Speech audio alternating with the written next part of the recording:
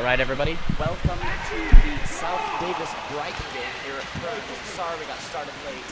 There were some internet difficulties. It is still the first quarter, and the score is 1-0 for the Brighton Dartcaps. And we have South Davis and the Whitecaps. I do not have access to rosters, so you're going to have to fill me in on any names you want me saying. I apologize about that. And just in case you're wondering, we did record everything that wasn't broadcasted live. So that will all be available to view at some point. Right now, South Davis has the ball. They pop it out to the 1-2 side. Got some crashing defense there at the top. Fumbles around with the ball a little bit before he gets back in the hands of South Davis. They swing wide over the 4-5 side. Jared has that ball. He passes it in. Risky pass into center with two defenders there. Defenders managed to catch and recover that ball.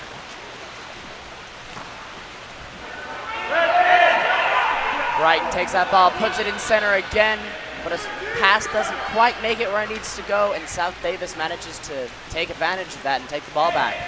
Ball's in the hand of the goalie. Pass down to the 4-5 side, ball's around half court, down to the middle. Good, strong press defense from Brighton. Ordinary foul. A shot is taken by number 2, White from South Davis, from around half court off of that foul, but it goes wide. Volley takes that ball. Tries to pass it down line. It is intercepted by a South Davis defender. South Davis swimming it down. 1 minute left on the clock. Number 7, White from South Davis takes that ball to the 4-5 side, catches it, and goes for a backhand, nailing the bottom right corner. That ties up the game, 1-1. There's 50 seconds left in the first quarter. Ball goes live. Brighton's getting ready to move it down. Ball's on the 4-5 side at number 4. Fordar takes that ball, moves it in. We got some good, strong press defense from number 3 on South Davis. Number 4 is really trying to earn that ordinary foul. He does not get it, though. That ball is put into center.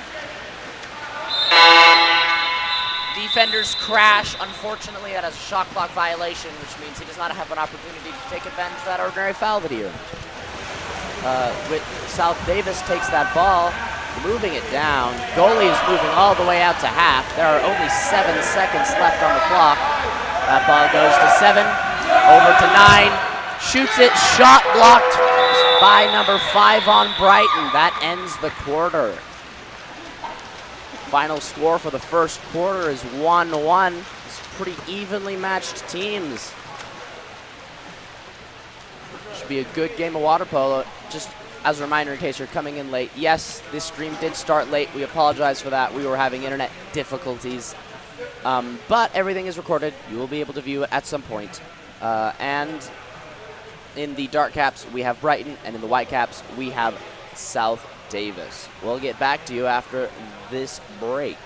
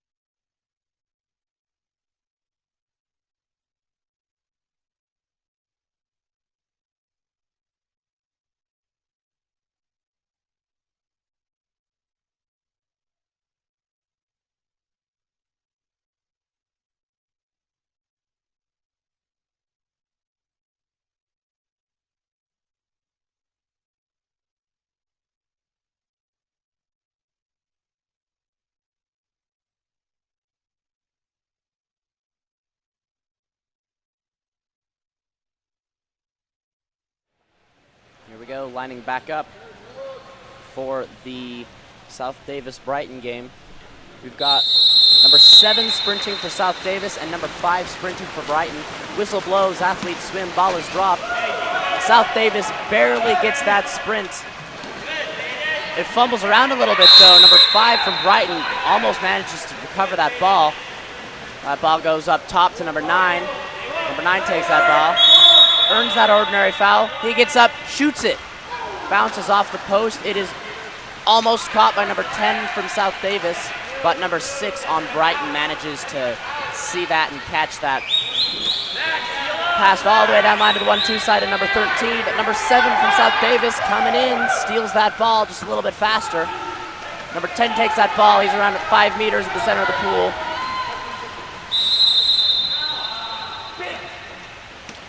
Number 7 down to number 10 on the 1-2 side. He passes it into center. Beautiful backhand. That ball had a perfect line of motion.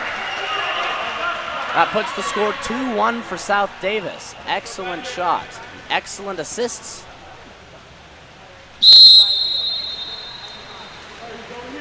Brighton's hoping to put up another quick one to retie the game. Number 14 has that ball up at the top. He earns an ordinary foul.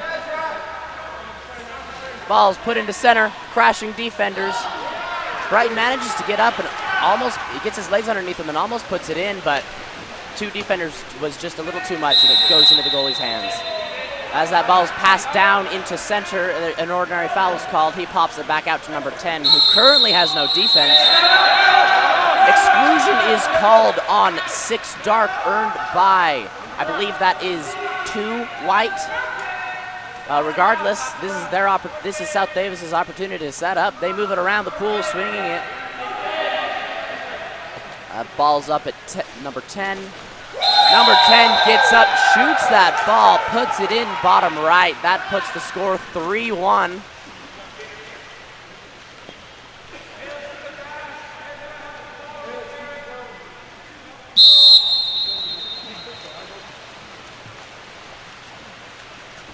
Brighton's holding on to that ball. They pass it to the 1-2 side to number 13. Ordinary foul is earned. He passes it way down line to the 4-5 side. He's looking towards the middle. Passes it middle. The defender is on his back as number 4 from Brighton goes in to shoot. That is a 5 meter. One of the refs almost calls an exclusion, but quickly agrees that was a 5 meter. 13 gets up, shoots that ball.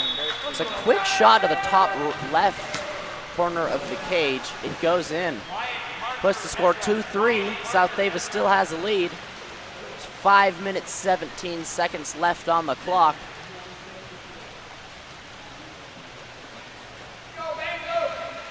Brighton subbing out some athletes, getting some fresher players in the water. Number 10, White, takes that ball. He's on that 1-2 side. Can't quite move it past 5 meters. He passes it back up to number 7.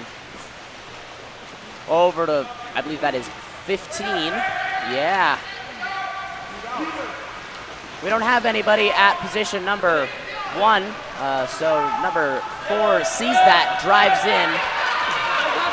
Unfortunately, that is not rewarded. Number 8 has the ball stolen by number 7 from Brighton. He's swimming down the pool. Number 10's on his back. Goes for the fake.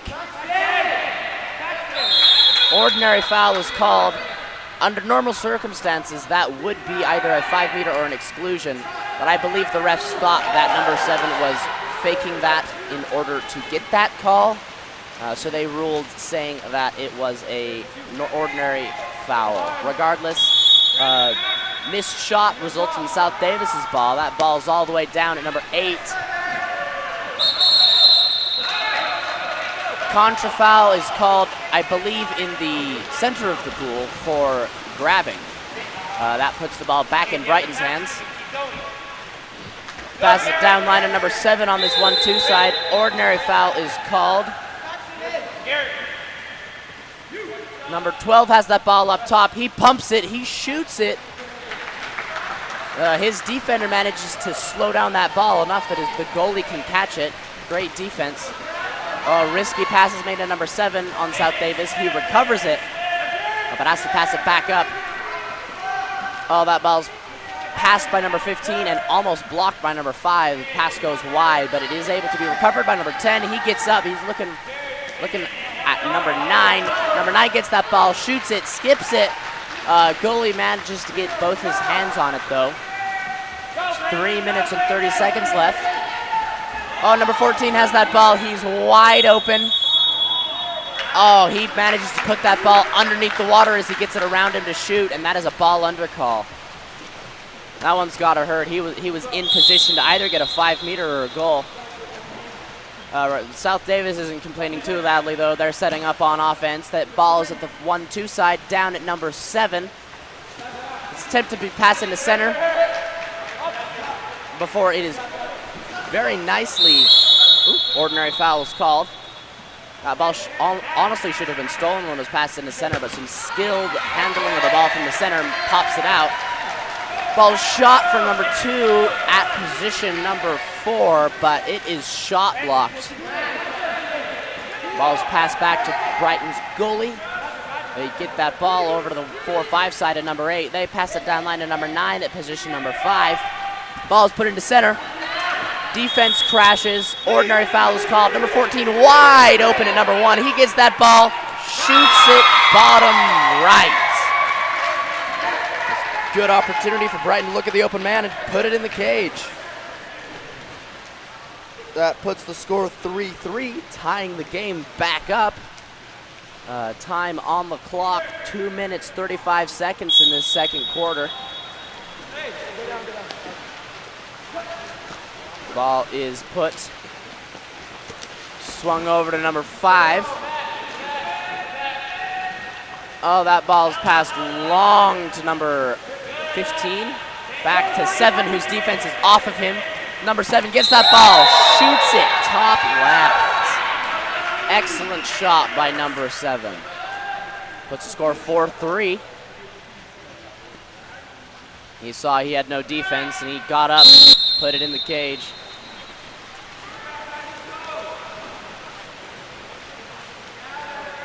Number 7, turning that ball. He's really throwing his defense for a loop. Ball is attempted to be set to number 8, who's fronted but has a lot of open water in front of him.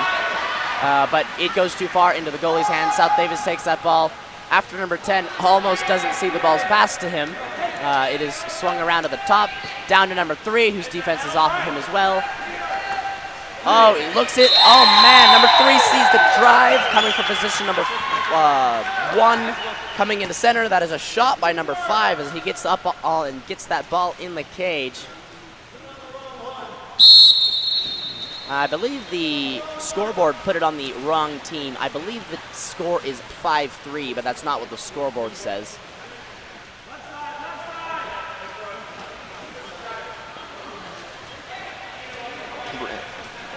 Seems like they're figuring it out. Yep, scoreboard is correct. Brighton still has that ball. They pass it into center. Number 9 sees the open man in the middle of the pool, passes it, but it's a 50-50 ball and is recovered by South Davis after a ball under is called. Number 10 has that ball. He passes it up to number 15. This is on the 1-2 side. He's looking, swings it over to the 4-5 side to number 5. 5 has no defense. He sees it. He pumps. He shoots. That ball hits the crossbar and is recovered by some defense. It's the right decision to make there to shoot. None of his teammates were getting open, and he had the cage, but there's only so much you can do when the goalie's locked on you. Number 13 with the ball passes it down to number 9. Number 14 is in wide open position to shoot. Number 14's advantage is taken away by his teammate that goes in for a drive. As that ball goes into him, it is recovered by the driver's defense. South Davis takes that ball over number 5, wide open, shoots it top right. Defense had a hard time reading who needed to be defended off that counterattack, and number 5 has that opportunity to put it in the cage. Score 6-3 for South Davis. There's 26 seconds left in the second quarter.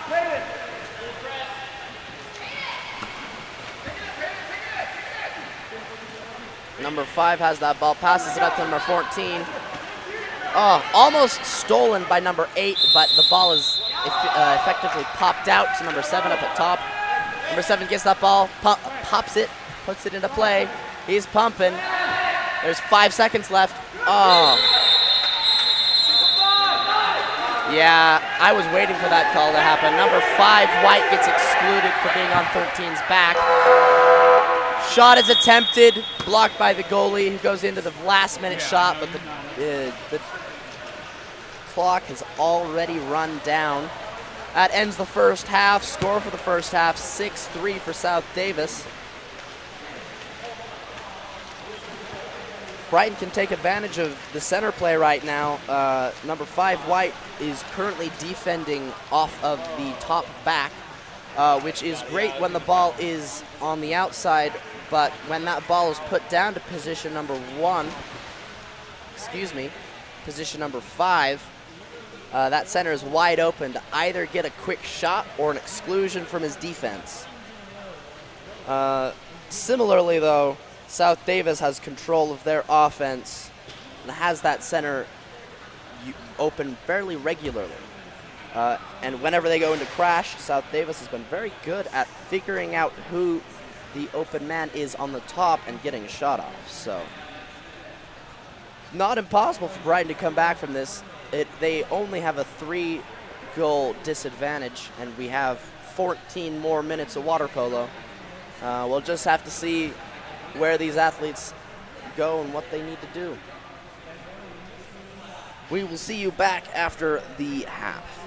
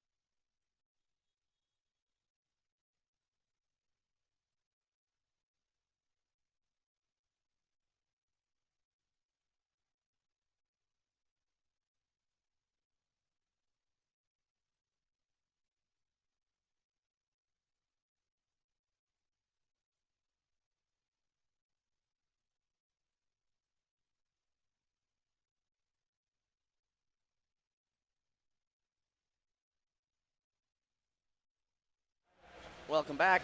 We're lining up here for the second half of the game. We have number 9 sprinting for Brighton, number 7 sprinting for South Davis. Ball's dropped. South Davis once again barely manages to win that sprint. Number 7 is just better at getting his hand up. Ooh, poor pass is made, stolen by 6. That puts Brighton on offense. I think they were trying to pass to a driver, but driver did not see it. Ball is at number 9 down here on the 1-2 side. He's looking for the open man. Center is wide open. They fail to see that. Number 12 has that ball. Strong press defense from number 9. Ordinary foul is earned. There's 3 seconds left on that shot clock. Wow. Sniper shot from number 12. He gets his legs underneath him. Puts it in bottom right. Such a perfect bottom right, actually. It bounces off the crossbar into the bottom left. That puts the score 4-6 for South Davis. Brighton put in a quick one, though. It's a 7-minute quarter, so we still have 6.5 minutes left in this quarter alone. Ball's put at number 9 on the 1-2 side. That is the 4-5 side, excuse me. Number 9 gets up, shoots that ball. Doesn't crunch quite enough, it goes over the top of the cage. Goalie gets that ball. Passes it down to 13. 13 is here, passes it over to 9. Ball's yet to make it past 5 meters, but that quickly changes with a pass into center. Number 12 gets that ball, gets up, shoots it. It's a nice shot. Manages to shoot it before defense crashes, but the goalie gets his elbow on it and recovers it. South Davis on offense. Number 5 gets that ball here down on the 4-5 side. Up top to number 7. 9 gets that ball. He gets up. Ball's at 1. They're looking towards center, but Brighton's crashing hard on it. If they can get it to the open man on the outside, that's an ordinary foul. Wow, number 9 gets that shot, skips it, and the spin on the ball means that it goes wide when the goalie blocks it, resulting in a 2-meter. Ball's put live. Number 5 has that ball. He walks it in. Number 2's kind of in his way, actually.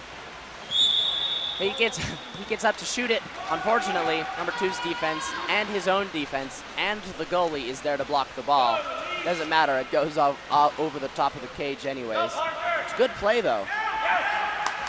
Oh, number 6 is wide open. Doesn't matter. Number 20 is 20 from South Davis is on number 4's back as he goes into shot. Earns a 5-meter for Brighton. Looks like number 12 will be taking the shot.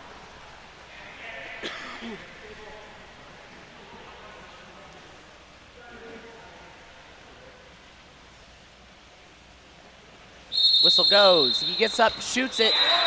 That's a wonderful scoop shot to the top right corner of the cage. Puts the score 6-5 for South Davis. That gap is closing here. 5 minutes left in the third quarter.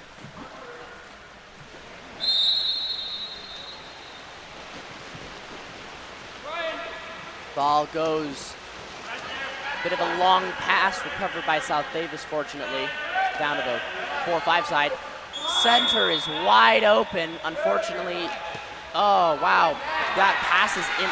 Pass from number 3 to number 7 is intercepted by number 8 on Brighton. Ball goes back to goalie. Go, Garrett, Garrett. Exclusion called on, I believe that is 20. Yes, that is an exclusion called on 20. Brighton sets it up. Takes them a while, but they get up into that 4-2. Taking some long, slow passes. Wearing out the defense. Number 12 gets that ball, pumping, gets it to 5. He's pumping. We're even at this point. Number 13 gets a nice clean pass, however, and nails it right into the bottom right corner. That's a cross cage shot. Right in time, too. There, South Davis was about to crash on an even defense. That ties up the game, actually. Score is 6-6. 4 minutes left. Ordinary foul is called. Number 10 fumbling with the ball a little bit. Gets it over to number 7 up top. Number 8 is pressing strong. Ball's knocked out of his hands, but he's able to recover it. He passes it down line to number 10. Shot clock has 8 seconds. Wow. Oh, that is about as close as it gets. Number 9 gets a lob pass over to the left corner. And it hits that corner exactly, but it is that close to going in. Fortunately, it floats out.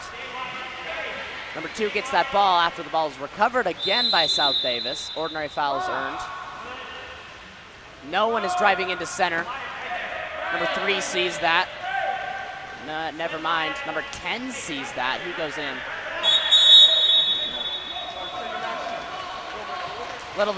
Little bit of a submarine there in center, results in a contra foul. Timeout called by Brighton. I think he needs to get some athletes. He wants to get those athletes some rest. We'll see you back at the end of that.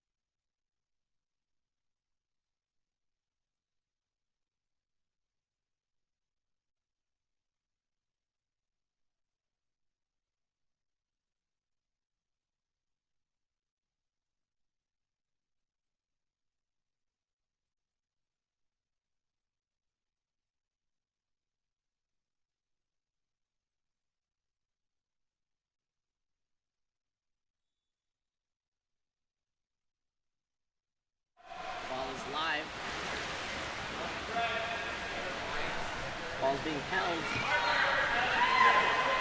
Ball's being held at, sorry, technical difficulties. Ordinary foul is called. There are only 8 seconds left on the shot clock. Ooh, quick pass out to number 5 on Brighton. He catches that ball clean and shoots it bottom right as well. It's a lot of bottom rights today. That puts Brighton ahead by 1. Score 7-6 for Brighton. Number 9 gets that ball down here on the 4-5 side. Over to number 10. He gets up, fumbles with the ball, unfortunately, and a crashing defense steals that ball. Brighton gets that ball again. South Davis has had a scoreless quarter so far. There are still 2.5 minutes left on the clock. See if South Davis can recover their momentum a little bit here. Brighton here has all the momentum in the world. Ball's down there on the 4-5 side. Driver. Oh, that ball is, the driver is missed, and the ball does not get to him, unfortunately. Ball's passed to 7, goes in for the backhand. It bounces off the top of the cage and is recovered by the defense.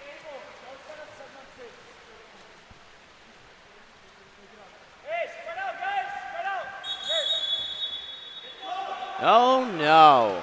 That goalie comes out, and a contra foul is called. He manages to get back before anything too unfortunate happens, but Brighton clearly has the advantage here. They're more set up than South Davis's defense is.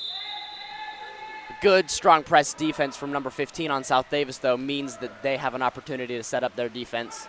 And the ball is almost stolen. It is flicked out to a Brighton athlete on accident. 3 seconds. South Davis gets that ball now after a ball under. Shot clock almost ran out anyways, so number 9 gets that ball. Exclusion called on number 5. He was a little bit too aggressive there on the defense. Went over the top of him. They set up. They've got that ball swinging around. They haven't swung it yet. There we go. Long pass over to 1. Or position 1. Over to position 4 to position 5. Back to position 4. That's cap 3 with the ball. Over to cap 10. Down to cap 9. They're just swinging. We're even here. Need to get a quick shot. A shot block is almost resulted in a nice center entry pass to one of the post players, but his defense gets his hand on it better, and Brighton takes that ball.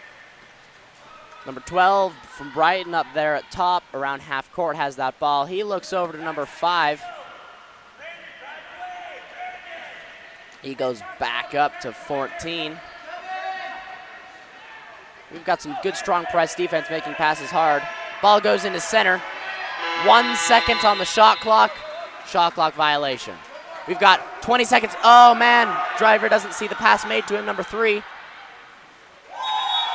Doesn't matter. Once he figures it out, he manages to put it in the cage. Seems like a little bit of a lucky shot, but South Davis is not complaining. That ties the game back up. There are 10 seconds left on the clock for the third quarter. A shot from number 12. It's a nice shot, but it is blocked by the goalie. Number 14 pressing the goalie hard. Goalie gets a shot off. Doesn't quite make it to the cage, and the goalie grabs it. That ends the third quarter. Game is tied for both South Davis and Brighton. We've got 7 points on the board. Should be an interesting fourth quarter. We'll see you after the break.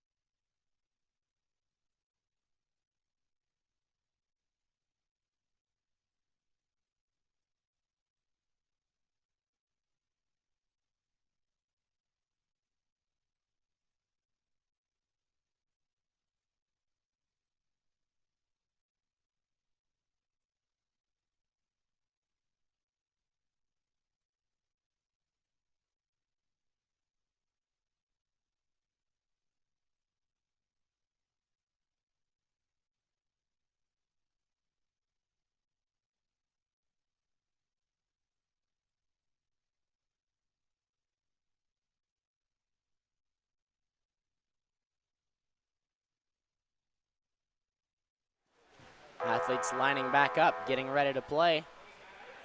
We've got number 12 from Brighton sprinting this time. That's a new face for sprinting. I can't see the cap number on South Davis' sprinter. I'll let you know when the whistle blows. Refs are getting ready.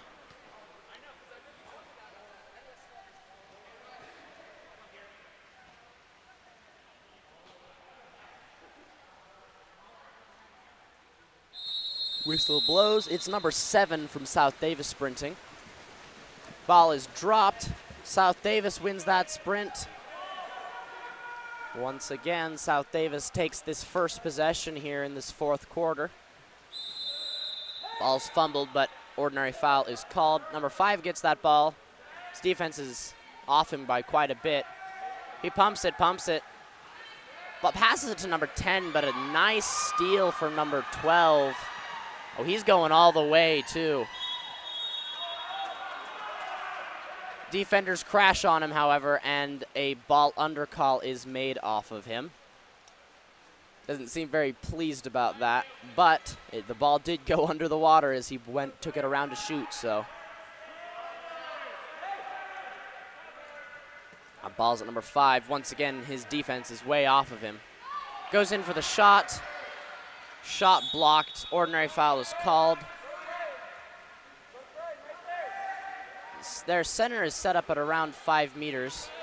It's okay, some driving switches it up. Oh, what a poor pass results in, ooh, another poor pass. We just got a poor pass party. Oh, darn. I don't know if an ordinary foul was the right way to go on that, but regardless, it results in Brighton's offense. Ball's passed down to number 9 on Brighton on the 4-5 side. Number 13 has that ball wide open. His defense was dropping way, way off him. He gets that ball, puts it in the cage. Puts the score 8-7 for Brighton. 6 minutes left.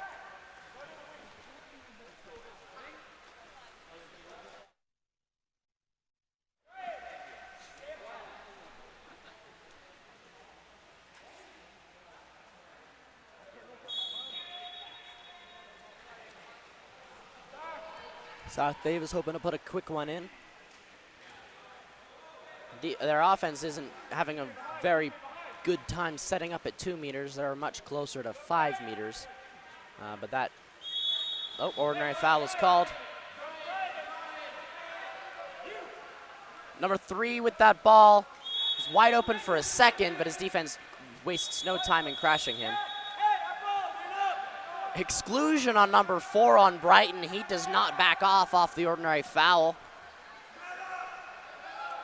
Puts even though a poor shot was made, it's still put in South Davis's hands. Ordinary foul is called. Number 2 gets that ball.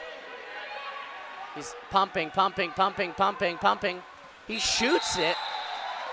It's not something I'd recommend on 6-on-5. If the goalie's locked on you, it's a better opportunity to pass it elsewhere. However, he doesn't care. He puts it in the cage. That ties the game back up 8-8. Got 5 minutes left. It's anyone's game at this point. South Davis putting in goals through sheer determination here. It's fun to see. Number 7 throwing his defense for a loop, going in and out and in and out. And then he makes a poor pass. It is recovered by Brighton, fortunately. Ordinary foul is earned. Ball goes over to number 13, who sets it. He gets up to shoot it, but he drops that ball. The ball sails right out of his hands into the goalie's hands.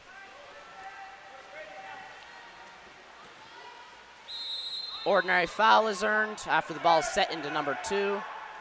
He had a few too many defenders on him to put that ball in the cage, but he moves out. Number 7 moves into center. Ordinary foul up to 10. Number 3 sees the open center and drives in. Ordinary foul is earned. Oh, a nice shot is made from closer to half court than 5 meters, and it bounces off the crossbar and is recovered by the goalie.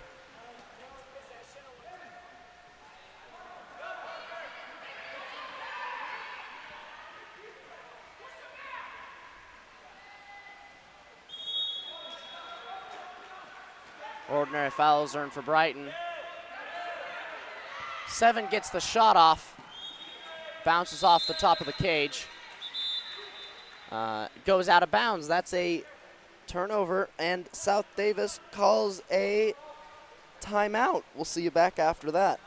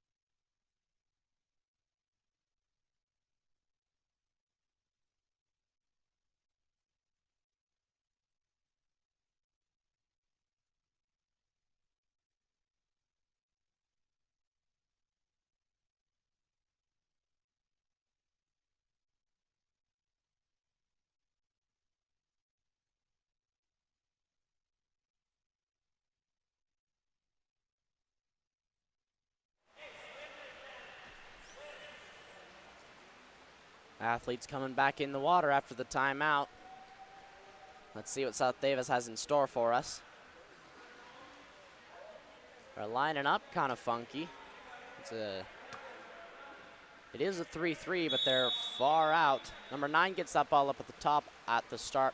Oh, that hurts, man. Poor passes made due to some great defense from number 12.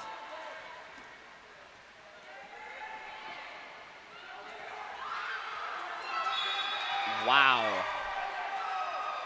That, I bet, is not what South Davis was hoping for off the timeout. Ball is intercepted, stolen, driven down. Defense goes to crash off of the counter, and the player he was defending gets that ball. Goalie comes out to defend him, and he puts it in through a backhand that slowly floats into the cage. That puts the score at 9-8. Still any man's game. We've got 3.5 minutes left on the clock. Ordinary foul. He gets up, shoots it. Wow. Goalie was not ready for that. Puts it in, bottom right corner. Ties the game back up. That's a nice shot from number 15.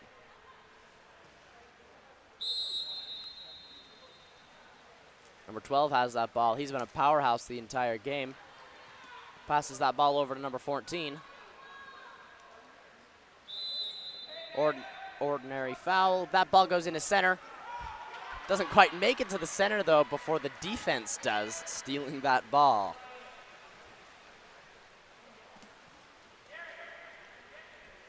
South Davis puts it at 9.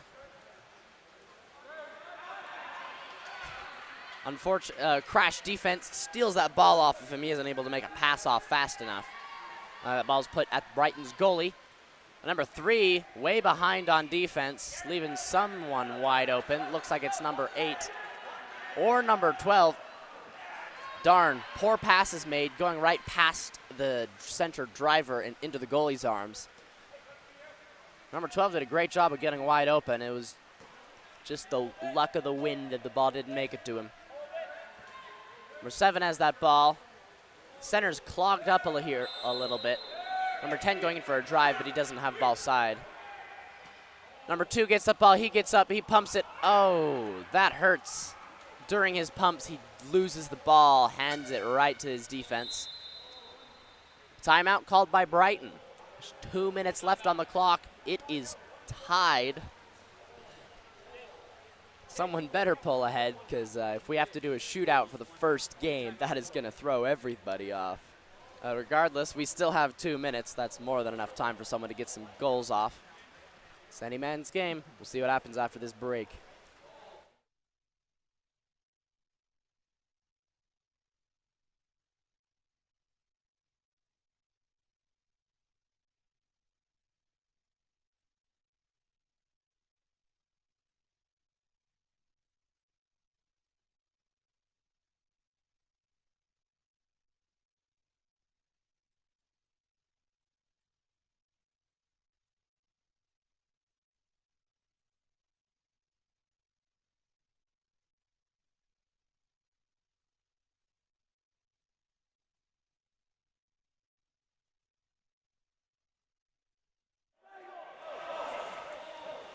Here we go. Athletes lining back up.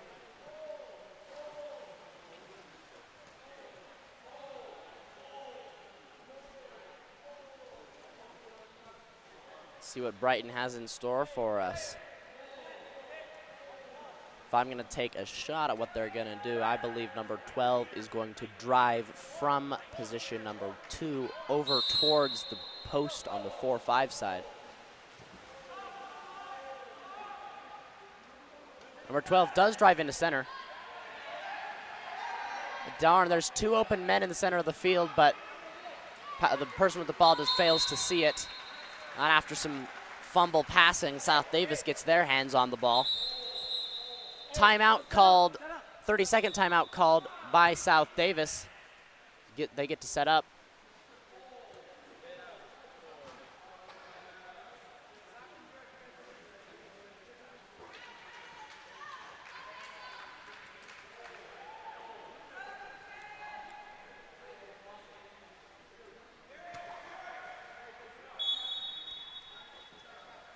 Ball goes to number 10, down to number 7. Back up to number 10. Ordinary foul is called. Got some splashing over here in center. Ball goes long. Number 3 gets that ball. Does not go dry, though.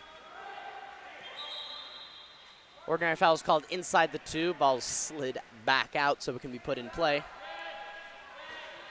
Oh, a pass is intercepted by the defense. Results in a ball under as number 9 tries to recover it. Ball is passed to number 5. Unfortunately, skips off the top of the water straight into his defender's hands. South Davis takes that ball again. Number 7 gets that ball. It's another sketchy pass, but South Davis does get to the recovery. Exclusion called on number 7. Oh, number 9 gets that ball.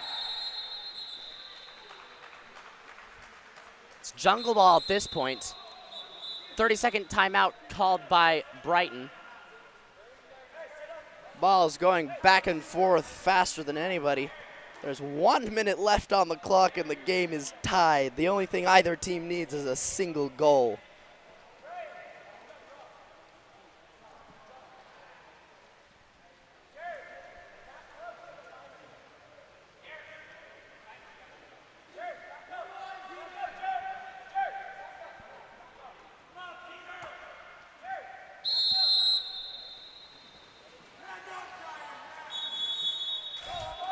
Contra foul called from the center of the pool. I believe that is off of number 12 on Brighton. Pass is made to number 7. Defense on his back. He's fumbling a little bit with the ball there, trying to control it. Ball goes up to number 3. Over to number 9. Ordinary foul. Center is open. Number 9 doesn't see it, goes for the shot over the top of the cage. 45 seconds left. Brighton has the ball.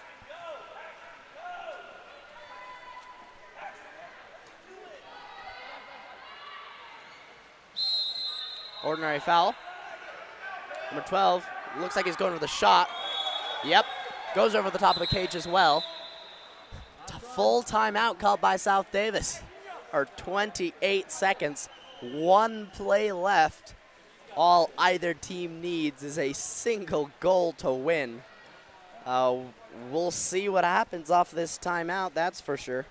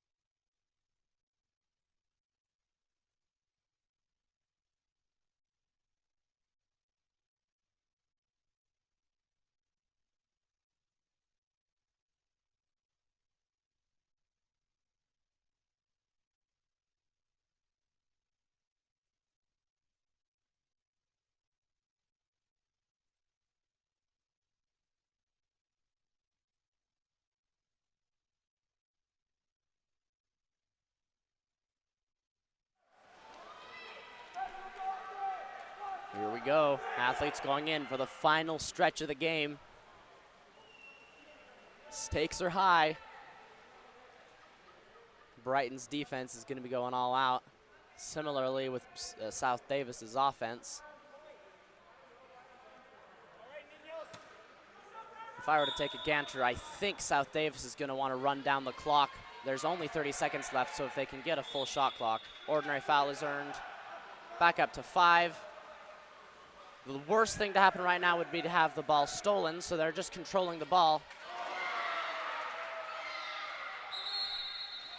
Shot is made, blocked, unfortunately. Maybe fortunately for Brighton. Just 10 seconds left. Ball's at 9. Ball's at 4. 2 seconds left. Shot is made. Unfortunately, it does not go. Ball's jumping between athletes like a hot potato. Last 2 seconds of the game. Shot does not go in.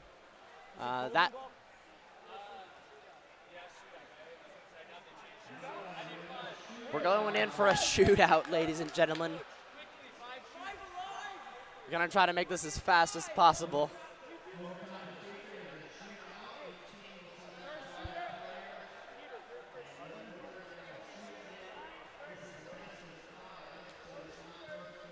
Both teams have been playing great. It's been fun to see these athletes go at it.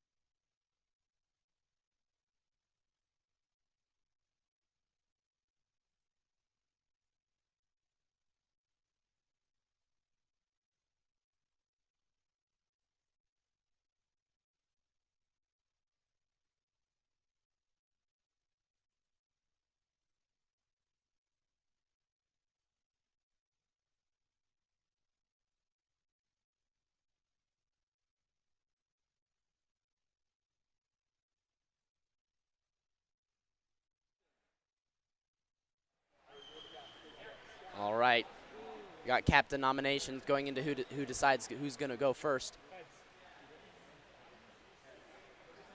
South Davis wins. They want to go second. That puts Brighton in first.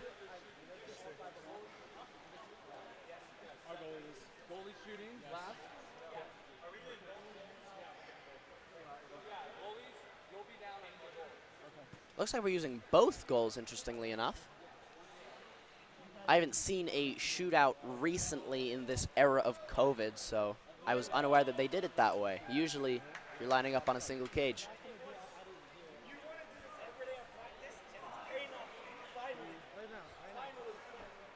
I overheard South Davis say they've been doing 5 Alive to close off every practice. They've been prepping for this day. Sure, Brighton has spent time doing the same thing, though, so it's up to the luck and the skill of the players. We'll see what happens.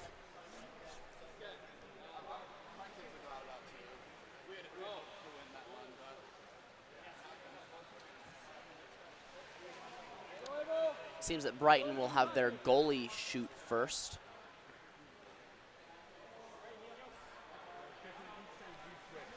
They're starting off, so.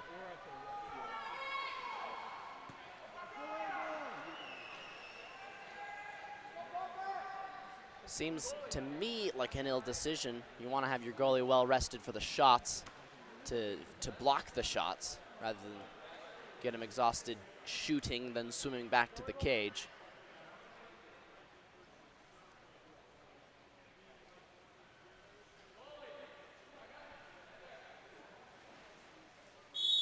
Whistle blows, ball goes in. Brighton starting off with some strong momentum.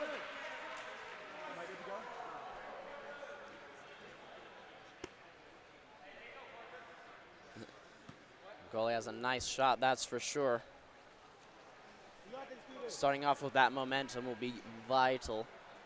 Let's see what South Davis has in store for us. Number 10 on South Davis is going to start up this lineup.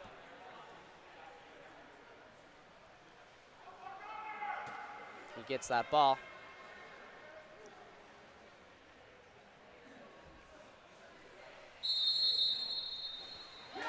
South Davis puts it in as well.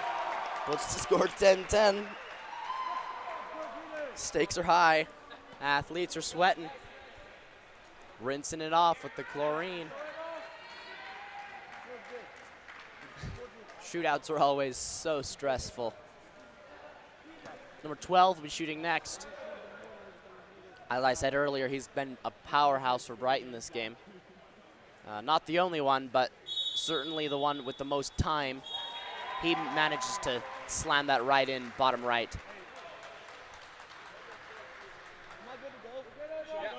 soon as he makes it or misses, you can start swimming. Should I go and sit on a bench or? You stay exactly where you are because if it keeps going, you're going to be shooting. Okay. Ref clarifies some things about shootouts. Number 3 will be shooting next. Hey, Zach. Told you I'd make it again.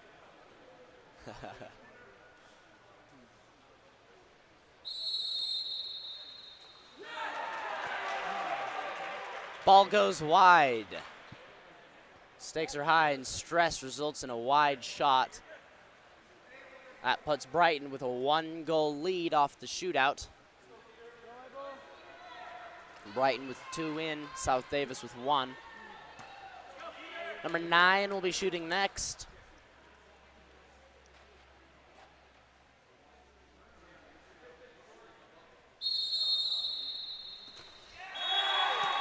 I can hear that the goalie got his hand on it, but not enough of the ball to stop it from going in bottom left. Brighton has 3 in, South Davis with 1. Here we go. Number 2 will be taking this next shot.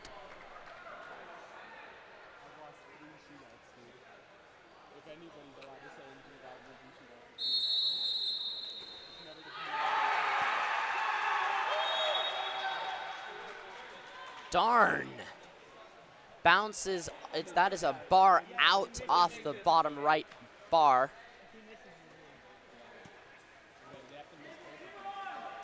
Darn.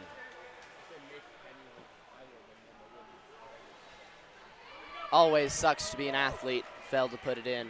It's very stressful. Brighton's doing very well though. All their shots have gone in. We've got some nice arms. Number 5 takes that shot. It bounces off the crossbar. That was the only shot they needed to win. They just need to make 1 more. Number 9's taking this.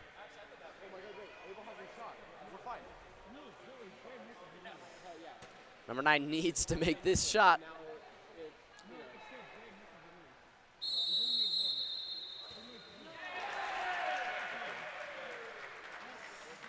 Bar goes, that is a bar out.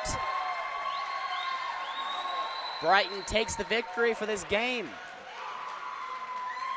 Got some wicked shots. They played very well this game. It's fun to see these athletes go at it.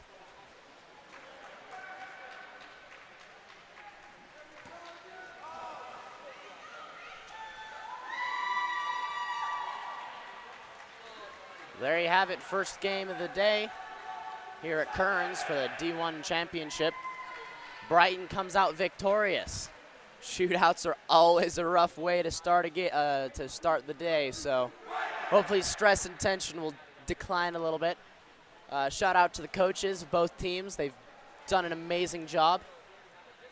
And that's it for their high school season. I hope that they think they played well, because I certainly think that they did. It was a great game for both teams.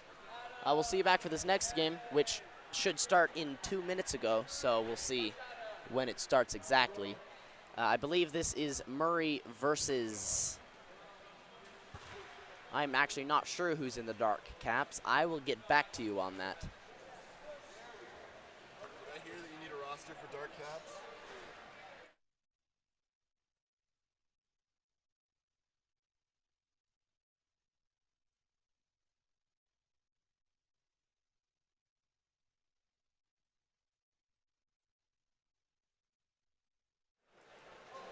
Looks like we've got Iron County in the dark caps. Should be a good game of water polo. Excited to see what happens.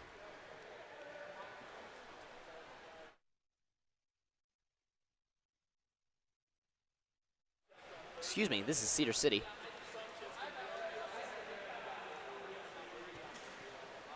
My roster says Iron County, but I do believe that this is Cedar City. Cedar City has been a sleeper this season. They've been doing extremely well. Kind of a diamond in the rough. So has Murray, however. They've stepped up their play significantly. They've got some amazing drives. Should be the battle. This should be a great game to watch.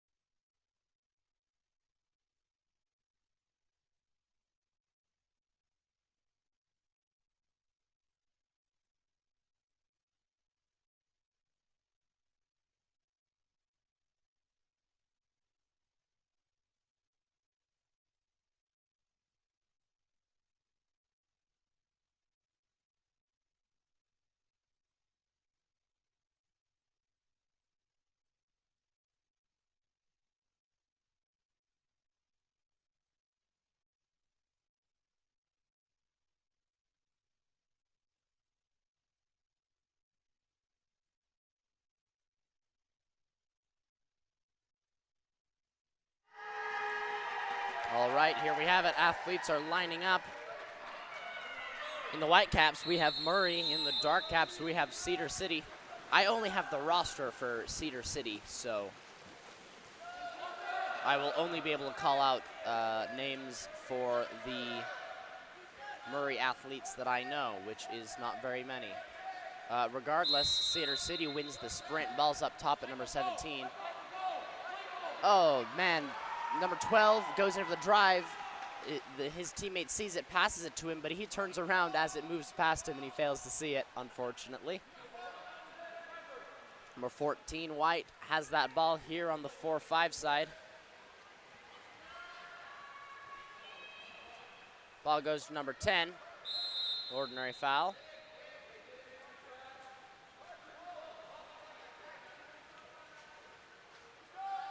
Number 10 takes that ball. There's 3 seconds left. He goes for the lob. It goes over the top of the cage. It's the first minute of play. Teams are coming out scoreless. Doesn't mean nothing's happening, though. We're seeing some good movement from both teams. Number 21 has this ball on the 1-2 side. He turns his defense. Ordinary foul is called. He puts it into play. Running down the clock, it looks. Passes it long to number 20. 5 seconds left. Press defense. He's either gonna have to dump it. All right. So Murray gets the ball again. Over to 14. Number 21 is giving the offense a rough time. He's got some good, strong press defense. Ball goes to number 10. Over to back up to 14 up top. Ball goes into center, pops it out. Ball's moving like it's a hot potato. Number 10, I believe this is, yep, that is Steele. Gets that ball, shoots it, making the first goal of the game. Scores 1-0 for Murray. 5 minutes, 20 seconds left on the clock for this first quarter.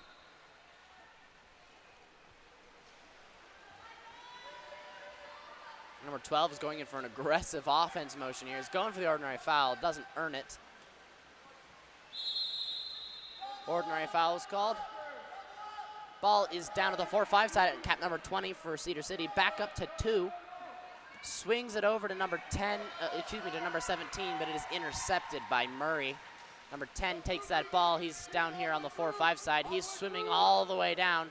His defense is dropping off of him. Oh, a nice pass to number 18. Fumbled a little bit, unfortunately, and is not able to be shot. He earns an ordinary foul, though. Number 10 passes it over to his buddy, number 10, who pumps it a couple times before nailing it top right. It's a 2-goal advantage in the first 3 minutes of the game. It's almost the first 2 minutes of the game. Murray has the momentum, but Cedar City could pull ahead at any point. Ball is almost stolen, but ordinary foul is earned for Cedar City. Is passed into a driver. All right, ordinary foul is earned for Cedar City. Another one. There's 13 seconds left on the shot clock. That ball goes to number 2. Another ordinary foul. Pumps it a couple times before shooting. That is not allowed. So even though the goalie blocks it, it defaults to Murray's possession. Ball goes up to number 10. Contra foul called. It's unclear from which athlete in the center, because there were a couple, but someone in the center.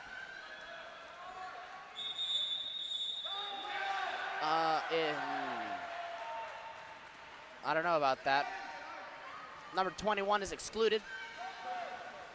Earned by, I believe, number 8. Good motion from number 8. Number 17, pumping over to number 12. Looks like they're finally set up 4-2, ready to destroy the back of that net. And destroy the back of that net they do. A pass to number 17 after results in a quick pump and a quick shot. Puts the score 2-1. There's 3 minutes, 37 seconds left in the game. Excuse me, in the first quarter. Very different things.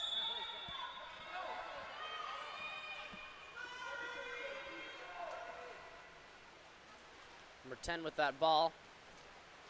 Murray seems to be favoring the 4-5 side. Ordinary foul is earned. We got a driver coming in. Ball goes down to 21, driving across. We've got a second driver coming across, going into center. Number 21 pops it, puts it into play off the ordinary foul. Up to number 2. There are 10 seconds left on the clock. Excuse me, 5 seconds left. Ball is stolen by Cedar City. Number 21 has no defense. He swims down with it. Slowly but surely, his defense manages to catch up with him. Slowly and surely is all he needs. He skips it, nails it once again to the right-hand side of the cage, tying the game back up. There's just under 3 minutes left in the first quarter. Both teams have 2 points.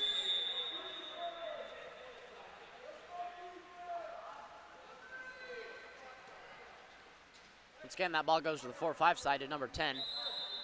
Seems to be the position of preference for Murray. He moves it down, a little aggressive, passes it to number 12. Centers looks open, but it looks like every athlete in the water is ready to drop. Shot is attempted. It doesn't have enough power to make it past the goalie.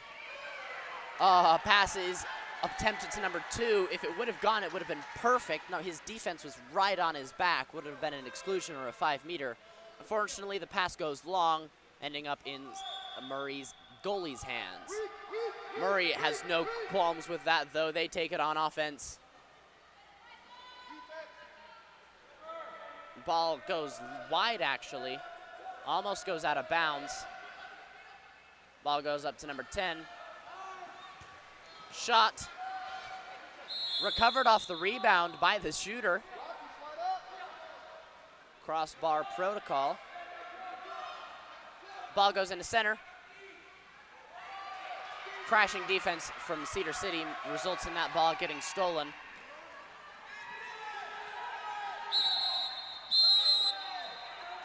Exclusion on number 10. Off of a fairly rough pass. Didn't seem like Cedar City quite had possession of the ball, but number 10 was very clearly on his man's back, so. A shot is attempted, goalie is locked, so another shot is attempted, goalie is still locked. Ordinary foul is earned. We're even at this point. He gets up, shoots it. It is hit by the goalie, but it is also knocked. Excuse me, it is, long story short, 2-meter.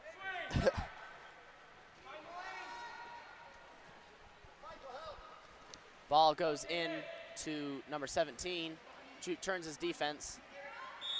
Ordinary foul. Number 21 wide open if they can get the ball to him. They spend too long getting the ball, so defense manages to recover. Block by the goalie. There are about 5 shots that possession. Wow. There's only 45 seconds left in the quarter. They managed to use a ridiculously large amount of the clock. These athletes are starting to get tired. It's only the first quarter. Number 2 with the ball, looking in towards the middle. Doesn't see it. He slides it in. His defense is sloughing off of him. Exclusion on number 21 for holding his player. Oh, that was close. Is almost stolen by Cedar City, but some nice finesse from Murray results in it getting back in their possession.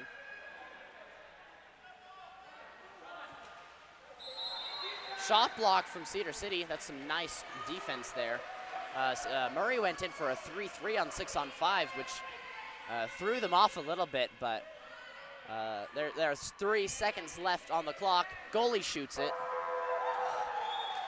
Goalie almost knocks it into the cage, but fortunately for him, bounces off the crossbar and out of the pool. End of the first quarter, both teams are tied with 2 points. Seems like to be a fairly evenly matched game. I'm excited to see where the rest of the game goes. We'll see you after the break.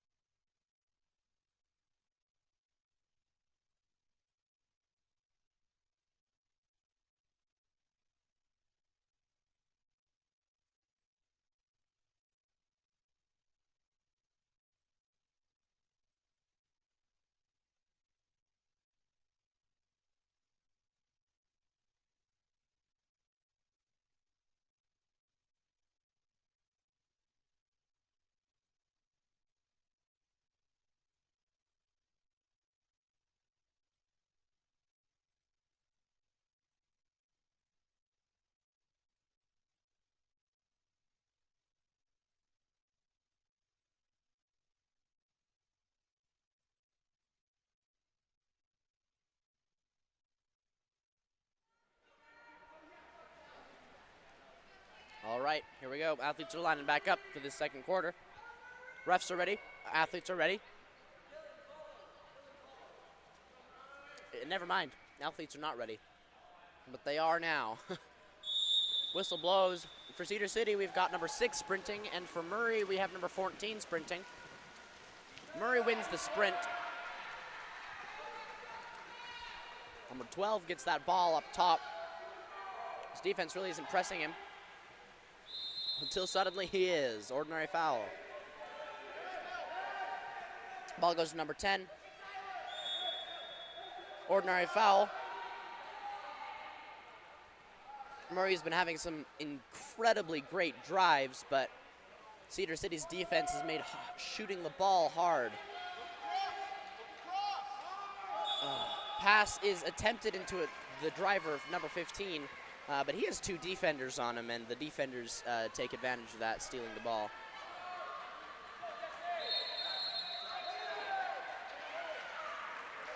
All right, that is a 5-meter earned by number 2, called on number 12. I'll have to go back and watch the footage again. It was my view that he was on the side of his player rather than on the back of his player, but it's a beautiful shot from number 2 on Cedar City. Nails the left hand side of the cage. That puts the score 3-2. Murray calls a timeout. Full timeout. We'll see what they have in store for us after this short break.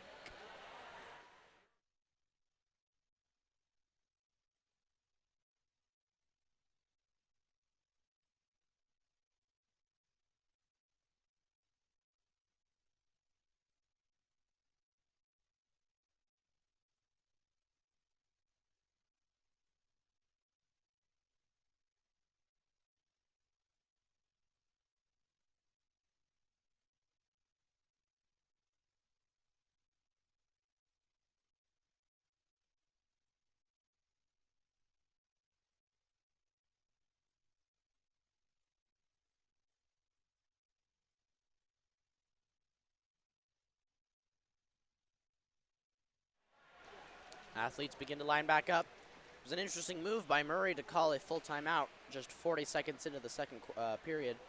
But they also have a lot more leeway to do things like that because they have 2 full timeouts and a 30-second timeout. So Murray lining back up, ready to go. Whistle blows. Ball goes to 14. Back to position number 4, which once again seems to be their position of choice. Over to 15 on the other side of the pool. Over to 2. Ball is almost stolen, but 14 gets it. He waits just barely too long. His defense was off of him, so he goes in to shoot. But his defense manages, oh no. Oh, that's gotta hurt for all parties involved. Murray gets beat back on defense. Number 15 is on his offense's back hard. Could have been a 5-meter.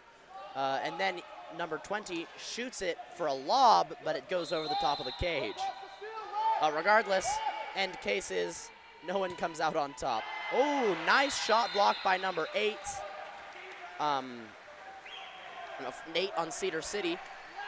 That's a shot by number 10. Cedar City gets that ball. Ordinary foul. Number 6 has that ball. Contra foul called from the middle of the pool. Their center player got a little bit too grabby.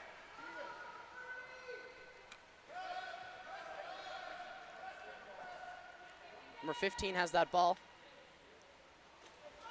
Over to number 2. Nobody's at position. That's not number 2. That's number 4. A pass made into center doesn't quite make it to center. Wow, a ball under call in Murray's favor results in them taking the ball back off of that. Ball's at number 5, at number 10, at position 5, cap 10. Ball's being swung around on the outside. Looks like we got a cherry picker from Cedar City over here on the other side of the pool. So it's actually 5-on-5 for this offense. Shot is attempted. Another shot is attempted. Both managed to not go in. That second shot is recovered by Cedar City's defense.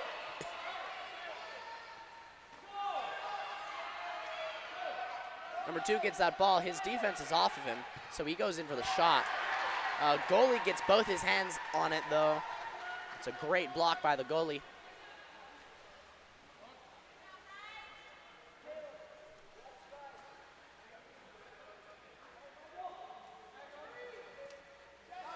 .15 seconds left on the shot clock. There's 4 minutes left in the second quarter. Ball goes long. That's a nice shot from number 14. Ball crosses to one side of the pool, and then he makes a cross-cage shot. That ties the game back up. Scores 3-3 for both teams. We're going to have to stop a little bit to find the cap.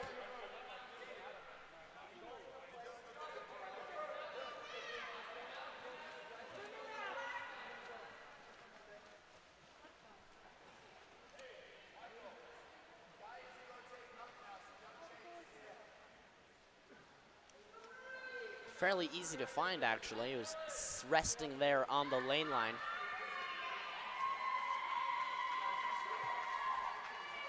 That's certainly an interesting way to swim with the cap. It's kind of fun. I'm going to have to go back and rewatch that.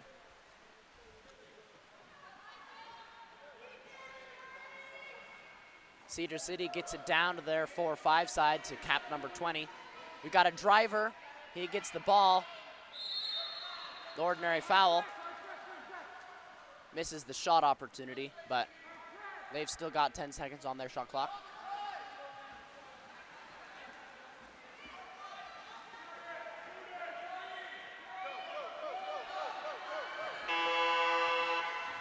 Number 20 attempts a shot, but because the shot clock almost runs out. Goalie waits too long to make that pass into the center, resulting in it landing in the goalie's hands.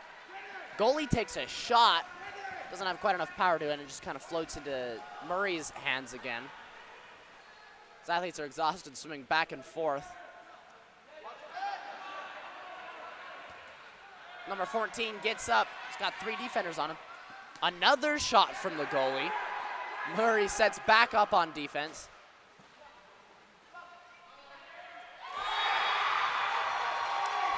That last one was just the final straw they needed. Number 12 gets that ball off a pass from the goalie and puts it in. Score 4-3. I think the goalie's going to be a little bit more cautious about taking those shots. I've seen games where he's made multiple. So it may not be a poor decision for him to shoot that ball, but off of those 2, he's probably going to be a little bit more careful for the rest of this game. Ordinary foul is called.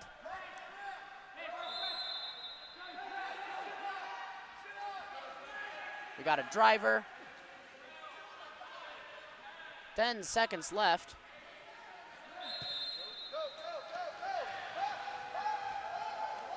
Goalie has that ball. He passes it to number 10, who is wide in front of his defense. He shoots it, it bounces off the crossbar. He recovers it, fortunately for him. His teammate isn't so fortunate. He fumbles with the ball, and it is stolen by his defense. That puts the ball in Cedar City's hands.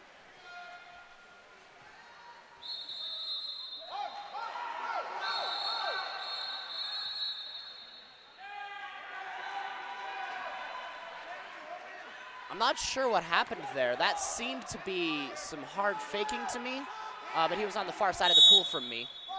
Regardless, a contra foul is called, and then on the same athletes, an exclusion is called on Murray. That puts Cedar City back on offense.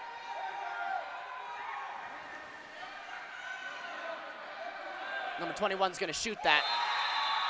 He puts it in, ties the game back up 4-4. That moment's going to be one to put on the highlight for things to look back on, because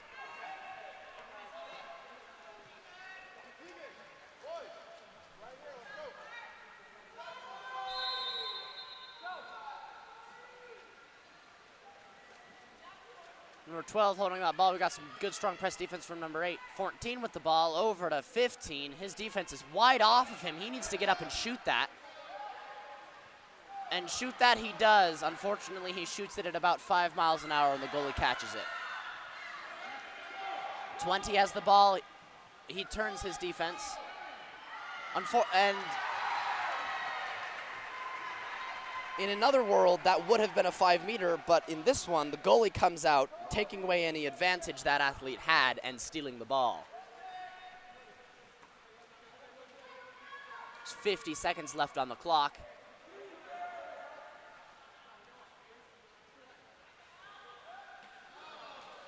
Whoa, a very risky pass into the center over the head of his defense. He fumbles it and almost loses it, but last second recovers it, putting it over the goalie's head into the cage. Puts the score 5-4 for Murray. 40 seconds left on the clock.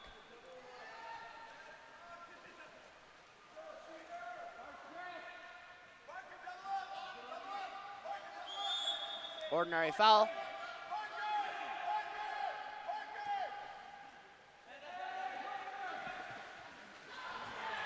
Quick shot is made. It's actually quite a nice shot, but the goalie's block was even nicer. He gets his hands on the ball. Ball's at 21. He shoots it. Goalie's locked on him, though, and goes right at his chest. 10 seconds left. 6.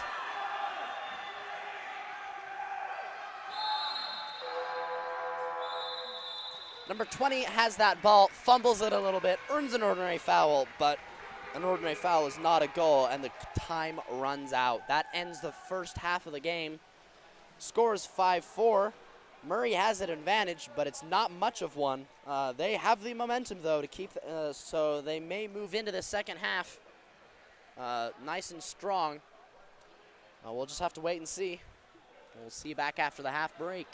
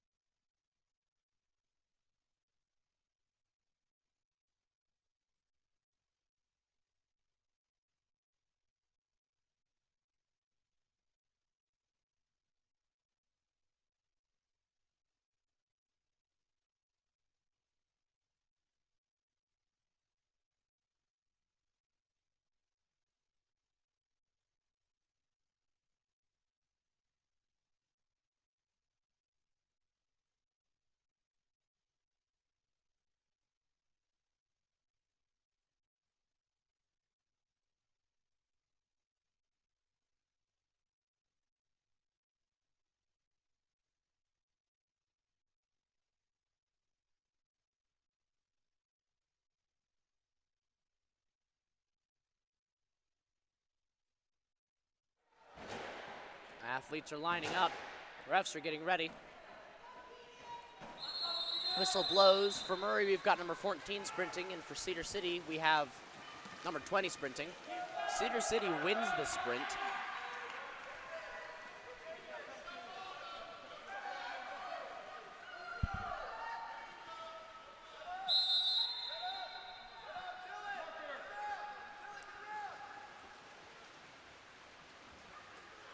Stolen by number 15. Excellent move by number 15. Ordinary foul. Number 2 gets that ball. He's wide open. His buddy's even wider open. He gets that ball and shoots it, but manages to, Cedar City recovers that as it rebounds off what appears to be the goalie's face. Hopefully that goalie's all right. Ball is once again stolen by Murray as it goes down towards center. Number 12 gets that ball. Over to number 2. Down line to number 21. His defense is wide off of him. Number 15 wide open. It goes in for the shot. It goes wide to the left. Cedar City holding on to that ball now. These athletes must be tired. The ball's fumbling back and forth. Number 21's going in for the turn. Can't get it though.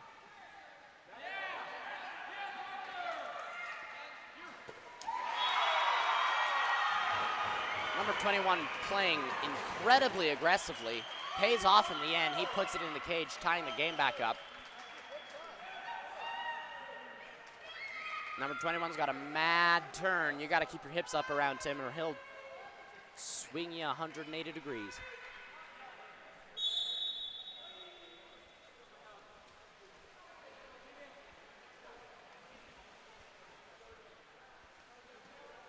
Number 2 has that ball. Ball goes to 10. Doesn't go very close to 10. The goalie manages to recover it. Number 20 has that ball. He's got 2 defenders on his back. Ordinary foul is called.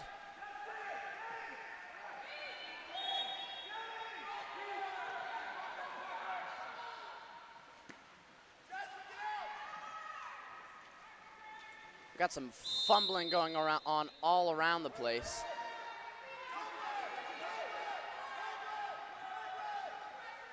Five seconds left on the shot clock. He shoots it.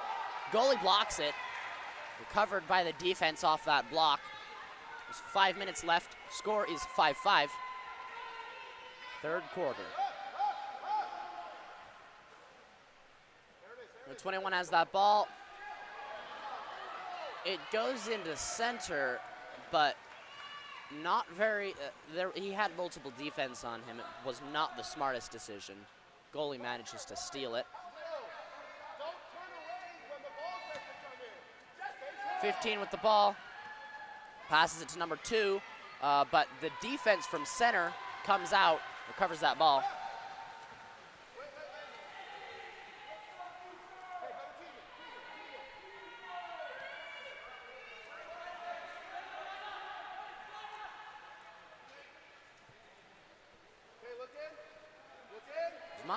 There's not much to say what's happening. It's mostly all the same. Shot comes from number 10 in center, but there's a lot of poor passes and or strong defense resulting in turnovers, forcing everybody to swim all the way across the pool. At this point in the game, they're already tired. 7-minute quarters are brutal. Ordinary foul is earned.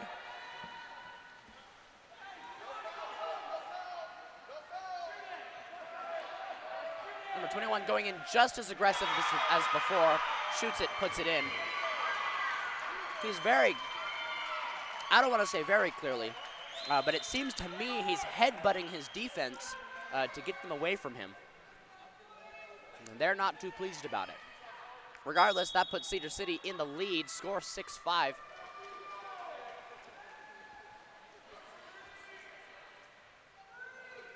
Ball goes to 15. Cedar City's been having some great press defense.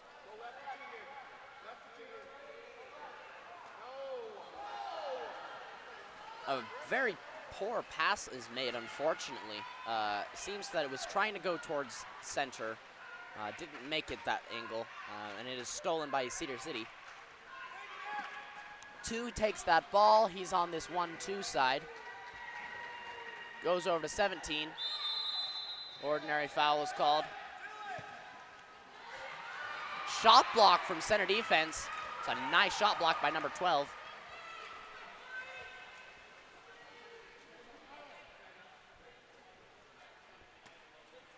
'14 has that ball. Wait for him, Tyler. Hold it there and wait for him. There it is. There it is. Goes into number 10.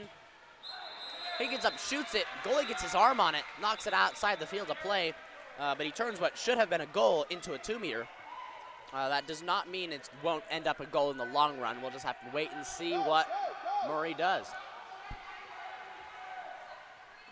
Go, Brennan! Go, Brennan!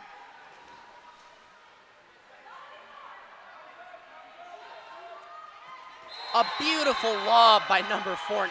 He sees that none of his athletes are able to get open due to the very strong press defense of Cedar City. So he takes it into his own hands, puts it in the cage. That ties the game back up. Just over 2 minutes left in the third quarter, and the score is 6-6.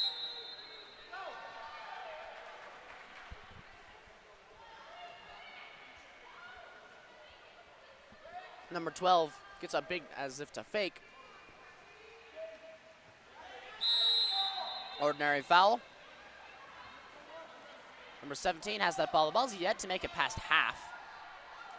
And as I say that, it does make it past half. Exclusion on number 15, White, very much so on top of his defense's back.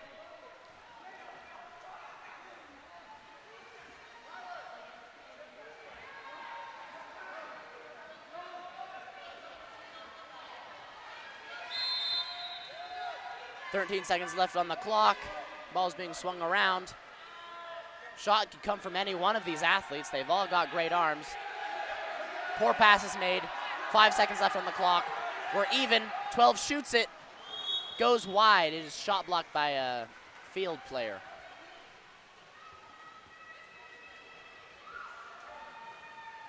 Ball goes to number 15, who has no defense actively pressing on him. Goes over to 14. Similarly, no active pressing defense. And he takes advantage of that. Bar in off of the left-hand post. That puts Murray back in the lead with 1 goal lead. There's 1 minute left on the third period clock. It's at least 1 play for both of these teams, if not 2, so.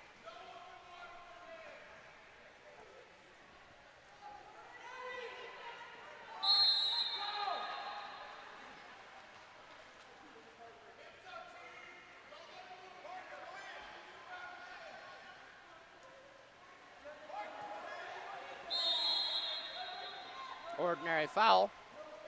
Ball is still swinging around on the top line outside.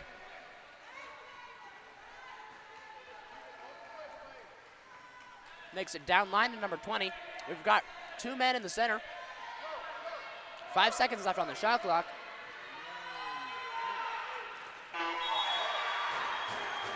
Oh, wow. A very last-minute shot from number 2.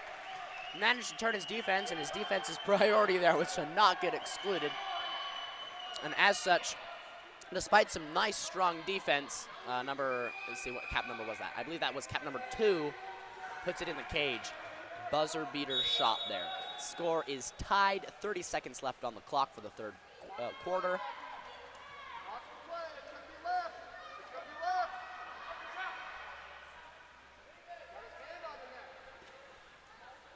If I were to take a Ganter, it appears number 21 is holding his offense player while on defense. Exclusion on number 10. 2 meter off of a shot.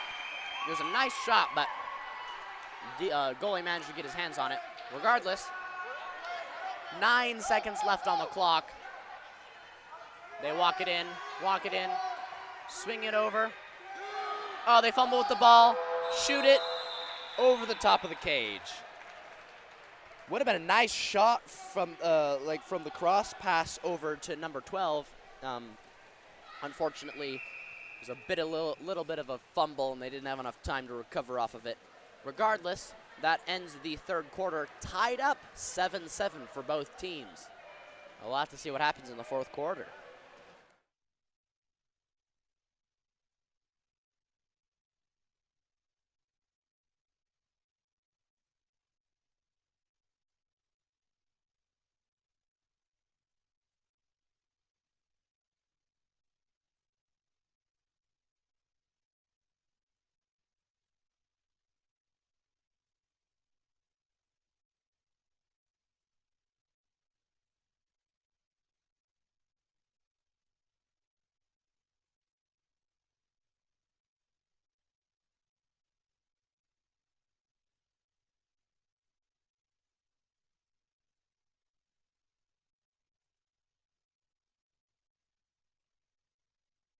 Also, as a quick warning, we usually have more camera angles than this, so please be patient with us as we try to fix that problem. We've currently got just these two static side cameras, so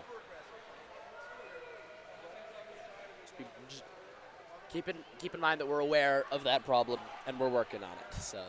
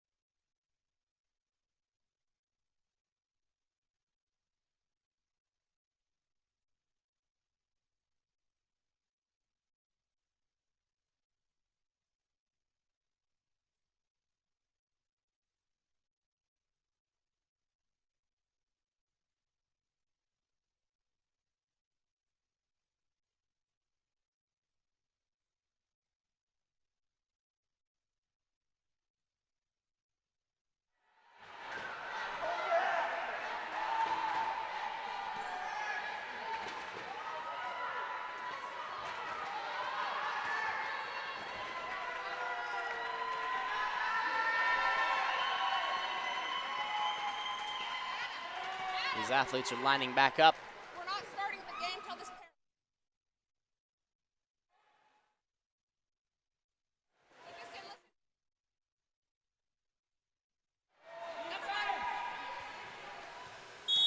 Looks like we're having some difficulties in the audience. Cedar City ends up winning the sprint. Unfortunately, he fails to, after an ordinary foul, they fail to put it into play. That's a turnover. That ball goes into number 12, who gets up. Shot is made, it goes off the crossbar, and ref rules it in Cedar City's.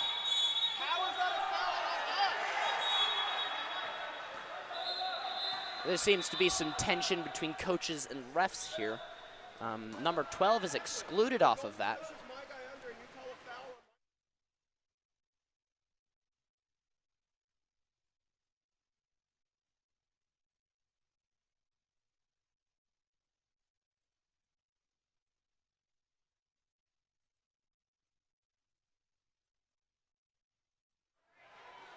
Athletes and coaches and refs alike are all very unhappy. Hopefully they can resolve some tensions here.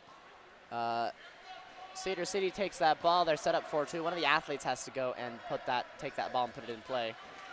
Long pass. Waste some time on the clock, unfortunately, but they recover it. They recover the ball, get it over to 21.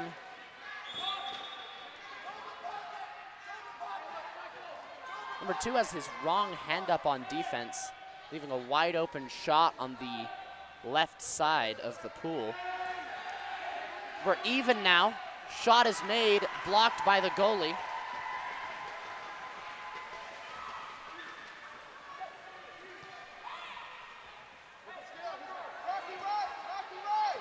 Steele takes that ball. That's number 12.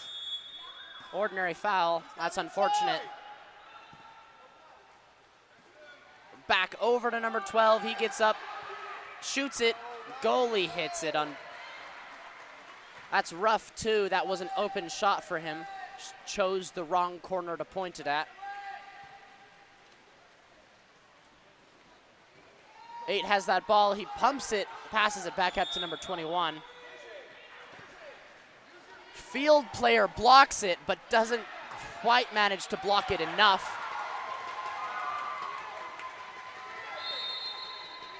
A little bit of a skirmish as one of the players tries to steal it from the goalie.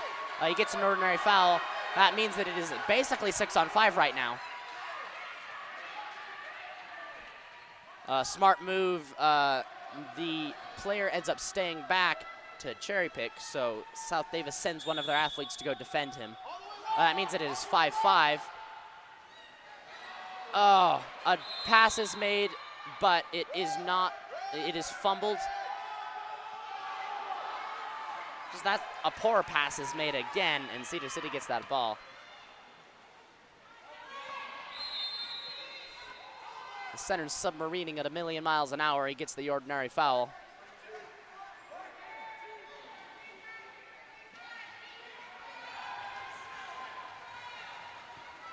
If the center were to get his legs underneath him and press up a little bit, I think there would have been some clear either exclusions or ordinary fouls in his favor. He was just too low in the water to earn anything. Regardless, a shot is made by number 15 from Murray. It doesn't go in. Goalie recovers it. That puts Cedar City back on offense.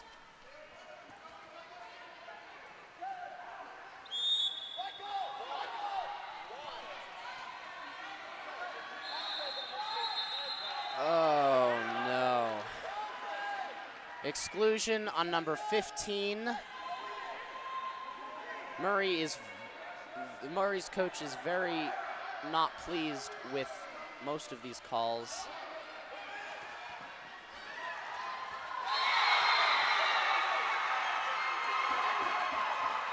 This is a rough game. Number 8 manages to catch the rebound and nicely puts it into the cage. It was a nice recovery by number 8.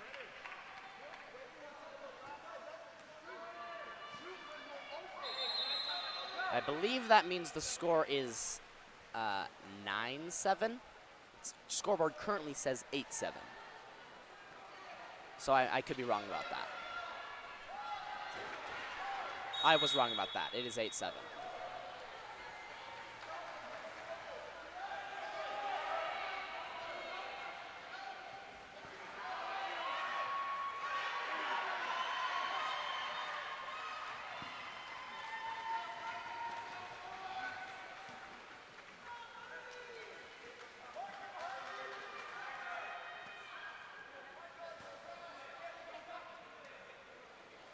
I apologize if I'm remaining quiet. There's some high tension in the water, in and out of the water, and I don't want to encroach on anybody's feelings.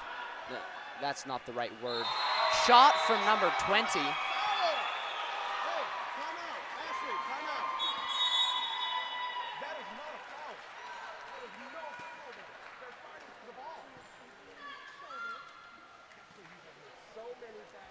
Microphone's going to go off for a second.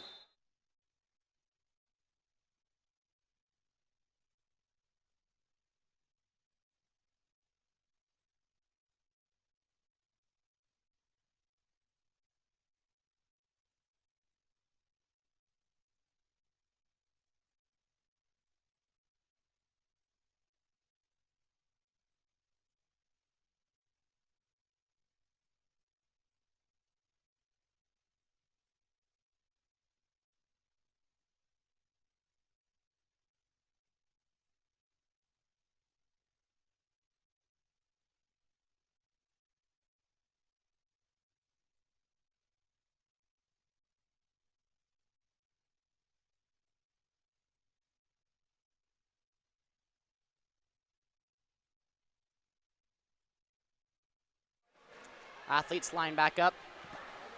One thing I failed to mention, Murray's coach earns a yellow card. So that is a thing that happened.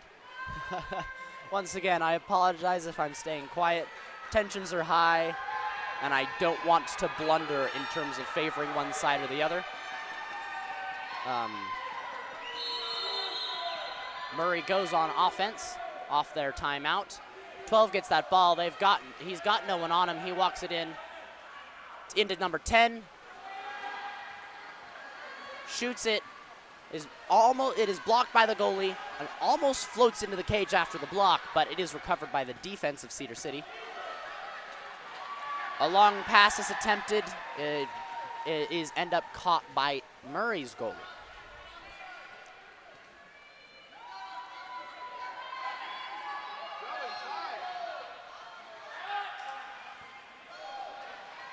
Shot is attempted, hits the goalie in the chest. There are only 2.5 minutes left in the game. Murray has to make up to a 2-point deficit. So they're making quick shots. It's not paying off. Cedar City is content to hold on to it, run down the shot clock. It is eventually passed. Number 8 gets that ball as it goes into the center. He gets in that backhand. That puts Cedar City at 10, Murray at 7.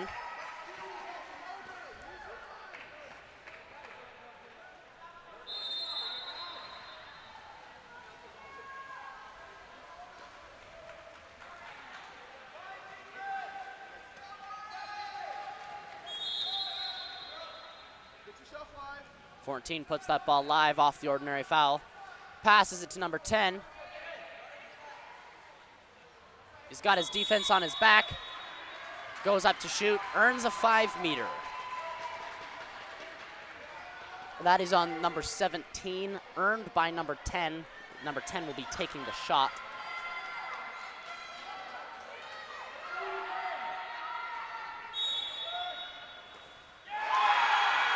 Blocked by the goalie. It's an excellent move by the goalie. Number 10 is not happy about it.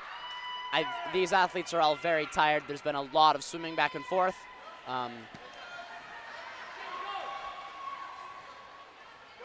7-minute quarters are not kind to the endurance of the athletes. That 1 extra minute makes a huge difference.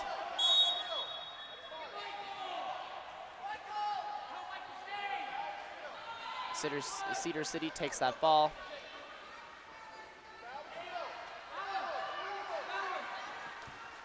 Shot is attempted. It goes out of bounds off the rebound. Hey, Ashley, 30. I'm glad one of you's paying attention. Go ahead. Hey, set it up. Run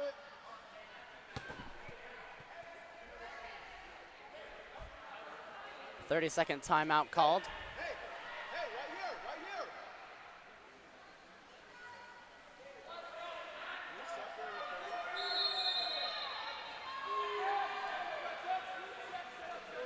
Keep right. Go inside still. Attack, Tyler.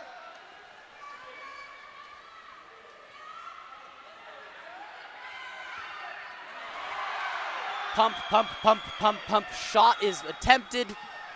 Doesn't go in. Blocked by the goalie. Recovered by Cedar City. Number 20 gets that ball.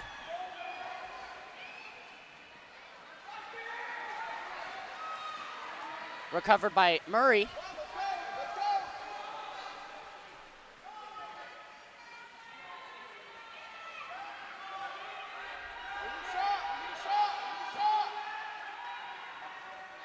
Number 20 grabbing his offense's arm.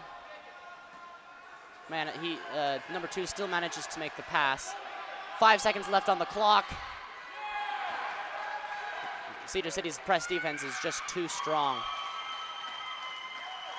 Looks like Cedar City's content to hold on to that ball. Ordinary foul is earned.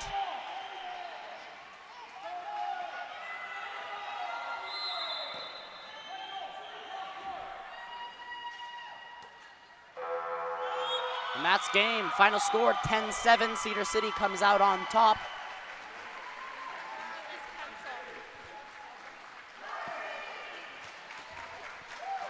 Shout out to the athletes and the coaches and the refs. They gave it their all. Once again, I apologize for keeping commentary to the minimum. Trust me, that was intentional. I'll let the game speak for itself. We'll see you back for the next game. This will be Olympus versus Murray, D1 girls game. We'll see you back for when that starts. It should have started 2 minutes ago, so the refs are going to give the athletes opportunities to warm up their shots. I suspect we'll start in around 6 minutes. So we'll see you then.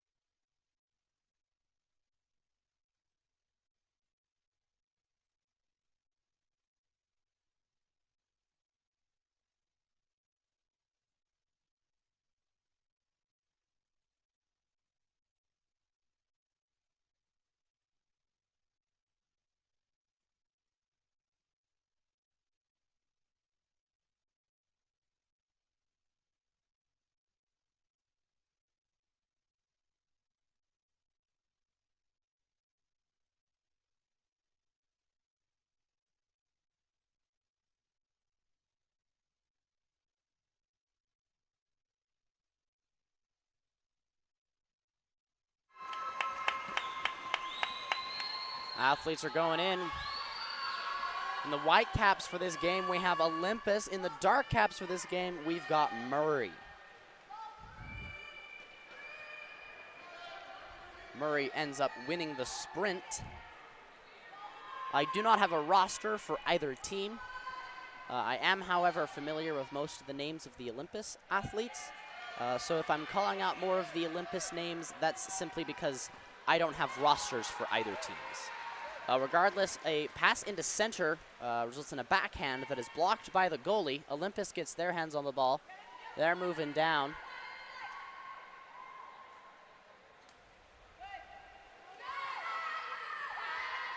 Oh, ball's fumbled a little bit. An ordinary foul is called. Their defense was pressing a little too hard. Ball goes into center.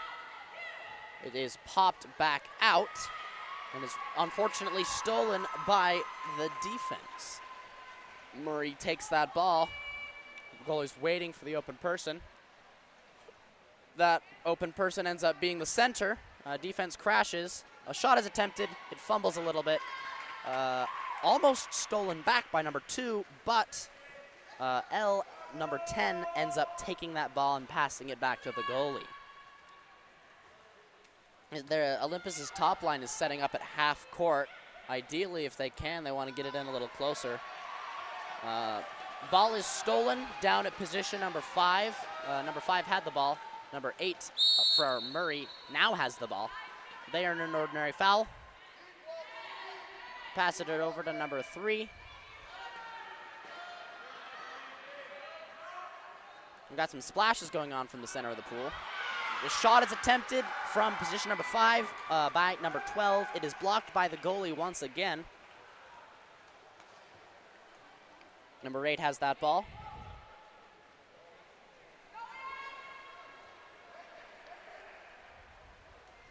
Number 10 now has that ball up top.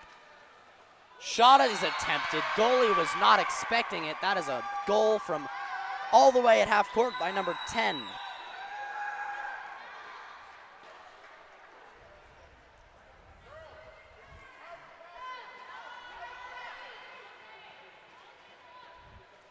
So first goal of the game, there's just under 5 minutes left. Score 1-0 for Olympus. Contra foul called. I missed what for. Regardless, Olympus takes that in stride, swims it down on offense.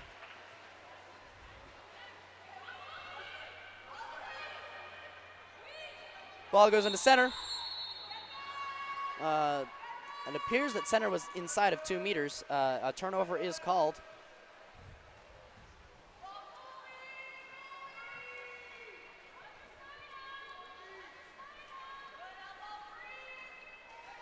Number 6 doing some good press defense on number 3 from Murray. Ordinary foul is earned.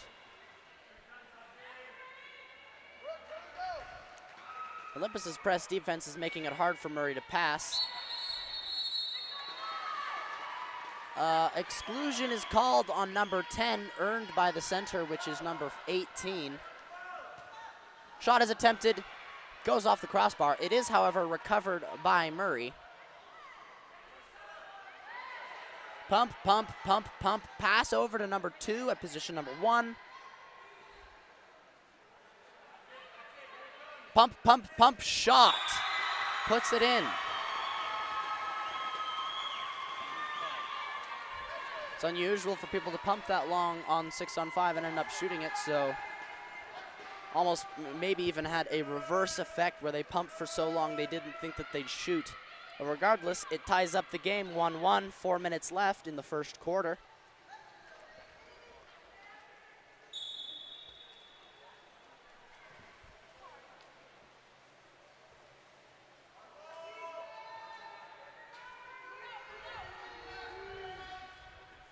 Ball goes down to number 3 at position number 5.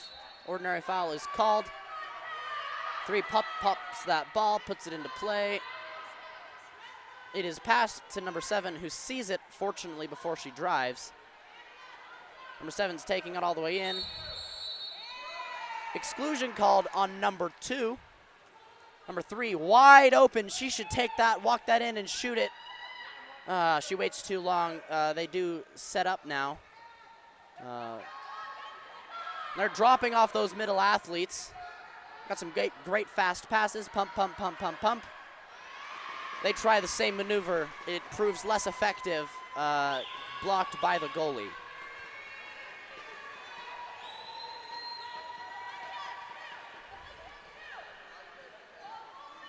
Goalie's holding on to it. There's 15 seconds left on the clock as she passes it into number 12. Number 12 takes her time grabbing that ball. She gets up, goes for a shot. Maybe.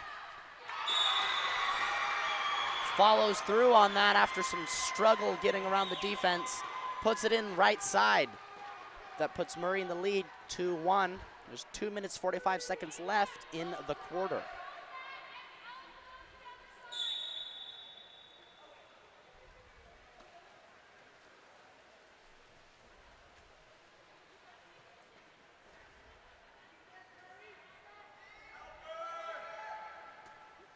Number 3 gets that ball once again on the 4-5 side. That seems to be the side of choice for Olympus.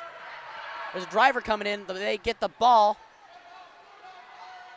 They go up for the shot. There's the defender crashes on them, though.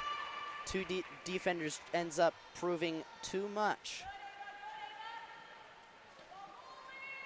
Murray gets that ball, passes it over to number 3 up top. Ball's yet to make it past half. We got some good press defense from number 11.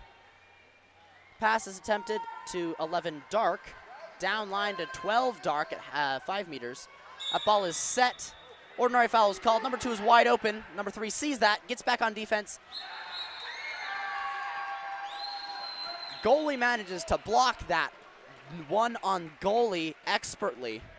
Ends up going out of the field of play, which is a 2 meter. But they'll take a 2 meter over a goal any day of the week. Ordinary foul is called.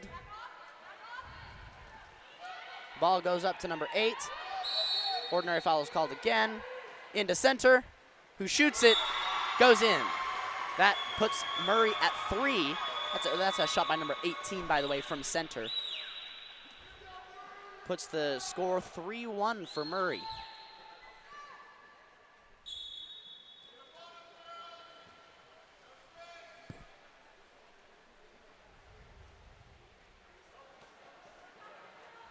Ball goes into center.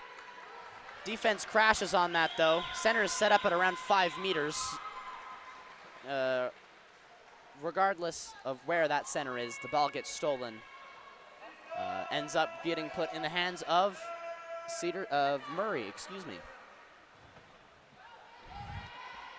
Number 12, going in with a nice technical move, gets number 8 excluded from Olympus. They set up 6-on-5. Pump, pump, shot over the top of the cage. Number 11 is wide open if they can make the pass. Pass is made perfectly, gets up, shoots it. Rebounds off the crossbar, and there's 5 or so defenders on that one athlete end up being able to recover the ball. That ball is put back in Murray's hands.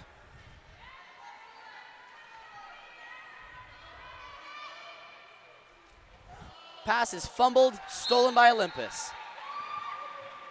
Olympus goes on offense. It's a close, it's a risky pass. It's a risky pass to number 7, White. Number 11 is open, but that's only because her defense went and crashed on number 7, resulting in a turnover. The ball is attempted to put into center. Center almost recovers it with her foot. The defense manages to take better possession of it than the foot of the center player. It was definitely a cool move, though. Just wasn't quite close enough pass into center. Shot by number 7. Goalie manages to block it, and that ends the quarter. Score for the first quarter is 3-1.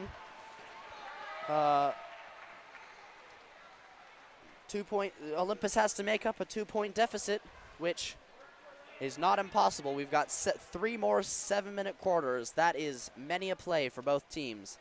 Murray just has to keep that momentum they have currently And we'll see what happens in the next quarter, that's for sure. We'll see you then.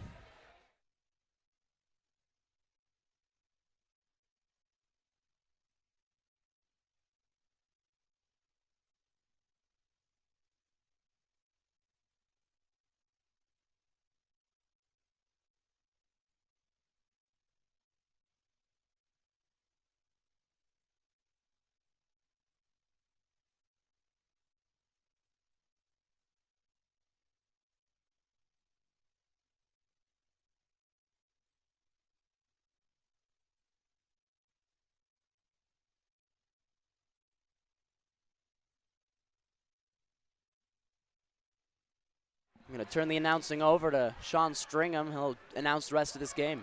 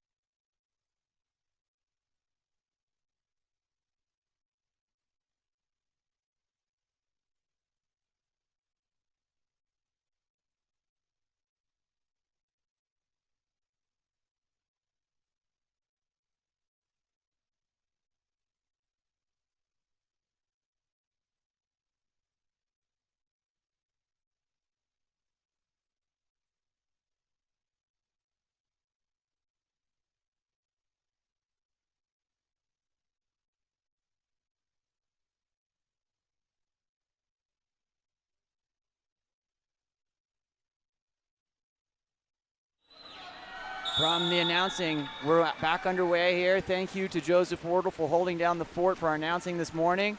My name's Sean Stringham, back here with Game On Live Studio. That's one sprint by Amelia Stringham, and then the ordinary foul goes to number 2, Riley Snow. Amelia sends that ball wide over to Eden Lewis. Lewis comes in, kicks out from Bella Ferroni, back into Ferroni, out to Elle Graham, on her legs, forward. She hits, knocks out off that crossbar. Olympus doing a great job on that first possession to get a good positive possession.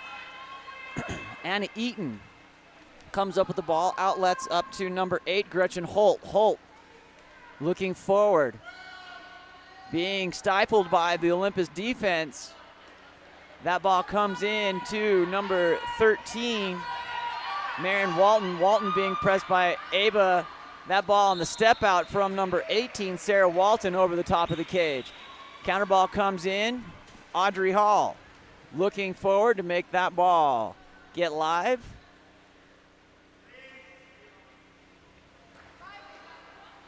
Goes wide over to number 9, Ann Richards. Ordinary foul for Richards. Richards goes inside to Bella Ferroni. Kick out to number 8, Eden. Eden with the laser. That's nicely blocked by Annie Eaton with Murray. Murray leading 3-1 with 5:44 remaining here in the second period. Annie Eaton sends that ball forward up to number 8, Gretchen Holt. Holt goes inside to post it up, Brooke Horton. That's going to be exclusion from number 8, Eden Lewis. Brooke Horton leading the Murray offense here. Number 2, Riley Snow. Snow working. Olympus in their 5-6 defensive shot, power play opportunity. Hands are up on the shot block. Brooke Horton coming in and finishes on the left-hand side of that cage, sending Murray up 4-1 with 5:15 remaining in the first half.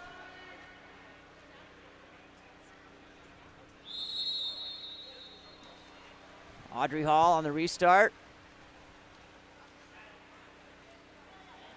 Number 18 there right in front of us, Sarah Walton, impeding on Elle Graham. Goes wide to Amelia Stringham. Stringham goes out. Then sends it over to Ava Ransom. Hard foul from Brooke Horton. Ransom puts that ball live. gets into Bella. Bella again kicks out to L. Graham. L. Graham with the shot. That tries to skip and controlled with the left hand of Anna Eaton. 4:52 remaining here in the second period. Anna Eaton coming forward. Up to Gretchen Holt. Holt goes into Brooke Horton on the step out, controlled by Audrey Hall this time. Just key to that Murray defense is Brooke Horton on that post up from the 3 post. Hall goes wide to Stringham, number 5. Comes in, Kara Hughes working. Earns the ordinary foul, kicks that back out to Stringham. Amelia gets on her legs, waving that ball around, comes into Bella, who puts it in. Bella Ferroni puts it in, turns to the crowd, gets the crowd a little rowdy. Nice assist there from number 5, Amelia Stringham. Maybe that'll bring the momentum back around here for Olympus. Checking in, Olivia Turney, Cam Daly on this 1-4-5 side.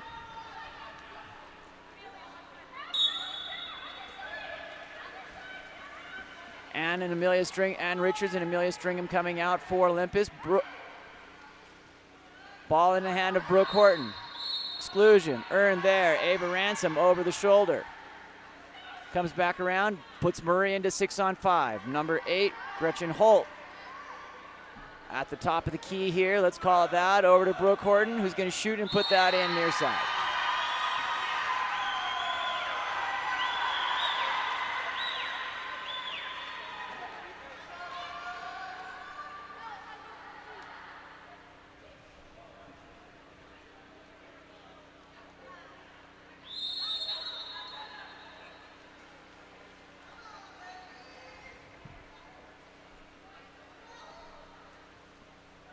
Ball comes in, Ferroni. That ball skips out, excuse me.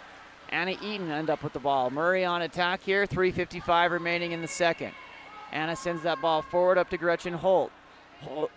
Holt goes down line to none other than Brooke Horton, who's going to step out. We've seen this play before. Comes out to number 13, Marin Walton. Field block with authority by Olivia. Ball is lost by both athletes in the fog of competition there. Number 13, Marin Walton, comes in, goes into center to number 18, Sarah Walton. That ball skips out. Good defense there by Olivia Turney. Ball goes into Cam Daly. Daly working, continuing to attract attention. Off on the rebound, comes forward. It's a great sprint to the ball, and it's going to be Murray's ball. Number 8, Gretchen Holt, wins that swim off. Annie Eaton controls the ball, looking forward.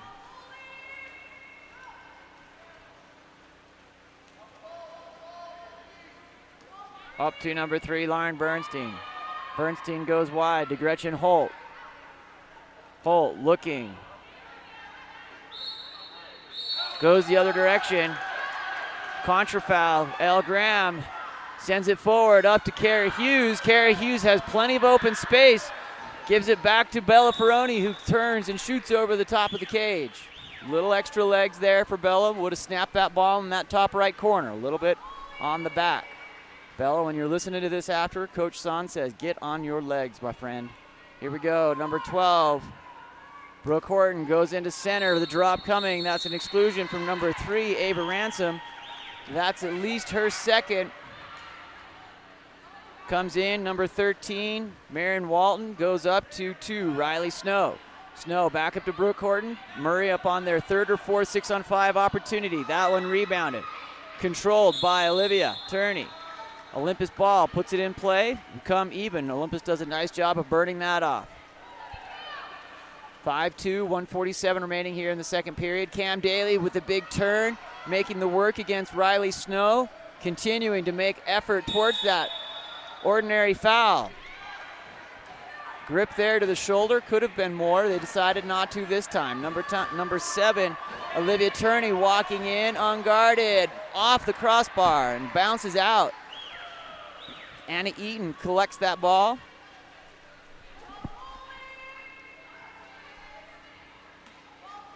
To number 3, Lauren Bernstein. Bernstein sends that ball wide right to number 8, Gretchen Holt. Holt looking. Ordinary foul. Direct shot available, puts it in play. Patiently waiting, 2 seconds on the shot clock. 1 minute in the quarter. That is inside the 2 and shot clock expires. 56 seconds remaining here in the first half. Ball goes, perfect pass on a dime to Cambria Daly. She gets in, tries to finish, the rebound comes in. Fouled from behind, no call, third effort here.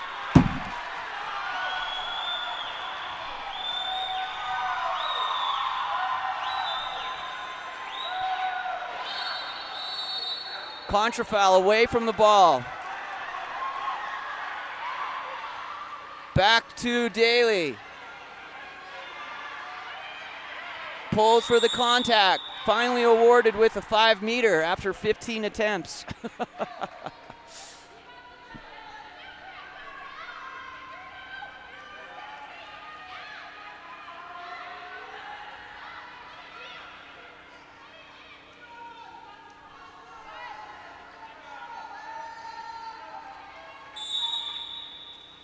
El Graham finishes in there.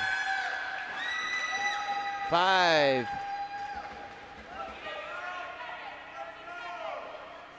Three for Murray with 28 seconds remaining here in the half. Back around out to number 8, Gretchen Holt. Holt goes in to Brooke Horton. Brooke pops that back out to Holt. Shot knocked down. Audrey Hall has 15 seconds to make something happen here in the second half. She's swimming forward with that ball. 9 seconds, 8, 7, 6, 5.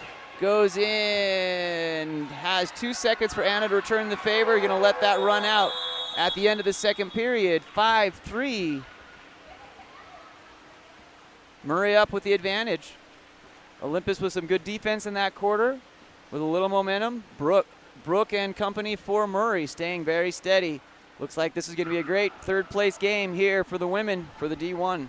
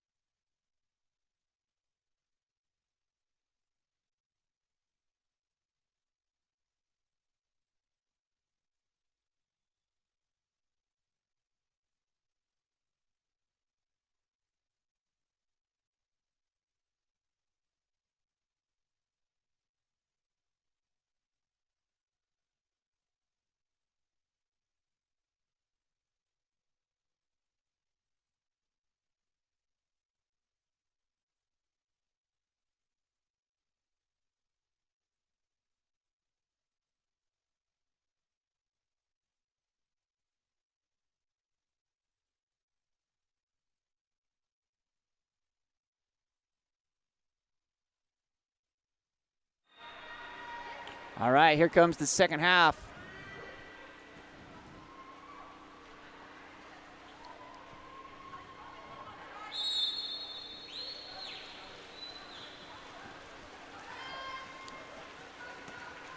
Riley Snow, Olivia Turney. Olivia wins that one to Cambria Daly. Daly earns that ordinary foul.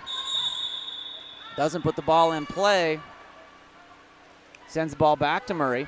Number 3, Lauren Bernstein, sends that ball up to Lily Johnson. Johnson working on that right side of the pool, the far side of the pool.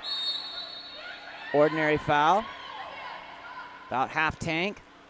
Comes in here into number 18, Sarah Walton. Walton has that ball swiped away by the Olympus defense. Combination there of Olivia and Cambria Dahlia with the stout defense of Elle Graham from behind. Up to Olivia. Season opening. Had the right idea, just to the wrong side of that 2-post.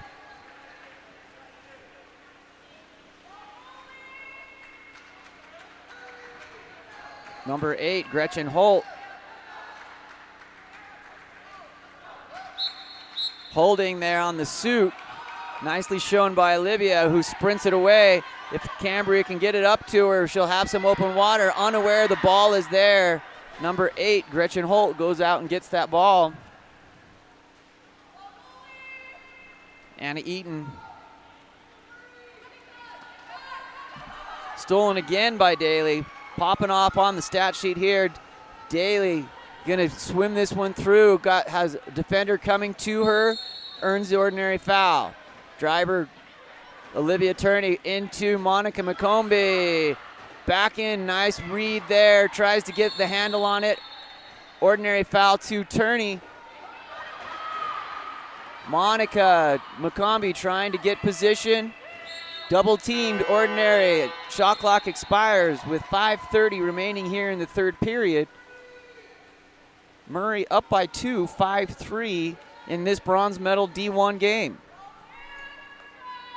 Riley Snow tries to go into, gets it into the post of Brooke. It's going to be stolen by number 5, Amelia Stringham, who's transitioned to the far side of the pool after the second quarter. Number 1, Audrey Hall sends it forward to Cam Daly. Daly surveying, exclusion, away from the ball. That's going to be in center. Monica McCombie earns that one. Daly coming forward. Back over to Olivia Turney. They go down here deep, down to the 6th spot on this 6-on-5. That ball in and out. Great execution, just not breaking that plane on the bar down from Amelia Stringham. Number 1, Anna Eaton, sends that ball forward up to Riley Snow. Ordinary foul. Olivia, Monica, Amelia on attack here. Ball is live and in play.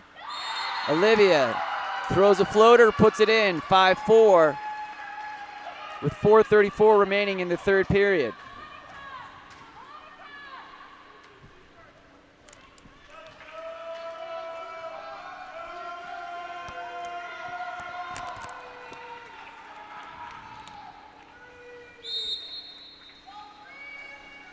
Lauren Bernstein for Murray. Sends the ball wide to number 11, Lily Johnson. Being guarded by number 5, Amelia Stringham. Spinning that ball, trying to earn the ordinary foul. Does so. Back over to Lauren Bernstein. Bernstein being tracked by Ava Ransom. And Richards trying to get there, trying to get that ball into Brooke on the left hand. They do. Brooke gathers control and puts that ball in.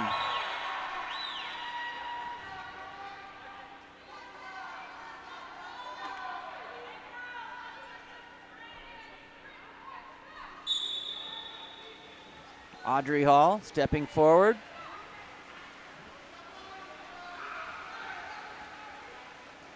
Over to number 6, Kara Hughes. Hughes trying to earn the foul. Ordinary foul there. Defender is Brooke. Oh, wide over to Ann Richards. Richards loses the handle. Stolen by number 8, Gretchen Holt. Murray up by 2, 6-4 with 3:43 remaining here in the third period. That ball comes forward up to 11, Lily Johnson. Johnson goes down line to lefty Brooke Horton. Into center, number 18, Sarah Walton. That ball controlled. Counter ball coming in. Off the shot.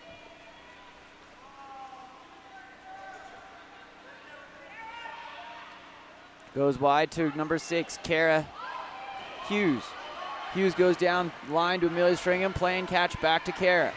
Kara goes into center. push off, or suit hold there, it looks like. Goes the other direction to number 3, Lauren Bernstein. Bernstein hands back to Anna Eaton. Eaton is looking, goes wide to number 8, Gretchen Holt.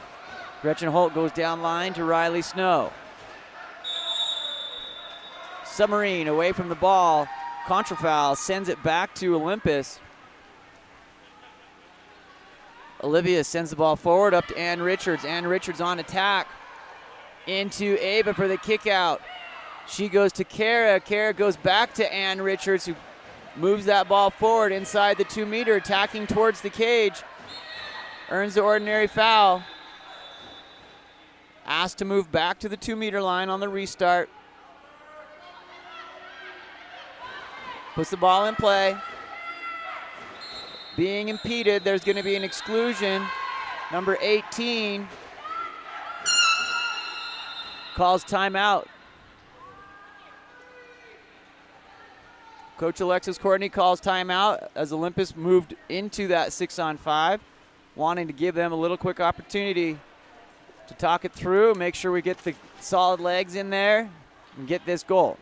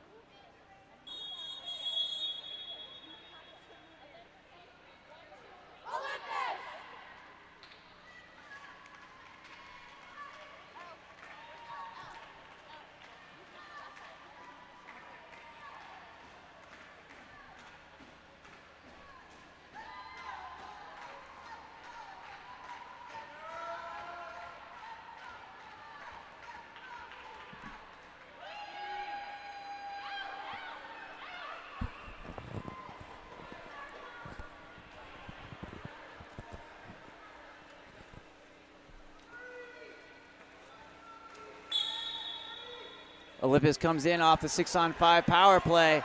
Cam Daly goes wide. Intercepted by Brooke Horton.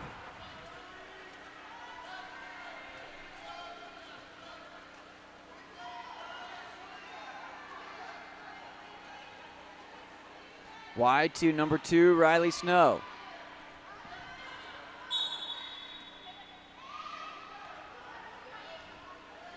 Back to Riley Snow. Snow goes down line to number 11, Lily Johnson. Johnson being pressed by Cam Daly. Cam goes off to the drop. That ball, errant pass, comes into the hands of number 6, Kara Hughes. Goes to Ava. Nice outlet. Has some space, being guarded by Brooke. Comes back around to Kara. Kara goes into center. Two-hand tug. Sends the contra foul back to Murray. 1:55 remaining here in the third period. Riley Snow.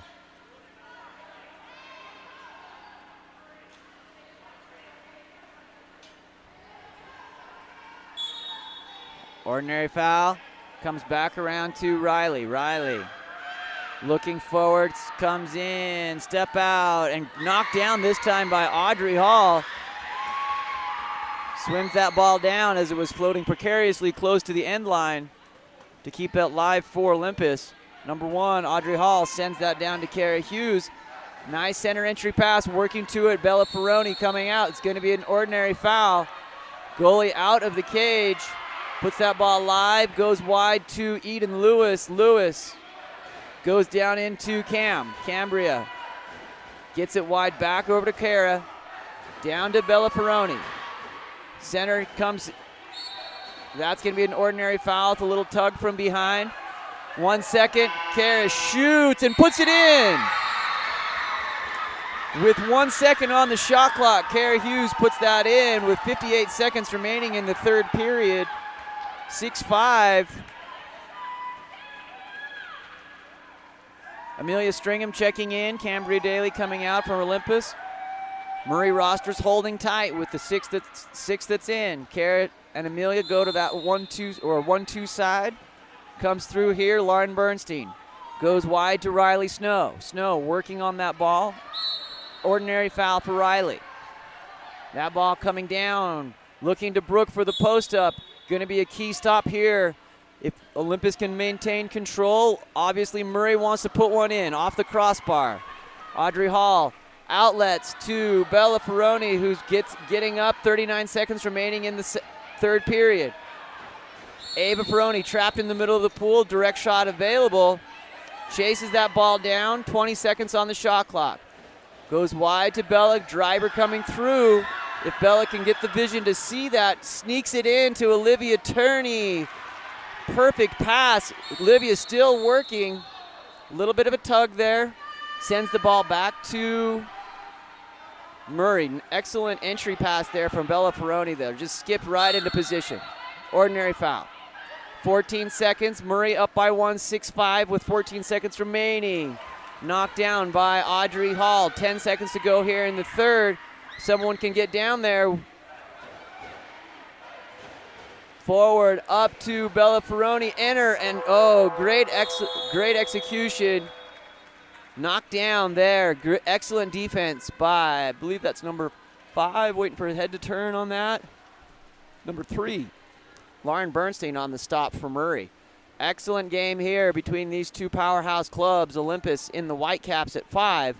Murray Dark at 6. We've got 2 minutes until we get started for our fourth and final quarter. Thanks for joining me here. Sean Stringham with Game On Live Studio. It's been a pleasure to stream these D1 games this weekend on the channel. We're live down in Dallas as well, supporting the Tony Azevedo 6-8 series down there. We've got 3 courses. We'll have 3 more tomorrow. After D1 wraps up in here, I'm jumping on an airplane and heading down to Dallas to call some games down there. We're excited to continue to highlight water polo at the highest level. We'll be back in just a minute.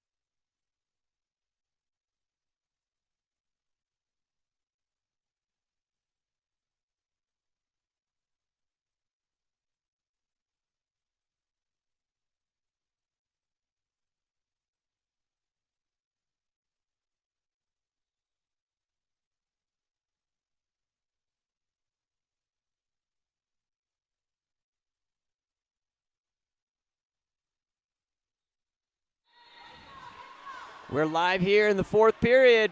This bronze medal game in the women's D1 Utah High School Water Polo Association Championship. Olympus down by 1, 5-6, trying to attack here. Get one early. Push off there by number 5, Amelia Stringham, sends the ball back to Murray.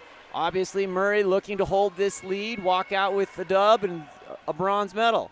Olympus thinking they want that same outcome. These two clubs have played close all season long. Brooke Horton goes in to number 18, Sarah Walton. Ball goes over the top, counter ball comes in. Audrey Hall surveying the scenes. Looking forward. Goes deep down to number 5, Amelia Stringham. Stringham working. Gets on her legs, trying to earn that foul. Push off there by Amelia again. Goes the other direction. Anna Eaton for Murray brings that ball forward, patiently looking to control into number 3, Lauren Bernstein. Bernstein goes wide up to 18, Sarah Walton. Walton hits from outside.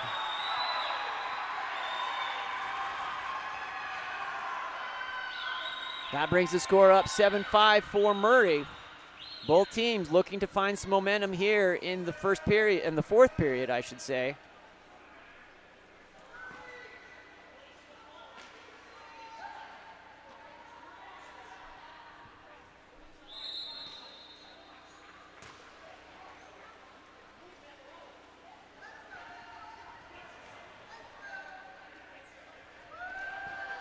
Comes through wide to number 3, Ava Ransom. Ransom earns the ordinary foul.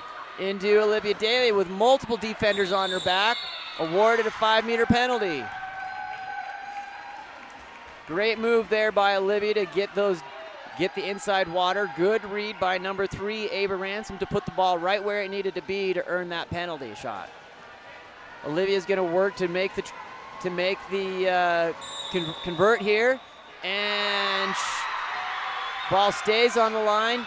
Olivia, not satisfied, goes and gets that ball. Foul called.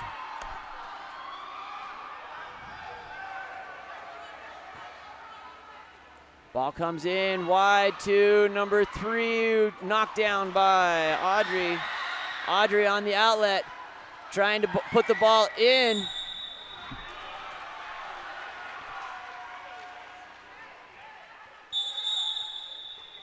Ball out. Gonna go back to Olivia, puts the ball in play to Kara. Kara coming through here, 5:12 remaining. Kara hits off the crossbar. 5:06, I should say, remaining here in the game. Ball collected by Anna Eaton. Murray in no rush. Time is on their side. They're trying to burn as much clock as possible. Smartly getting everyone down into that front court until Eaton moves that ball forward. Number 3, Ava Ransom. Out to Gretchen Holt. Over to number 2, Riley Snow. Back. Olivia with the steal. Olivia Turney on attack. Sends the ball from half court with 25 seconds remaining on the shot clock. Freshman error on that one. Number 7, Olivia Turney working there against Lauren Bernstein. Back around to 18, Sarah Walton being guarded by Monica McCombie. That ball comes in, tapped away by Eden Lewis, controlled by Riley Snow. Snow goes into number 8, Gretchen Holt. Holt into center on the grab on the elbow, or on the wrist, I should say. Great knockdown there by Audrey Hall, stretching with that right hand. It's going to be a 2-meter restart. Fresh shot clock here for Murray with 4:05 remaining in the fourth. The crowd getting involved with it. It's great to see some spectators. Exclusion number 4 is coming over. That is Monica McCombie sending Murray up into 6-on-5. Over to Brooke Horton with that left hand. Off the post, covered by number 8, Eden Lewis. Audrey looking forward. Outlet up to Cambria Daly. 3:42. Both teams looking to either hold their lead or shrink the lead, depending on your perspective. Cam Daly has some open water going directly to the cage, being covered again, coming from behind. Ball comes wide to Kara Hughes. Stepping forward with 1 second. Shot into the goalie's stomach.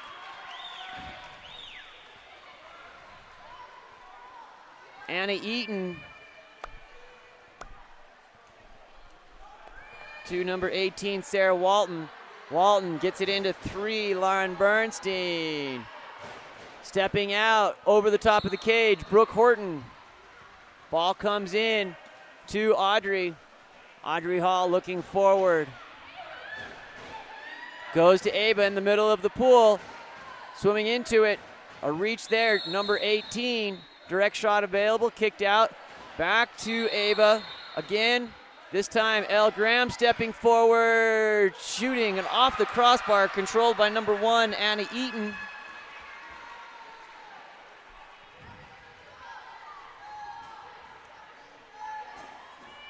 .232 remaining. Eaton sends the ball forward up to Brooke Horton. Horton looking, trying to isolate, get that left hand available. Direct shots available. She's sitting out about 7-8 meters. Decides to go for it, puts it in.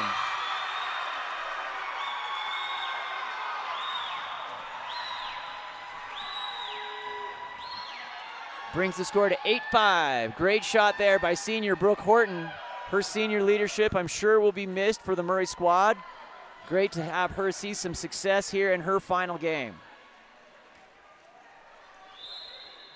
Number 10, Elise Graham checking out, Olivia Turney checking out. That ball goes into Cambria. Exclusion. Number 3, Dark, goes to the box. Not exiting. 5 meter. Called there. Elle Graham's going to step forward. Coach Courtney yelling, who's going to score? Ava Ransom decides to take it.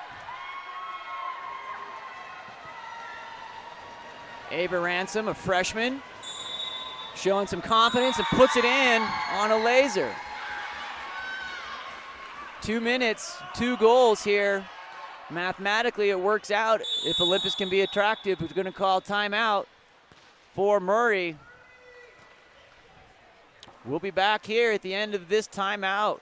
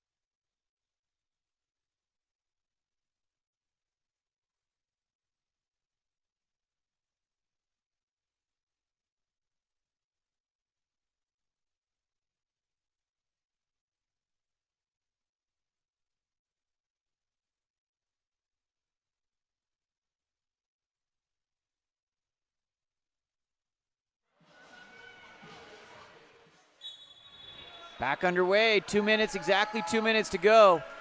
Olympus down by 2 in this bronze medal game, looking to get back into it. Put it in on the entry pass to number 12, Brooke Horton.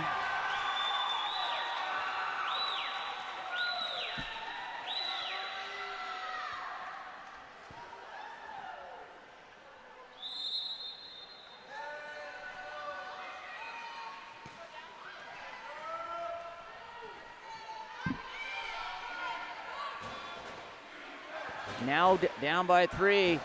Ava Ransom stepping. Earns that on the great turn. Back to Elle Graham. Over to number 8, Eden Lewis. Stepping out, Cambria Daly tries to make the turn on Brooke. Goes over the top of the cage. 1:29 remaining here in the 4th period.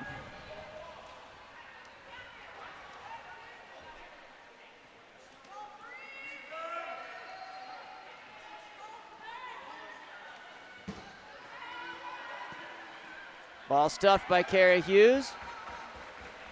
Olympus needs to move into hurry-up mode here with 1:12 remaining on the clock.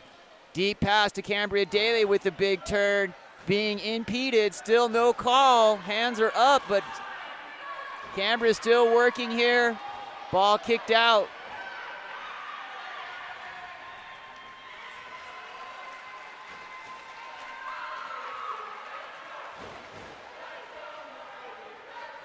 45 seconds remaining. Riley Snow goes to Brooke Horton.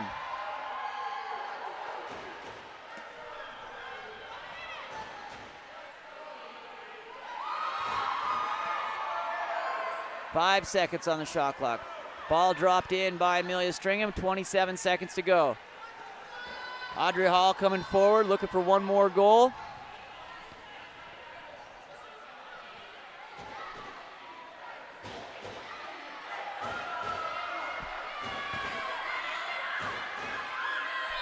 Amelia earns the ordinary, sends the ball into Cambria Daly, kicks it back out with 6 seconds.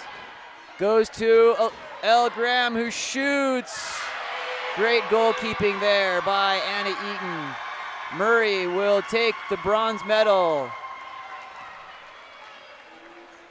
In this one, in the 2021 Utah High School Water Polo Association. Congratulations to seniors Brooke Horton, Anna Eaton, Gretchen Holt, I believe Sarah Walton and Lily Johnson. They might be juniors, but those that are 18-year-olds are seniors. Great job there. Way to go out on a dub. Congratulations to seniors on the Olympus side, number 9, Ann Richards, and number 6, Carrie Hughes. Up next, we're going to have our gold medal game between D1 in the D1, Kearns and Park City. We'll be back for that here shortly.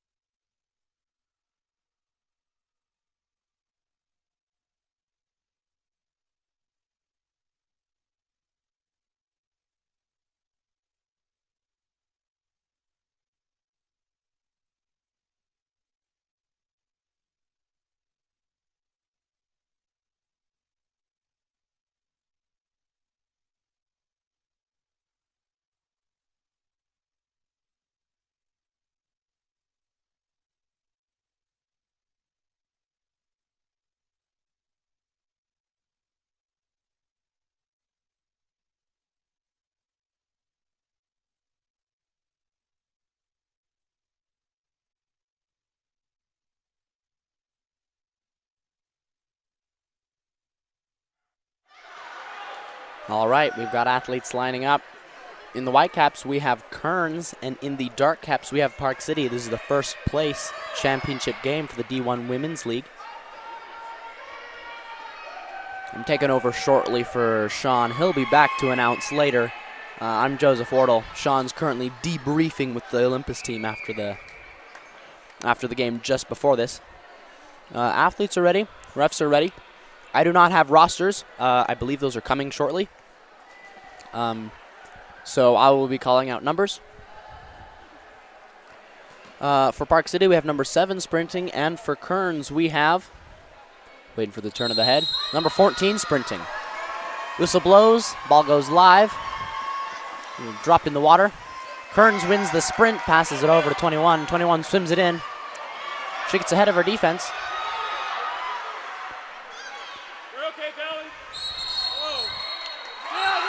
Aggressive defense from number 7 results in an exclusion. That puts Kearns in a 6-on-5 opportunity. They swing it around.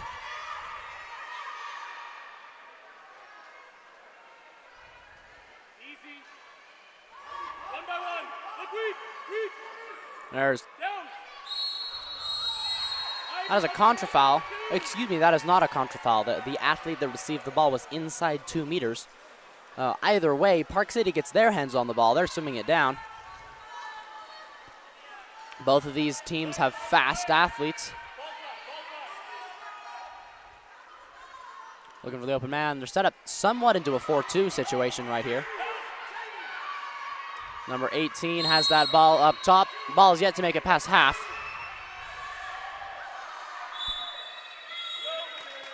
A contra foul is called from the center. That's away from ball.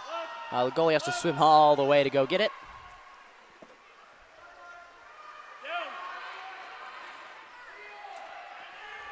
Got a pump from the outside. Looking in. That is either a contra foul or a player was inside 2 meters.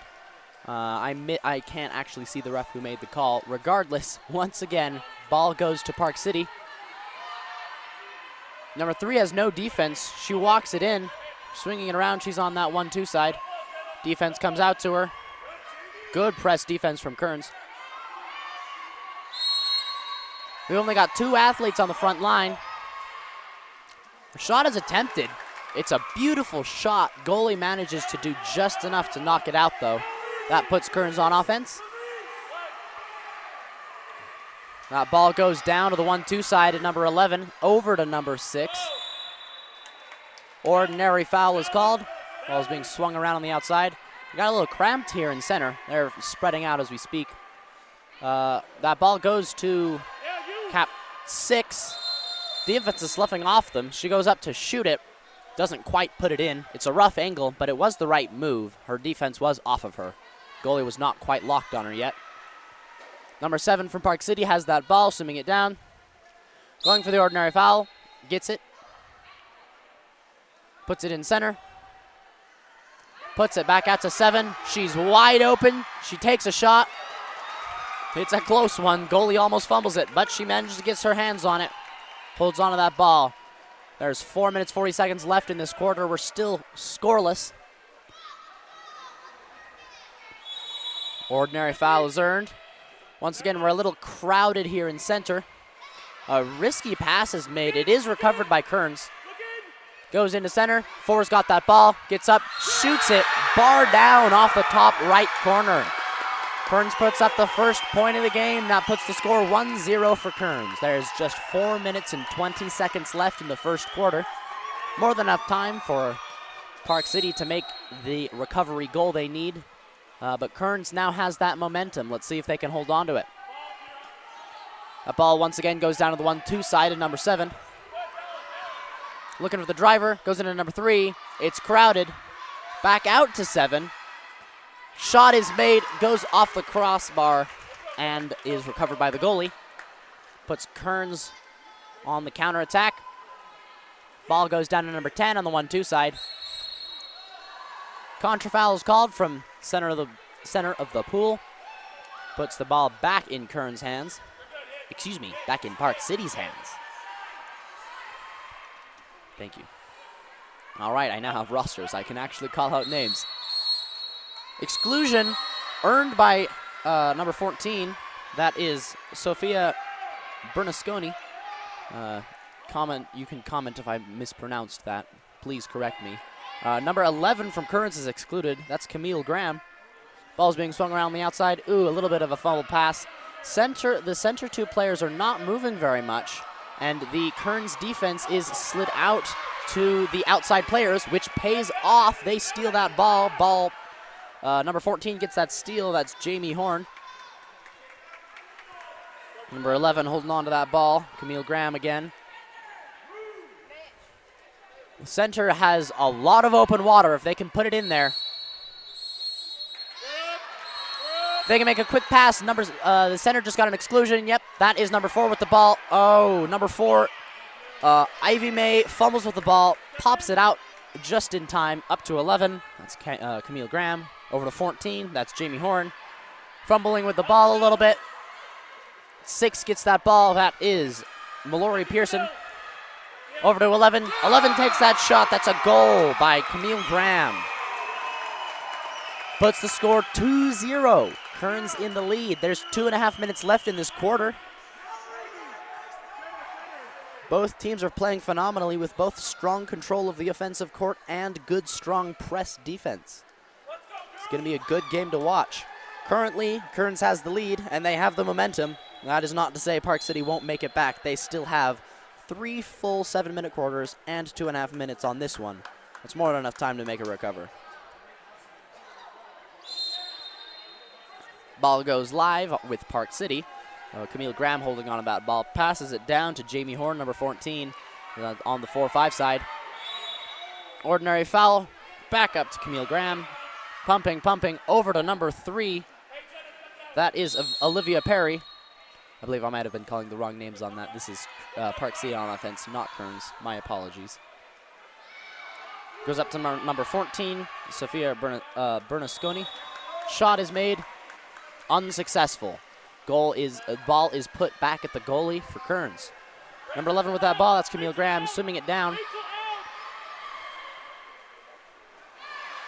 Shot, unsuccessful. Stolen by number 14, Sophia Bernasconi. She's swimming it all the way down. Defense crashes over to her.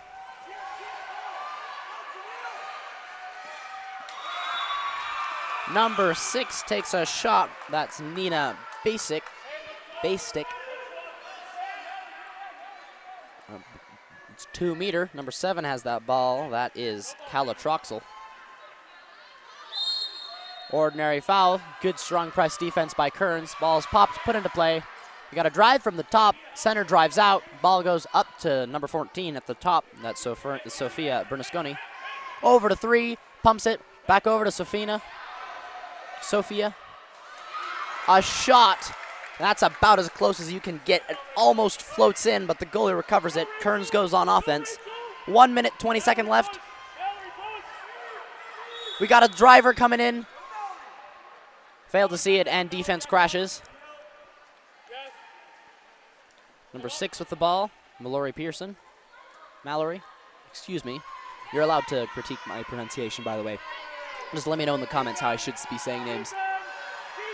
That ball is stolen from a center entry pass by number 11, who is not actually on this roster.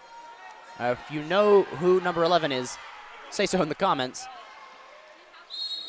Ordinary foul, number 7 with the ball, Calatroxel, up to number 11. Exclusion on 12. That is an exclusion on Antina Rogers. I believe that was earned by number 3, Olivia Perry. I could be wrong about that. Number 14, down line. Can't see cap number on that one. Number 7 gets the ball. That's Calatroxel. Over to 11. Back over to the 6. 14 gets the ball. Shoots it. That's a shot and a goal by Sophia Bernasconi. Beautiful goal. That puts Park City on the board. Score 1-2. Kearns in the lead. 20 seconds left in the first quarter. That might be the momentum Park City needs to turn the deficit they have into an advantage. It's unclear whether that'll happen this quarter, though. There are only 20 seconds left on the clock.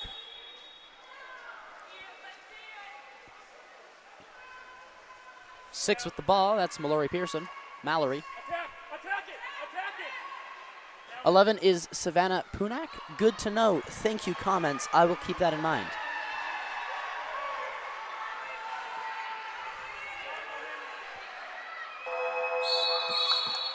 $5-meter earned last second for Park City.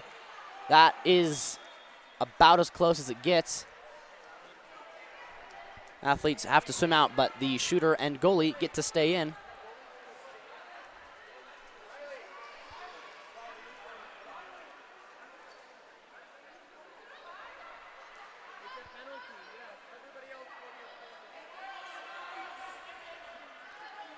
Oh, I see. On the roster, Savannah Punak is actually listed as the goalie. So if you know who's actually in goal, once again, let us know.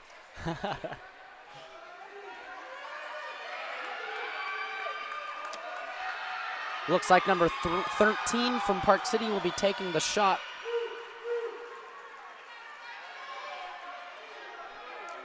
'13 is crossed out on mine as 17, but this may be Savannah Flynn.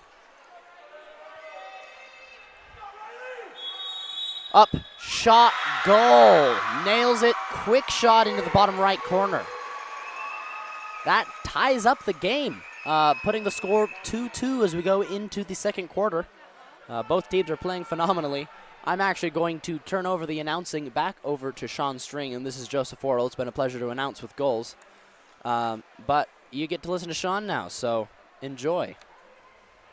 Once again, thank you, comments, for letting us know that goal is Eva Stein. That's really helpful.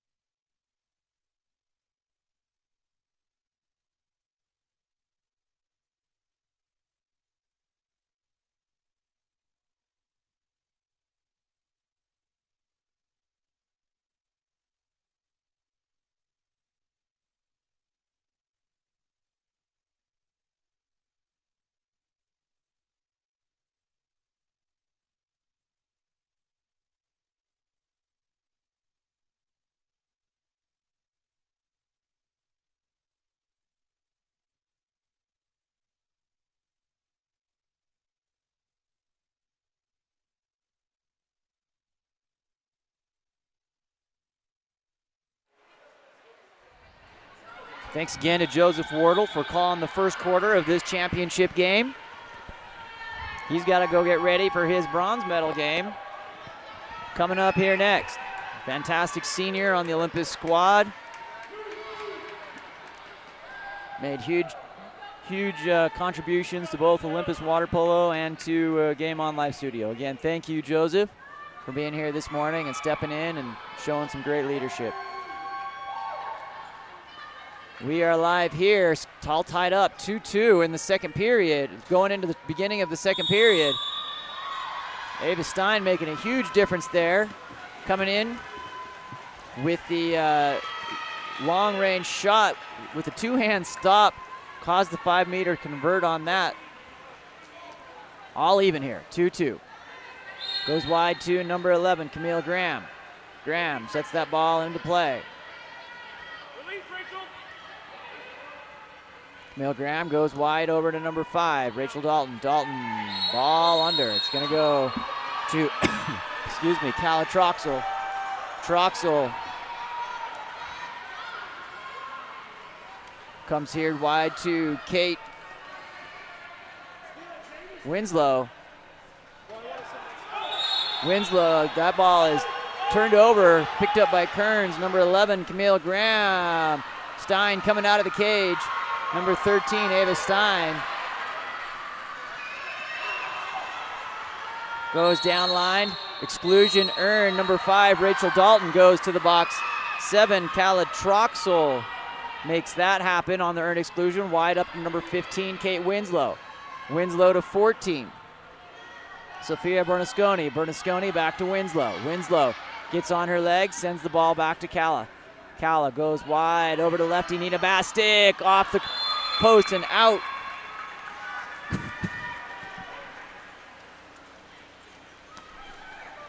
Rachel Dalton comes through, coming out of the box. Goes down line to number 14, Jamie Horn. Jamie Horn's been dangerous from that area of the pool all weekend long. Earned an exclusion that time. Away from the ball, number 9, far away from the ball.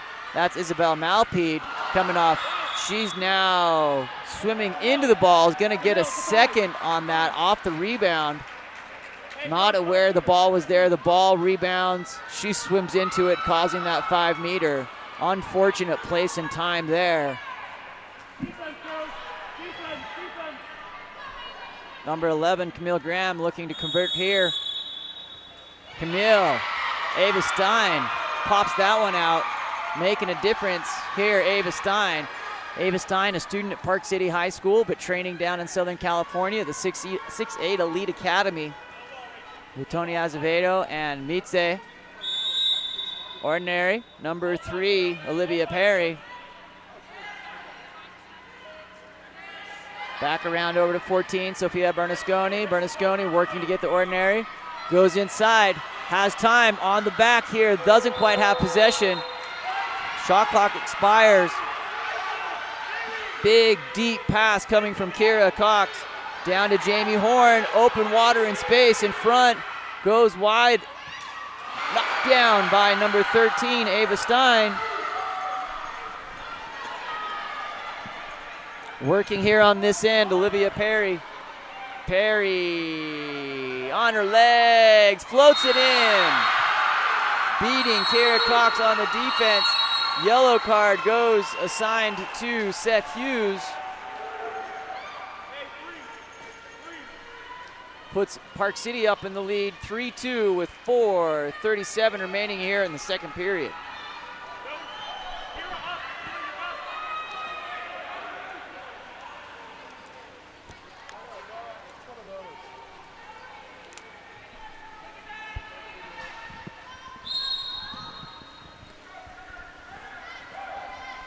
Three in a row from Park City to get them back inside of this game. Number 10, Macy Puna guarding Kira Cox. Goes to number 10, Jenna Lynn Rasmussen. Rasmussen goes down line to Rachel Dalton. Dalton loses the handle. Picked up by number 7, Kala Troxel. Ava Stein, outlet up to number 3, Olivia Perry. On attack, has some time and space. Has some open water, being trailed by Jamie Horn.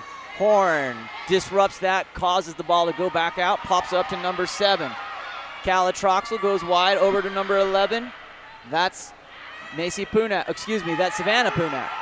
14, Sophia Bernasconi shoots and scores from deep.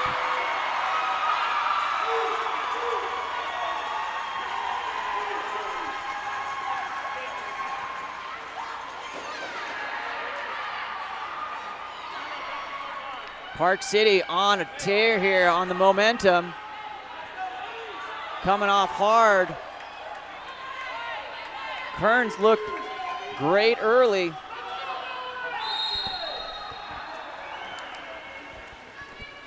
Number 6, Mallory Pearson checking back in. Some of the momentum changed off that Pearson two-hand shot block at the end of the first period. Number 4, Ivy Mae Gowan stepping in. Back wide over to number 10, Jenna Lynn Rasmussen. Rasmussen earns an exclusion. Number 8, that's Ava Ford, goes to the box. Knocked down, picked up by Savannah Punak. Ball goes, Kala Troxel working, letting him play, trying to make some effort to get towards that cage. Troxel gets up, pops it out over, controlled there by Riley Humphreys. Back around to number 10, Jenna-Lynn Rasmussen. Rasmussen listening to his coach Seth saying just be patient there, work it around, execution flawless there. That time the ball entered. Ava Stein steps out, steals that. Ava Stein patiently moves that ball forward up to Olivia Perry. Perry on attack. Big turn there from Perry. Still coming through like a freight train. Has open water. Earns the exclusion. Number 12, White. Anita Rogers goes to the box. Back around to number 17, Savannah Flynn. Savannah Punak. Back to number 3, Olivia Perry. Ball goes wide. Calatroxel comes in for the reset on the 6-5. 15 seconds, 4 seconds left on the advantage. Gonna come even here in 2-1. Ball goes out on the field block by number 21, Kira Cox.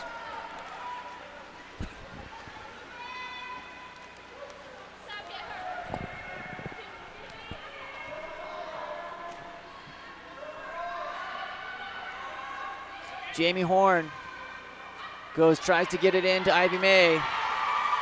That ball controlled by Savannah. Back to Ava Stein. Stein, outlet up to number 3, Olivia Perry.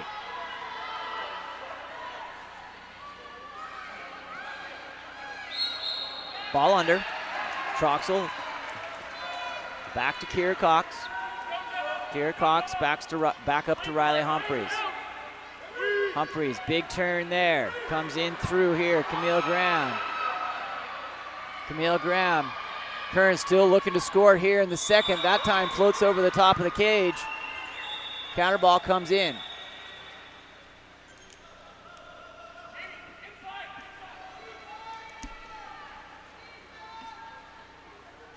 Ava Stein moves the ball up to number 3, Olivia Perry.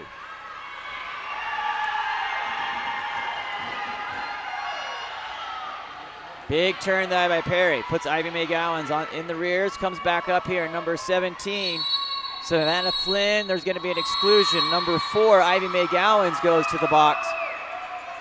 Sending Park City on a 6-on-5 advantage with just over a minute remaining here in the second period. Comes back around to Savannah Flynn. Here comes number 11, Savannah Punak. Over.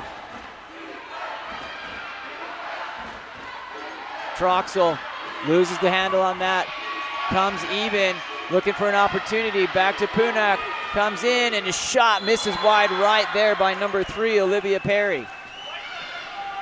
Riley Humphreys, outlet, up, has a power. The speed of Rachel Dalton coming through here. A top swimmer in the state. All ball from behind. It's going to go back to Park City. Cala Troxel comes out the victor on that one-on-one duel. Great athleticism by both of those young women. Fantastic separation there by Dalton. Cala Troxel has the ability to go up and just take only the ball. Anything else would have resulted in a 5-meter. 14 seconds remaining here for Ava Stein. They bring the goalie forward. Park City up 4-2, 8 seconds remaining. Make that 7. Another fantastic defense from behind. Jamie Horn. Time expires here at the end of the second period. That is some fantastic women's water polo. We've got 2 quarters to go here at halftime. My name's Sean Stringham with Game On Live Studio. Thank you so much for being here with us this afternoon for this championship game. We'll be back in 2 minutes.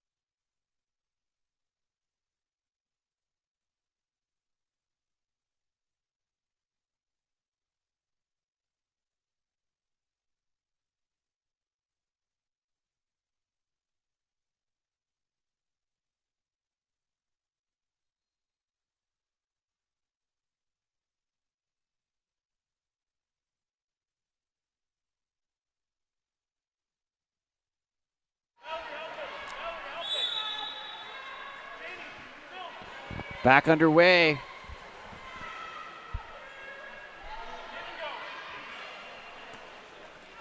Up 2. Back down around. Park City with a 2-goal advantage here. 4-2 going into the second half. Defensive battle on both sides. Kearns held scoreless in the second quarter. Number 14, Sophia Berlusconi. Wide up to number 3, Olivia Perry. Perry working. Perry goes inside. That ball floats away. Still going to end up. It's going to go Kearns ball, number 21, Kira Cox.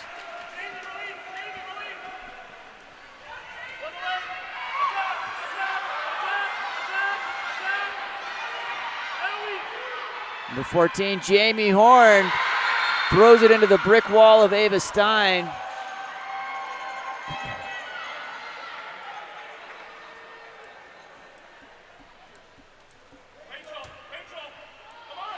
Ava Stein coming on an up pick, going to be an exclusion. Number 15 with an illegal pick or illegal hold there on that screen they were running.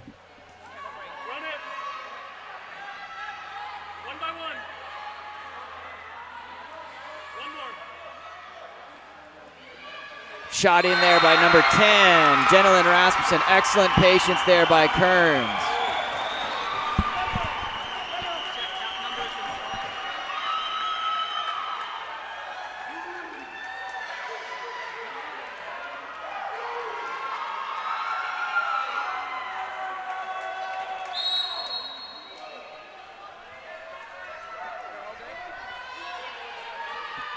Ball goes wide to number 3, Olivia Perry.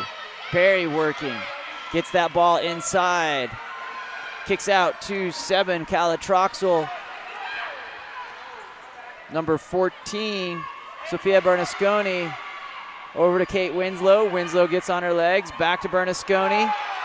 Knocked down, controlled by number 5, Rachel Dalton.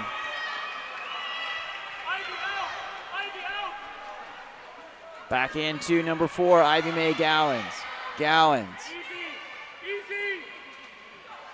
Turns into Jamie. Jamie at point blank, surrounded by red caps, red and black caps of the Miners there. 450. Inside. Exclusion. 21. Kira Cox goes to the box, sending Park City up on 6-on-5. Back down around to Kate Winslow, who puts that in with a little lob over Riley Humphrey's hands. Nice smile there from Kate as she finishes. That puts Park City up 5-3 with 4:28 remaining here in the third period.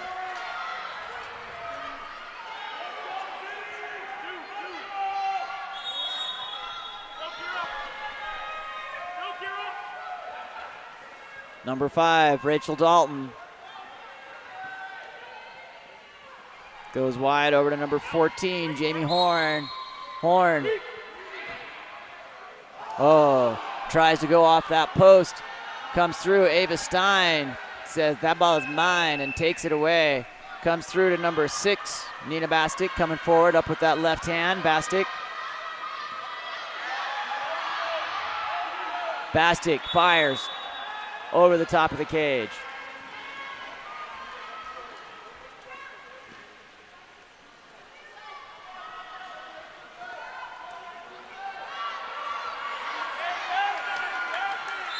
Calatroxel. Back to Ava Stein. Olivia Perry working. Jamie Horn says, I'll take that.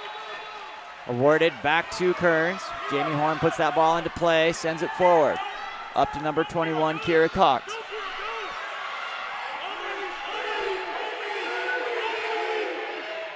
Rachel Dalton, nice field block there. Nina Bassett just reaches out and controls that like a boss. That was a big block.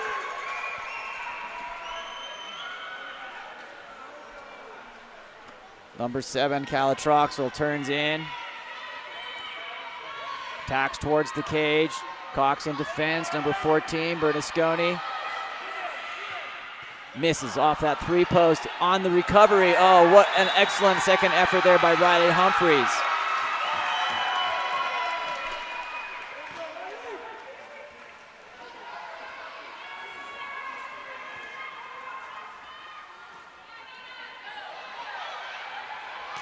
Ball comes in, over the top there, picked up by Ava Stein.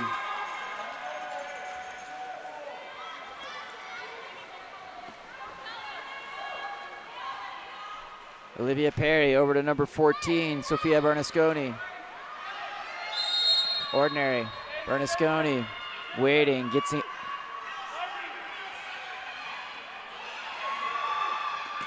Field block again on this side. Incredible defensive efforts on both sides. This time 21, Kira Cox coming up with it. Ball goes up to number 6, Mallory Pearson. Pearson comes in to Kira Cox. Cox, Kearns. Into number 11, Camille Graham.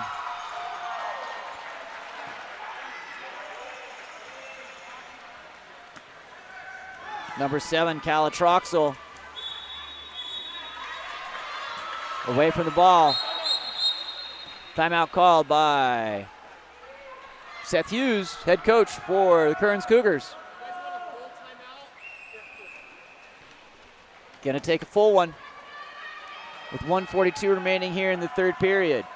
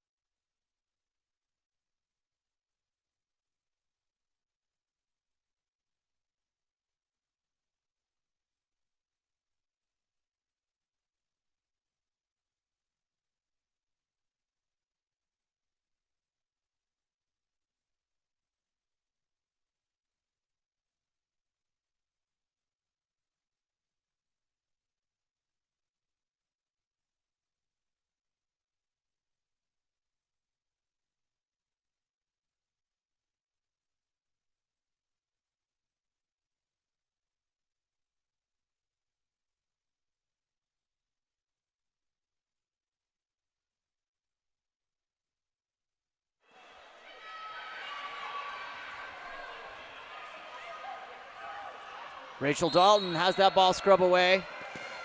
Picks up the foul. 1:30 remaining here in the third period. Goes wide to number 14. Jamie Horn.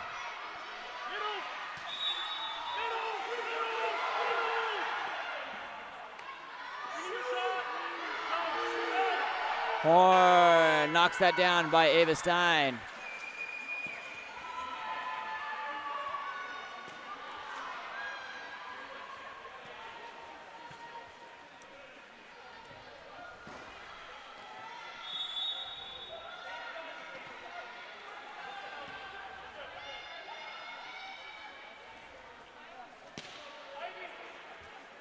Ball shot over the top there, number 7, Calatroxel.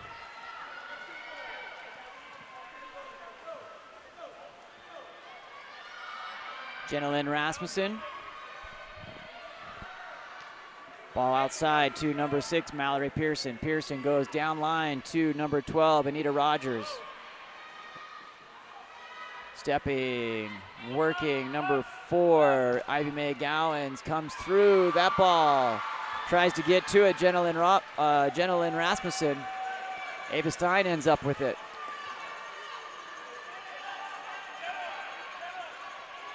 Ava Stein stepping forward, 12 seconds to go. Over to Nina. Nina's going to step forward, misses off the 2-post.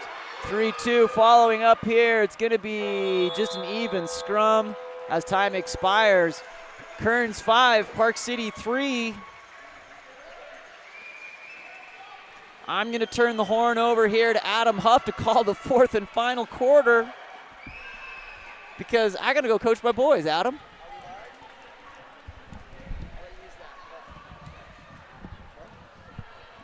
Thank you, Sean. Great job calling the game, and good luck to you and your boys in the 3rd place final.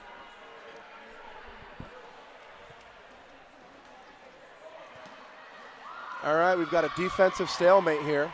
Score is 5-3 going into the 4th quarter. The Park City defense anchored by their goalie, Ava Stein. Kearns has had several opportunities, attempts, and shots on the cage. Only 3 have found their way past Ava. Kearns defense is really more of a team effort. Everyone's on the same page. Everybody's hustling. We're 5-3 going into the 4th and final quarter. 7 minutes left to decide who will be the state champions.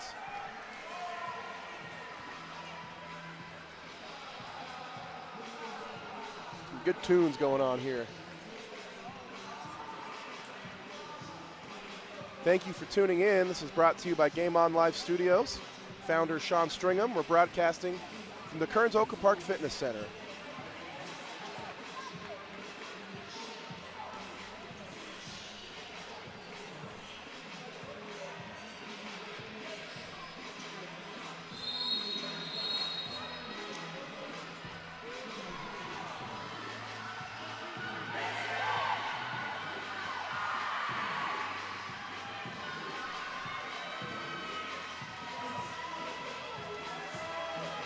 Both teams leaving their huddles now. Kearns is only down 2 goals, but when the score is 5-3, 2 goals can seem like a lot more than it is. What Kearns is going to have to do is increase their shot percentages. Outside shots aren't going in. They need counters, they need cross passes, they need penalties, they need power plays, all higher percentage shots. Park City just needs to play great defense. There's the whistle. Rachel Dalton from Kearns wins the swim-off. Kearns will get the first possession. Immediately taken away by Calla Troxel. A little bit of carelessness there from Anita Rogers. And Calla just too fast. She goes into center. Olivia Perry has it, and it's taken away by Rachel Dalton. Nice defense. Foul in the backcourt. Here comes Kearns, a little slow. Their coach telling them to get all the way down. Turnover going against Kearns for not putting the ball in play soon enough. Still a rule that many players are getting used to. The rules state that after a foul, you must put the ball in play without undue delay. You can do that by passing it or just popping it up to yourself. There's a shot from the right wing off the crossbar. That shot from Nina Bastick recovered by Riley Humphreys. Exclusion early in the backcourt going against Calla Troxel. Anita Rogers fighting for inside water, earning her position in the power play opportunity for Kearns. This could be a big one here. Camille to Mallory. Mallory down to Rachel. They're shifting to the right, trying to open up space on the left side of the pool. They get it to Jenna, back to Camille in the middle of the pool. She's got space. She'll slide right, dish it back to Jenna. She'll look, attack, off the bar. Looked like off of Ava's fingers and then off the bar. Timeout Park City. That was a great opportunity for Kearns. That was a well-run offense. Shot just didn't go in. 30-second timeout for Park City. They'll advance the ball and set up in the front court.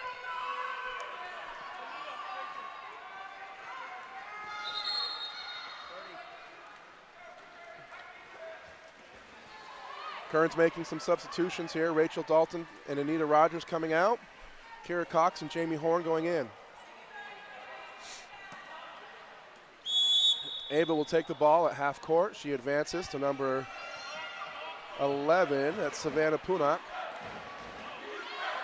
Calla Troxel works and just sneaks it under the goalie's arm.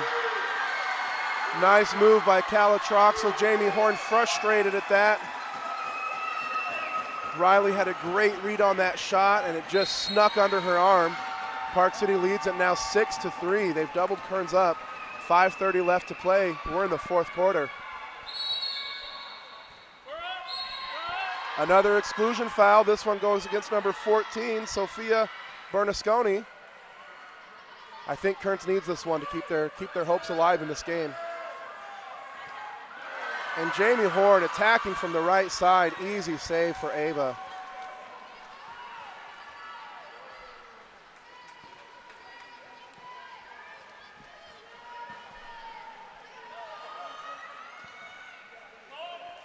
Park City slowly advancing the ball. Sophia has it. She'll survey the scene, content to take her time since her team is up by 3. Now she puts it into Olivia Perry in the center. Kira Cox crashes on it and takes it. Nice defensive team effort there. Camille Graham with the ball in her own backcourt. Down line to Jenna. They're looking for Ivy with inside water. They give it to her and earn another power play. 3 power plays in a row. Coach Hughes taking a timeout on this one just for them to gather their senses, take a breath. He knows they need this one.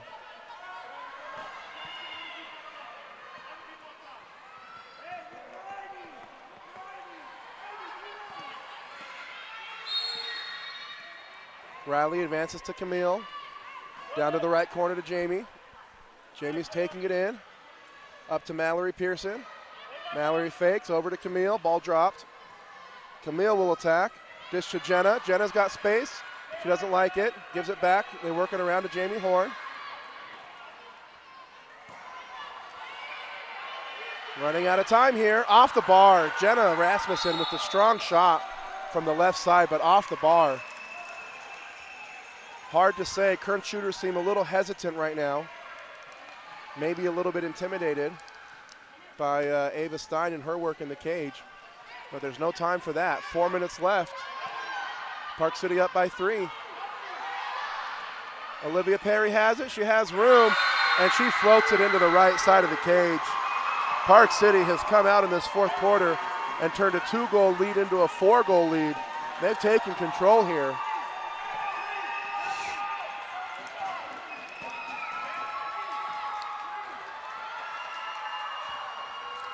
They lead it now 7-3.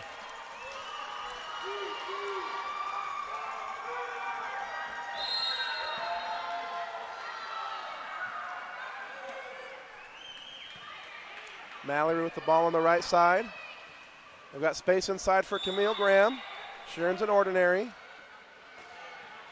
She fakes, puts it in play.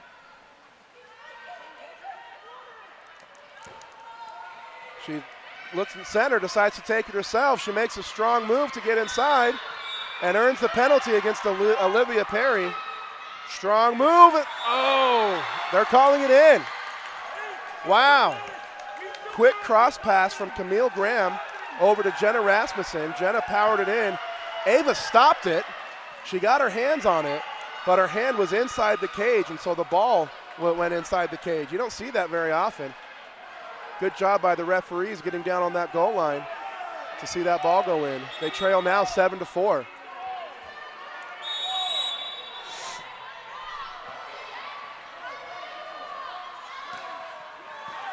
Oh, nearly taken away by Jamie, recovered by Olivia Perry. She's fouled.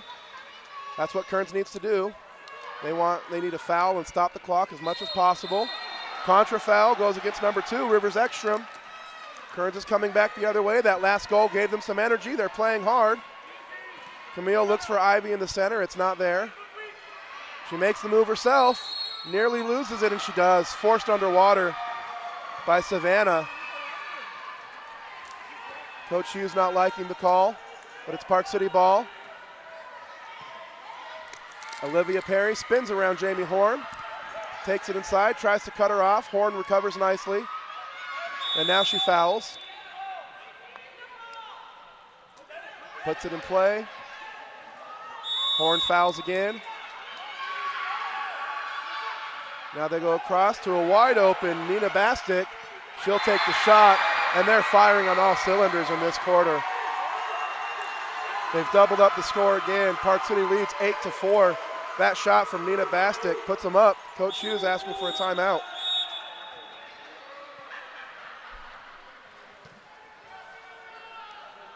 Two minutes, 44 seconds left to play. Kearns is going to have to play a little bit creative here to make up the deficit.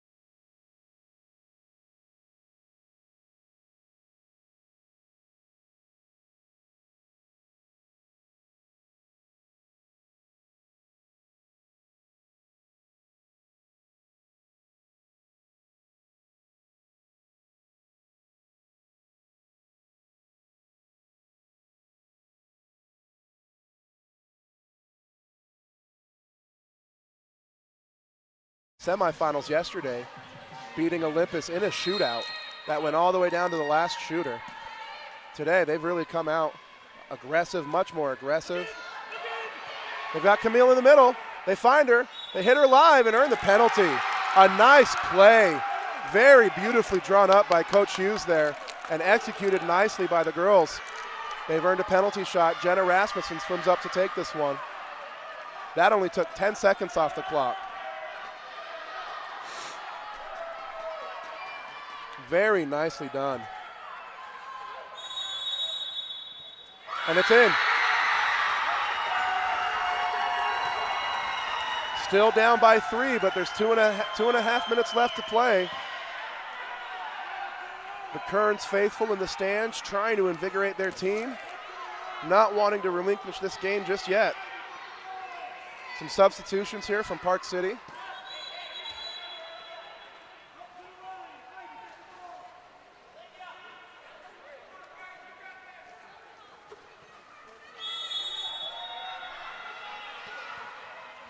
They put it in place. Savannah has it in the backcourt, advances up the right side to Kate Winslow.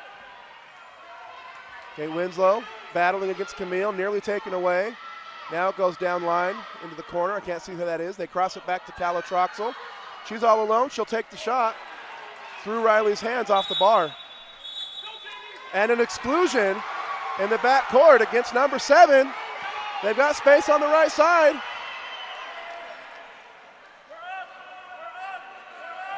They're playing patient, but they need to play a little bit quicker here. They need 3 goals, and we're just passing 2 minutes to play. 15 seconds, they rotate to the right side. Mallory has it, she attacks, goes to Camille. Over to Jenna, there's the shot they want. Down line to Ivy, off Ava's hands, into the left corner. Nice ball movement there. Nice ball movement there from the Kearns girls, showing discipline and poise as they now trail only by 2. 8-6 with 1:48 left to play.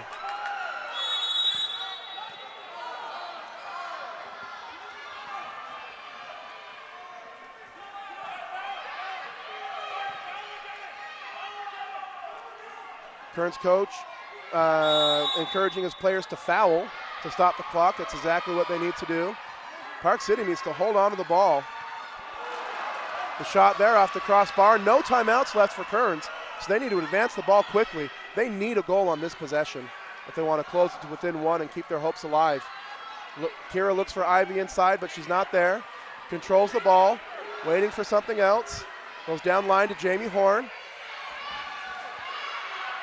Jamie swims it into the cage. Exclusion foul goes against number 15. Camille Graham's open on the left side. She calls for the ball. She gets it. She has space to attack.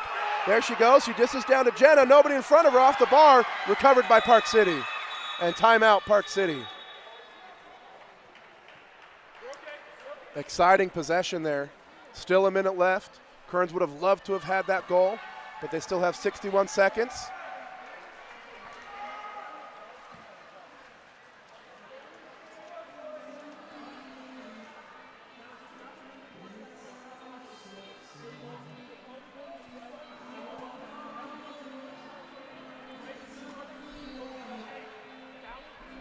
All Park City needs to do is use the whole shot clock and hold on to the ball, and they will be the state champions.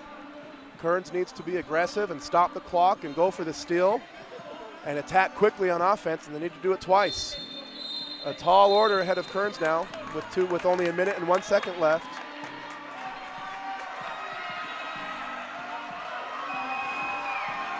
Team leader Ivy Gowan's in the water trying to gear her team up, pump them up, keep the energy alive. The game's not over till it's over, and Kearns still has a chance here. Park City spreading out their offense. Looks like they're just going to try to hold on to the ball. Kearns is going to press 7 on 7. No, they're not. Cage is wide open. It's saved. Field block by Mallory Pearson. Recovered, wow, taken away by Rivers Ekstrom. Riley tried to get it and swim it out to safety. Rivers jumped on it, took the ball away, put it in the back of the net, and that might do it. Park City now trails by 3. Coach Hughes telling his team to be quick. They need quick shots here. Riley advances the ball up to Mallory, fouled by Ekstrom. Up line to Camille Graham. She'll try to turn the corner. She gets there. She's in front of Olivia Perry. Fakes, shoots, saved by Ava.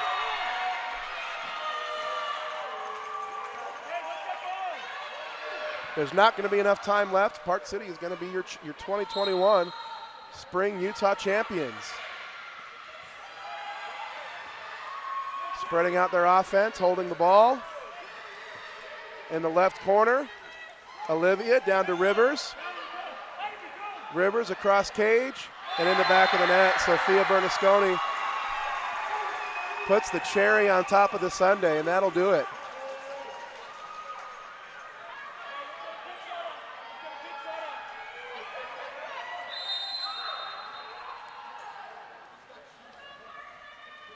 Mallory passes it left to Camille.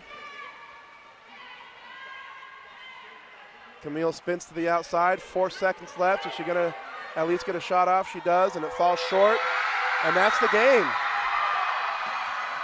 Park City is your 2021 girls champions by a final score of 10-6. Congratulations to Park City. Congratulations to Kearns on their second place finish. Thanks for tuning in, and next up is the third place game between Olympus and Park City.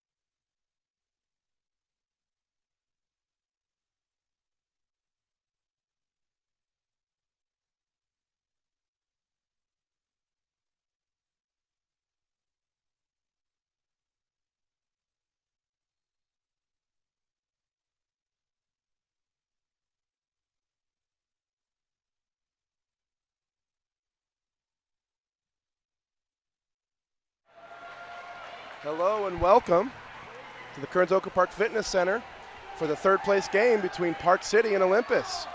Park City wins the swim-off and immediately goes inside to Nick Obradovich, who's blocked by Zach Petty. Nice save there. Look for that offense all game long. He's a dynamic offensive player, and most of the plays will run through him. Olympus, Jaden Courtney turns on the outside corner. Nice move. Goes inside, nearly goes in, but it's saved. Looks like that's number 13, Nikos Bernicle in the cage. Nice move there by Jaden Courtney. Now Nick has it on the left. Excuse me, that's not Nick. That's Zach Zipnick. Had it on the left side. Pass is a little too strong, taken away by Olympus. Olympus's offense will be led by Chase Daly and Ethan Tennell. Both great offensive players, play with a lot of energy. Have a big skill sets. Inside to Ethan Thunnell, tries to kick it out, taken away by Nick. Well defended by Park City. These two teams have played several times before in this season. Each one's been a tight contest. Nick backing down in center. He's got a lot of space. They give it to him. He steps for it. Earns the ordinary foul. You don't see those often. Interesting call. Jackson Bryson has it. Back inside to Nick. Pass skips off to the right, and it's taken away by Olympus. Joseph Wardle on the defensive end there, showing his hands, doing a nice job not getting excluded. Zach Petty surveying the scene, passes it to the right side. Thomas Lambert has it, looks inside to Ethan Tennell. Park City drops on him. Now they go to Wardle. Wardle looking for Ethan. Ethan calling for it. He's got space, but Joseph Wardle takes the shot, blocked out of bounds.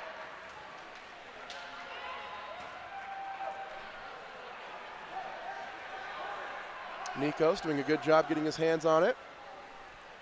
And now Olympus takes it in the corner. It's defended well. Foul. Joseph Wardle has it again. This time he'll attack. Uses his space. Drops it to the right side. Over to Andrew Neff. A little bit of a mishandle there. Now he goes inside to Ethan, but it skips past. Ethan was ready for that. He was in a great position, but the pass just skipped right by his hand. And now it's Park City coming back the other way. We're still scoreless here, 4:44 left to play. Zipnick up top. It's Tyler Peabody over to the right side. It's Jackson Bryson with it. And we have an exclusion over here on the left side. That call going against number 8, Thomas Lambert, and Park City with their first power play opportunity of the game. Look for huge contributions also from Carson Horton, who had a great game individually yesterday against Kearns, though his team lost. Carson Horton, right as I'm saying that, takes the shot but bounces it off the crossbar. Park City recovers. They go inside off the crossbar again. They're fighting for it. Park City recovers again, and Nick's backhand attempt is blocked by Zach Petty. 3 shots on the cage there, but none of them go in, and we're still scoreless. 4 minutes left to play in the first quarter. Alexander Turney passes it up to the middle. Back over to the right side. Andrew Neff has it. Surveying the scene. Now they go over to Chase Daly. Chase looks for the foul, doesn't get it. Nice defense from Bryson. Staying off and showing his hands. Chase has to try to step away from the shot, but it misses wide left. Good defense there from Jackson Bryson.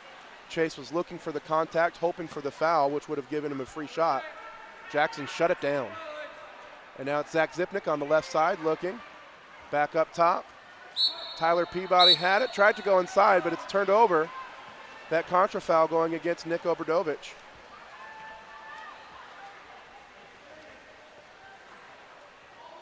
Deep outlet pass to the left. Jaden Courtney has it. Chase driving inside. That pass knocked away by Horton. Nice job by Courtney recovering on it. His pass into Chase is off the mark, and it's taken away by Obradovich. It's Park City ball. 3 minutes left to play. Still a scoreless first quarter. Who's going to crack the egg first?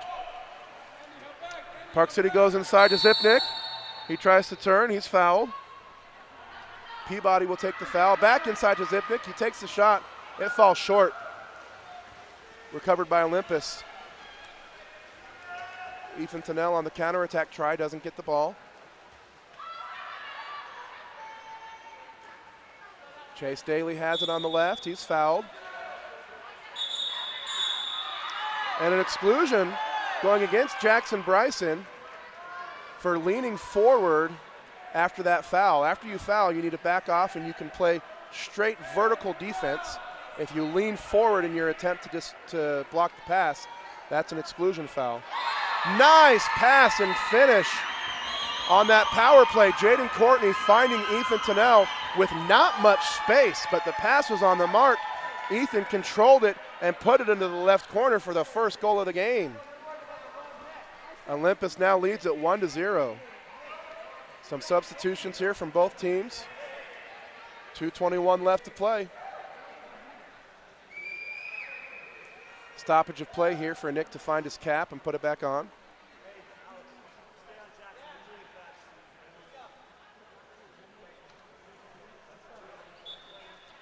Teams talking about their matchups here, having a little discussion in the pool. They play hard, but it's nice that they're able to be friendly with each other. Horton has it. Passes it over to the left side. Jackson Bryson, they look inside to Zipnick, and he earns the exclusion. That call going against number 5, Carter McCombie. Back to Zipnick, off the post. Looking for quick offense there, but that shot goes off the post, and it's recovered by Olympus. Nice try there from Park City.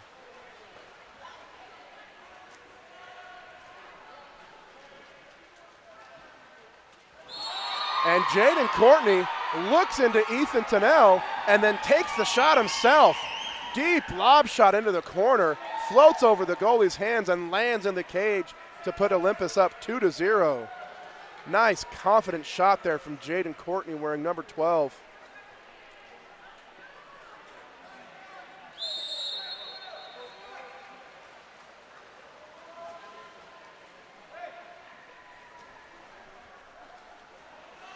Park City now down 2. That pass nearly taken away by Chase, but recovered by Fisher Kaplan. Now they go inside.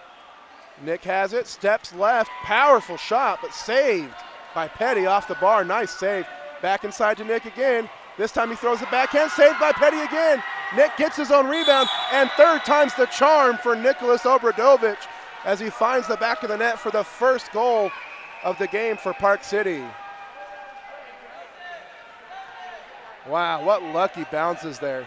Those first 2 shots went off the bar, and every time just landed right back in the hands of a Park City player. You couldn't be more fortunate than that. And on the third try, Park City puts it away. Nick Obradovich gets on the board and subs out. He's tired.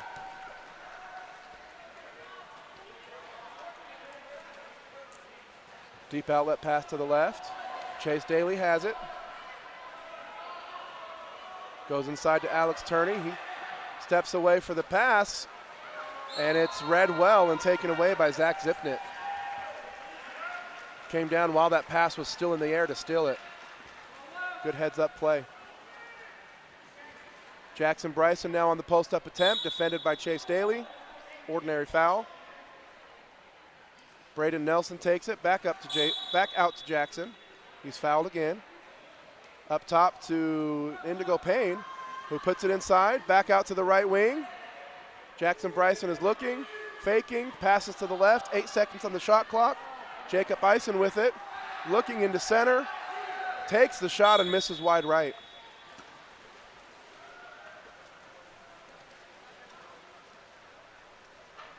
Well defended by Olympus, not allowing anything except a wide outside shot on that possession.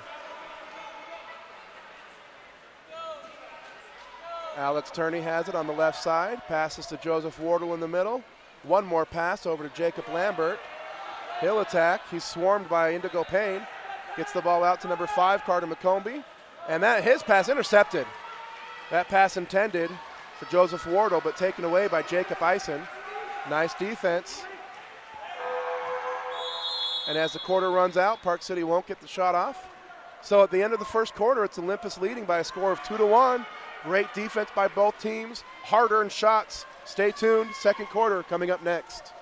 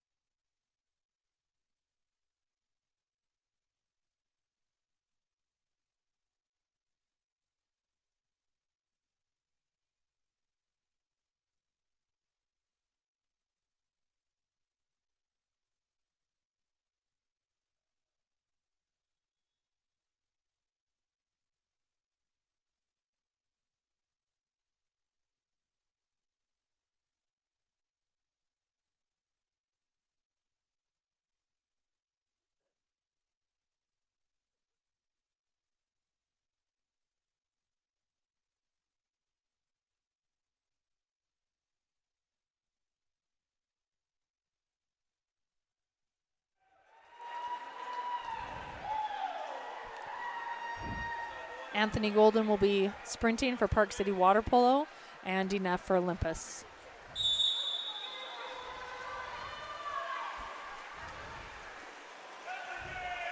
Sprint won by Anthony Golden, number 14. Ball back to 11, Zach. Over to 16, Tyler Peabody. Tyler looking for an opportunity. Sends it over to number 12, Carson Horton. Ordinary foul. Carson Horton sends it down to number 2, Jackson. Back up to Carson. Carson looking for options. 14 has the ball. Field block by number 8 on Olympus, Thomas Lambert. Chase Daly passes that ball back to Zach Petty. Down the line to number 7, Alex Turney, looking for an opening. Finds Ethan Thinnell, but the defense is right there, number 17.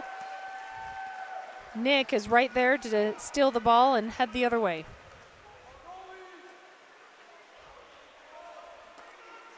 Number 11, Zach Zipnick, looks to Tyler Peabody, ordinary foul.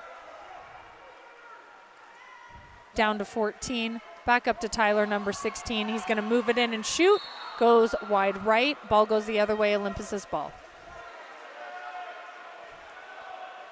Joseph Wardle is on a counterattack. For a minute, did not see that ball land in front of him. Turns, looks for options. Alex has the ball now. Alex Turney over to number 8. He shoots and scores. That's a goal by Thomas Lambert, number 8 of Olympus Water Polo. Assist by Alex Turney.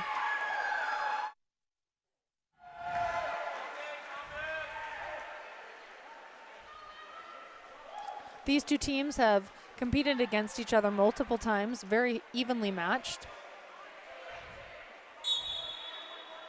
Number 15, Indigo Payne with the ball currently, puts it in play, moves it down to number 12, Carson Horton. Carson Horton over to number 11, Zach Zipnick into center. Center, Nick steps out, but they're going to call an exclusion on number 3, Joseph Wardle. Nick does a very nice job of stepping out, showing that his defense is possibly pulling him back. A 6-on-5 opportunity for Park City. Important to score on these. Number 16 with the ball, number 11 with the ball. Moving in and puts it in the top right corner. Very nice shot by Zach Zipnick for Park City Water Polo.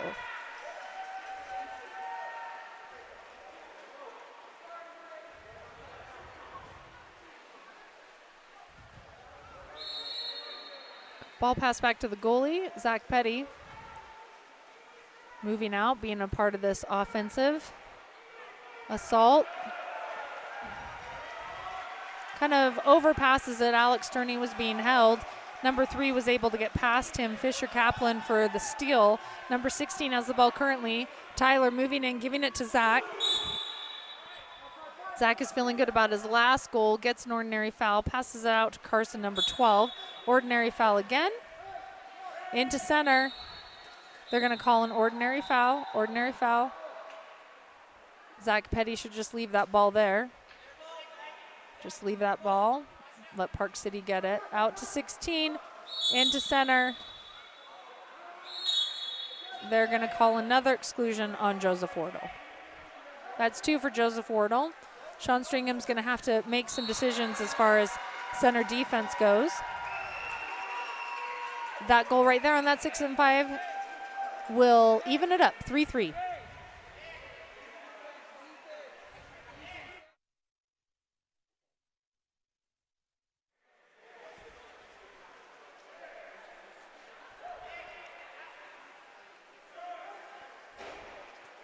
Some substitutions being made. Ethan passes it back to number 1, Zach Petty.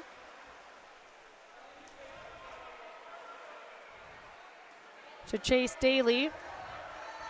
Alex Turney driving but does not have inside water, although Chase is going to give it to him. Tries to spin and move. Jaden Courtney's got some water. He's working for it. They called the ball the other way. Either he put the ball under or it was an offensive. Maybe they thought that he was pushing off. Couldn't quite see what the ref thought it was. Number 18 with the ball currently, ordinary foul, Barrett Petty. Sends it into number 5, Jacob Eisen. Out to 18, Barrett Petty. Up to Indigo Payne. Over to number 4, Braden Nelson.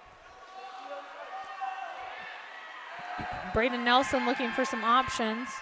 Down to 3 shoots. Zach Petty with the block. Not much of a counterattack for Olympus. Taking it down slow, getting it set up.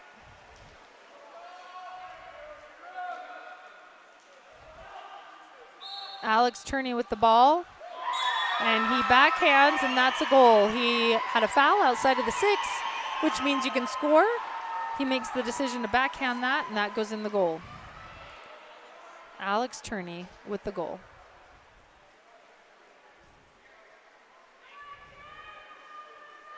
Fans and players alike like those backhands. They are risky. Not a lot of direction. They're difficult to place. Number 2, Jackson Bryson with the ball. Over to number 12, Carson Horton, ordinary foul. To 16, Tyler, into center. I'm going to call an ordinary foul. Number 12, Carson shoots it off the crossbar. Chase Daly's able to recover that ball, get it back to Zach Petty in goal. Zach Petty puts it into play. Number 8, Thomas Lambert with the ball currently. Passes it into Alex, but it skips past Alex. Thomas Lambert needs to work a little bit on a softer touch. Number 4 currently has the ball, Braden Nelson. And they're going to call that an offensive, that he was holding the arm. We do have a counterattack if they'll pick his head up. Ethan has no idea where the ball is. And it turns over. These players want to definitely get down the pool, but you've got to be aware. Number 16, Tyler Peabody. There's going to be an exclusion. They're going to call 8 again.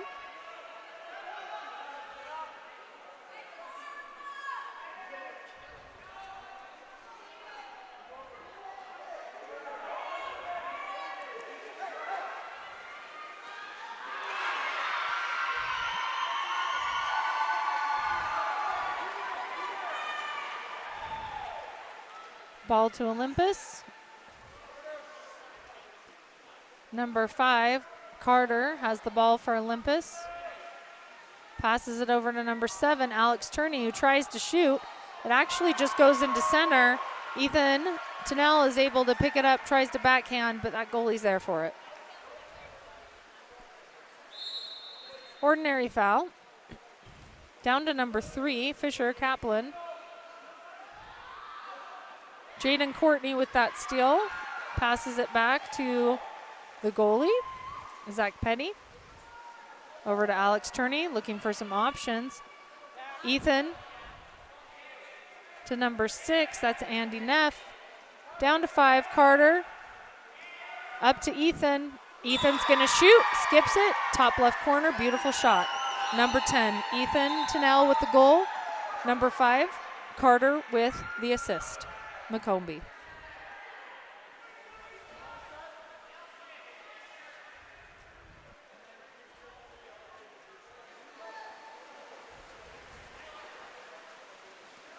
Some substitutions happening for Park City. Lots of Park City caps coming off. So Carson's able to find one of them and throw it out of the pool.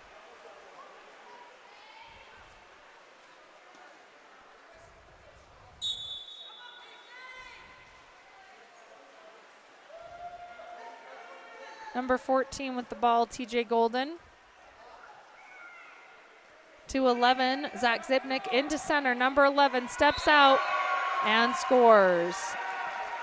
That's Nicholas Obradovich. Hopefully I did that right.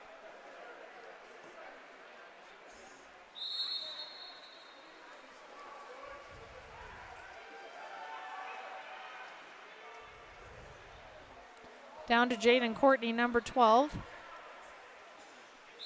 Ordinary foul. Not much room to work with. They're going to call Ethan Tennell inside the 2 when the ball wasn't. That's going to be a turnover the other way. Carson, number 12, Streaming down to 2. Chase Daly somehow is able to steal that. What a great steal, because Park City had a man wide open. Poor pass, skips straight to the goalie. So Ethan follows that goalie. Not always the best decision. Ethan should probably get down, seeing it's a 6-on-5 right now with him staying up there. Indigo Payne, number 15, goes to shoot, puts it in a corner. That's a goal by Indigo Payne. That ties it up.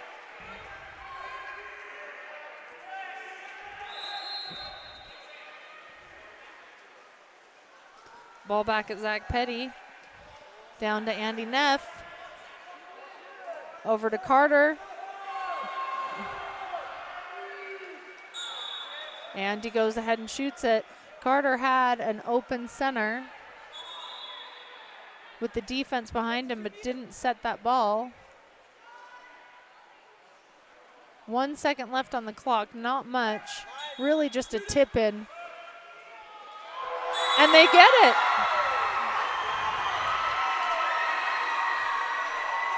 Yeah.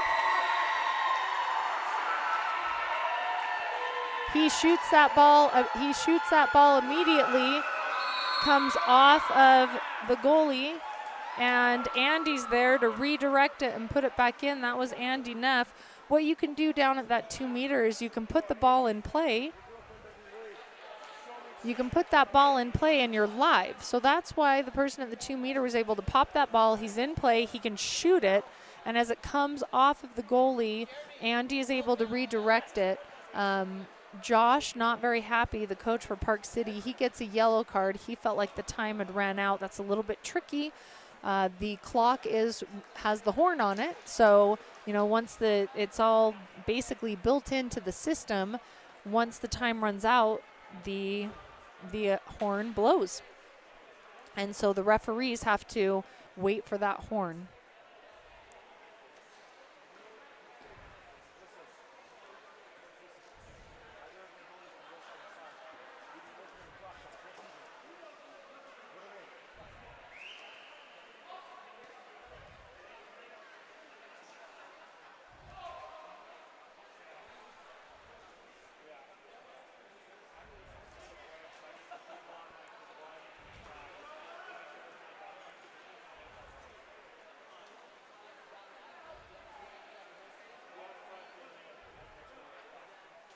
Referee's talking to the table right now just to make sure.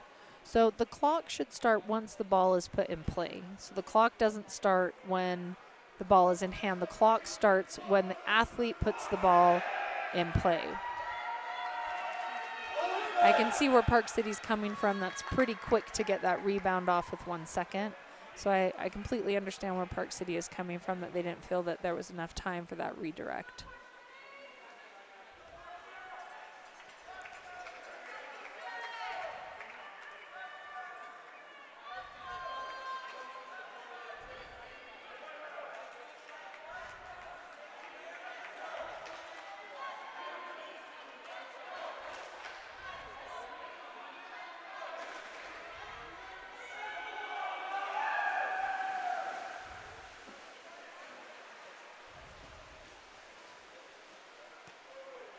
Start of the third period.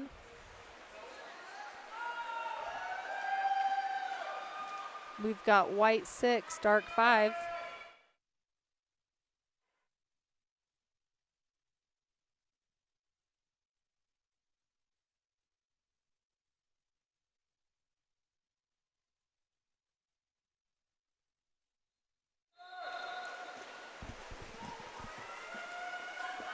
Number 5, Carter McComey sprinting for Olympus. Number 14, TJ Golden with the sprint win. Number 11, Zach Zipnick with the ball. Looking for movement, ordinary foul, up to 16. Tyler Peabody over to 14, TJ Golden. Once again, looking for options. Chase Daly doing a good job of fronting. Number 14 is going to go ahead and shoot that, comes off the crossbar. Olympus Aquatics is able to grab that ball, and it goes the other way. Chase Daly currently with the ball, sends it to Alex Turney, wide open. Alex puts it in a bottom corner. That's a nice play. Olympus was able to trick PC a little bit. Carson and Nick kind of thought the other had Alex.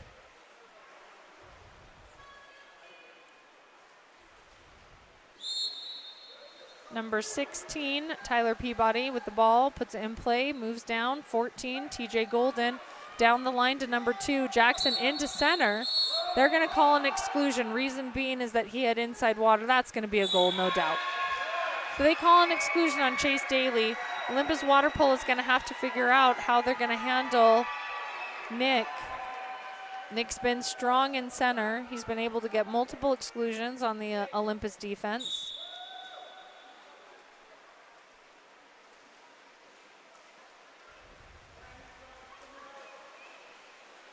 Ball down to Jaden Courtney, number 12.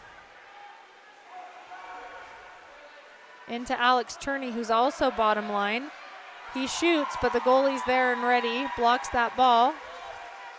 Passes it down. We do have a counterattack here. Number 3 and number 17 are up. Let's see if Olympus can collapse.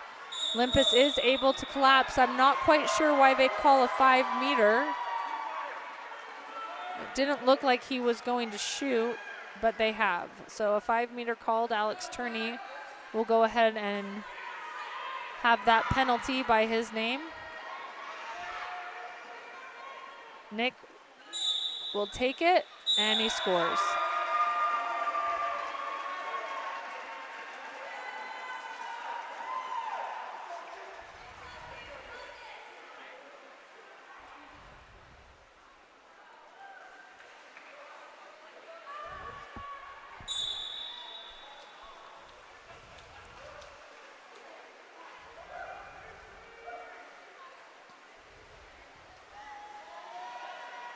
Jaden Courtney's open. Let's see what he can do.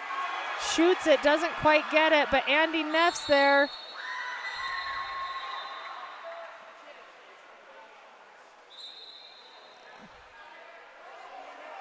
The referee is asking for the ball.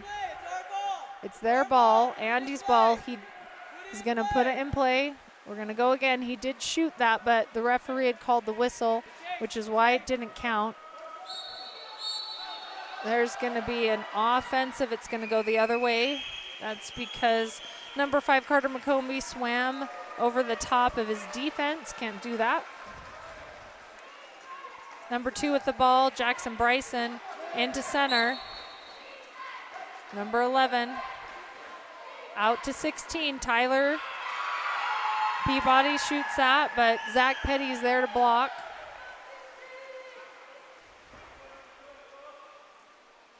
Alex Turney with the ball over to Carter. Into center.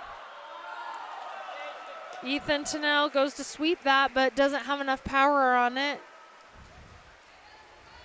Down to number 3, Fisher Kaplan with the ball.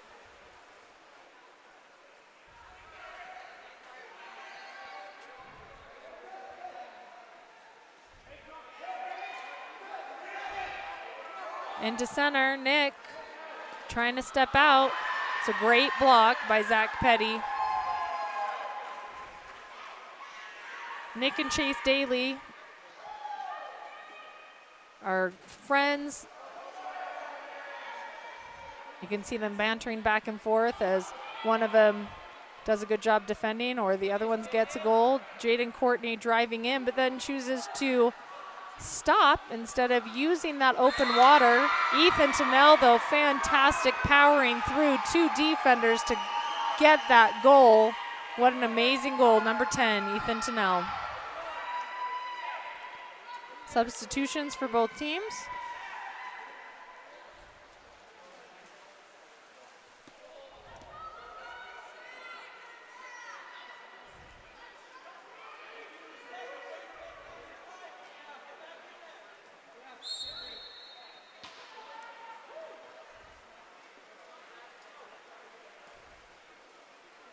Ball down. Ball was at 2. Ball down to Nick, number 17, ordinary foul. Back up to number 2, ordinary foul. Drop by Olympus. Olympus doing everything they can. Ordinary foul, number 17. Up to number 2, Jackson. Over to 15. That's Indigo Payne. Time running out on the clock. To 2. Back into Nick. Nick's going to try to turn and shoot. And he scores. That drop has got to be a lot stronger on Nick if Olympus is going to combat that.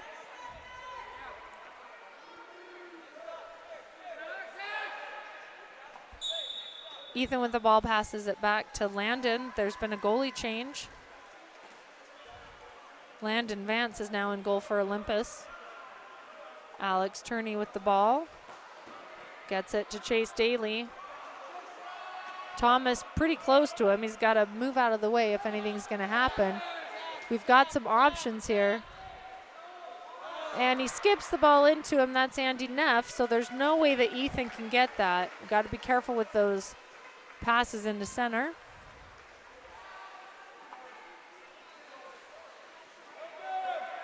Looks like over there might be number 4. Yes, number 4 with the ball, Braden Nelson.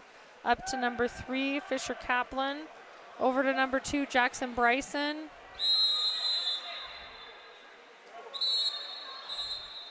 And they're going to call an exclusion on Andy Neff, who was trying to front Nick. Went over the shoulders. Olympus having, once again, a hard time figuring out how to handle Park City's center. That's out on the goalie, so it's at the 2-meter. Number 12 has the ball currently. Carson Horton, he'll put it in play, moves in, passes it over to number 2, Jackson Bryson, stepping in, up to number 3, Fisher Kaplan, over to 2, Jackson Bryson, up to 3, over to 15, again, on the 2, out by Landon Vance. Park City's ball.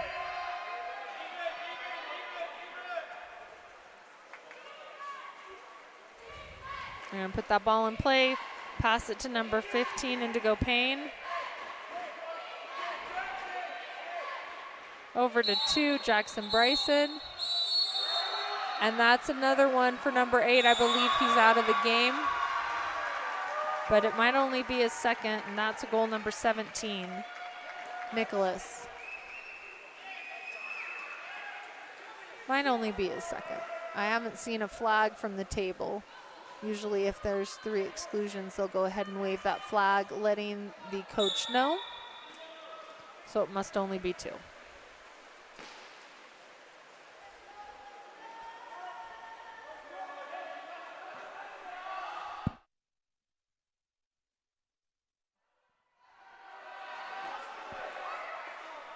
And that's a shot by Alex Turney.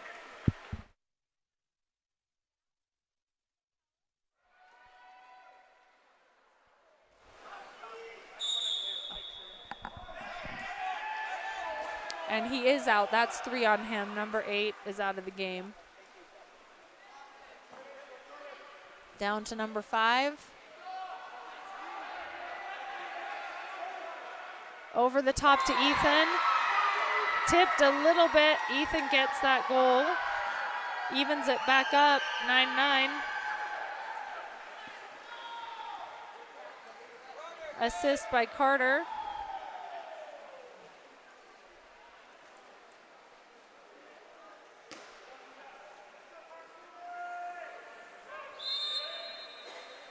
Number 16 with the ball, Tyler Peabody.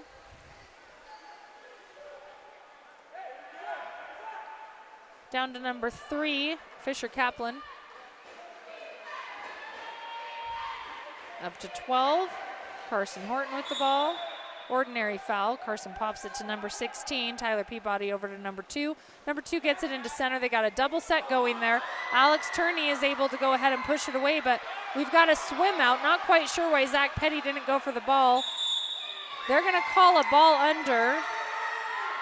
Number 4 and number 7 swimming as fast as they could to get to that ball, and they call it a ball under, and now it's Olympus's ball. Moving in, Alex Turney, number 7. Stepping in to number 11, Chase Daly steps out, shoots it at the goalie.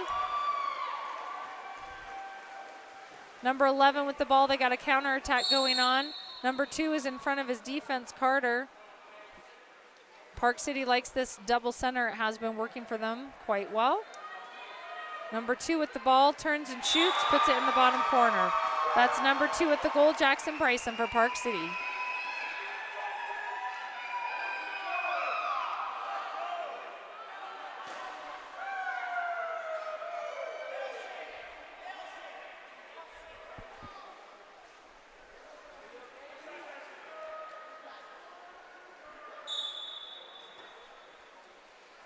Number 10 passing the ball back to number 1, Zachary Petty.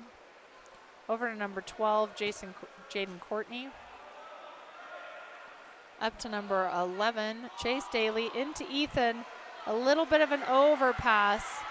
They're gonna fight for that ball. It gets thrown to nobody, but Park City is quick enough to respond. Number 11, Zach with the ball to Tyler, number 16. And that's the end of the third quarter. Currently Park City 10 and Olympus 9. I have a feeling this is gonna go down to the last second.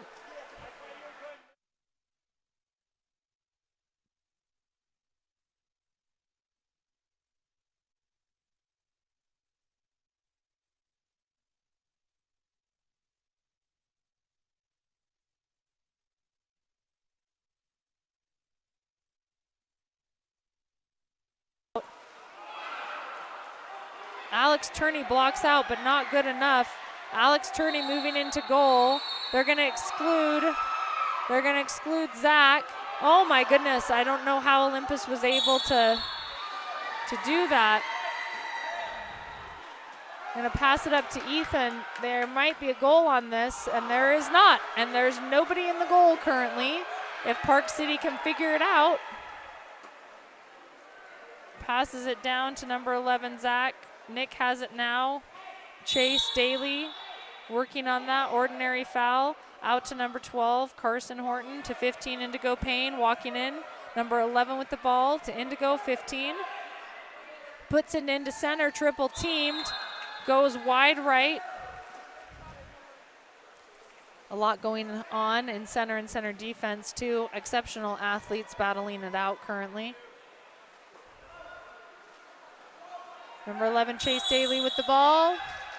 They're saying a contra foul. Ethan Tennell was holding as he was spinning around in center. Ball goes over to Carson Horton, number 12. Ordinary foul, ordinary foul. Number 17, Nick with the ball. Number 11, Zach goes to shoot. I believe he got his arm hit by Carter.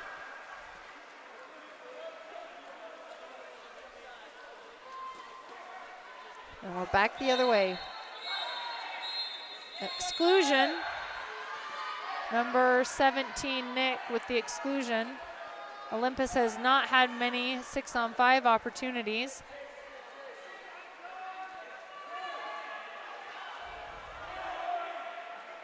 Ethan moving in. Jaden Courtney with the ball. Pops it. Let's see if Joseph Wardle can get there on the 2, because Indigo Payne pushed it out of bounds and it hit the That's illegal entry.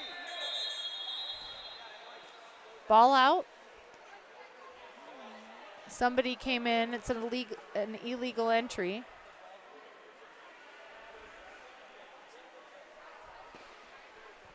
Referees are talking about it. An illegal entry. It was dead time. He's saying that there isn't a penalty for that.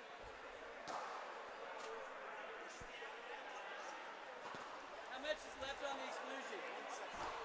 1 second left on the exclusion. That's why they called the ball out. Just 1 second on the exclusion. Joseph Wardle doesn't have a ton of time. He'd be best to put it in play and move forward as fast as he can. and Alex Turney shoots that ball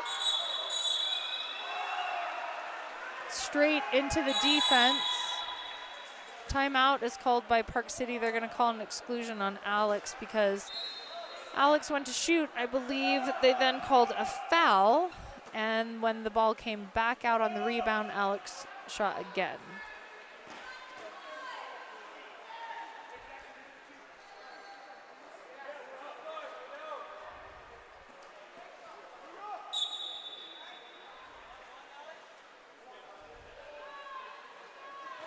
Ball over to number 11.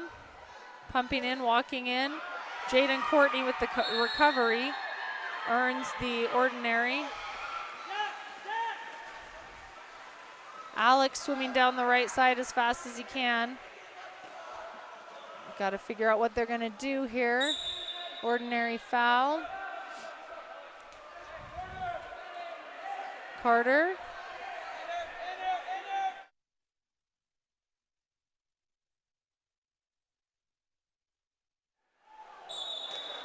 And Carter takes that shot, but it goes wide to the right of the goal.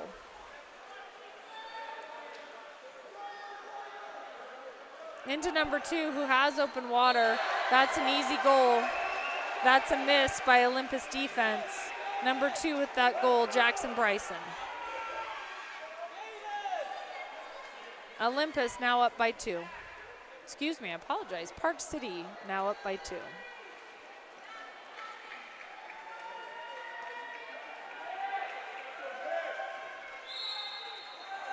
Ball passed back.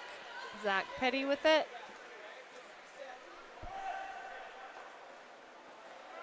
Andy Neff with the ball, number 6. Number 11 has it. That's Chase Daly.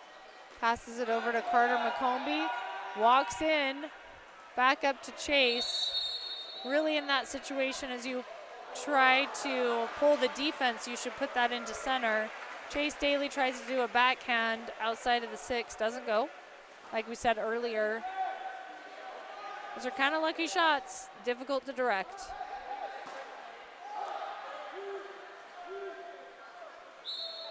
Ordinary foul. Gonna send it all the way over to number 16, Tyler Peabody. Down the line to number 2, Jackson Bryson. Up to Tyler Peabody. Joseph Wardle tries to get it. There's 1 second left. That's a good block by Zach Petty. Passes it down to Andy Neff, number 6 with the ball. A submarine by Ethan Tennell, and that's a contra foul. It's going to go the other way. Number 2, Jackson Bryson with the ball. It's a 16. 16 turning, Tyler. Ordinary foul. It's going to pop it out to number 2, Jackson Bryson, ordinary. Into center, Tyler. Tyler goes to shoot it. It's close. Not sure if that's Tyler's goal or if it's Nick's goal. Nick was there. It's a little bit hard to see if Nick popped it or not. And that's a timeout called by Olympus. 2 minutes left on the game.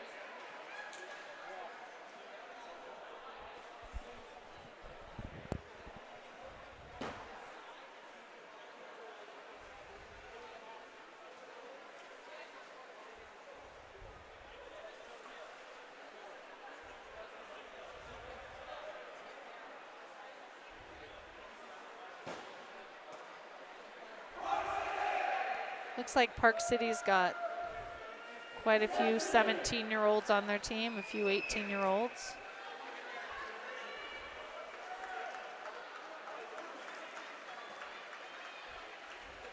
Some of them might be graduating, while others could be entering their senior year next year.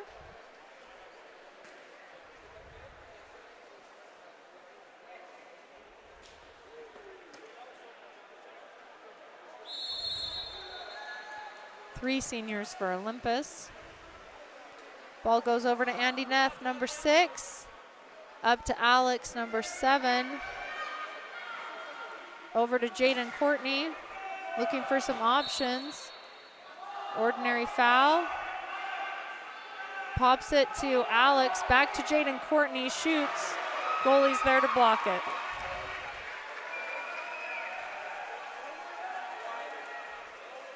Ball over to number 11. That's Zach Zipnick into center. Hands are up on defense, so it's just an ordinary. Out to number 4, Braden Nelson.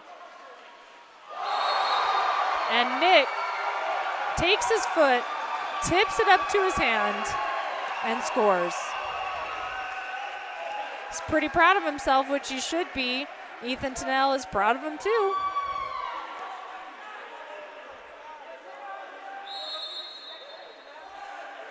As athletes, everybody cheers that. To Alex, to Chase. And that's a fill block by Indigo Payne as Chase Daly shoots that ball. Number 2 has it, Jackson Bryson.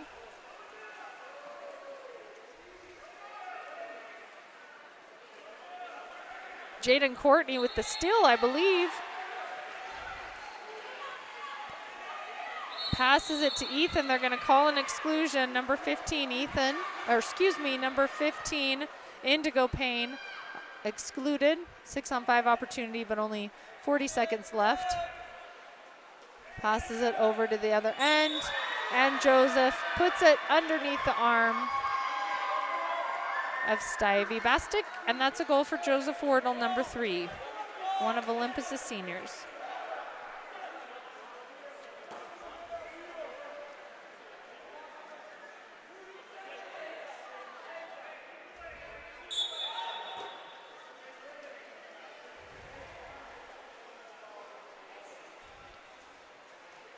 We're going to go ahead and spread.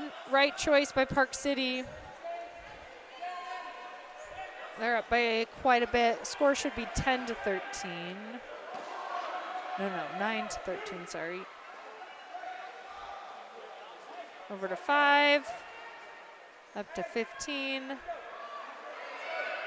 It's going to shoot. It's going to be a fill block by Joseph Wardle. Timeout called by Olympus with 11 seconds.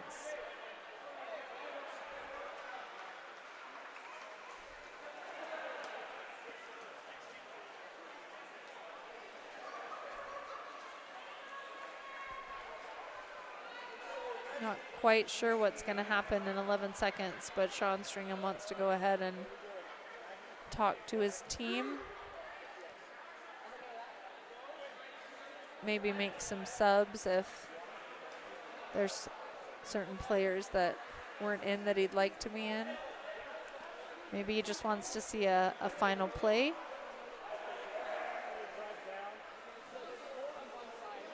This is the end of the season for both of these teams. They'll probably take a week off and then start training for Junior Olympics.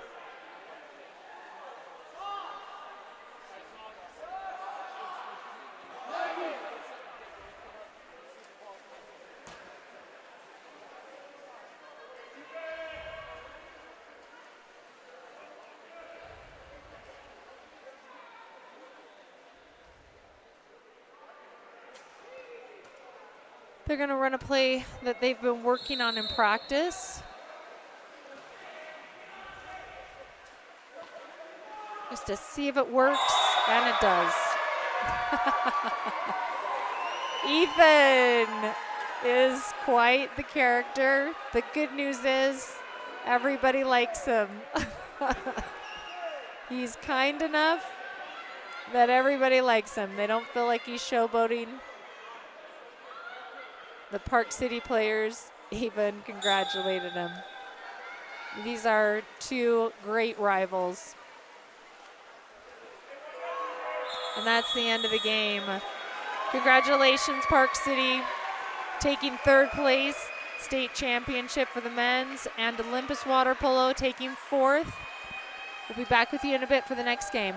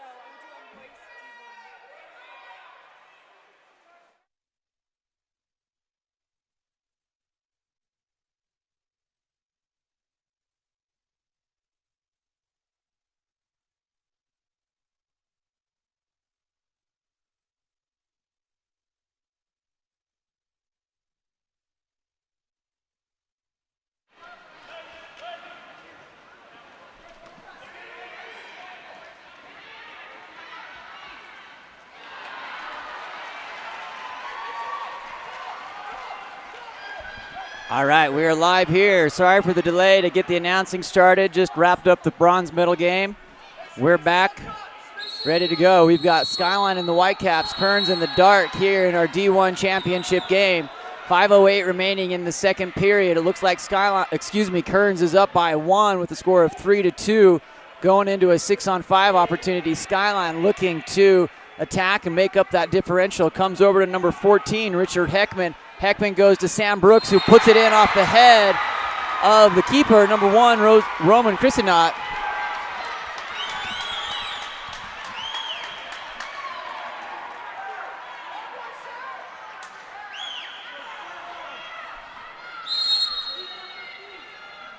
Number 14, Wesley Ryan, picks that up, goes wide over to number 20, Bruce Kim. Kim goes in. There's an exclusion. Number 13, Sterling Burley, goes to the box. Kim swings that with the left hand over to number 2, Andrew Flockhart, around with William Cooper. Cooper comes in. Nice defense there by Richard Heckman, matching the arms. Come over, foul by Sam Brooks, sends Bruce Kim back around. Ball under. Skyline ball, number 1, Michael Meekum in the cage, goes wide to 13, Sterling Burley.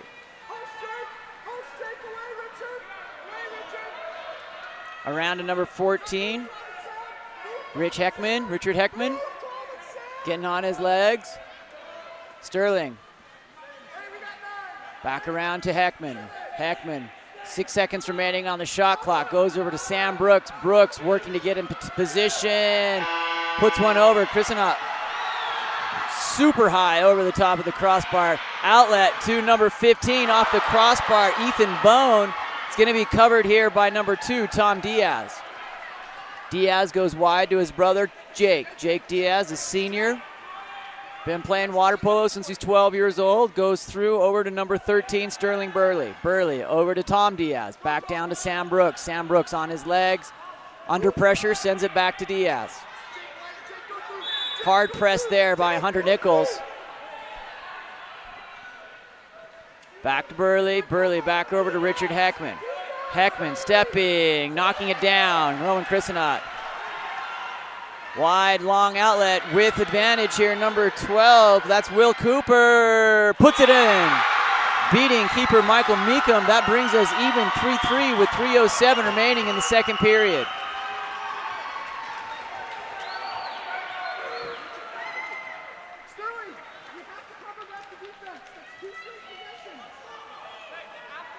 Checking in, Michael Hackett for Skyline, number 5.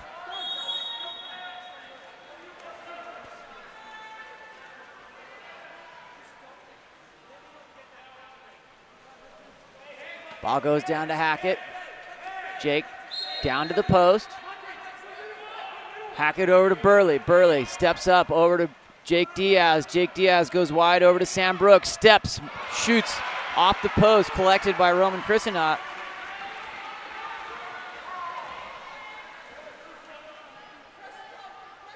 Bruce Kim comes in. Stepping in, number 11, Matej Kovacevic. Make sure I get that right. Number 10, Hunter Nichols goes into center. Step out by number 18, Braden Lepanen.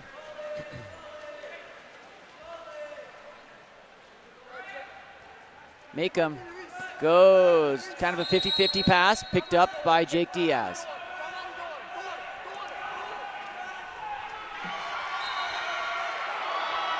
Stolen away from Mikey Hackett. Number 10, Hunter Nichols. Doesn't put the ball in play, I believe. It's the call on that. It's going to come back to Skyline. Number 8, Theo Swap comes. Puts that back down in. Going to swim away with it. Number 10, Hunter Nichols, has some time and space. A long pull in chase. He's got 3 defenders on his back. 5 meter earned on number 13, Sterling Burley. Coming up on his back, that was number 10, Hunter Nichols, who made the steal, and a strong effort to get back down the pool. Number 12, William Cooper, nominated by the Kearns Cougars to come and attempt the 5-meter penalty shot with 1:49 remaining. Kearns up by 1.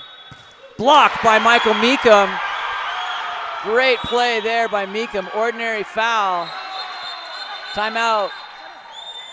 Timeout called by Coach Brett of Skyline.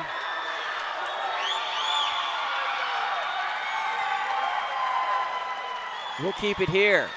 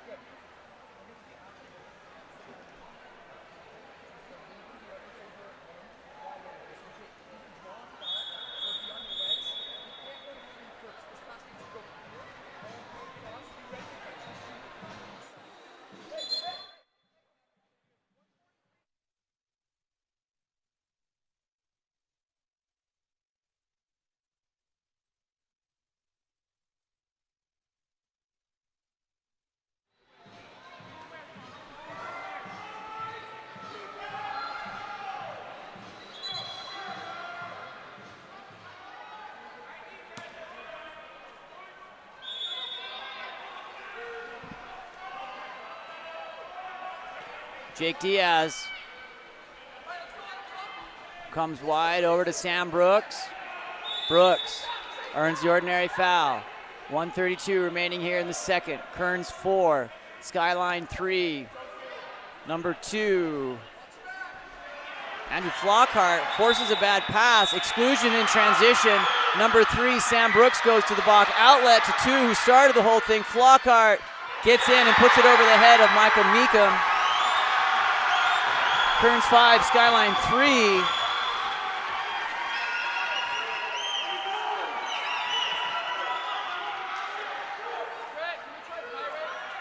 Theo Swap checking back in. Sterling Burley checking back in.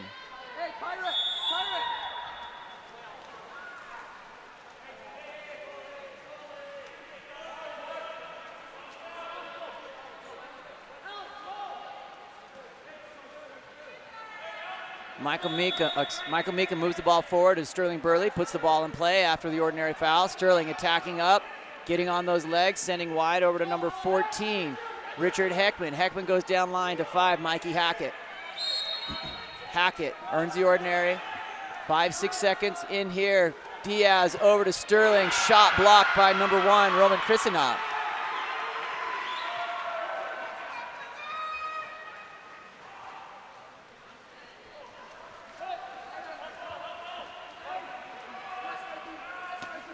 Outlet to number 2, Andrew Flockhart. Flockhart goes wide up to number 14, Wesley Ryan. At the top of the pool here, comes into center. Big step out off the post there. Shot by number 18, Braden Lepanin. Controlled by Meekum.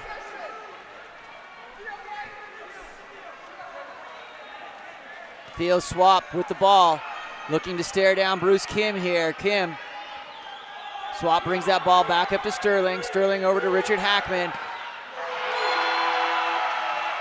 At the end of the first half, Kearns 5, Skyline 3. Again, thanks for joining us along here for this championship game. My name's Sean Stringham with Game On Live Studio. Apologize for not having an announcer here. I thought I had that covered. Was just out talking with my boys after our 3rd, 4th place game. We'll call a great game here as we wrap it up. 2 great programs battling here. We'll be back shortly.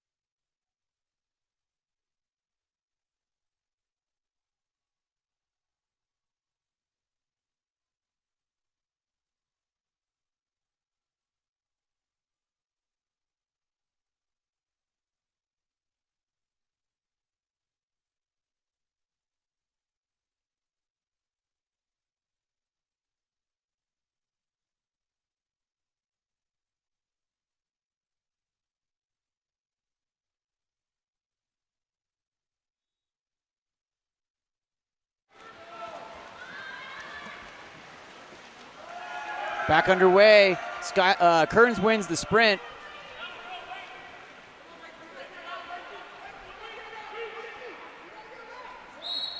Shout out to our producer here today, Isaac Wardle, doing a bang-up job getting this done, getting the great camera angles here for us.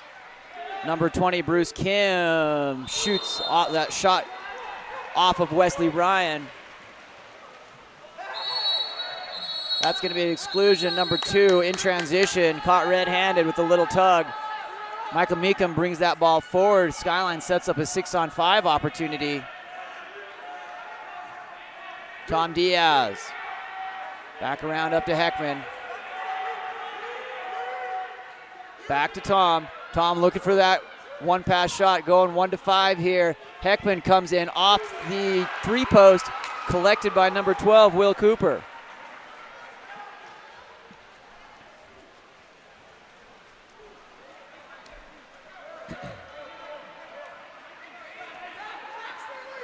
Roman Christenot goes into center. Drop comes from Jake Diaz. Takes that ball away.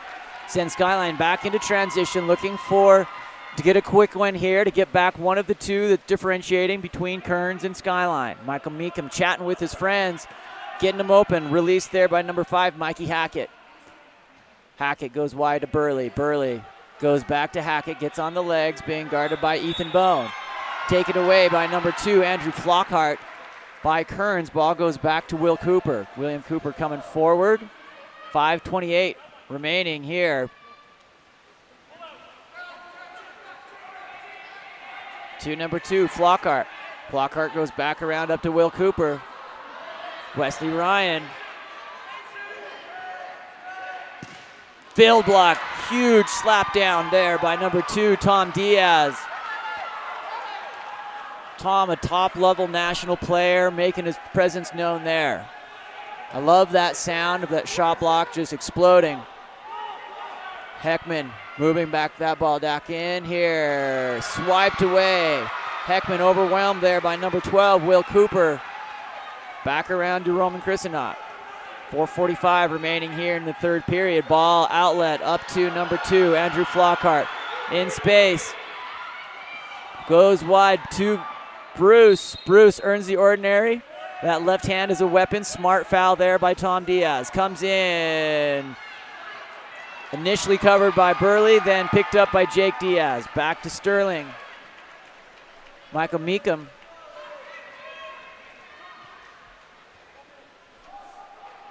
Diaz goes wide. Tom working there. Cap comes askew. Misses wide to the right.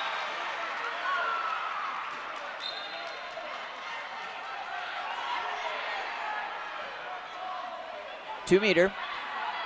Tom Diaz collects that ball, brings it back to the red cone, gets it in play. Away from the ball. Little tug there. Sends the ball back to Kearns. We have numbers. Bruce Kim gets the ball, sends it wide. 25-meter pass on the diagonal. Comes into 2, Andrew Flockhart.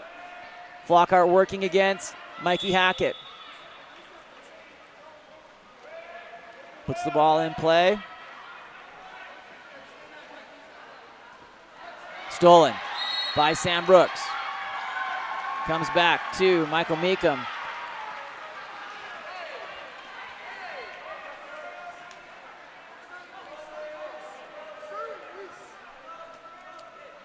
Michael Meekum brings the ball forward up to Sterling Burley. Burley attacks it, attacks forward.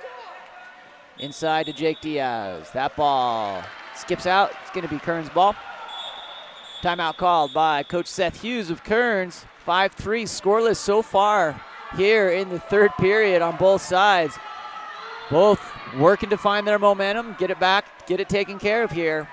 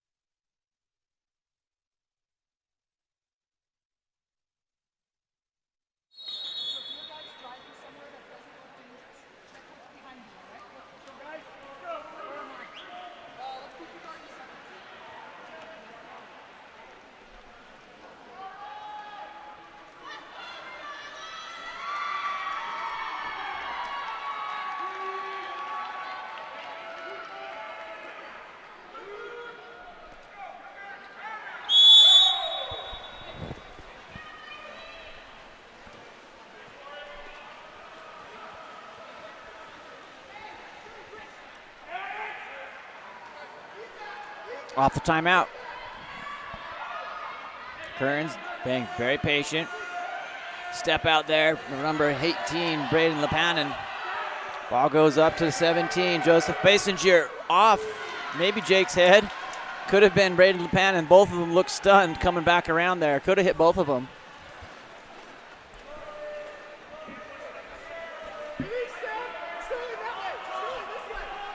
Up here into number 14, Richard Heckman. Heckman goes wide over to Sam Brooks. Diaz coming through, back to Brooks. Brooks back to Heckman. Heckman looking, sends it in. Shot there by Sam Brooks on a nice elevation. Controlled by Roman Krisenop.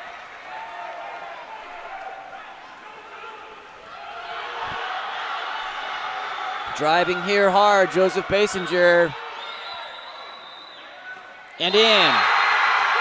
Basinger scores, puts Kearns up 6-3 with 2:11 here in the third period.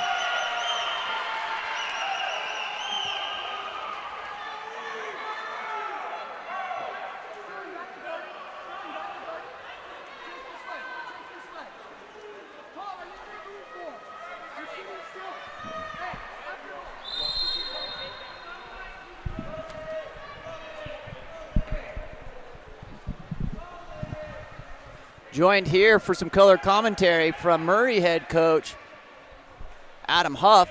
Hey, Sean, how are you? I'm doing great, thank you. That ball knocked down, controlled by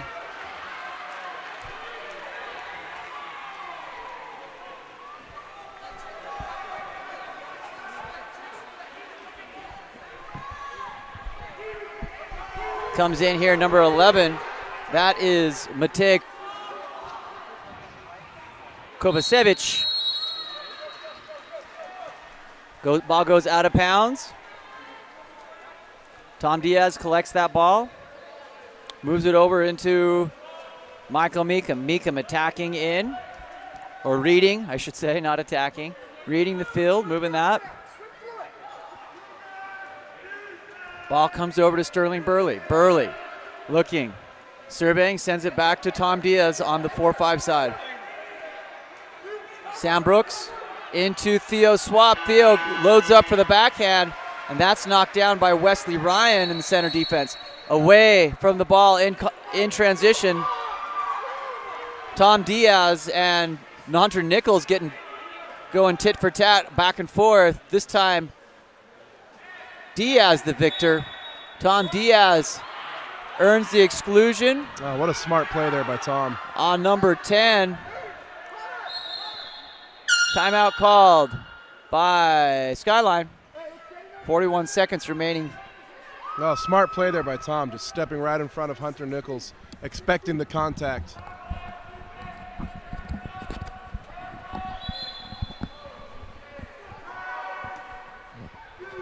Michael Meekum's going to bring that ball forward. Jake Diaz sends the ball forward onto the 6-on-5. Tom up on his legs, waiting, anticipating. 13 seconds. Sides are going to come even here. Flag goes up. Oh. Push off. Away as Sterling goes, skies up for that ball. Push off. Number 10, Hunter Nichols back into play.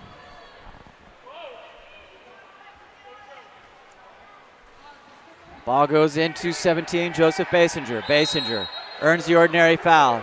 Looking for the weak, comes up to number 11, Matej Kovacevic. McKay. Shot then knocked down by Michael Meekum. At the end of the third, Kearns earning one. 6-3 going into the fourth period. My name's Sean Stringham with Game On Live Studio. Thanks for joining along here. Joined by Adam Huff as we call the last quarter of this upcoming championship game. Adam, anything you saw there as you joined us here in the booth? Yeah, you know what we have here, it's almost a battle between the system versus the superstars. Where not to discredit anybody's individual contributions, but Kearns has so many great players that they run such a great system. No one player is the star. Any player can be the star. Skyline, again, a lot of great players on their team, but nobody doubts that the offense goes through Tom Diaz. Huge contributions from Jake Diaz and Sterling Burley, but Tom is the focal point of that team, and still we got a close game here. So that's what's going on here, the system versus the superstars. And even though Skyline is only down 3, that means they've got to score 4 goals against Roman Christenot. And that has not been easy this tournament. He's been everywhere. He's on cross passes, he's on penalties. Scoring 4 goals in a quarter against him is going to be a tall task. I don't know if they can do it.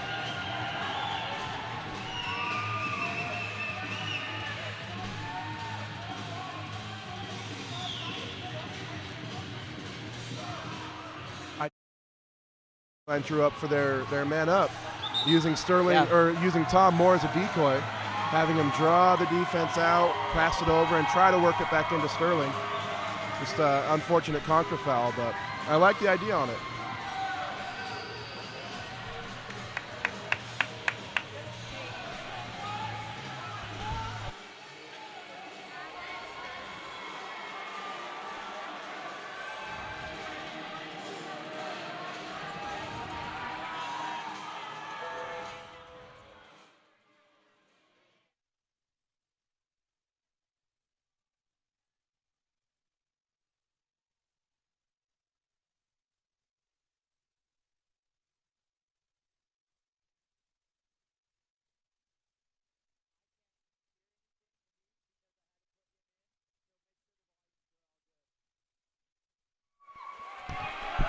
Back underway. Kearns controls the sprint. Ball comes around over to number 14, Wesley Ryan. Back down into Will Cooper. Cooper comes up to 2, Andrew Flockhart. Ryan comes around up to 10, Hunter Nichols. Good ball motion there by Will Cooper. Sends it back around. 5 seconds on the shot clock. Shot in. Huge by Bruce Kim with that left hand. Bruce Kim with 3 seconds on the shot clock. Part of the system. Yep. And you know what else we're going to see here in this fourth quarter is the fatigue factor. Most of these boys, a lot of these boys on Kearns just came in off the bench. They got a good rest in that third quarter. Yep. Skyline doesn't have that luxury. So we're going to see the fatigue factor, I think, really set in here in the fourth quarter. Jake Diaz sends it wide right over to Sam Brooks. Sam Brooks, great look there from Brooks, knocked down by Roman Christenot. Again, to Adam's point over the quarter break, you got to get 4, now 5 goals past Christenot in 6 minutes. Not saying it can't happen, just going to have to execute. There's always a chance, right? There's always a chance. Meekum out, up to Theo Swap, back around up to Sam DeBry. DeBry goes over to Burley. Burley finding Heckman. Back to Brooks. Controlled again by Christenot.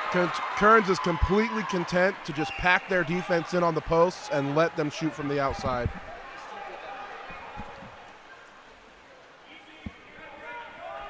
Will Cooper to Wes Ryan. Wes Ryan back around over to number 2, Andrew Flockhart. Kim. 6 seconds. Wow. And in. Man. Using the clock, executing in the last 10 seconds of the shot. Number 12, Will Cooper on a dime from Bruce Kim. That's not the first time we've seen that play.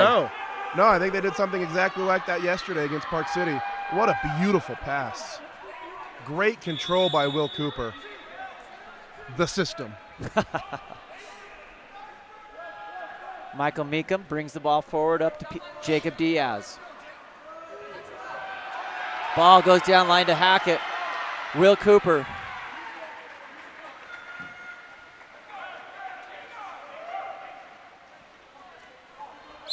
Wes Ryan away from the ball. It's going to be a little tangle. Sends it a contra foul in transition. Sends it back to Skyline. To Tom Diaz. Tom moves the ball forward up to Jacob. Jake, number 4. They're going to hang that one from the Raptors at Skyline. Back around over to Tom. Shot off the 3-post. That ball was going a solid 42 miles an hour. That had a lot of power on it. That one, I see Roman wasn't there on that one. Yeah. That one's just off the mark. Man, solid strong arm by Tom Diaz. Number 12, William Cooper. Coming up. Inside. Nice try on the redirect. Meekum reads that from the get-go. Steps out. Takes it. Jake Diaz wide right. Controls that ball. Controls on this 5 spot. Waiting for the offense to join him. Inside. There it is. There we go. Jake Diaz. A little bit of a defensive letdown there. Sends down into number 5. Mikey Hackett. Great play there. Some breakdown in communication. Hunter Nichols and Will Cooper were both in the area, but neither of them were actually guarding the player. Wes Ryan. 4 minutes remaining in this fourth. 8-4. Here we go. Bruce Kim over to number 2, Andrew Flockhart.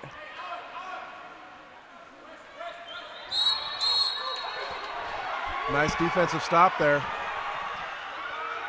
Release to Jake. Oh, wow. Diving into it, number 10, Hunter Nichols. Man, what an effort. Kim.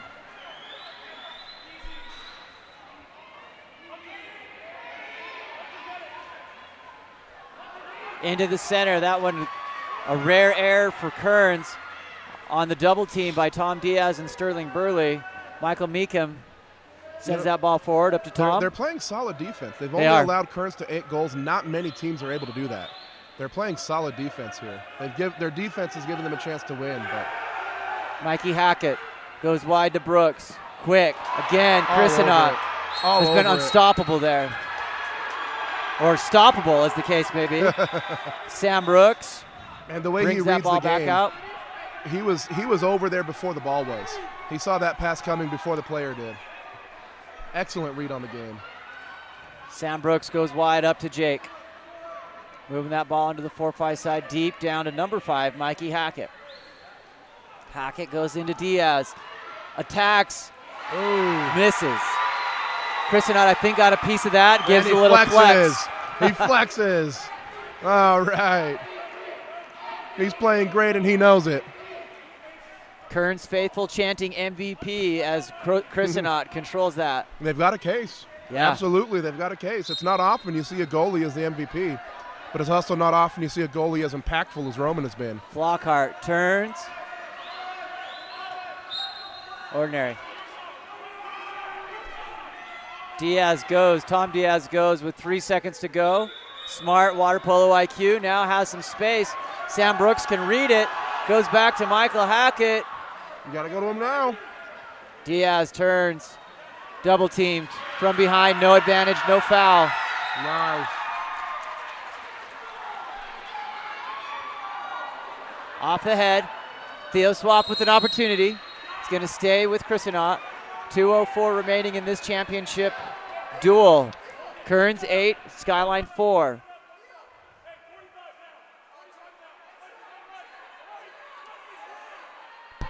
Skyline they're starting to get desperate now.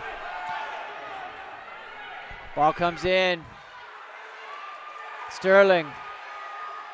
Back to Meekum. Oh no. Thrown away. Timeout called by Seth Hughes. Calls it for a 30. Just a 30. 1:38 remaining. Getting electric here at Kearns Oquirrh Park Fitness Center in Kearns, Utah. This is the first time sitting on the precipice since 2016. Is that what you said yesterday? That's right. In 17, they Murray beat them. In 18 and 19, they lost to Park City. There was no championships last year, and so this is a group of boys that have never won a championship, and they've played for it today. They've earned it. They have. They've had a fantastic all season tournament. They have. Shout out to Seth Hughes, who's really prepared this team very, very well. Looking sharp in every moment. He's emptying his pockets. Brad Piercy going over there saying, hey, Seth, you may want to just get the phone out of your pocket. Let me tell you how this works, buddy. Brad's won enough of them to know.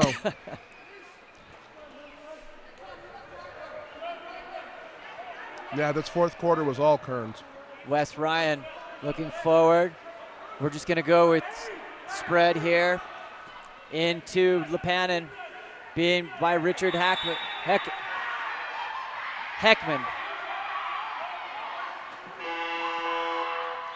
Shot clock expires, 1:08 remaining. Well, Skyline's going to try to get a couple more. If anybody can do it, Tom Diaz can. misses on the shot block on number 20. Bruce Kim time. then charges going the other direction. They're just going to hold. Up to number 14, Wesley Ryan.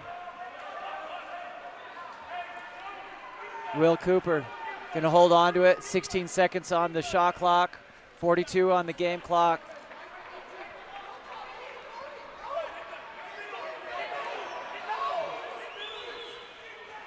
Oh, no. What did he do that for? Last minute opportunity, 30 seconds to go. He didn't realize how open he was. Timeout called by Skyline. 25 seconds remaining in this one. Well, barring the most miraculous comeback I've ever seen, this Kearns has it. Could be sealed.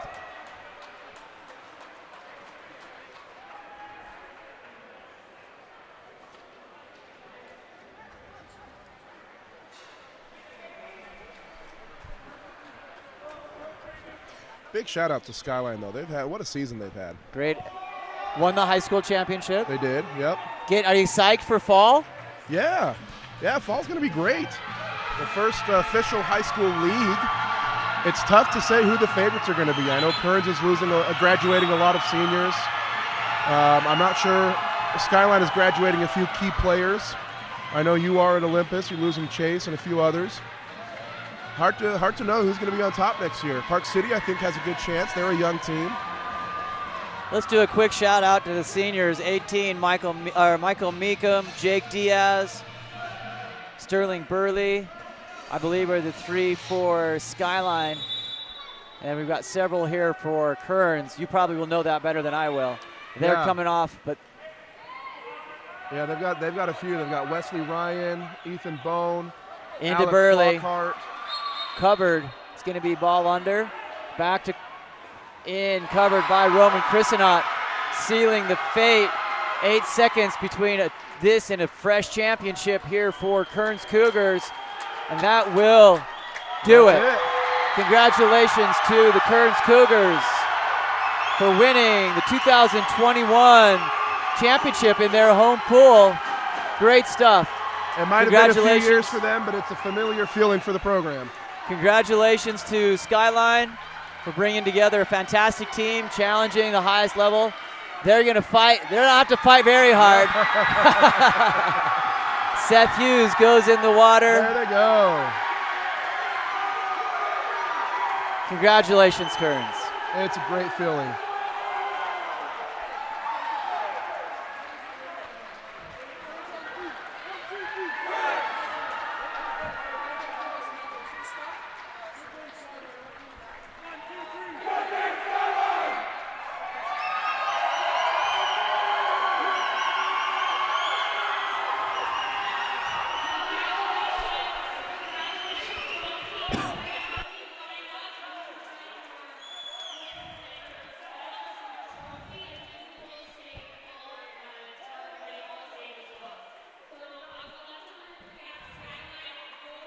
You think Seth brought a change of clothes? Is it bad luck to bring a change of clothes to a championship game? It is. It is. I asked that question to Brad Piercy, the last championship he won. He said, good job. Did you have something to change into? And he said,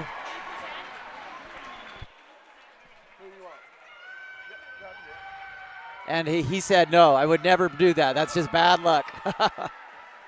We're going to present both of these teams here as they get their awards. We'll start with Skyline.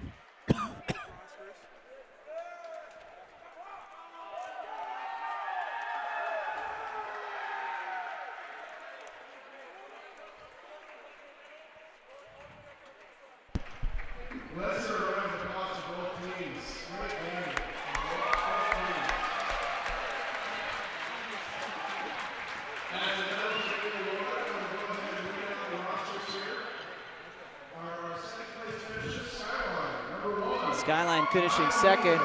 Michael Meekum for Skyline. Tom Diaz, Sam Brooks, number 3, number 4, Jake Diaz, number 5, Mikey Hackett, number 6,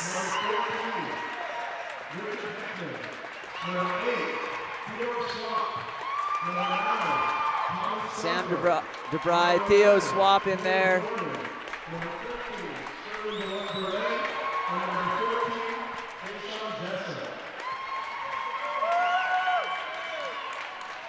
Number 9, Tom Sundberg, Caleb Norman, Sterling Burley, and Jay-Sean Jessup.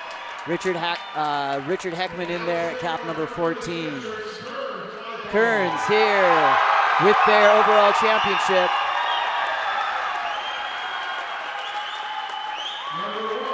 Number 1, Roman Christenat. Number 2, Andy Flockhart.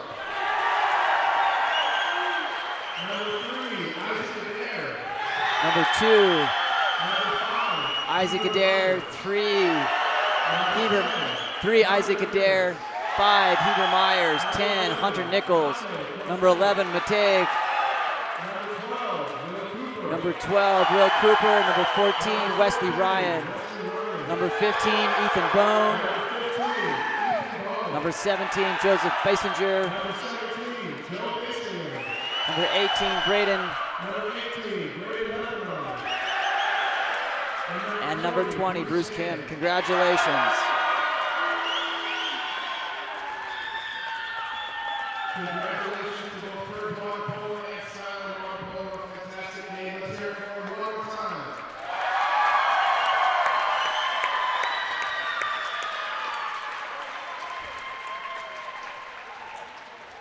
Now we can have both teams clear the sideline so we can announce the All-State award winners. We have the first and second team for the All-State. We've got, so we'll read through this, trying to get this live both here in the auditorium as well on the stream. Second team, the goalie for the second team, Michael Meekham. Congratulations to Michael Meekham for the Skyline goalie. Park City, Carson Horton, second team member. Cedar, Jesse Zim coming through. From Brighton, Garrett George. Kearns, Braden LePennon coming in on that second team. Number Joseph Wardle making second team. Kearns, Alec Flockhart coming through. Murray, Tyler Jacobson. Cedar City, Tobler Dotson. That will round out the second team for the 2021 Utah High School Water Polo Association All-State members. Congratulations to those young men who've worked hard to make that happen.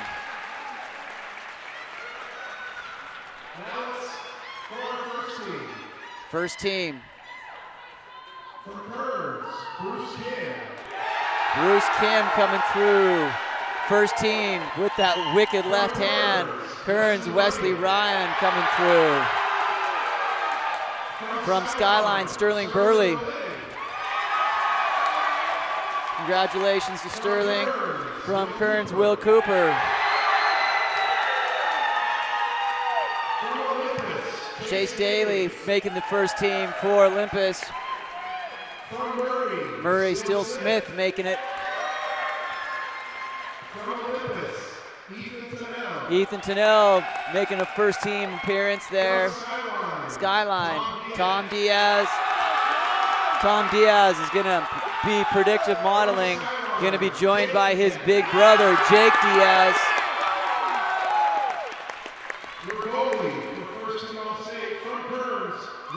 Roman Christenat, the goalie for first team. Congratulations to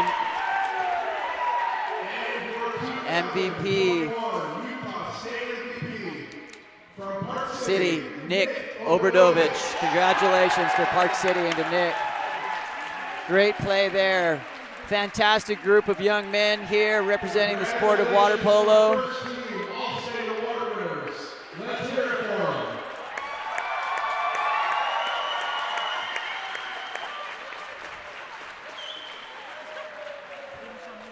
Congratulations. Wait, are we all supposed to stay? Come, Jake. Steal. All stay. Come and get a photo. Get in there. All state. First and second team. Call them all up here. If we can get first and second team All-State Award winners up to stand on the sidelines. Go down to that side. Go down there, guys. Guys, go down that way. First and second all-state team down right there. Right there.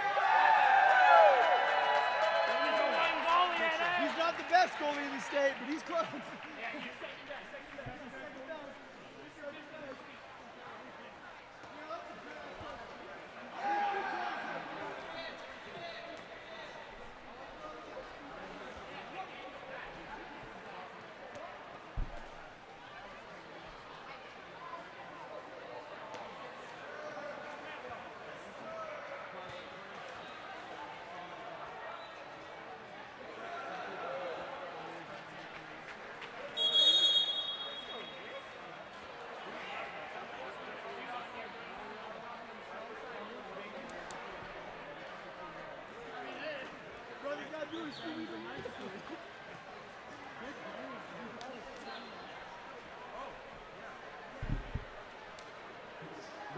Two more awards to announce here.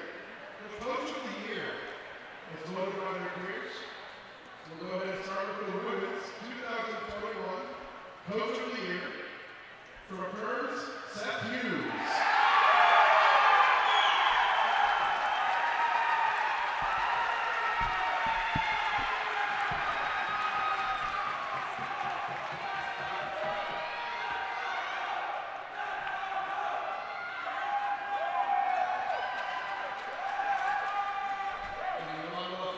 Congratulations, Seth. And your 2021 men's Coach of the Year from Skyline, Brett Luch.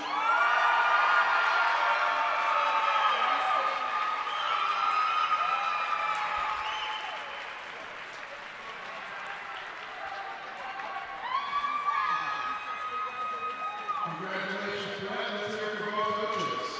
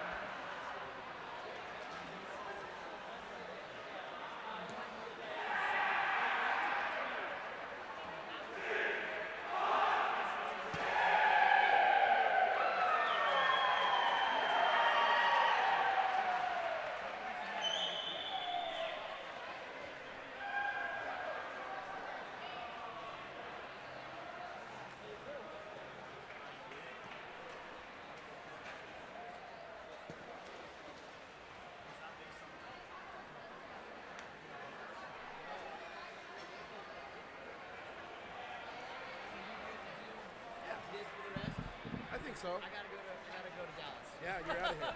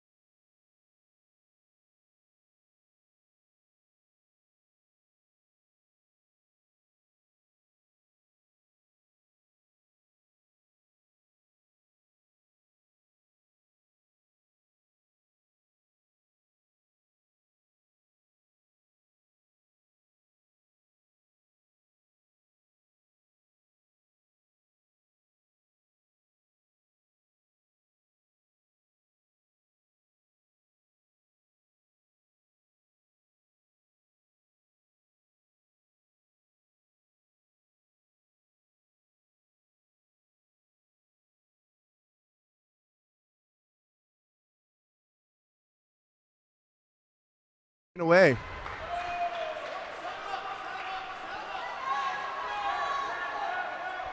Emery Cook, the goalie from Cedar City, with the pass up to number 15, Justin Granado. Down line to the right corner, back into Justin.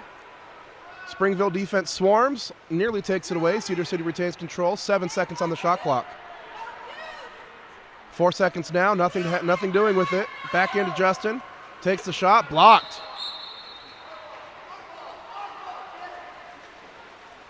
Referee turned the ball over there, saying that the shot clock had run out. Deep outlet pass into the left corner. Cooper Wadsworth has it. Passes up to the middle. That's Joshua Silva. He's looking. Passes to the right side. Smith Edmonds. Back to Silva. Silva over once more to Colby. Colby with the shot, saved by Cook.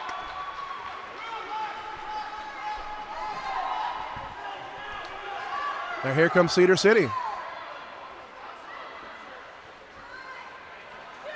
They're passing it back into their own back court. Taylor Moses has it, gives it back to the goalie, Emery Cook. 12 seconds left on the shot clock, up to the middle of the pool. Justin Granado tries to put it into center, taken away. Smith Edmonds on the steal.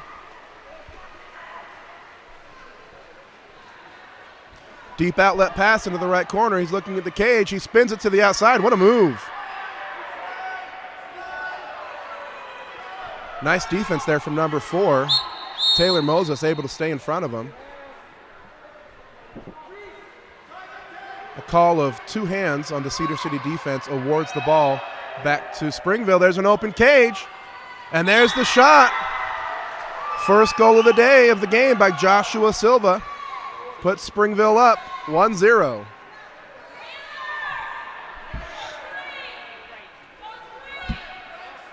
Some nice ball movement there by Springville. Earns them the first goal of the game.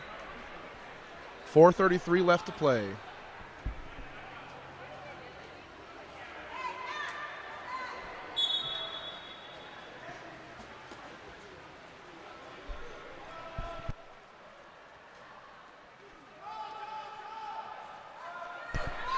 Cedar City with the ball in the right corner.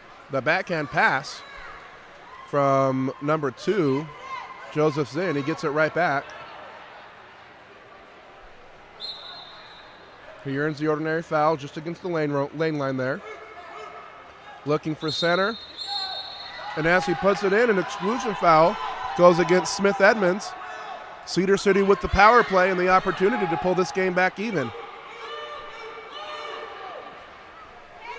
Cedar swinging the ball left to right.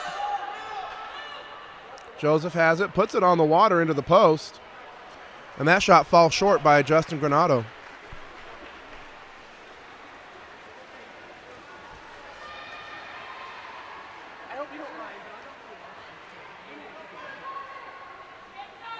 Springville puts it to the left side. They lead 1-0. Down line to number 13, Joshua Silva. Back up top to 12, Colby Jefferson. He passes it to the right corner. And then once again, great ball movement from Springville, passing from one side to the other. This time it's a goal by number 5, Sawyer Collette. Springville with the 2-0 lead.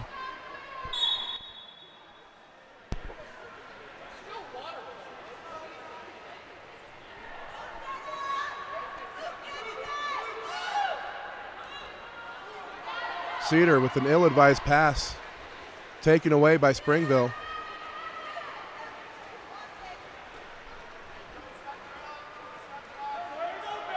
Here comes Springville. Joshua Silva with space. Passes it to Smith Edmonds in the middle. He's got room. He can take it if he wants to. Instead, passes it down line to number 12, Colby Jefferson, who waits for the goalie to fall out of his way and puts it right over the top. Springville up 3-0.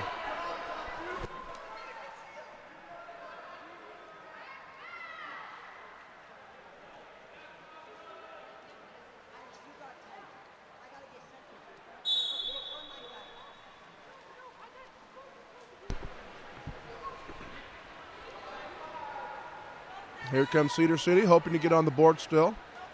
But they're going to have to take better care of the ball, make some safer passes here. Ordinary foul. They go down to the 5. Pass comes back in. Granado can't control it, and it's taken away by Springville.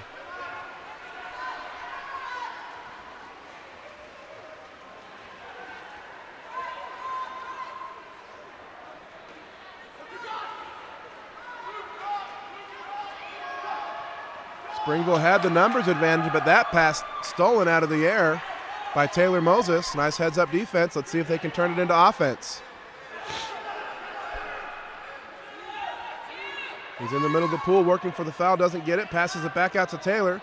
The lofting shot off the crossbar, recovered by Cedar City, forced underwater by Springville, but into some inadvertent head contact, so Cedar City retains possession of the ball just to pass it right back to Springville.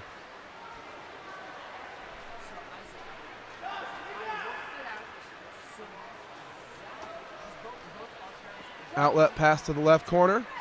Springville has the ball deep in their front court. In their front court, that pass falls short, taken away by a swarm of Cedar City defenders. Nice team effort there. Cedar City with their first counterattack of the game. He's got space, and it's saved. That was William Simmerman on the attempt. A good effort there. Saved by Enoch Haycock.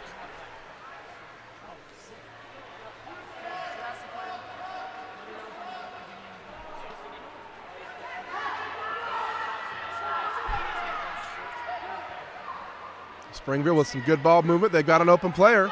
If they can get him the ball, and they do. He's got some space to attack. Instead, passes it back up to the top. Colby Jefferson with the last-second shot off the crossbar.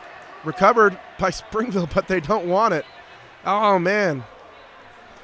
So a shot, even though the buzzer went off in the air, the shot that was taken automatically resets the shot clock. So that was a live ball that Springville could have picked up and thrown into the cage. But just not knowing the rules, the Springville player swam off. An exclusion foul going against number 13. That's Joshua Silva. That will give Cedar City another power play attempt and a chance to get themselves on the board. 5 seconds left in the quarter.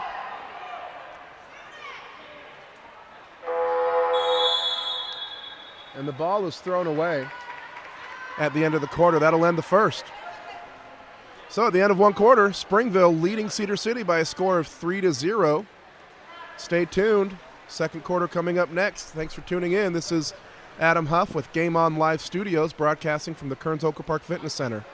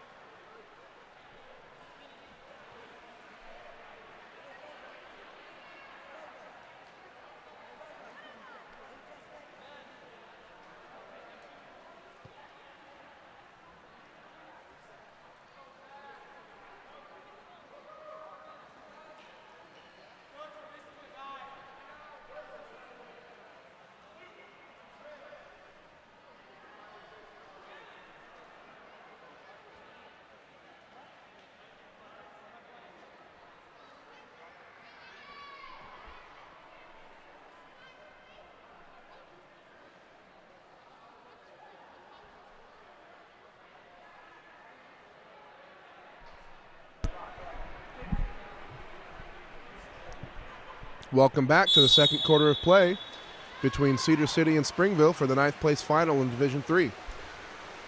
Cedar trailing Springville by 3, but there's 3 quarters left to play. Plenty of time for Cedar to get back in this game. But they will need to change something. So far, they've struggled to pass against the Springville defense, and they've struggled to convert shots. Springville puts the ball in the left corner. That was Joshua Gee on the attempt. Hits the crossbar and bounces over the cage.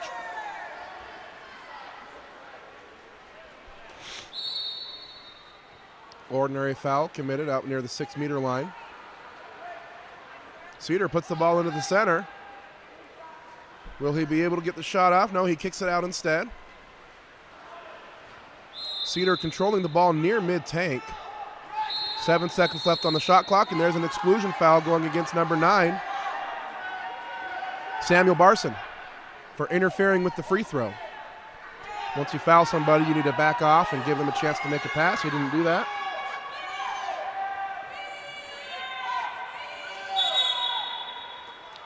Contra foul call. That goes against number 5, Joseph Nevins. Not the outcome that Cedar wanted on that power play, but they'll get another chance, I'm sure.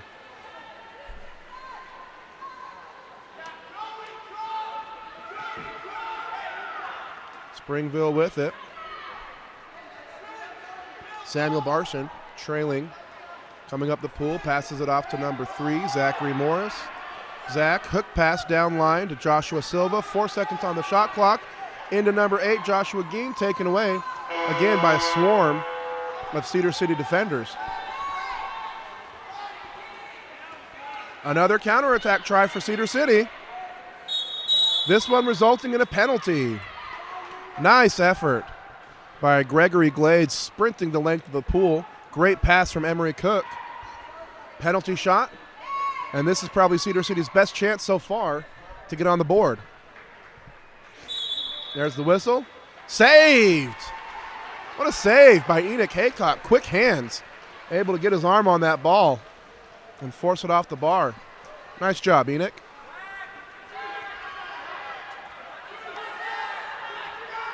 Again, the swarming defense of Cedar City making life difficult for Springville. Cedar is definitely up their defense in this quarter. Let's see if their offense can follow suit. They have the numbers advantage again. They've really turned their energy up this quarter. Another inside water, and the first goal. There we go. That's number 10, William Simmerman, off the feed from number 6, Joseph Nevins. Nice connection there. Nice finish for William. Breaks the curse for Cedar City, puts his team on the board. They trail now 1-3.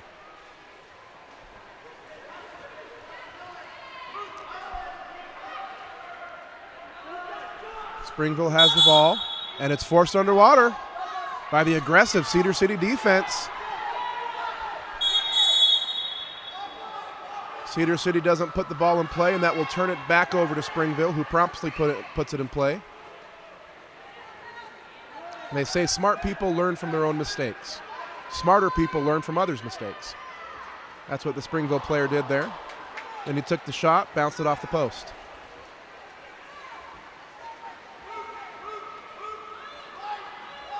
If you're just tuning in, the previous game was the first place championship men's game for Division I between Skyline and Kearns. Shot there, saved by Springville, deep outlet pass to the right corner. Kearns came away with it, 10-6. Cooper Wadsworth puts the ball under due to the heavy pressure from the Cedar City defense. They really have stepped it up defensively. Springville hasn't gotten a shot on cage all quarter. Shot off the crossbar, recovered by Springville. That shot attempt from Joseph Nevins.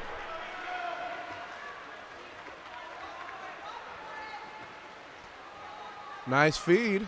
Cooper Wadsworth recovers. He's defended by the goalie. Puts the shot on, hits the water, and is stopped by the post. Great opportunity there for Springville. Good strong play from Wadsworth. Nice save by the post. Cedar City again struggling to make a pass. They've done well in transition, but once they get stopped in the half court, they've had trouble moving the ball. Joseph Zinn with it. Swims it off to the right side. He's going to run out of shot clock, and that's going to turn the ball back over to Springville.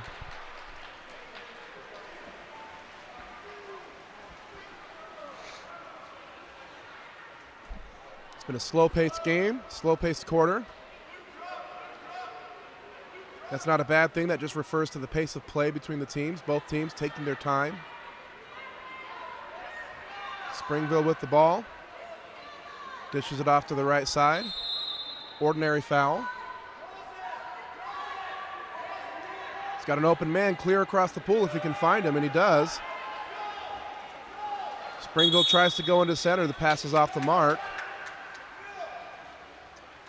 And it was taken away by Cedar City. Cedar City trying to close it to one. They trailed 3-0. They trail now 3-1. There's an open player. There's the shot under the goalie's arm. Nice shot from number 5. That's Luke Munson. Finds some space. Sneaks it under the arm of Enoch Haycock for the second goal of the game for Cedar City. They bring themselves back to within 1. They trail 2-3. After a 3-0 first quarter, Springville threatened to run away with it. But a good adjustments here from the Cedar City team as they've really upped the intensity on defense and they've started to find the back of the net on offense.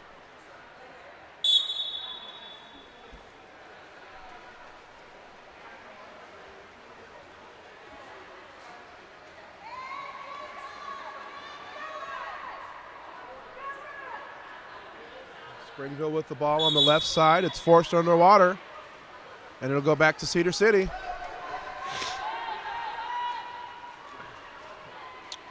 Ooh, a little bit of a risky pass there, but it's recovered by Cedar City. Now they pass it off to the right side. Joseph's in with it, passes down line. Ordinary foul. Goes back inside to Zinn. He dishes it off over to the left. Great shot attempt. That's from number 16, or is that's 18? Gregory Glade. Nice pass there. Nice feed from Zinn to get Glade wide open there. Hit the shot off the crossbar. Now he's Park City. Sorry, Springville.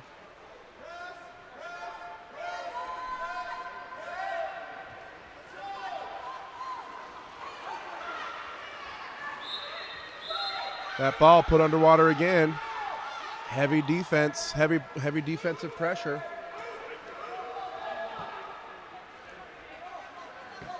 Another risky pass. I feel like I just saw this happen. Almost recovered by Cedar City, taken away by Springville.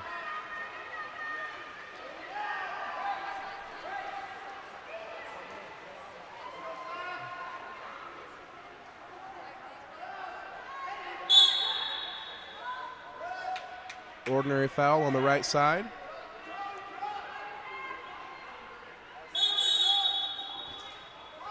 Ball's turned over there for not putting it in play.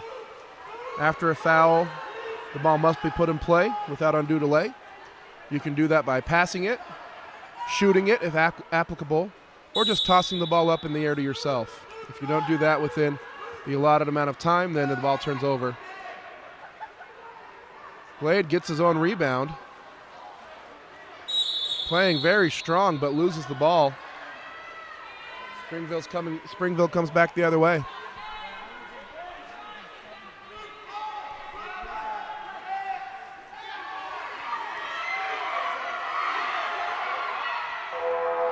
There's the buzzer to end the second quarter.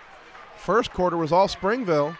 Second quarter was all Cedar City as they won that quarter 2-0, bringing them back 2-3. They only trail now by 1 going into the third quarter.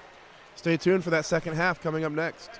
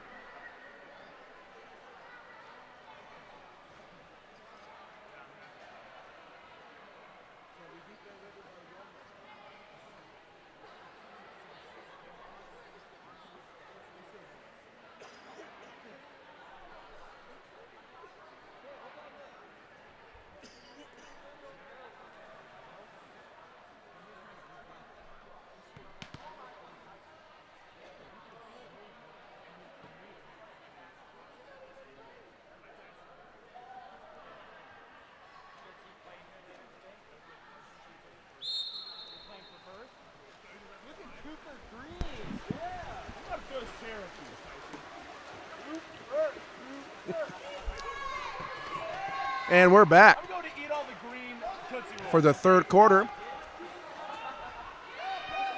Springville leads Cedar City by 1 by a score of 3-2. Springville puts the ball inside to Cooper Wadsworth, who earns the exclusion. Ball comes back up. Joshua had space there to attack. Didn't think about the shot. Tries to go down line to Colby Jefferson, who is inside the 2-meter line. So that ball goes to Cedar City. And then right back to Springville as it's forced underwater by Silva. Now Colby has it with some space. Passes it back out to Silva. Back down to Colby. He takes the shot, tries to put it into the near side, but it bounces off the post.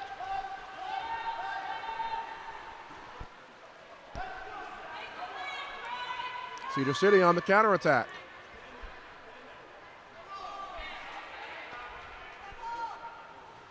William Zimmerman on that counterattack attempt, saved by Haycock. He's been big for Springville today. He's had some very key blocks. Springville tries to pass it inside to Wadsworth again. This time it's turned over. Referee saying that Wadsworth pushed off to receive the ball.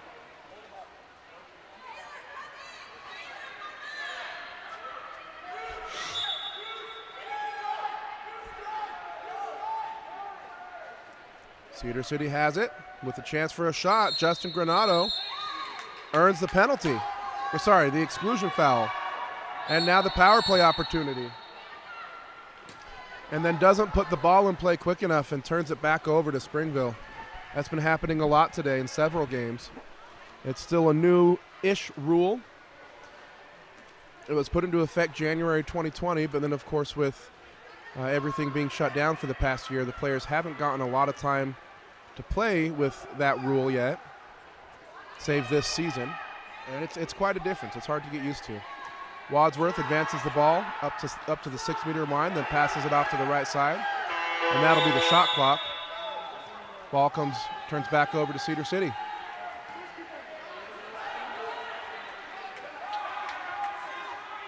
Zimmerman on the counterattack attempt again, and another save by Haycock. These are great blocks. These are good shots that Cedar City is taking. Haycock is just eating them up. But then the ball's forced out of bounds, and it turns back over to Cedar City. Ball's put in play. Springville immediately defends.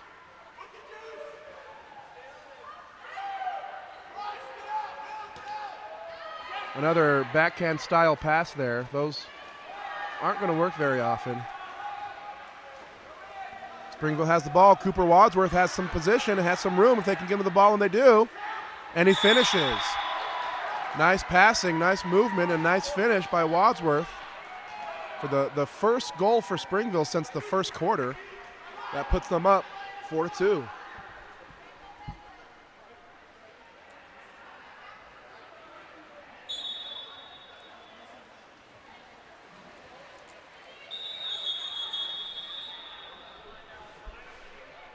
Referees on one side started the game too early.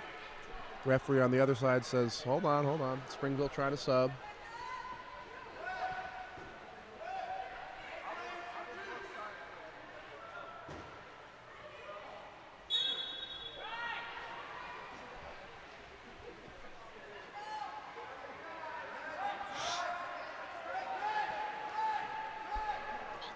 Cedar City has the ball on the left side. They're looking for a player, and it's forced underwater by Springville. Nice defense.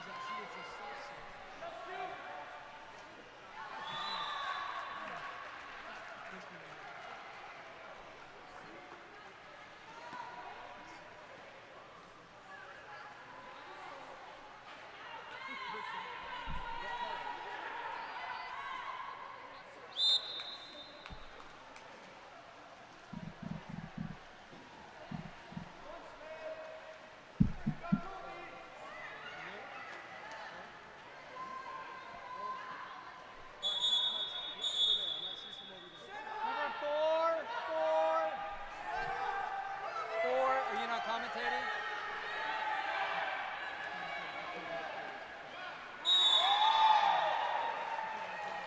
Number 10.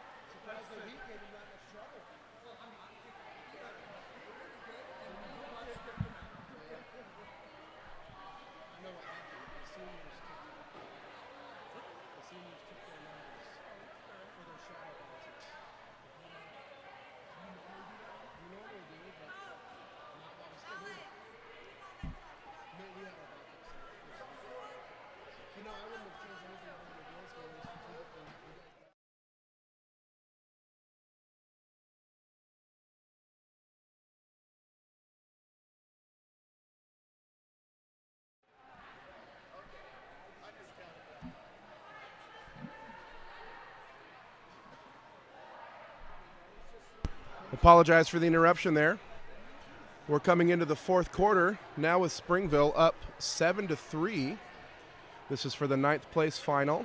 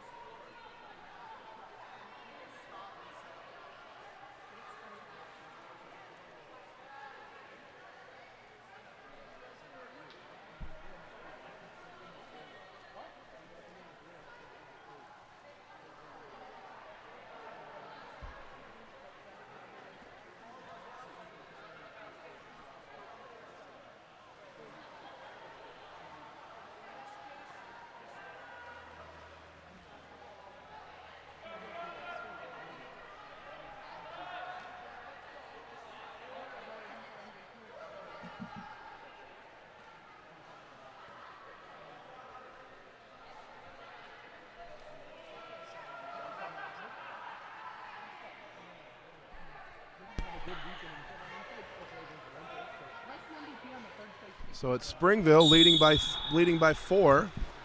All they've got to do is not let Cedar City score 5, and they will be your 9th place finishers.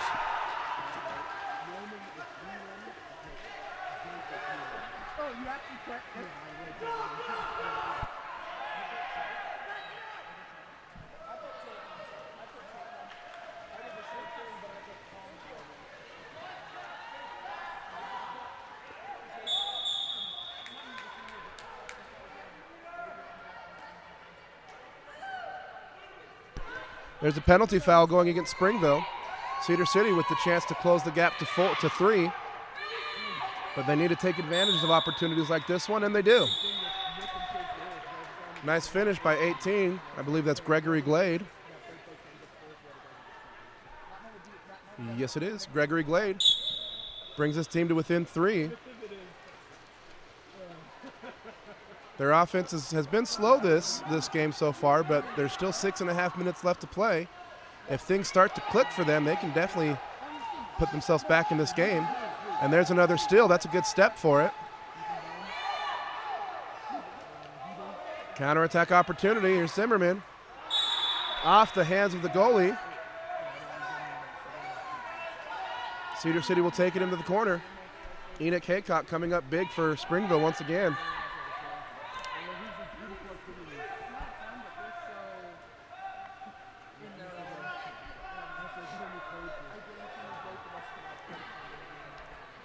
Again, for those of you who are just tuning in, to my right are both of the coaches of the year for Division I. Seth Hughes winning the award for the women's division. Brett Luch winning the award for the men's division. Congratulations to both of those coaches. Cedar City again with another corner throw. This time they put it into center. Glade can't control it, but he's fouled. Zimmerman takes control of it, passes it back out to Joseph Sin. Tries to go back into Zimmerman, and it's taken away by Springville.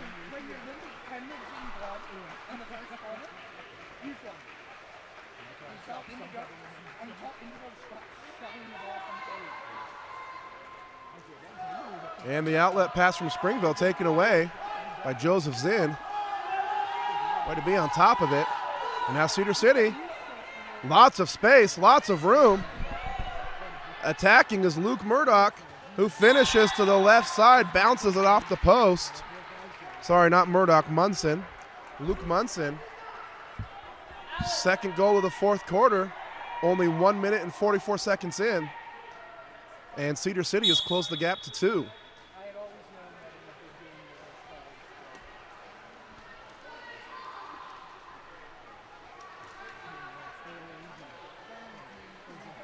Nice pressure from Luke Munson. Gregory Glade playing high up in the lanes, takes it away. Goes back to Luke. The pass falls, or skips past him. Taken back away by Springville. Plenty of time for Cedar City. Springville needs to take better care of the ball.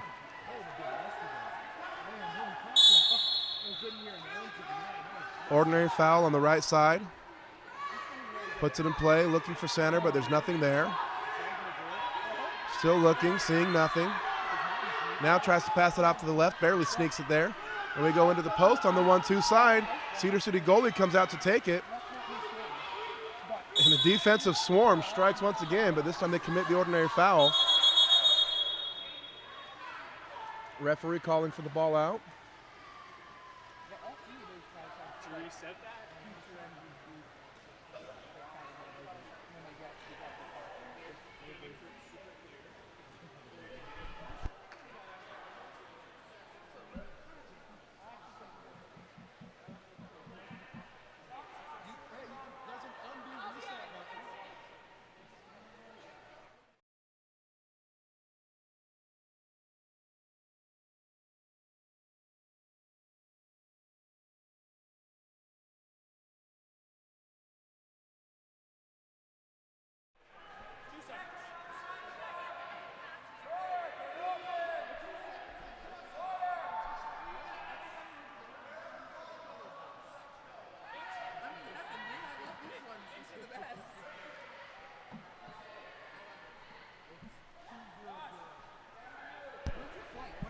There was an errant shot clock reset.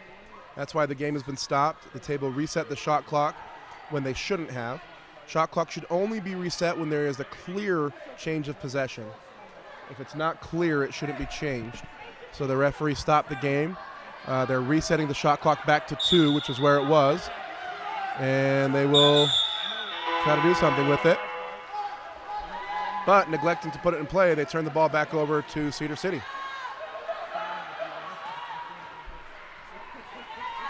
Cedar City now with the ball, down by 2 with 4 minutes left to play. That pass falls short, and it's taken away by Springville.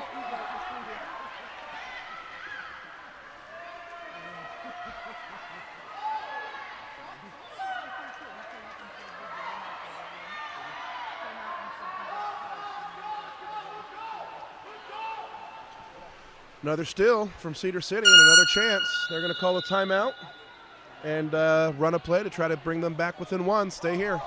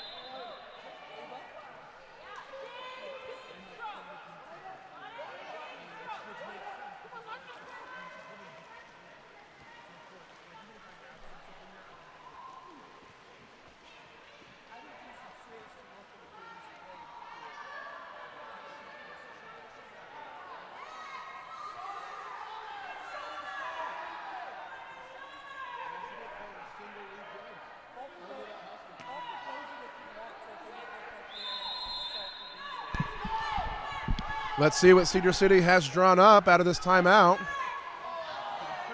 They run a little bit of confusion to try to get the ball to Joseph Zinn. His shot field blocked by Springville.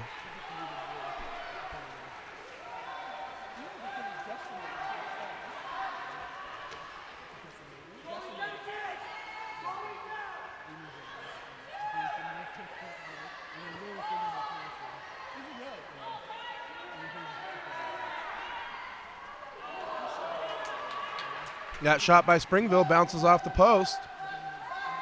Cedar City on the attack again. Oh, the outlet pass tries to go to Simmerman, but it falls short.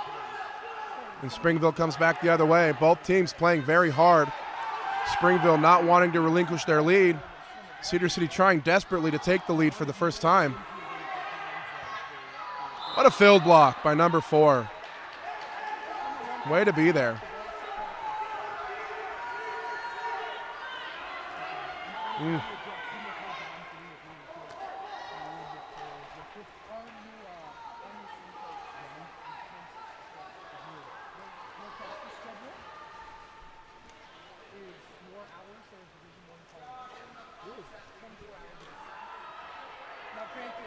Here comes Springville. Looking, holding the ball on the left side. Nearly forced under, but fouled instead.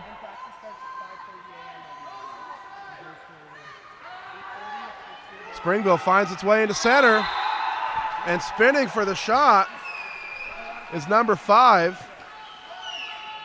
Let's see who that is. Sawyer Collette with a nice spin move, puts it in and stretches the lead out to 3 for Springville.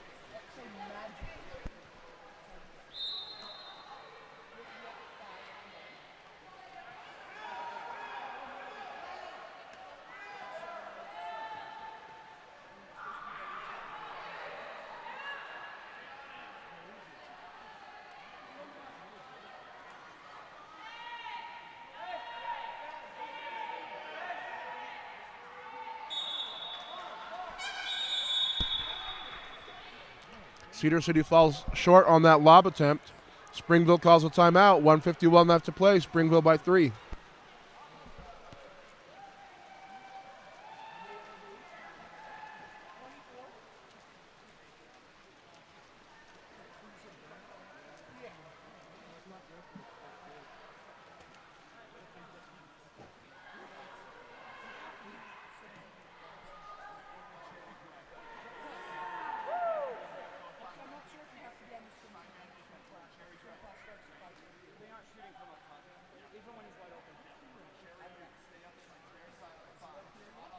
surprised they're brought in a UHSWPA guidelines governing how many hours they can work on a week. I'm sure there are. There is in California, it's 18.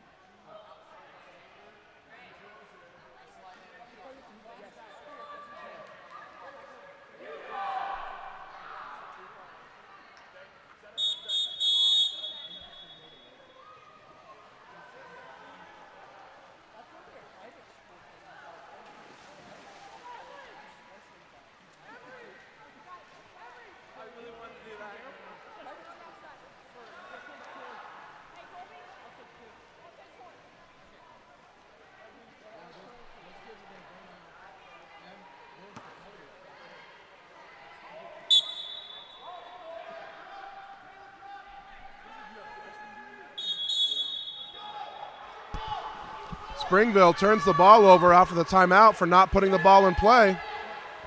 Ooh, maybe a missed exclusion call there.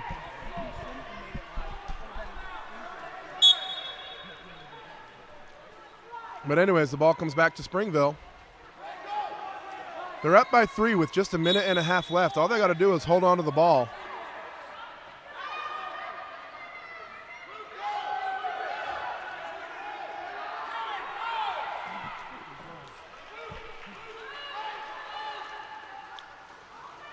Cedar City with another counterattack attempt off the right side, but the hustle from Springville retains possession.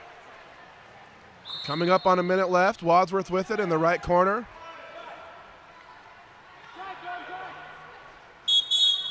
Doesn't put it in play, and we're going back the other way once again.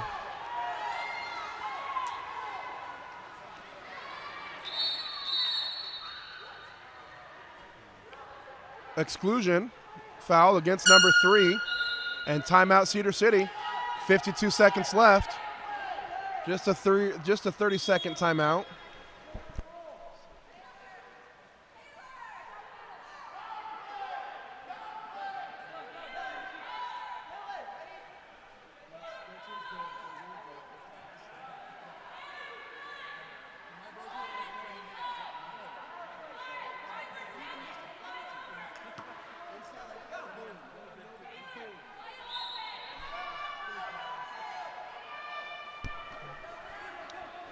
Cedar City puts the ball to the right side. Springville playing an interesting, they didn't really defend. They just went back to offense, kind of some cherry picking there. Pass from the goalie falls long, goes into the hands of Cedar City. 30 seconds left to play. Cedar City's going to finish the game hard, but I don't think they're going to have enough time. And Springville will be your 9th place finishers.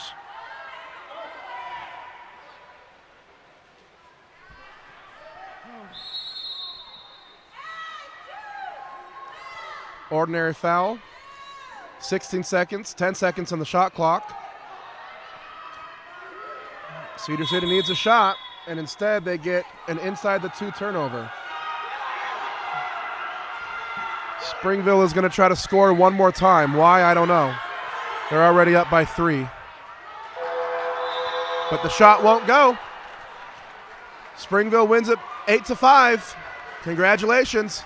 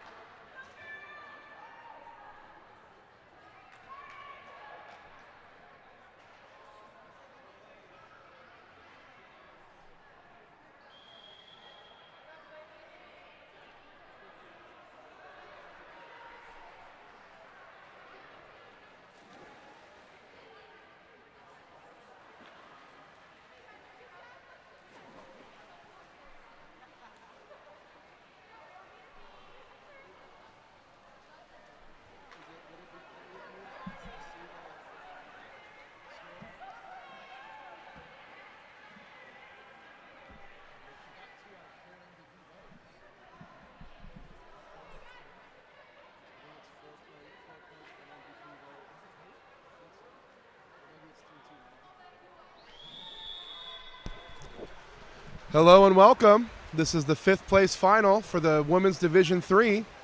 To my left in the white caps, Springville. To my right in the dark caps, Murray. I'm going to apologize in advance if I seem a little biased. I am the Murray head coach. And so, well, I'm not getting paid for this, so deal with it. Marin Stone steals the ball and strikes first for Murray. Nice steal by Marin Stone. Picks up the ball and finishes the counterattack. Murray leads 1-0.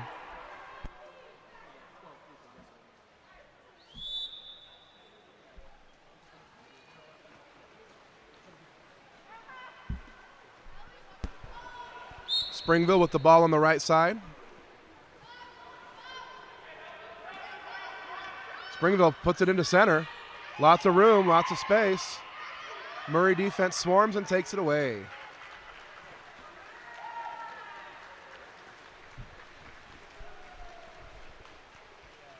Audrey Gale in cage for Murray. Looking for an outlet pass. She finds Maddie Peterson on the right side. Maddie now tries to go to Ellie Mendoza. Intercepted and stolen by Springville. I don't have a Springville roster in front of me. I'll try to take care of that after the first quarter. Malialani Hull steals the ball back from Murray, gives it up to Marin Stone. She's all alone. She's got space. Hits it off the crossbar. Rebound Springville.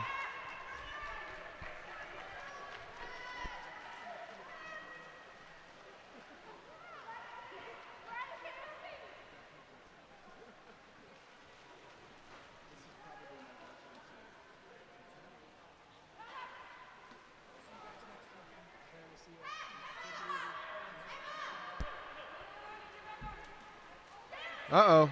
Miscommunication on the Murray defense leaves a Springville player wide open in the corner, but a nice save by Audrey Gale. Estrella Underwood all alone in the corner if Murray can get her the ball. They can't get it there. Springville defense catches up.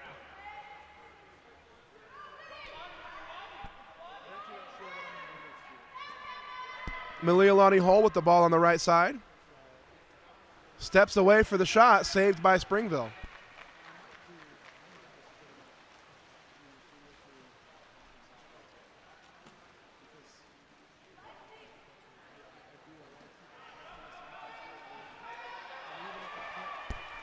Murray with the steal again. Nice outlet pass by Lucy Jensen.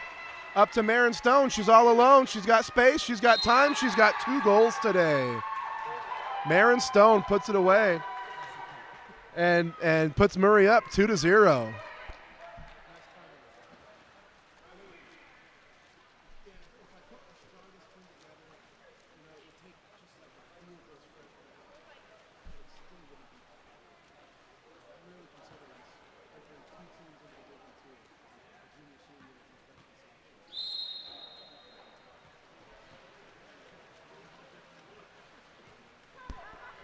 Springville now with the ball off the line. They trail by 2 early, but there's a lot of game left.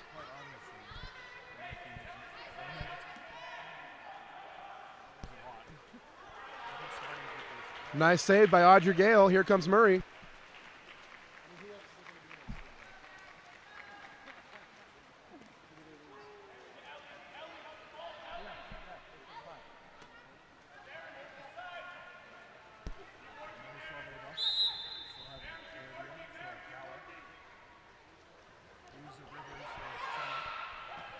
Murray with the ball on the right side. Malialani Hull with it. 5 seconds on the shot clock. She's fouled. And she doesn't take that shot quick enough, and that'll be turned over. Springville ball.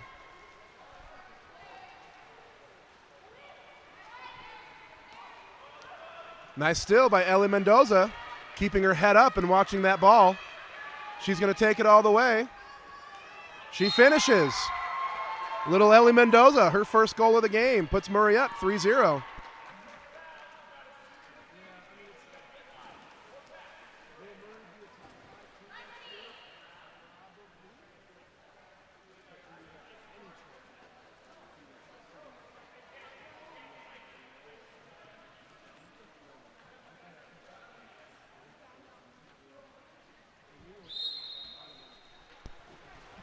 Springville off the line. They trail now by 3. Murray defense has been hustling. They've been swarming. They've gotten 3 goals, all on counterattacks.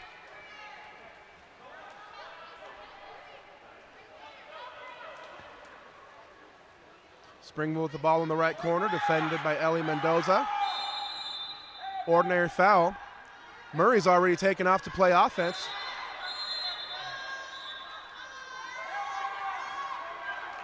And now with the fresh shot clock, Murray's open all alone. They've got 2 players if they can get him the ball. Maddie Peterson swimming with it instead of passing it. Now she steps up, she fakes, she attacks. Off the goalie's hands, out of bounds.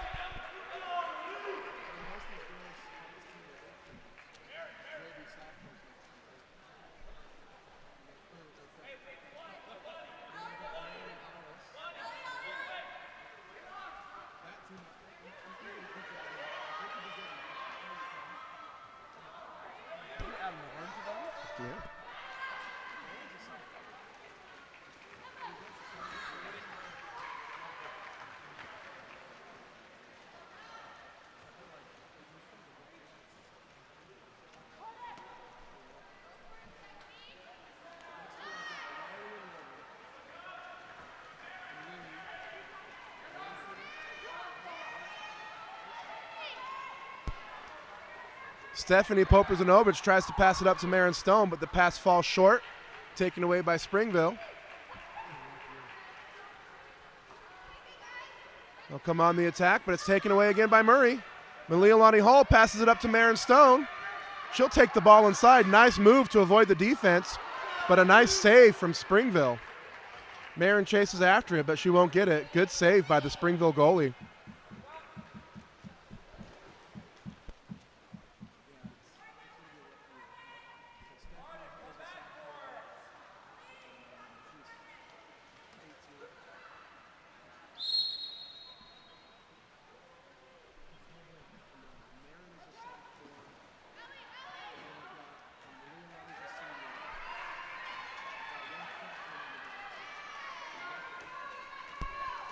Marin Stone, all alone, all again. This time she finishes. Her 3rd goal of the game already. Marin Stone with the hat trick in the first quarter puts Murray on top 4-0.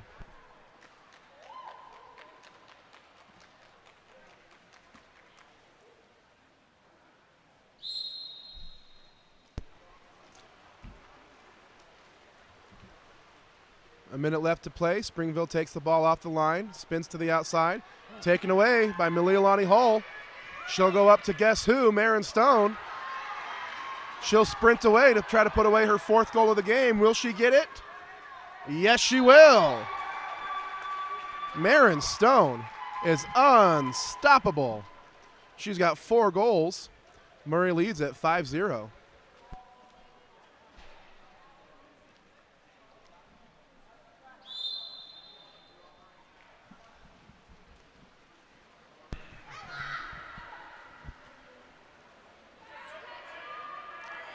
Springville advances the ball into their front court. Now they pass it back out to the top.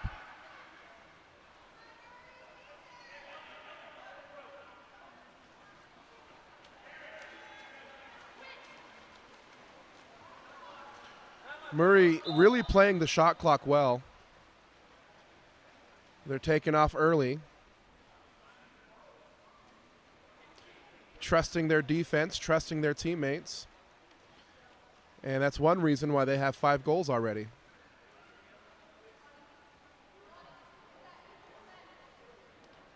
Not sure what's happening here.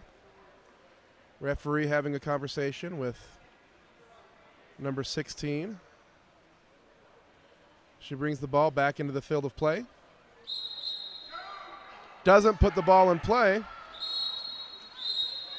Doesn't realize that it's been turned over. Passes it, now she's excluded. Doesn't know she's excluded. She's going to make a play on the ball, and that's a penalty. So that's just a situation of not being aware of the whistles there. First was the contra foul was called for not putting the ball in play.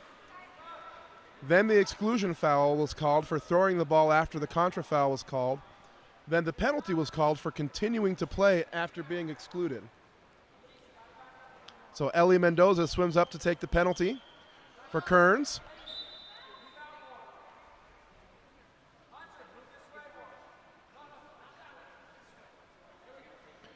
All the players getting in position here. Now we're ready for it. The shot off the bar and recovered by the goalie. That shot from Ellie Mendoza hits the post. Ordinary foul. Ball's not put in play, turns back over to Murray, but she throws it after the foul is called, and that's another exclusion.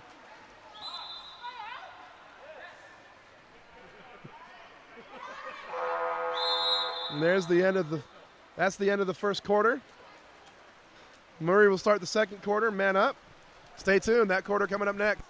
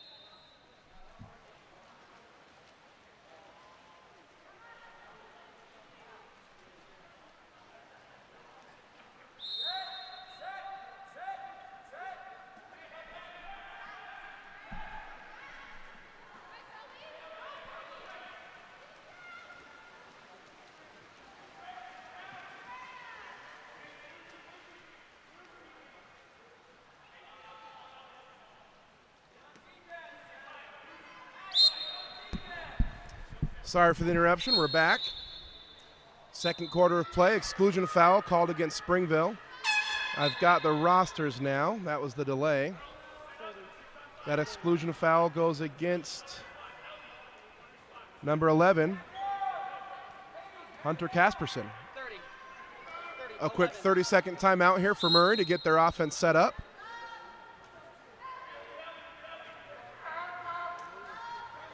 Can't see what's going on. There's a big referee in my way. There we go. Murray gets the ball in the right corner. Lucy McDonough with it.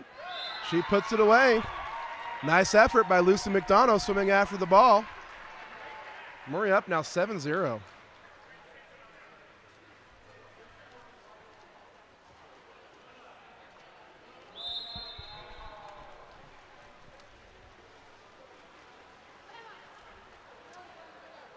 Here comes Springville off the line. They've got to protect the ball. Murray defense has just been everywhere. There's another steal by Estrella Underwood this time. She's got speed. She passes it over to tries to go over to Marin Stone. Nice defensive stop by Springville. That is number 8, Emma Hare on the steal there. Good job keeping her eye on the ball, and now it's Emma coming back the other way.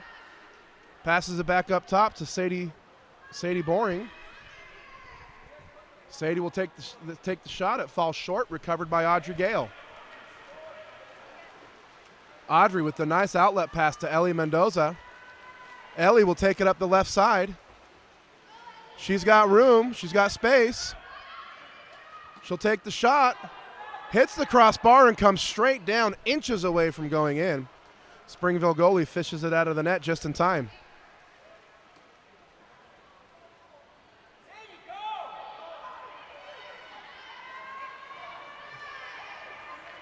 Murray defense takes it away again. Marin Stone tries to protect it with the pass out to Stephanie Popper-Janovic, who wasn't ready for it. And it hit her in the face. Looks like she might be injured there. Here comes Springville. They have the numbers. Oh, they've got space. Emma Hare wide open. Off the bar. Gets her rebound. She'll try again. Saved by Audrey. Here comes Murray. Stephanie Popper-Janovic with it. Marin Stone sealing off that defender for her. Stephanie takes the shot, misses wide right.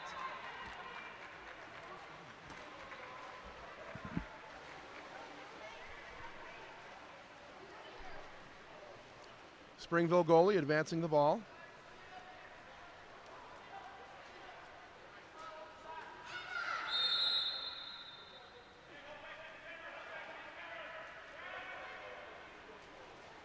There's the shot attempt from the center. Saved again by Gale.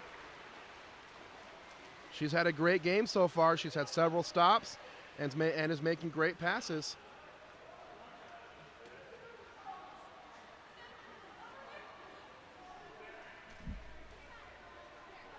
Marin Stone with the ball in the middle.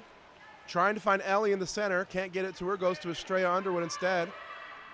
Estrella steps away. Tries to pass it inside to Ellie. Ellie gets it. Takes the shot. Off the bar. This time it bounces down and in. Her last shot was just like that, except it bounced down and stayed down. This one bounced down and then rolled in. Ellie Mendoza scores the 8th goal of the game for Murray. Murray's up 8-0.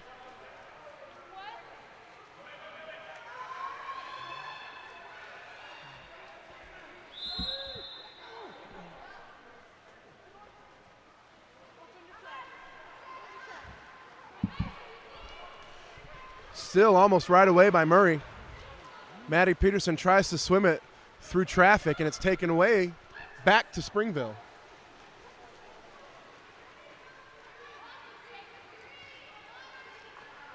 Springville with the ball on the left side. They're trying to look inside the center, but it's well defended by Malialani Hall.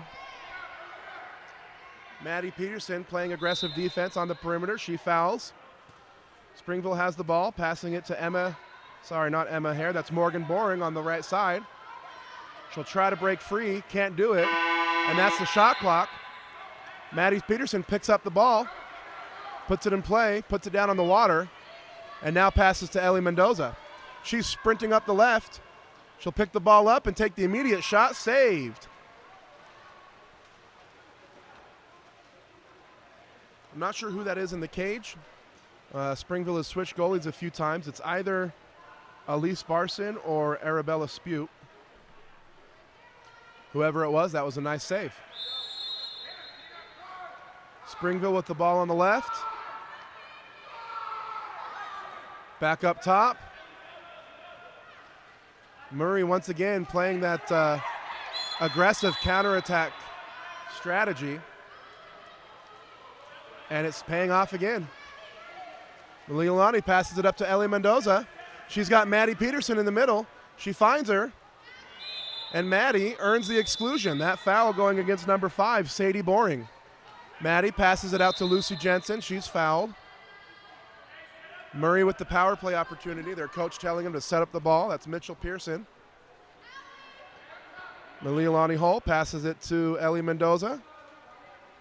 Inside to Lucy McDonough. She tries to pass it back out to the perimeter to Estrella Underwood, but it's intercepted. And on its way back down, nearly taken away. Springville retains possession nicely.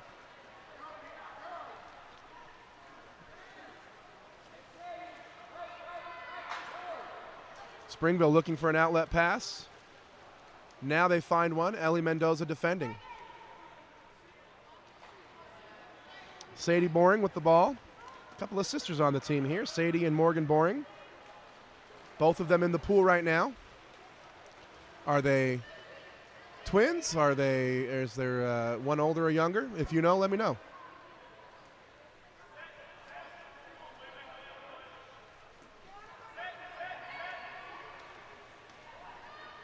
Ball inside to Maddie Peterson. She's got room. She's attacking the cage. But she can't get the shot off as the defense collapses on her and takes it. Here comes Springville. Still trying to get on the board. They've been playing hard, but nothing to show for it yet. Murray defense has been stifling. Just like that. Lonnie Hull takes the ball away again.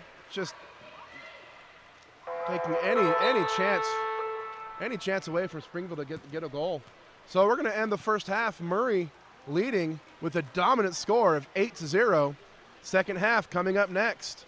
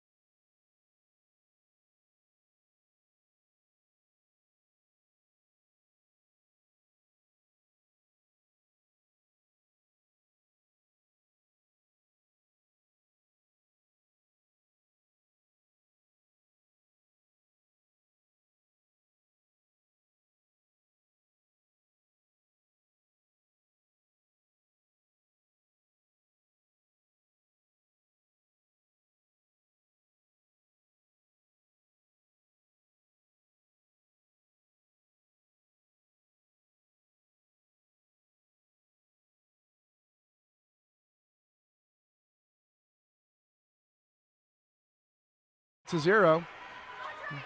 Sprint goes to Springville, but Murray takes it away. Goalie switch here. Audrey Gale has come out into the field. Malia Lonnie has gone into the cage for Murray.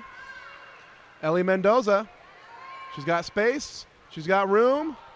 Doesn't go in. Inches away. Referee conducting a symphony over there saying no, ball wasn't in.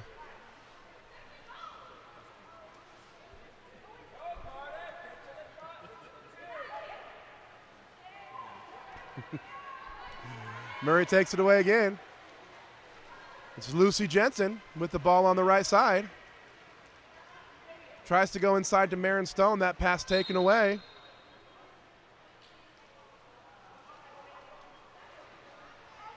I lost my roster here. Give me a second. Taken away by Sadie Boring.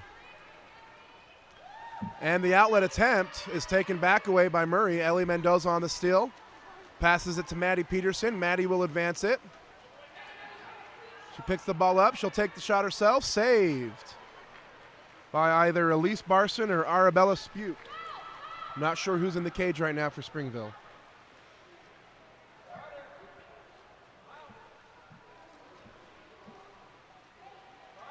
This is the 5th place final for the Women's Division III.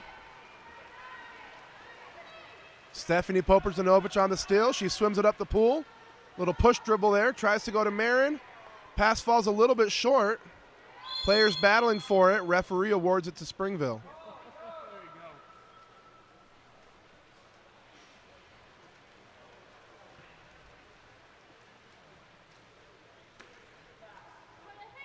Springville puts the ball on the right side. Cardiff Bassett has it. She spins to the right, tries to turn the corner. Defended well by Audrey Gale. Now she gets the pass off. That's number 8, Emma Hare with it. She'll step, she'll make the pass. Running out of shot clock. Ball was saved, but the shot wouldn't have counted anyways. Shot clock went off first. Malia Lonnie passes it up to Stephanie Popper-Zanovich. She controls it. She'll continue to swim it up. Nearly taken away, but recovered by Lucy. Takes the shot, saved by Springville. She had a couple of players open on the other side of the pool. Didn't see him.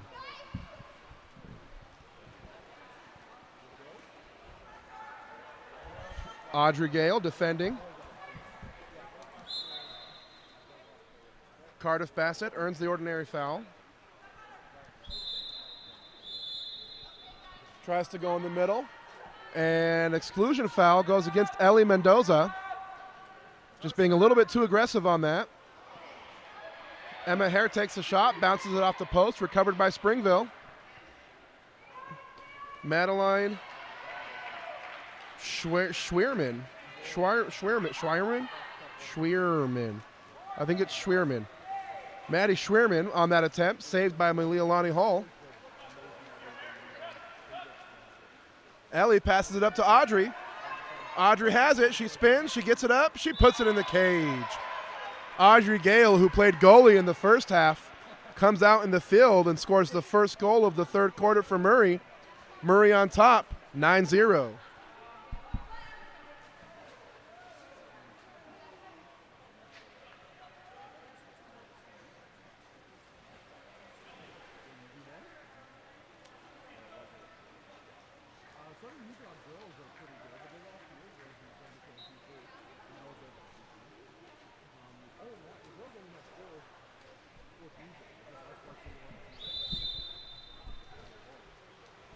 All right, we're halfway through the third quarter. Murray's slowed down a little bit, but they still haven't allowed Springville to net a goal.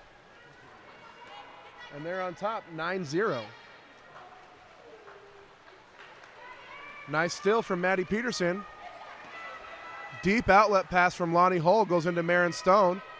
Stone recovers nicely. Finds Lucy McDonough on the left side. Goes into Audrey Gale. Bounces. Stephanie comes up with it, takes the shot, and it's saved. Great job sharing the ball there by Murray. Some good passing. Stephanie with the shot opportunity.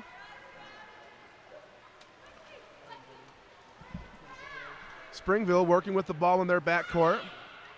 Alexandria passed it off to the middle to Maddie Schwierman. Schwierman's pass falls behind. 5 seconds left on the shot clock. 3 seconds left. Springville won't have time to do anything with it. Marin just takes it away. Now passes to Audrey. Audrey's got all the time in the world and her second goal of the quarter. Murray continuing their offensive onslaught. Second goal from Audrey Gale. Murray on top, 10-0.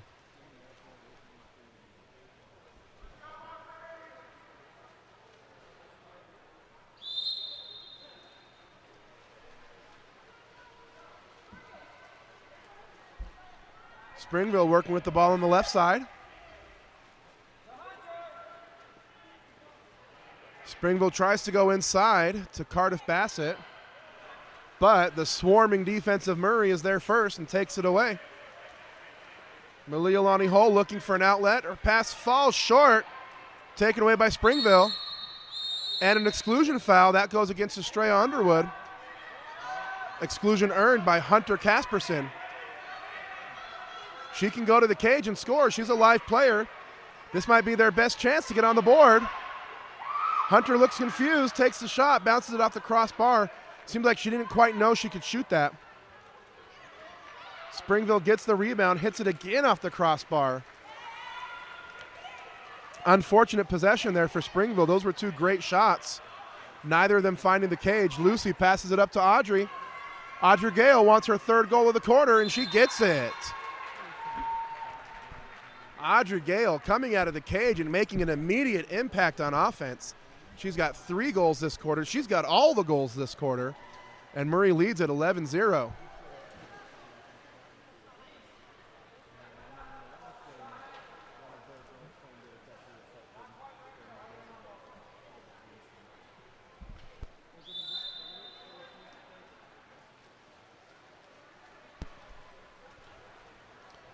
Springville with the ball. They try to go inside to Cardiff Bassett. Cardiff earns the ordinary foul, passes it off to the left side. Hunter Casperson on the shot attempt, stopped by Stephanie Poperzanovic. Nice defense there from Stephanie, nice hustle, getting down there just in the nick of time. And here comes Murray on the counterattack. This time it's Lucy McDonough, who finds the right side of the cage. Murray continuing to share the ball. Lucy McDonough scores. Murray's up 12-0.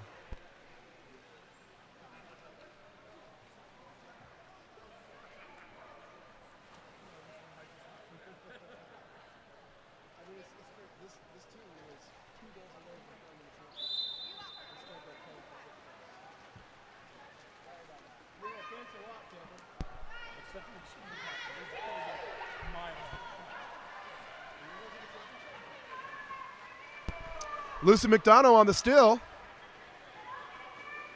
Passes it up to Marin Stone. Marin Stone with the nice finish. She's all smiles, and why shouldn't she be? She's having such a dominant game today. I'm not sure if that's her 5th goal, maybe her 6th. But Murray's up 13-0. Murray has played great this tournament. They lost their first 2 opening games only by 1 goal each. Great games against great teams. Had they won those games, they would have been playing in the finals. Instead, they find themselves here in the 5th place game. That shot attempt fell short. Murray recovers. That'll be the 3rd quarter. Murray continues an impressive performance on both ends of the pool. They're all smiles swimming into their corner. They lead it 13-0. Stay tuned for the 4th and final quarter.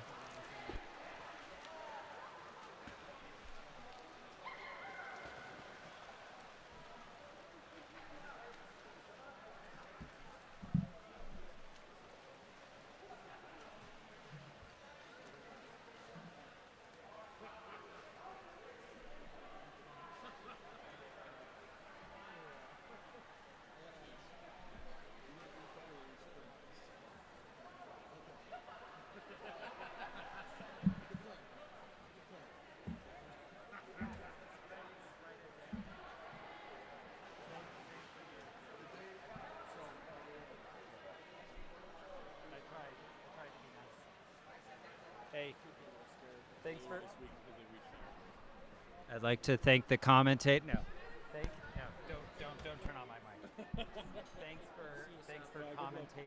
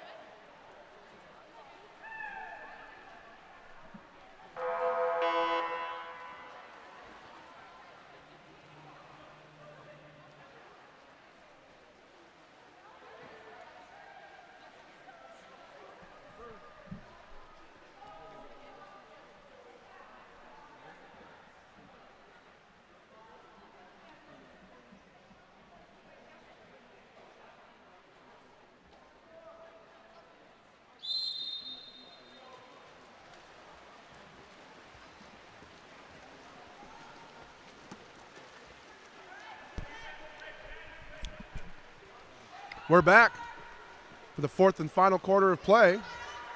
I think it's safe to say that Murray is going to win the game, but we'll see what Springville has designed for this fourth quarter. Right there off the sprint, earning the exclusion is number 3, Cardiff Bassett. That call going against Audrey Gale. She puts it in play, passes it across the pool, the number 11. Hits it off the crossbar. Again, recovered. And there it is! The wall has fallen. The glass is broken. And Springville gets on the board. It took them 21 minutes and 26 seconds, but they did it. That goal from number 3, Cardiff Bassett, ends the curse. And now it's 13-1.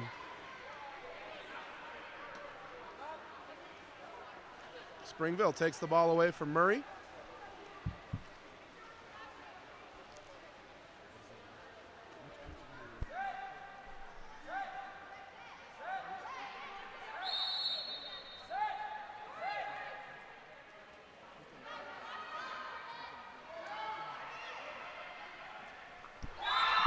And just like that, Cardiff Bassett has 2 goals.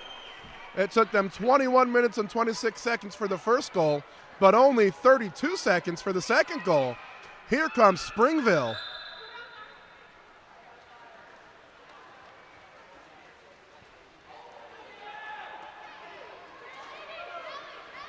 And Murray with another giveaway. But the steal falls into the hands of Audrey Gale, using her goalie skills there. Attacks the cage and earns the exclusion. That call going against number 12, Alexandria Oman. And Maddie Peterson receives the pass from Audrey Gale, puts it in the cage, then gives Audrey a high five. It's nice to see Springville, even though they started the quarter down by 13, they're playing hard. They've scored 2 goals. They're only 2 goals this quarter. And they're looking to add to that total here. Foul in the backcourt.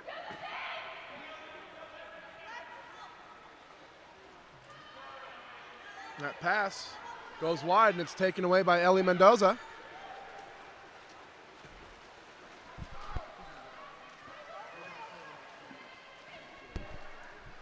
Ellie Mendoza dishes it off to Maddie Peterson. Maddie steps up for the shot, but it's knocked out of her hands by Sadie Boring.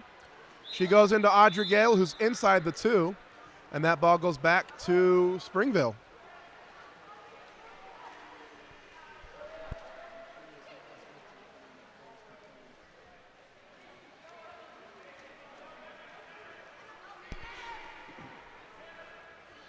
Springville advancing the pool off the right side.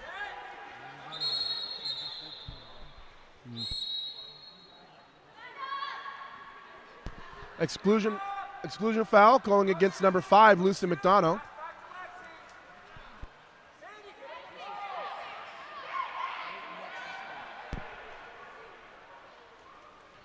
That shot from Alexandria Oman pulled out of the air by Lonnie Hull.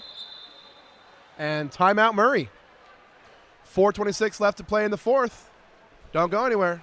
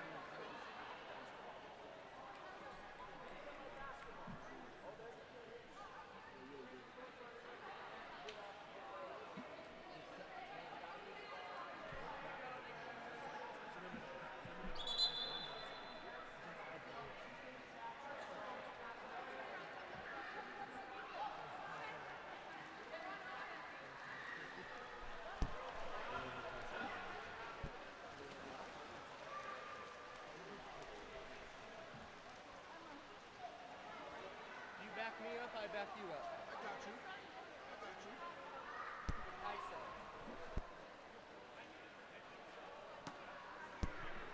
Whatever you want. I'm gonna do it. An amazing whistle to start the game there from super referee Connor Robertson. Murray passes the ball off to the right side. Now they try to go into center, and it's taken away by Emma Hare. Tyson expertly indicating with both fingers that the ball is now going the other direction.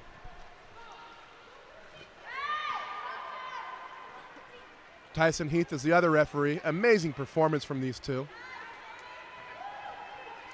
Nice steal by Stephanie Poper-Zanovich. Passes it up to Ellie Mendoza. Ellie finishes the shot to the left side. And Tyson, like a veteran, calls it a goal. Ellie Mendoza off the feed from Stephanie Poper-Zanovich. Puts Murray back up by 13.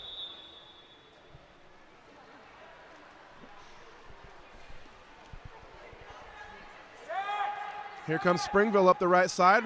Coach calling for the ball to go into center, and it does. And a nice move. A very nice move from Cardiff Bassett. She's got 3 goals, all here in the fourth quarter.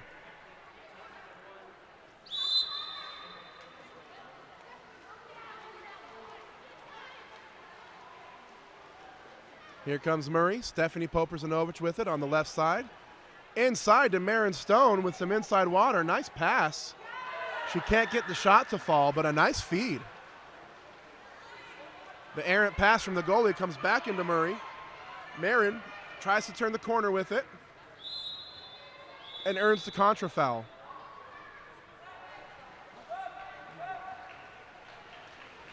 Well spotted there from veteran referee Tyson Heath.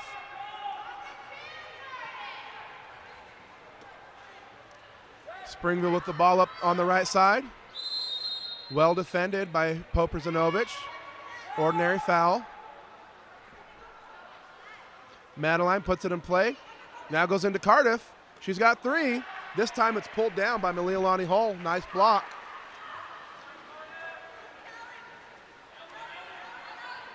Stephanie passes down line to Ellie.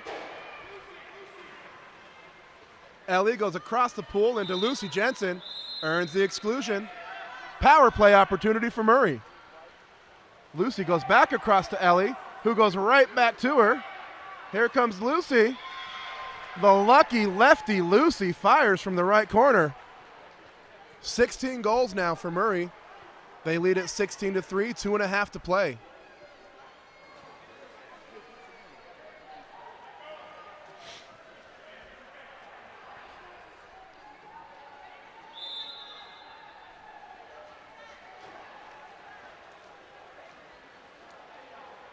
Marin Stone defends the ball.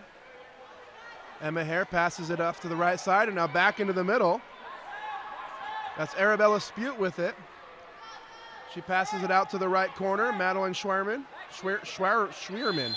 Man, I struggle with that every time. Maddie earns the foul in the corner. Passes back up to Emma. She's got space. There's the shot. Saved by Lonnie.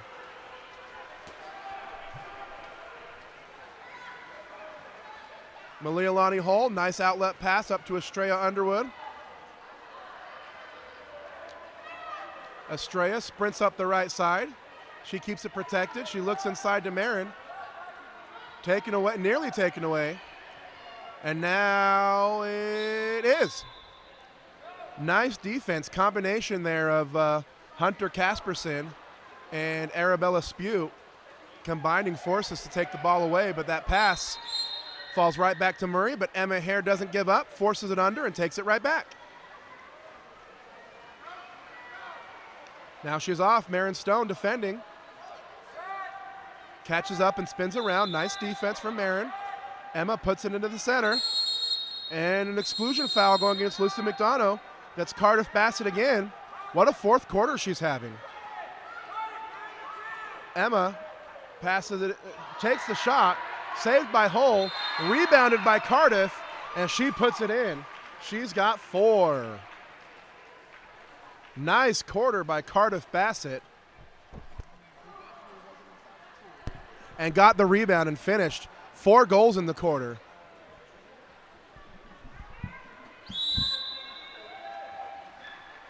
.105 left to play. 16-4 Murray. Ellie Mendoza has it inside to Poperzanovic, who earns a contra foul on that pass for extending her arm. Cardiff Bassett backing down Lucy McDonough. Emma Hare swims for the ball. There's a scrum for it. Springville retains possession. And that shot won't go as the foul was inside the 6, excuse me. Mitchell Pearson encouraging his players now just to hold the ball and let the clock run out. What a performance from Murray today. Everybody was involved. Everybody was defending. Lots of people scored. They were sharing the ball. They earned the dominant win, 16-4. Let's also highlight Cardiff Bassett, who had a heroic effort in the fourth quarter, scoring 4 goals herself and earned the exclusion. Congratulations, Murray.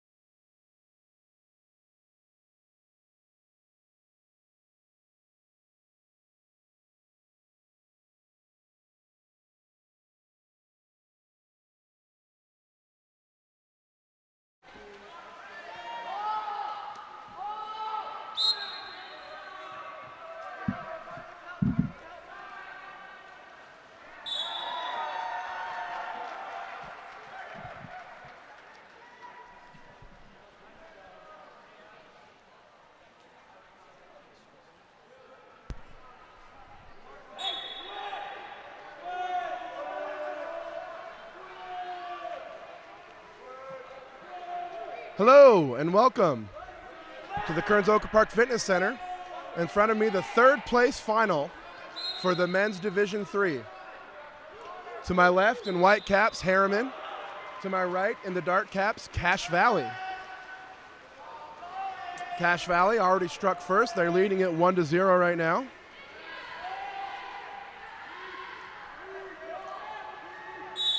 Cache with the ball in the right corner. They earn the ordinary foul. Looking into center, but nothing's there. I don't believe he can shoot the ball. He'll try anyways, and it's turned over by the officials.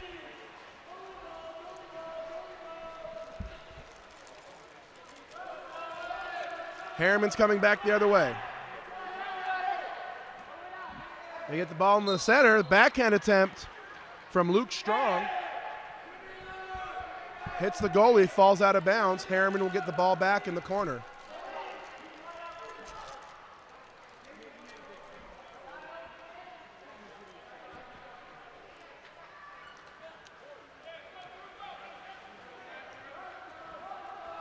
Harriman puts the ball up. There's a shot from Carter Schwabach. Goes over the cage. Cache Valley coming back the other way. Cache Valley on the counterattack opportunity. And it's number 10, Carson Godfrey with the nice finish. Powerful finish there from Carson Godfrey. Puts Cache Valley up 2-0.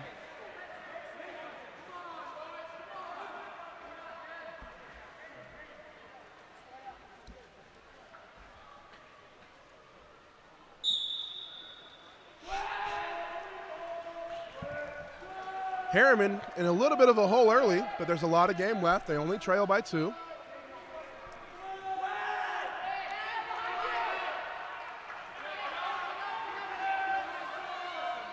Couple back and forth here.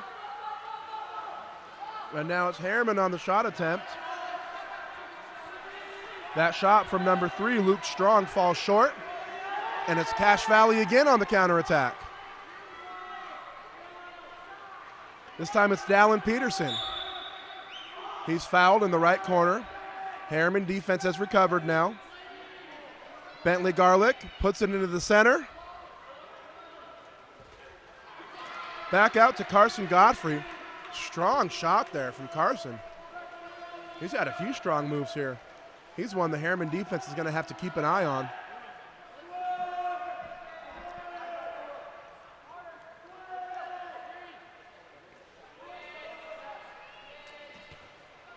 That shot from about 7 meters out bounces off the crossbar. That was from Reed Erickson. Harriman retains possession with the fresh shot clock. Into the center, Luke Strong. Can't get the shot off this time. Well defended from Bentley Garlick. And then another Cache Valley counterattack. This time results in a penalty.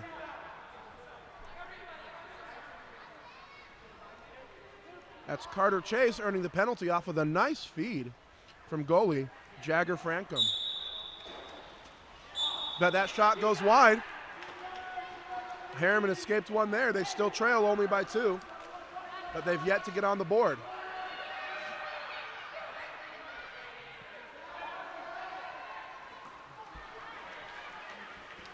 Carter Schwabach with the soft shot from the left side, easily pulled down by the goalie. And another counterattack for Cache Valley.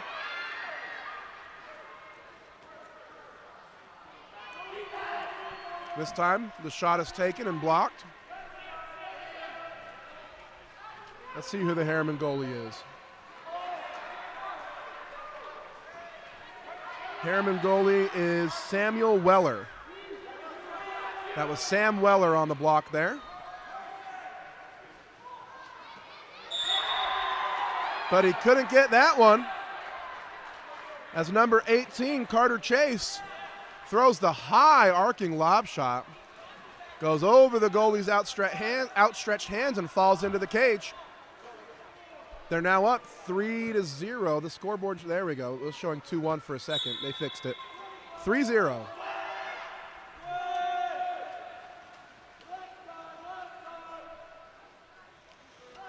If you're hearing a crunching noise, that is me eating a Cheeto. I'm a little peckish, so got a bag of Cheetos here to snack on. That attempt from Harriman taken away by Cache Valley. Another counterattack effort.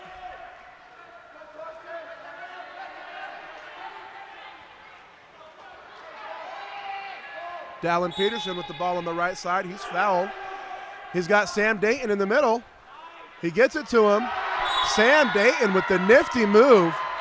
Goalie came out to try to steal. Sam protected, turned it around, and threw in the backhand. Style points for Mr. Samuel Dayton.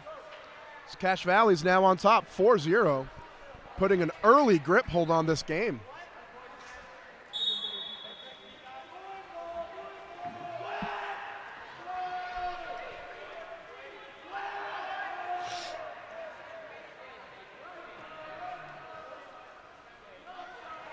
Harriman working the ball left to right, now back to the center. Reed Erickson chases after it. He dropped the pass. Gives it up to Carter Schwabach. Across once again to William Holmes. Come on, Holmes. Takes the shot, field blocked, recovered. And the backhand attempt from Luke Strong falls short. Outlet pass from the goalie is a little too strong. Falls out of bounds. Harriman ball.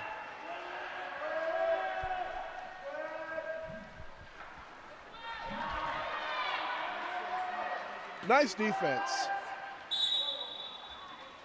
from Helber Langris there. As he takes the ball away, then earns the exclusion foul. Wow, and another great defensive move, this time from Harriman, Carter Schwabach, who just takes the ball right out of his hands. And now it's Harriman coming back the other way with the advantage. William Holmes with it. He attacks, he shoots, but it's tipped. Credit for a field block there to oh, wow. A game misconduct. I didn't see what happens. I was looking down at my roster, but a game misconduct goes against number 14 from Cache Valley. That means he is done for the game.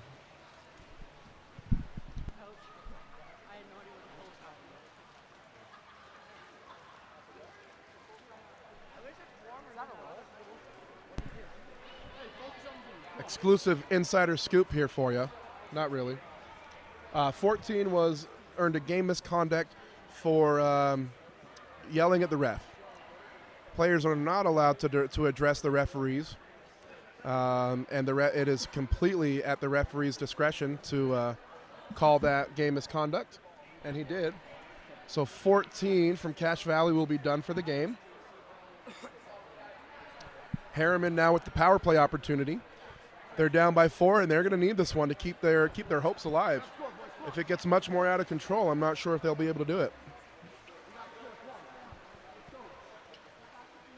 Lot of action here in the first quarter. It's been a very high-paced game, back and forth several times. Good defensive stops from both teams.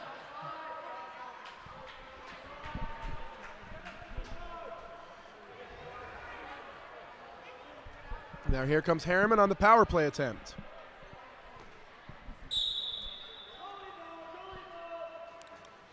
Reed Erickson has it.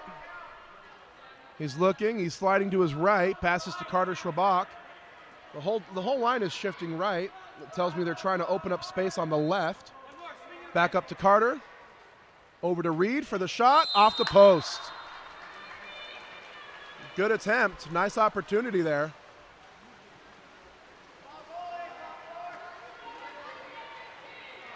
But the shot comes off the post, and now it's Cache Valley. Back again the other way.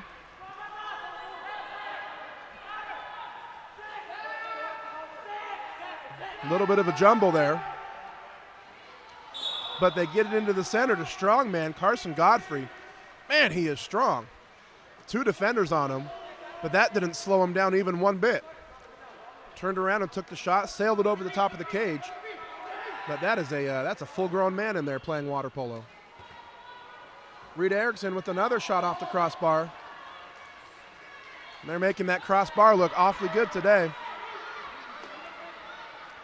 Carter Chase on the counterattack attempt, sends it over the cage. Harriman escapes another one there.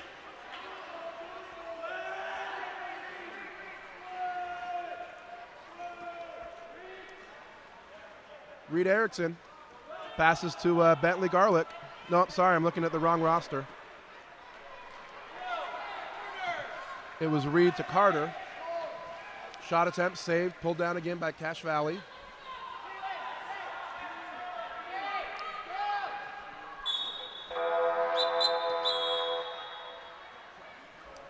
And that's the first quarter. Very high pace back and forth, but at the end of the first 7 minutes, Cache Valley is in control, 4-0. Stay tuned for the second quarter coming up next.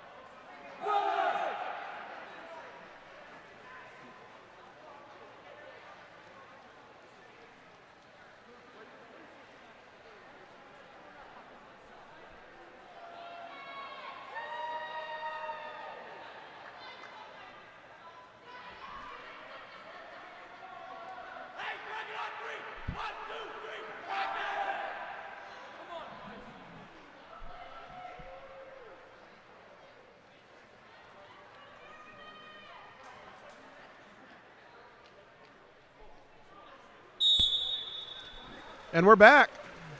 Second quarter of play. Whistle's blown, ball is dropped, and Cache Valley comes up with possession. Both teams have fought hard, but so far Cache Valley has been comfortably in control. That shot off the crossbar. Sorry, let me get my rosters in front of me. From strongman Carson Godfrey. Harriman has possession. 15 seconds left in the shot clock.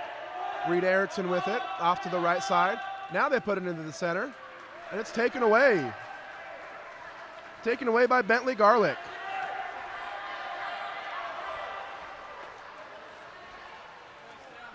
That pass from Jagger Frankham, just a little bit too far, and it falls into the hands of the Harriman goalie. Reed Erickson has some space. He's taken several shots already today. He's not shy, but this one he passes off to Luke Strong. Luke back to Reed. Now he'll take the shot. Pulled down by the long arms of Frankham. Jagger Frankham showing his reach. Reached up and pulled that one down with two hands. Shot attempt from Dallin Peterson falls short. Samuel Weller with the save. And now an exclusion foul goes against number 3, Ethan Bird. And Harriman with yet another power play opportunity. They've had several, but they've yet to score.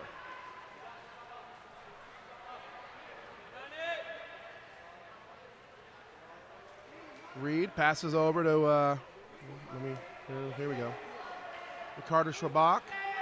Schwabach over to Luke, back to Reed in the middle. There's the shot they want, and they find it. There we go. Reed Erickson shakes the monkey off the back of Harriman, and now they've scored their first goal. They still trail, but only by 3. Plenty of game left to play. Nice shot there from Reed Erickson.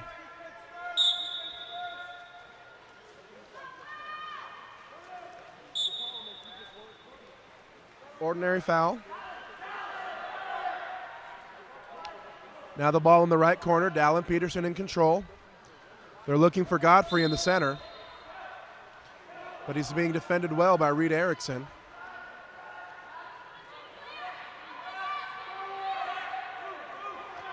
Eight seconds left on the shot clock.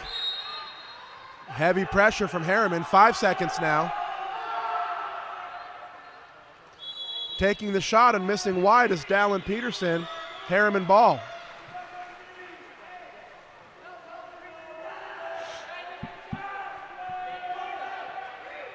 Reed Erickson puts it into the center. Ordinary foul. William Holmes in control. Passes it up to William Stoddard. Stoddard down line to Samuel Noyce. Passes it back to Stoddard, and it's taken away by Cache Valley. Nice heads-up defensive play there from Samuel Dayton.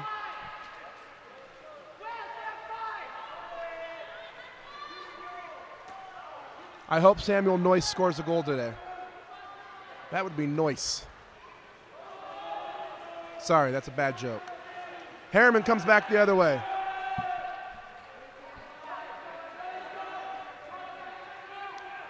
Carter Schwabach with it, passes it up to Reed. Reed's got the only goal of the day for Harriman. Samuel Noyce, come on! Oh, he doesn't take the shot. But he makes the pass, the give and go move. There's Noyce on the shot attempt. Saved. Saved by Jagger Frankham. Man, he's everywhere. They're having a hard time getting it past him today.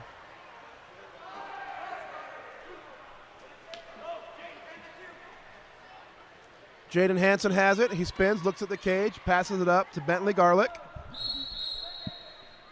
And a contra foul goes against number 7, Dallin Peterson. And here comes Harriman. They're playing with a lot more energy this quarter. They've scored 1 goal. They need a few more. Reed Erickson fights Godfrey off, retains possession. Across the pool.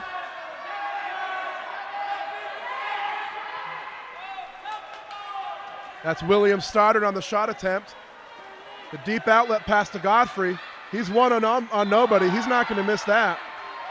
Carson Godfrey strikes again. Extends the lead back to 4. They lead at 5-1 with 2:35 left to play in the first half.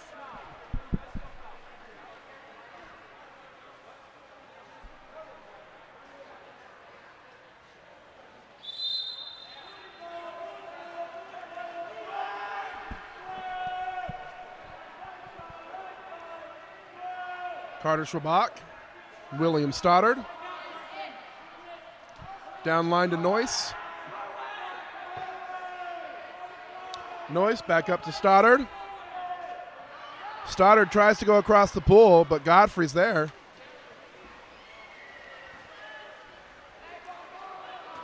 Outlet pass a little too strong. There's been several of those today from Jagger Frankham. But he gets it back and tries again. Nice instincts from Samuel Weller. The pass was good, but Samuel Weller saw that pass coming, jumped out on it, and took it away.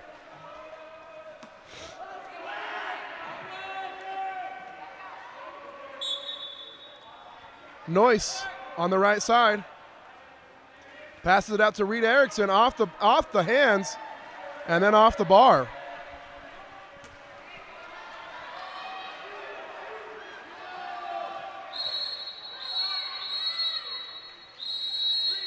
And here's an exclusion foul going against Carson Godfrey, and a yellow card as well, just for some unnecessary physical play.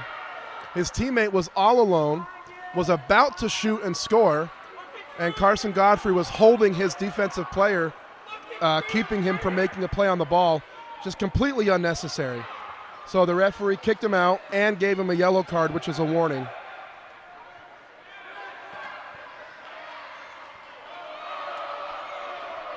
So many arms in front of the cage. Harriman is taking nice shots. Just having a hard time getting into the back of the net. They're having to shoot through a sea of arms every time. This Cache Valley team has been well trained to contest the shot. And then if it gets past all the arms, they have to try to score against that 7-foot goalie down there. We're playing in a 6.5-foot pool, and he's bouncing off the bottom, which is fine. It's allowed. The goalie is allowed to touch the bottom. It's just a comment on his height. He's a big boy down there. Deep outlet pass to the left corner.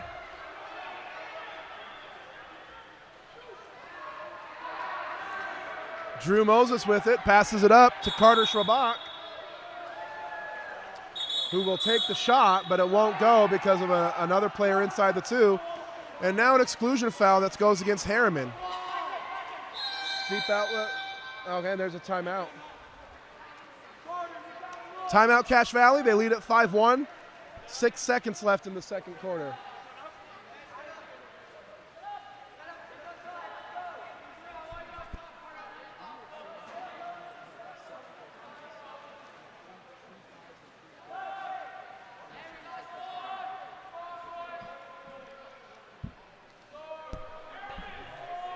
Okay.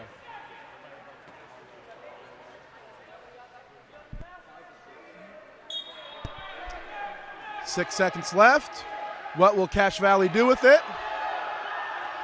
They take the shot from the 5, and it's pulled down by Samuel Weller. So they will start the second half at even strength. A much more even quarter that time, 1 goal apiece. But it's Cache Valley still on top, 5-1. Stay tuned. Second half coming up next.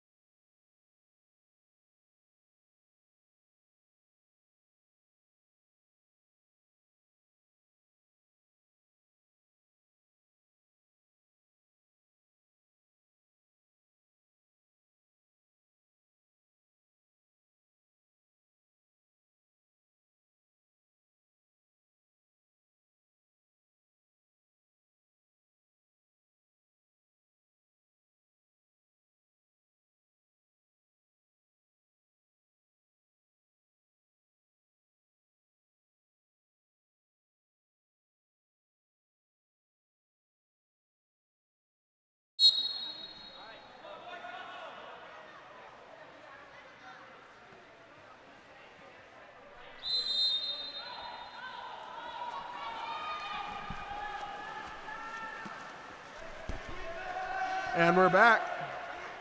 Third quarter. Third place game. Division III. Cache Valley wins the sprint. They'll get the first possession. And it's almost immediately taken away by Samuel Noyce.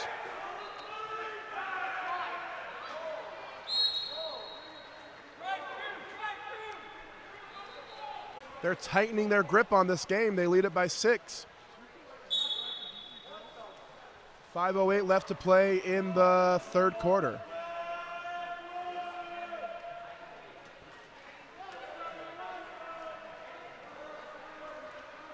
Harriman goes down line to Luke Strong. Luke tries to go back inside to Samuel Noyce, but his pass is tipped and taken away by Cache Valley.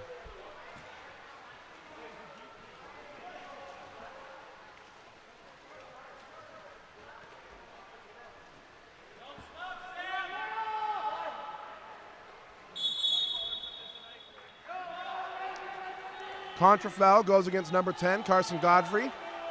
Now here comes Harriman. They've got the numbers. They've got a 4-on-2 advantage here. They go across to Reed Erickson. He puts it away. That's the type of energy that Harriman needs.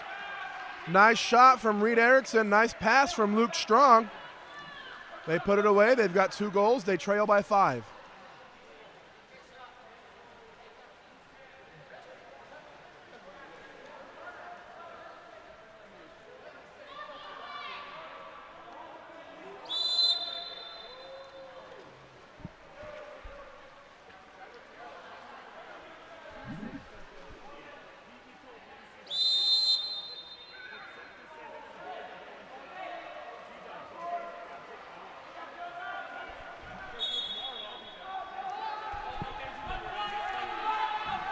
A turnover there for Cache Valley leads to another Harriman power play. Goalie comes out to try to take it, leaves the cage wide open, but the shot from William Holmes won't go.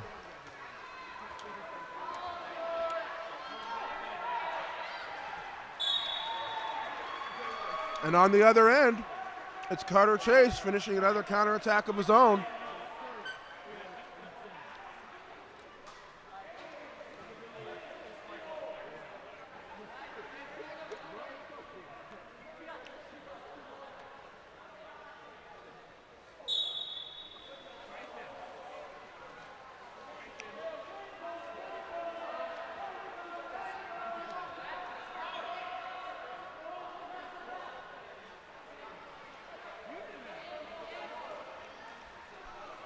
Inside to Luke Strong.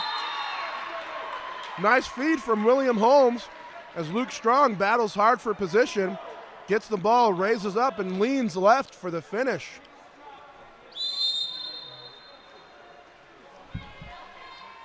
The Harriman offense showing a lot more life this quarter.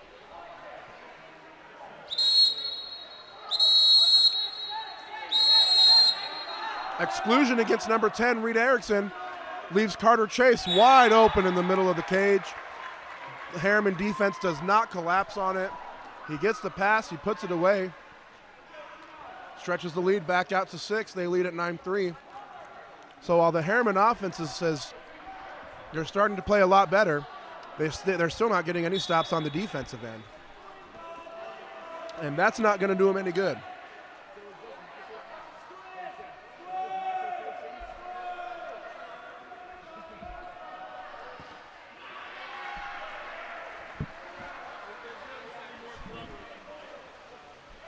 Shot attempt from number 9, Drew Mose, is saved by the goalie. Here comes Cache Valley, taken away by Harriman.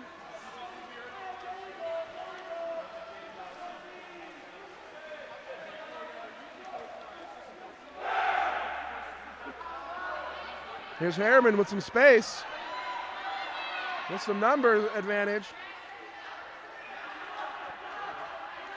Luke Strong spins and gets the shot off. Nice effort there from Luke Strong. Defender had him all wrapped up, but Luke, being strong, rises for the finish. Second goal in a row for him. brings the team back to within 5.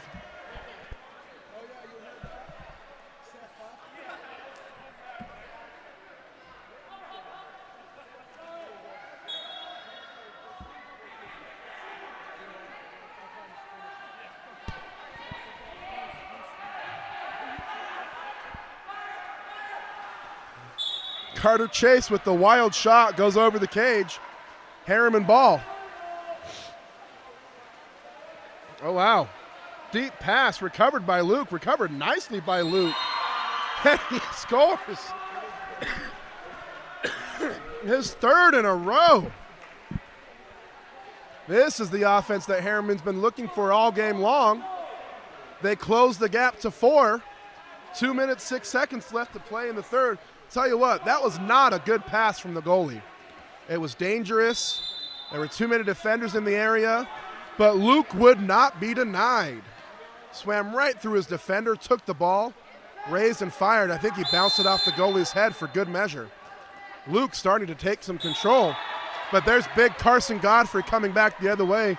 Harriman defender shaking his head. Carson Godfrey is just putting on a show down there in 2 meters.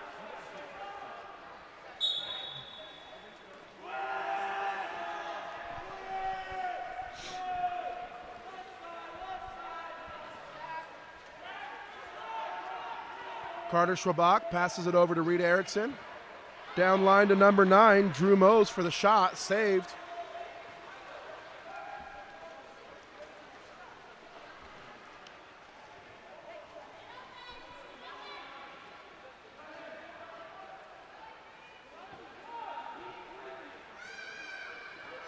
They're looking for Godfrey again in the center. They're looking for him every time. He's being defended now by Reed Erickson, who's doing a good job. Staying with him, tracking the ball, not giving him that side. Nice defensive stand from Harriman. Forcing the shot from the right corner. Schwabach passes to Stoddard. Stoddard's looking, waving, sliding in. Tries to go over to Reed Erickson. His pass is off the mark. It's taken away by Godfrey.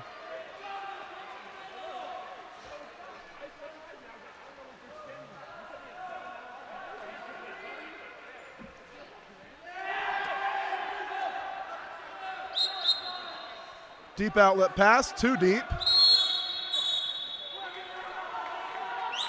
Cache Valley player Samuel Dayton didn't see it coming.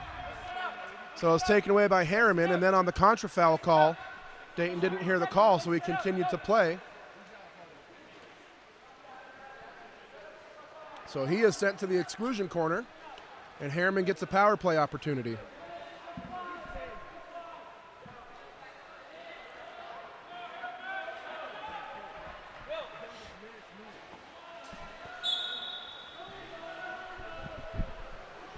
Reed Erickson has it. Passes it over to Carter Schwabach. Down line to Stoddard.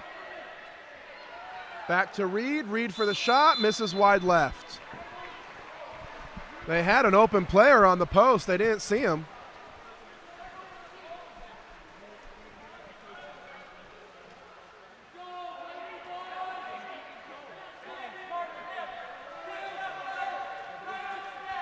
Samuel Dayton advancing slowly with the ball. Reed Erickson backing off, electing to double Carson Godfrey. That's probably a good choice.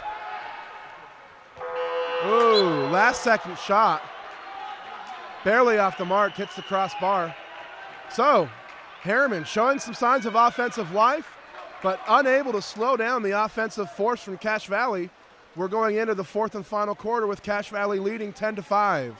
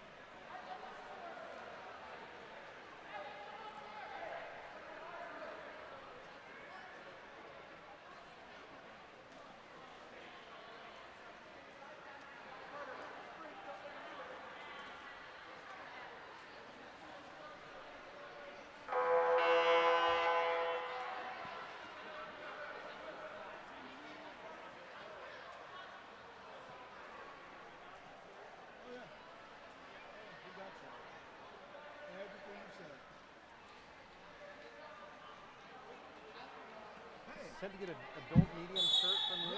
Where's that kid?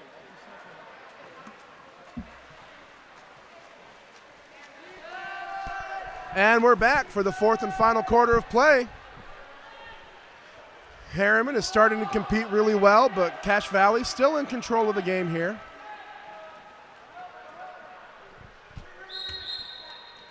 There's a contra foul going against Carson Godfrey. And Harriman coming back the other way with the numbers and the advantage. Carter Schwabach with it. He'll angle into the cage. He's got players on the left. He should pass. Please pass. Oh, he still makes the shot. That's good. Carter Schwabach with the lob shot. His coach telling him exactly what I just said. Look over to the left and pass. If you can shoot off a pass, it's always better to, because then you'll be shooting on an open cage instead of against a goalie. Still, the shot went in. That's what Harriman needed. They trail now by 4, 6:20 left to play. Another steal by Harriman.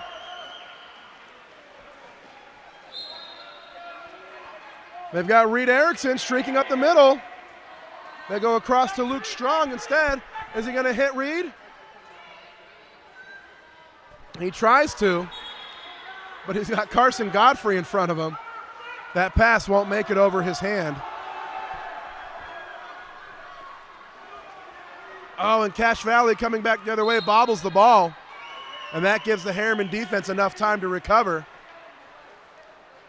Deep outlet pass to Reed Erickson. He's defended by Godfrey. Carter Schwabach swimming up the middle. Nearly taken away, but he earns the ordinary. He can turn and shoot. He won't. He passes to Luke Strong, who dishes it out to William Stoddard. Stoddard to Schwabach. Back into Strong. He had a great third quarter. This time he'll get the foul. Back up to Schwabach. Tries to go into Reed Erickson. Reed gets it. 4 seconds left. Shoots it over the top of the cage. Reed has had trouble finding the net today. He scored one. Oh, nice defense by Carter Schwabach. Takes it away.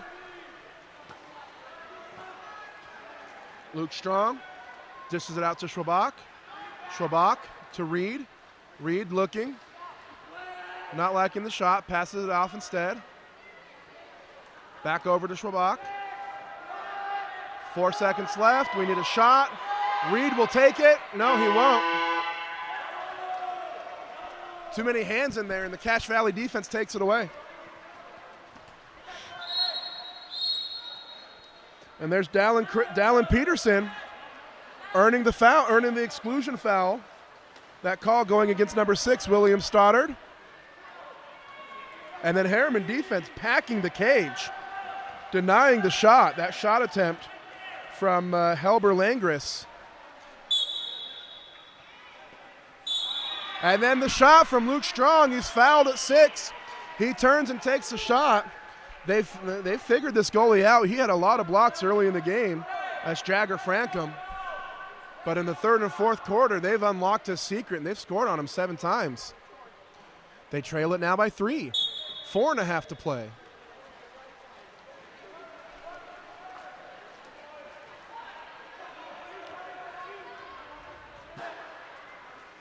Carter Chase holds on to the ball too long.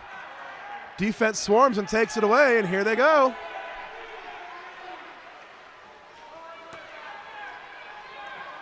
They've got several players in the middle. Luke Strong gives it to Schwabach. Schwabach's all alone. He rises for the shot, and he hits. Harriman has all the momentum and all the energy. They trail now 10-8. Cache Valley still in the lead, but Harriman is threatening. They were down 10-4. They scored 4 straight. Now it's 10-8. Stay here. We've got ourselves a game. Ordinary foul. Recovered by Carter Chase. He puts it in play. Looks for Dallin Peterson on the left side.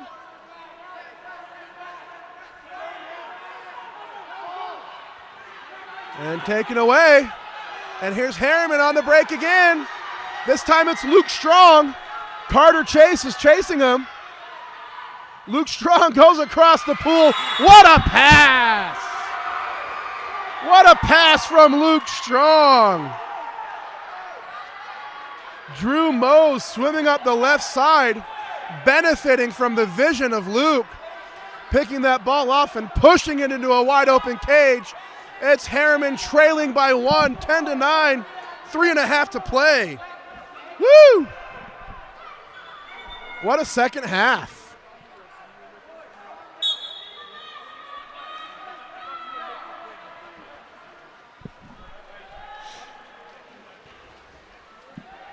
This is a different team.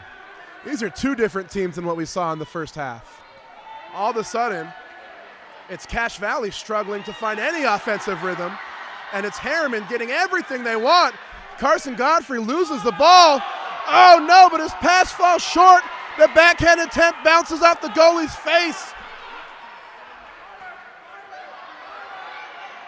Reed Erickson, wide open in the middle.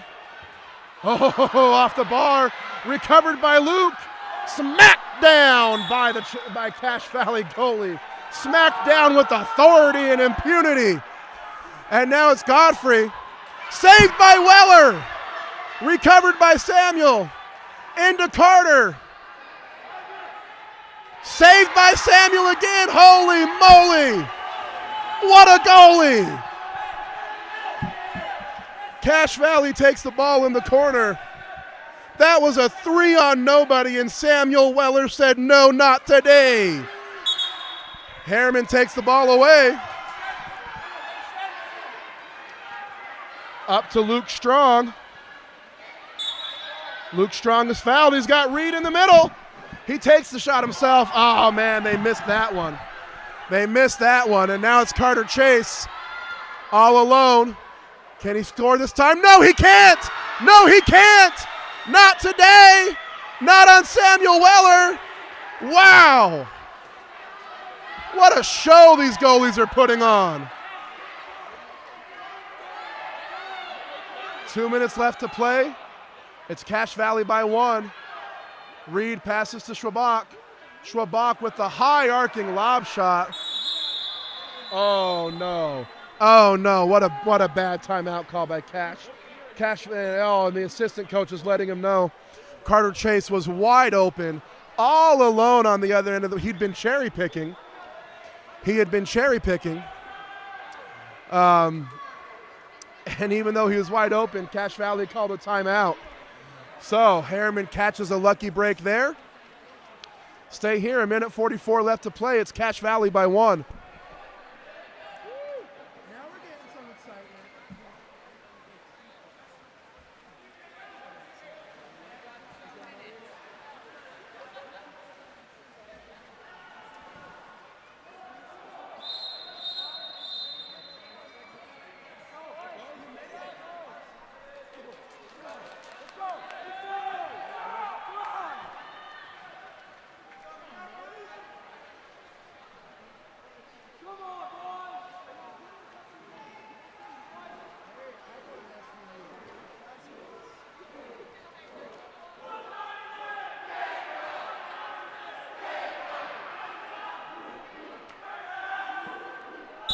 All right, let's see what Cache Valley's drawn up out of this timeout.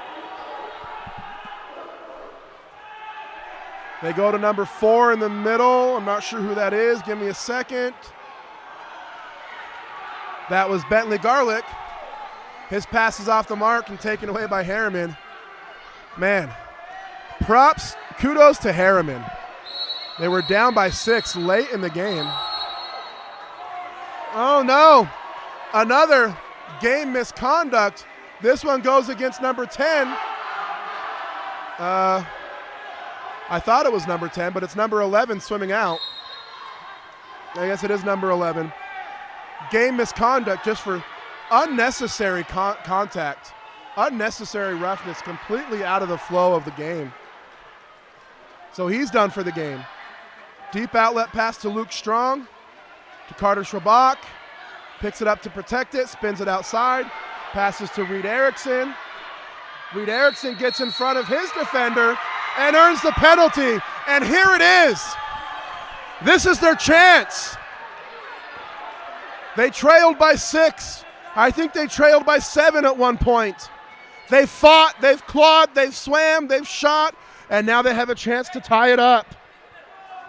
Reed Erickson steps up to take the penalty, but he's got a 7-foot Goliath in front of him.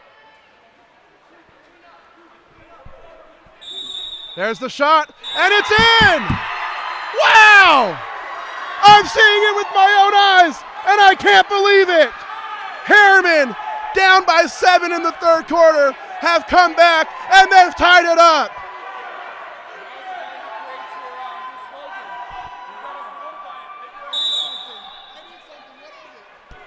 Here comes Cache Valley. They have lost all their chips in this poker game.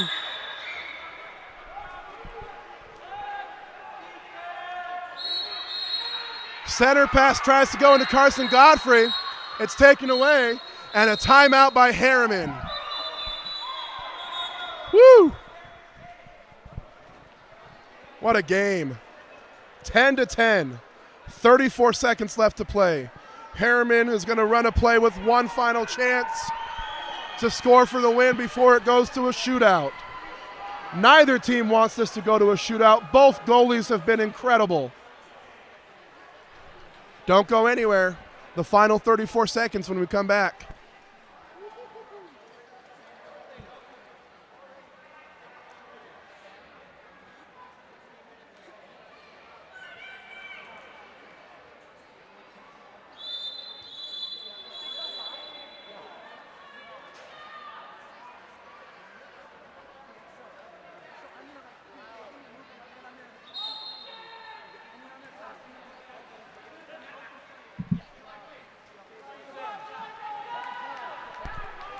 Here they come. Like warriors from a battle, both teams coming out of their corners. 34 seconds left. Now Harriman, not only do they need to try to score here, they also need to protect the counterattack. Cache Valley has been countering all game long. They've been great at it. They need to score, but they also need to not get scored on.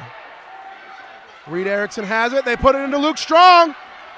Oh, the defense swarms. Wide open cage. Ooh. Woo. Oh, that was close. It was a nice idea. It was a nice idea from the Cache Valley goalie. Harriman goalie hadn't quite gotten back yet, so he thought he'd try it himself, and he almost made it. Carter Schrabach over to William Holmes. Down line to Stoddard. Back up to Holmes. 3, 2, off the crossbar. Final shot falls short, and we have a shootout. Woo! We'll have a 5-person shootout. Each team will select 5 players,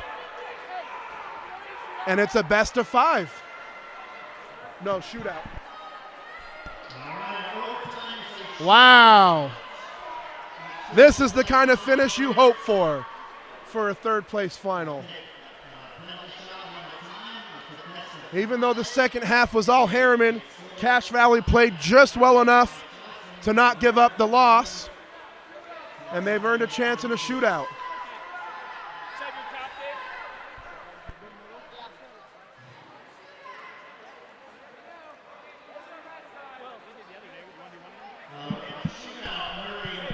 Each team has one player that's been rolled from the game. That's the colloquial term for a game misconduct. They will not be allowed to participate in the shootout. So that's number 14 from Cache Valley and number 11 from Harriman will not be allowed to participate. Each team will select 5 players, best of 5.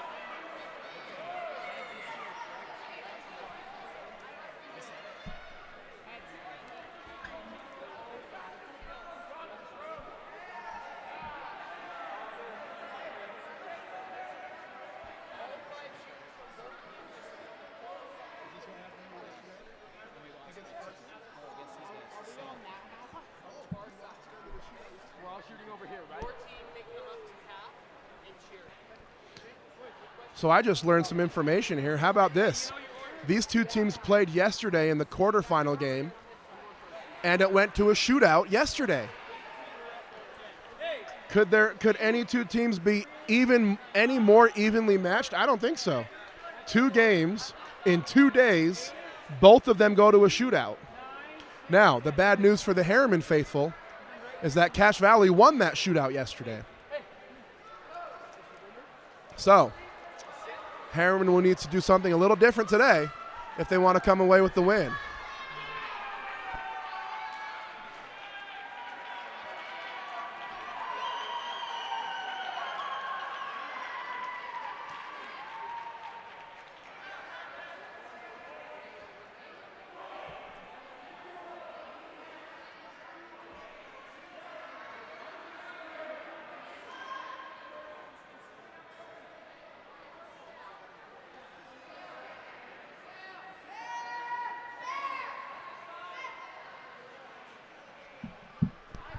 Since you asked, here's my take on it. Both goalies have been playing great this game. Sam Weller stopped a lot of one-on-nobodies with his savvy and his instincts. But when it comes to blocking penalties, I would have to give the advantage to the goalie from Cache Valley simply because of his length. He's going to be able to cut off a lot more angles. So we'll see what happens. First shot from Cache Valley. It's off the crossbar. Off the crossbar, comes down. Goalies switching places.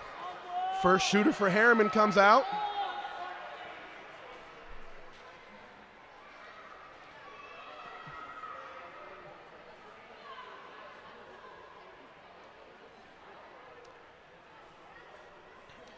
It's the goalies. Let's review the goalies. It's Samuel Weller for Harriman. And it's Jagger Frankum for Cache Valley, and there's the first goal for Harriman.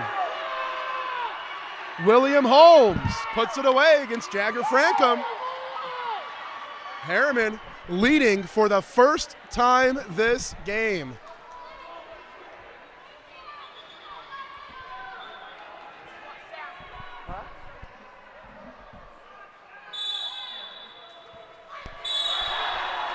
Hi, Ellie Mendoza. Ellie's one of my players for Murray, just played in a fantastic game for Murray here. That shot goes in, sorry. That shot goes in, that's number 10, Carson Godfrey, pulls it even. And now it is Luke Strong. What a game he had today. And he puts it away. And Harriman maintains the lead. 2 shooters down, 3 to go. Harriman with a 1-goal lead. Swimming up to take the next shot is Carter Chase. And it's stopped by Weller! Stopped by Weller! What a chance here for Harriman to go up by 2.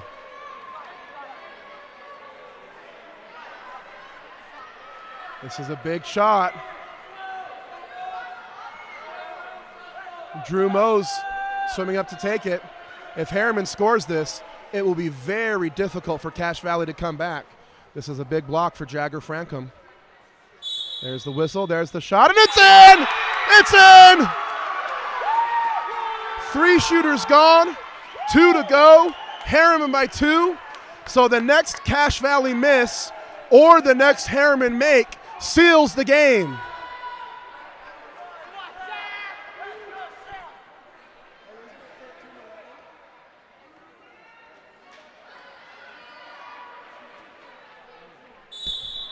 There's the shot. It's in. It's in. Bentley Garlick keeping Cache Valley's hopes alive. But if this shot goes in, it's over. Carter Schwabach. He could seal the game right now. There's the whistle. And he drops the ball. He drops the ball. It slips out of his hands. He floats away. Cache Valley's hopes are still alive. but they need to make this shot. Jagger Francom comes out of the cage to take the shot. If they miss, Harriman wins. It's in. Cache Valley is still very much alive, and we are coming down to the final shooter.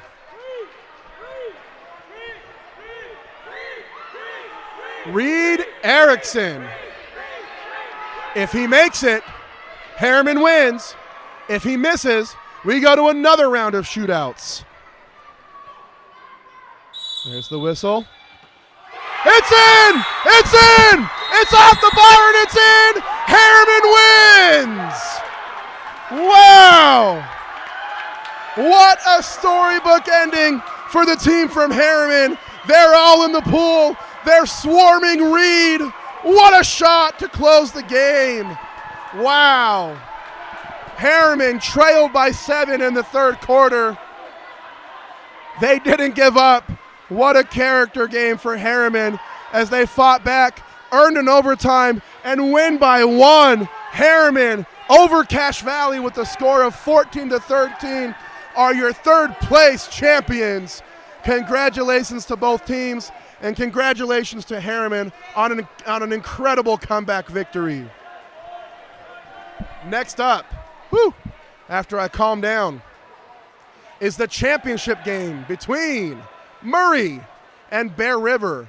These two teams played yesterday, with Murray narrowly earning the victory by 1 goal.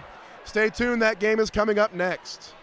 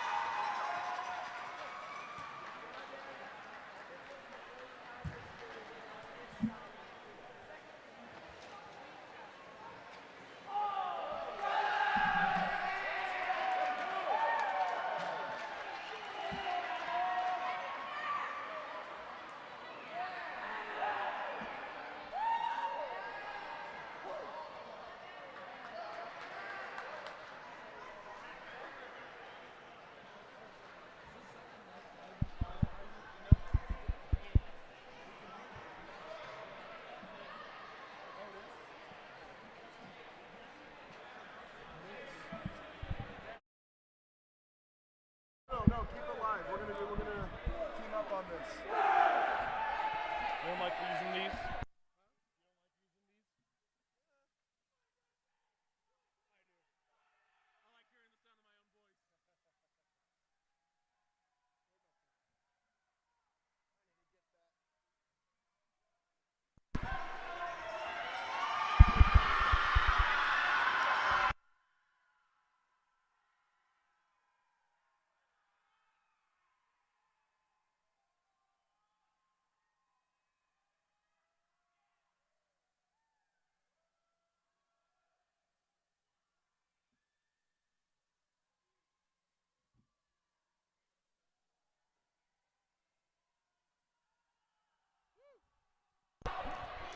Hello and welcome to the Kearns Oquirrh Park Fitness Center for the first place game in Division III for the men. To my left in the white caps, Murray. To my right in the dark caps, Bear River. I'm being joined by Coach of the Year, Seth Hughes. How's it going, everyone? Glad to be here. Excited to match this final for the Division III boys. Should be a good one. Oh, man, we just witnessed a heck of a game for third place between Harriman and Cache Valley. That was exciting. I hope this one lives up to that hype. All right, let me pull up my rosters here.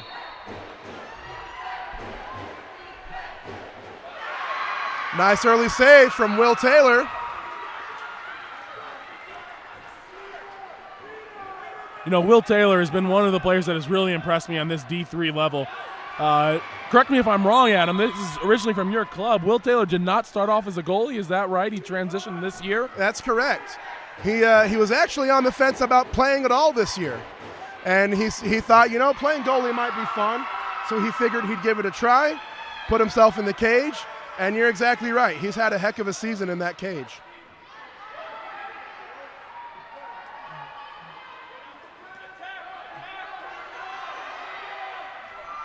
All right, the early shot from Jordan Fitz saved. I'm having trouble pulling up my roster here for Bear River. Sorry, give me a second on that.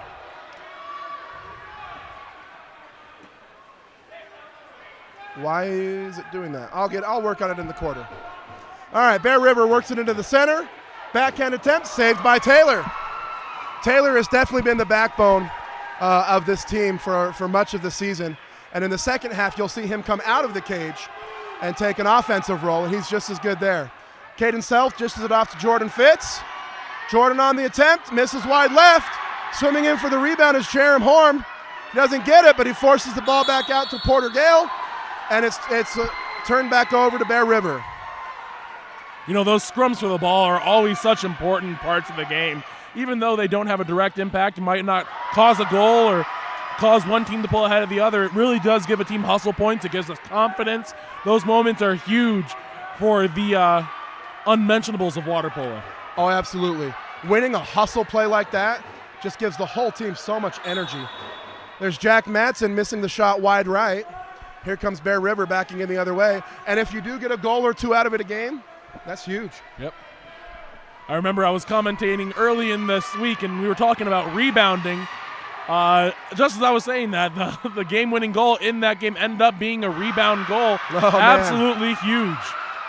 Will Taylor with a huge one on nobody block, and then protects the ball. And here comes Murray the other way. Man, so much energy in this building right now. Feels almost as electric as we did for the Division I boys game. That was loud. That was a big game. Rusty Hughes takes the ball, throws the shot up, saved by Bear River. Deep outlet pass to the right. Secured by Bear River. Caden Self defending. Shot knocked down by Taylor. Now, even though he just transitioned to goalie this year, he's definitely put in the work. Will Taylor has worked hard. He's made a lot of progress. Another outlet pass to the right. Porter Gale's chasing him. I don't know if he's going to get there in time. And they sneak it by him. Bear River strikes first, and they go up 1-0. So, Seth, both of these teams played yesterday in the quarterfinal, and Murray came out on top by 1 goal. So these are two very evenly matched teams. I'm excited to see what happens here today. Just from the glance of it, it looks like Bear River has the size advantage. They've got some big players in the pool over there. That's absolutely correct. Bear River really doing their best. They're also doing a great job of pushing the place right now. Both teams playing a very dynamic game, making sure they're pushing the counters hard. Bear River coming out on top with this early possession. We'll see what happens later. Adam, you and I have also had this conversation in the past. It is very hard for one team to beat another team 2 times in a row, especially if those teams are evenly matched. With that being said, do you think Murray or Bear River has the advantage? Oh, man, that's such a great question. You're absolutely right. The mental aspect of, hey, we just beat this team yesterday, can sometimes cause you to just relax a little bit more. Obviously I'm biased here being the Murray coach. I know these boys well. They've been pushed hard this season. They've played in a lot of tough games. I think they can do it. I think they're tough enough mentally to know that they haven't earned anything yet. So they're down by 1 right now, but if anybody can do it, they can.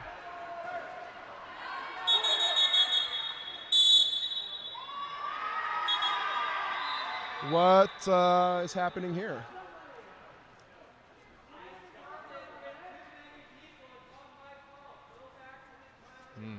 So it appears that Murray started with 1 too many players in the water. One of the referees signaled for a 5-meter for having 8 players in the water. Actually, though, that is a correctable error, and referee Tyson Heath admits the error, says we will rewind the clock to when the timeout was taken, and we'll proceed from there. 6-on-6 instead of 7-on-6. Tell you what, that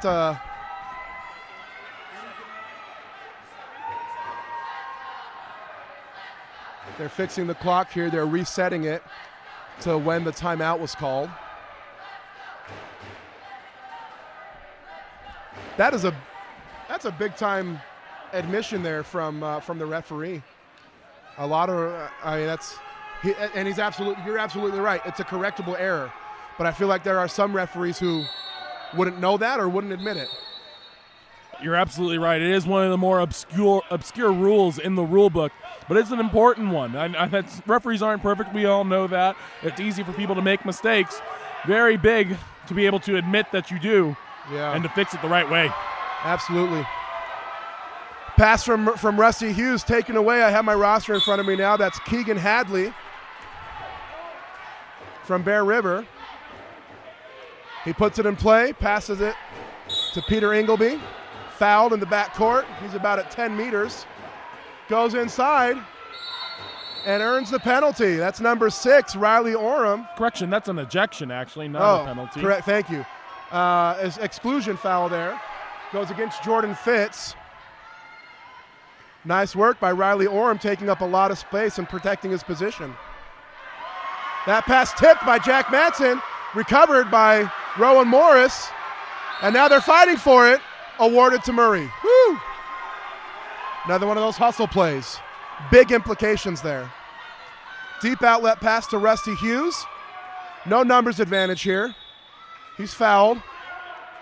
They're looking for Jerem in the center. He backs away. The pass goes over the top. Definitely the size difference is already taking its toll. Just in the positioning battle, the smaller Murray players are having a hard time.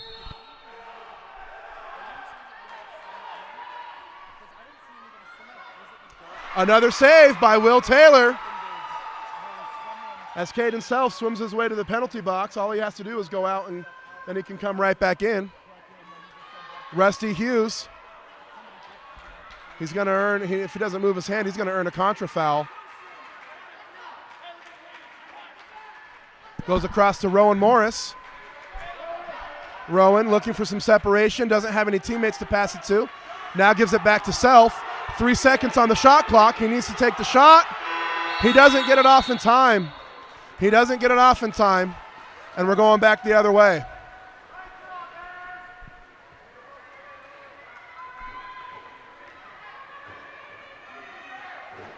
Ooh, that shot falls way short. That's not going to work. Yeah, those are always a little bit embarrassing when shots just fall dead in the water. I won't lie. It's happened to me a couple times, and it's never a fun experience. No. Here's Rusty Hughes all alone. Sneaks it under the goalie's arm and pulls it even. Wow, look at all that support. The stands seem to be about 80% Murray spectators right now. And you know what I love is that we can see Murray's Division I teams in the stands supporting their Division III teams. Honestly, I believe that's a culture thing that trickles down from the coaches all the way through the players, making sure that everyone on the team feels supported. And it's a big deal that we're in this Division III championship game. So props to the Murray Club for making sure that's happening. You're absolutely right. That is awesome to see. Ball being defended in the right corner, ordinary foul. Puts it in play, tries to go into this Orem again in the center. Another ordinary foul.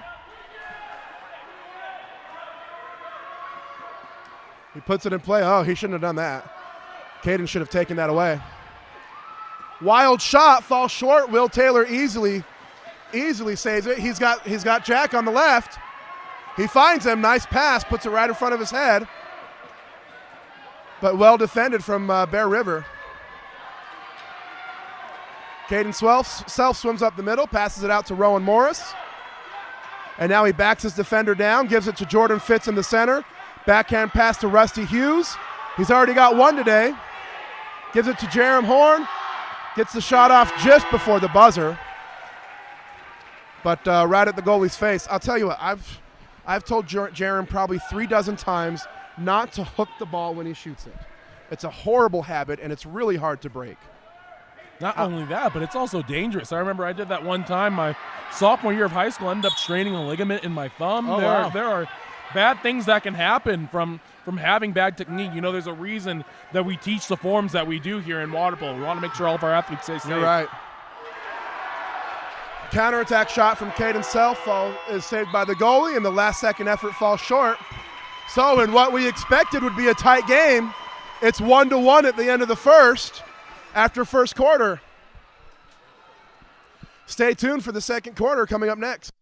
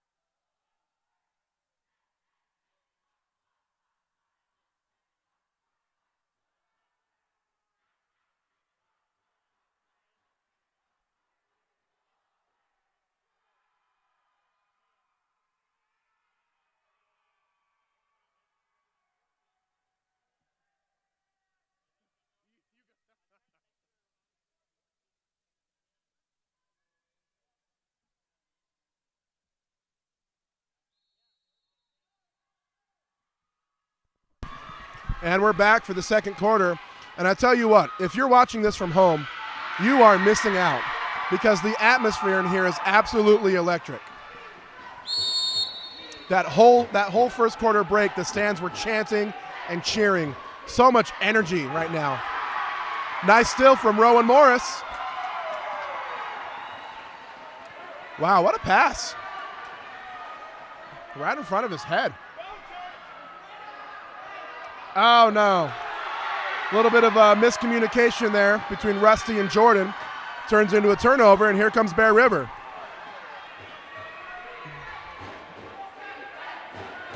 They had some numbers, but they stopped swimming. Oh, that's frustrating as a coach.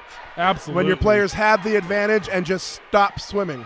Absolutely. A lot of times it's hard for players to realize that they're open and that they have an advantage, and oftentimes players will just stop, allowing their defender to switch onto someone else and getting rid of an opportunity to score a goal. One of the most frustrating things you can do. Yep. And, a lot of the times it's not skill or talent that separates good from great players. It's awareness. Yep. It's awareness knowing and you're hustle. open. It's knowing where to attack. It's a big part of the game. You're absolutely right there. Ooh, the deep shot from Rowan Morris. He took that from about 11 meters. Goes over the cage. Just wanted to flex the arm a little bit, make sure he's going. He gets the steal there. Passes it up to Porter. Porter goes across to Jordan. Jordan, get the ball up, Jordan! Oh! Jordan doesn't pick the ball up in time when it's taken away by a swarm of Bear River defenders, and now they have the advantage coming back the other way. Rowan Morris on his back. Player can't get the shot off. Stuffed by Will. Stuffed by Will. This is one of the beauties of Division III water polo here in Utah. This game is absolutely electric. Both teams going up and down at a really fast pace. Yes. This is stuff that you don't even see at the Division I level sometimes. You're right. The pure love and hustle for the game is really amazing to see at this level. Shot from Rowan Morris. Tipped out of, well, not out of, yet. No. Pushed out of bounds as Rusty Hughes attempted to recover it. Pushed it out of bounds. You don't see that very often.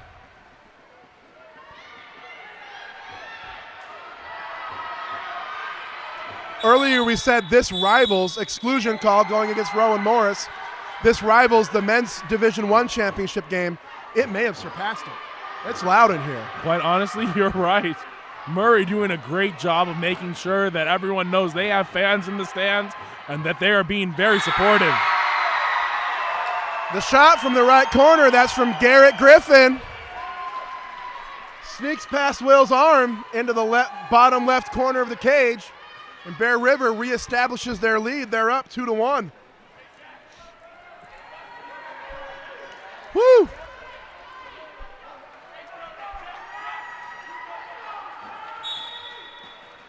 Now, we said Murray is a smaller team, and that's mostly true, but not all true. Number 8, Caden Self, has been playing center defense for Murray. He's a big boy, too. He's got a lot of muscle. He's strong. And quite honestly, this matchup with Caden Self is one that I'm most excited to see throughout this game. Caden Self has been gifted the opportunity of guarding the biggest player on Bear River no matter what. Bear River seems to have two players that they're switching in and out of center, and Caden Self has been in there the whole time. So we'll see just exactly his stamina holds up for the rest of this game. That's going to be the question. Can the stamina hold up? Just as we're talking there, Caden gets a nice steal out of center defender. Props to him, now taking off on the counterattack. And now an exclusion foul going against number 2. Murray with the power play opportunity. Jordan Fitz attacking with the early shot. Misses. Rebound. Comes down to Bear River. Probably not the shot that Murray needed on that possession. This is another thing that's really underappreciated in 6-on-5s, and this happened throughout all levels. In high school, it's really hard sometimes for the athletes to be patient and to find the right shot. This is one thing that I'm sure you as a coach know, Adam. Patience is such a huge part of water polo, being able to deny the first, second, and maybe even third opportunity to shoot to find the best shot in the pool is a skill that really separates good players from great players. And it's exactly that. It's a skill. And it's so hard on a power play because you're open. You want to shoot. Everybody's open. But that patience of being able to wait for the best shot, you're absolutely right. And here's Murray on a counterattack opportunity. Jack Madsen holds on to it, but puts it over the top of the cage. His body not in a great position to shoot that. And so he misses it over the top of the cage. And here they go, going at it again. It's Tayton Gage going against Caden Self. Inside, nice pass, saved by Will. Oh man, what a read on that. What a huge save. Will did a great job of stepping over, staying on his legs, and putting his hands in the exact spot that they needed to be. That's a hard save to make. You know, I'm curious to see what Coach Mitchell Pearson is going to do. Traditionally, he takes Will out of the cage for the second half, but Will has been huge. He's been dominant so far, and he's the reason it's still as close as it is. You're absolutely right. Hard decisions here, but then again, this is championship water polo. Got to make sure each team is at their best. That's what it's about. Inside pass to the center, taken away by Jordan Fitz. Now here comes Murray. Again, no lack of effort on either side. Absolutely. Both teams sprinting down the pool every possession, trying to find whatever advantage they can get. They work it inside to Jerem Horn. Gets the shot off, but it falls short in the water. Too bad. He got nice separation on that play, but that's the size factor there, the size disadvantage for Murray. Even with the separation, the defender with his longer arms was able to make a play on it. Bear River came back and missed their shot, and now it's Murray again. And now a contra foul that goes against Jerem Horn. That's the second one he's got in this quarter. He needs to be a little more careful in there. You know, sometimes it's really easy for undersized centers or people who are playing center that are just a little bit smaller to try to make up for that lack of size with being over-aggressive. I think that's exactly what's happening in center for Jerem. Just thinking he needs to be a tad more aggressive than he needs to be. I agree. He can't out-muscle the guy, so he's trying to outwork him. Here comes Jordan. An exclusion foul going against 11. Jerem gets it. And with that hook, he puts it in the back of the net and ties it up. It's 2-2. The stands are going wild. And Jerem Horn adding a few fist pumps for good measure, making sure he hypes his team up after that big goal. That's right.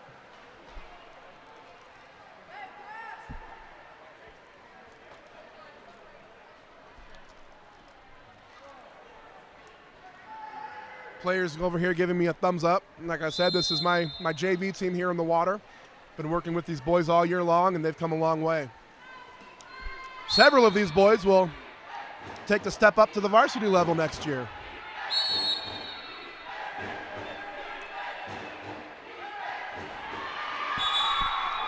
The attempt at the center entry pass taken away by Caden Self. Great positioning there. Gives it up to Will Taylor. Once again, you notice Bear River here just making a sub. One big man out for the other. Okay, Caden still in there for Murray, tasked with guarding whatever big man is in right now. He's got to be getting tired. Oh, absolutely.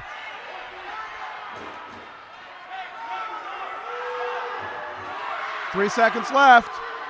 They get the shot off. Easy save, though. Good defense from Bear River that possession, not giving anything up. Good hands-up defense by Jordan Fitz there. Defense swarms. Can't get it, though. Not for lack of effort. And there's the end of the half.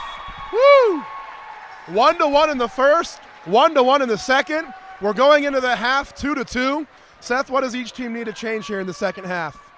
You know, with a low-scoring game like this, offensive goals are just such a huge difference maker with any team. Any team that is able to score any breakaway, any goals out of center is going to be absolutely huge. Murray in particular needs to pay especially close attention to the breakaway given that they're undersized. That's one of the main ways they're going to be able to get goals. We saw how hard Murray had to work to score a goal out of center. Okay, cost them 3 or 4 offenses. If they can score breakaway goals and avoid having to get into that setup offense where Bear River does have that advantage, that is going to be absolutely huge for them. Well, we'll see if they can make those adjustments. Murray, as we predicted, is switching goalies. That's a bold move. Will is great in the field, but he's been fantastic in the cage so far. We'll see if it pays off for them.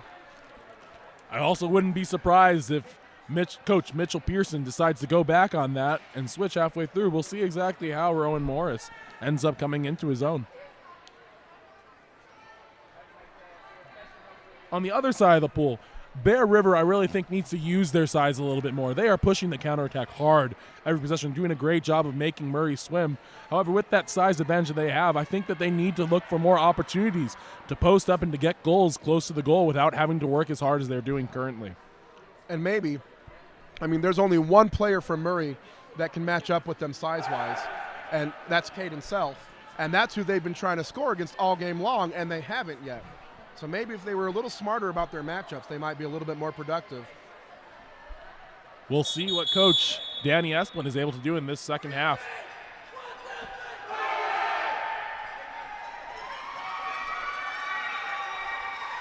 What is that? Is that a fat head? Is that what those are called? Or is that just a poster? I believe it is a fat head poster. We'll call it that. Caden Self having his own face plastered into the stands. You probably can't see it at home, but there's just a big giant poster with a big giant face of Caden Self. He's got a nice little fan club up there, and he deserves it. His defense has been crucial. Will Taylor, all smiles, relishing this opportunity. Again, at the Murray Division I boys and girls team, making sure that they are heard. Gotta love the support. Yeah. Murray wins the swim-off for the first time this game, but not able to protect it. Okay. Caden takes it right back. Jack over to Will. Will attacks the cage. It's saved by the goalie to the other side. Jerem picks up the rebound and puts it in. And Murray with their first lead in the game. Will having an immediate impact. An immediate impact in the game with that shot attempt and then the rebound by Jerem Horn. Jerem's got 2 today. And we have already talked about how important rebounding in this game. Sometimes, though, there is just nothing you can do about it. That ball falling perfectly into the hands of Jerem, he's not going to miss that shot very often. You can't control the bounce. Ball deep in the right corner. Fouled by Jerem Horn. That's a good foul. Center and center defender going at it here. Battle of the big men. Ball goes across. And it's taken away by Will. Nice defense from Will Taylor. Nice outlet pass from Rowan Morris, but Aiden Jackson can't control it. And we're coming back the other way.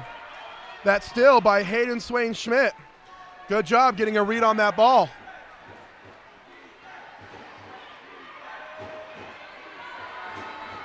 Jerem Horn making a move to stay in front of his defender. That's Garrett Griffin pushing in on the right side. And Jerem just a little too aggressive on that move. And that's one thing I wanted to give props to that offender there. Really did a great job of being patient and tempting Jerem Horn to be just a tad bit over aggressive and take the ejection foul. It is hard when you are trying to foul someone and they just won't take the foul, so you end up just being a little bit overzealous, and then you go to the penalty box. Great patience, great move, but a nice save by Rowan Morris on the power play. Good pass to Will Taylor. Will Taylor with a little give-and-go action here. Jack Madsen with the pass right back to Will. The defense swarms and puts it under. Defense there just in the nick of time. You know, the Bear River defense has really done a great job of not allowing goals out of the middle of the pool. Absolutely. Okay, Murray is working hard to create opportunities there, and they're just not happening. A little bit of inside position now in center. The boys are battling again. It's Riley Oram back in the game for Bear River. Wild shot at the end of the shot clock, misses badly. And now it's Murray. Jerem Horn on the left side, pass a little too strong. Can't control it. Another steal by Bear River. This time it's Keegan Gibbs getting a good read on that ball. But Murray's pushing the counterattack. They really are. They must have overheard me and Adam talking about that. Definitely something that they need to keep trying to do.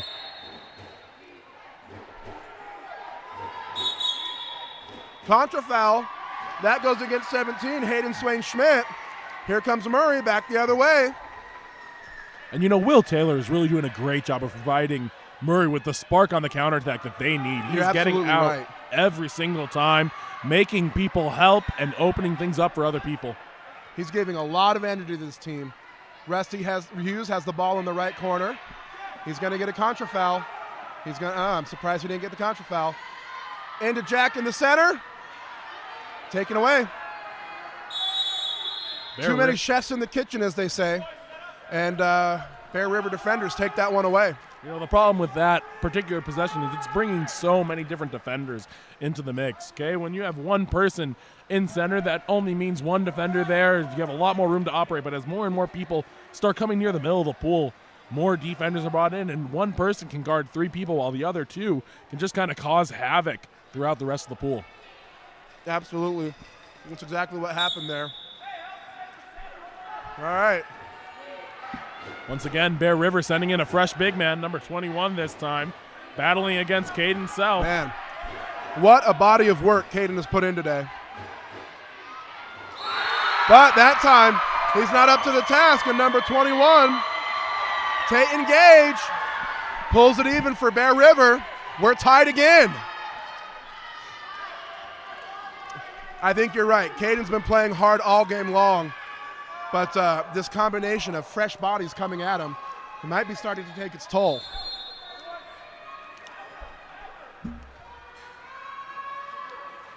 Coach Mitchell Pearson trying to give Caden just a little bit of instruction on how to stop that last goal. That pass falls short. Will Taylor defending. He fouls.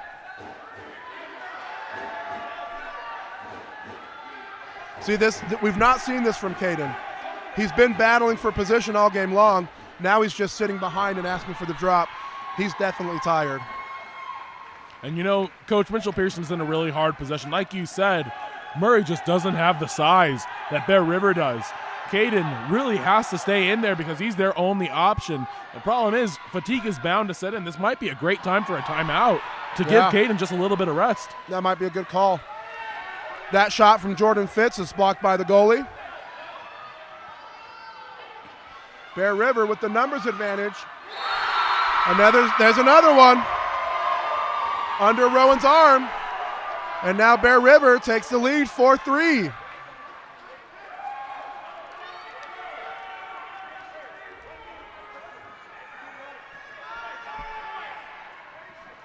Looks like Coach Mitchell Pearson is making a personnel change. Caden Self now looks like he's going to be going into center, trying to put his big body up against the other big bodies of Bear River. We'll see how he does in there. I'm not sure that qualifies as a rest. You're right. In fact, I would say it's quite the opposite. Adam, you and I both played center. We know how much of a battle it can be in there. When it's played right, nobody works harder in the pool. Exclusion earned by number 5. Coach Mitchell calls a 30-second timeout. They'll set up their power play and try to bring this game even once again.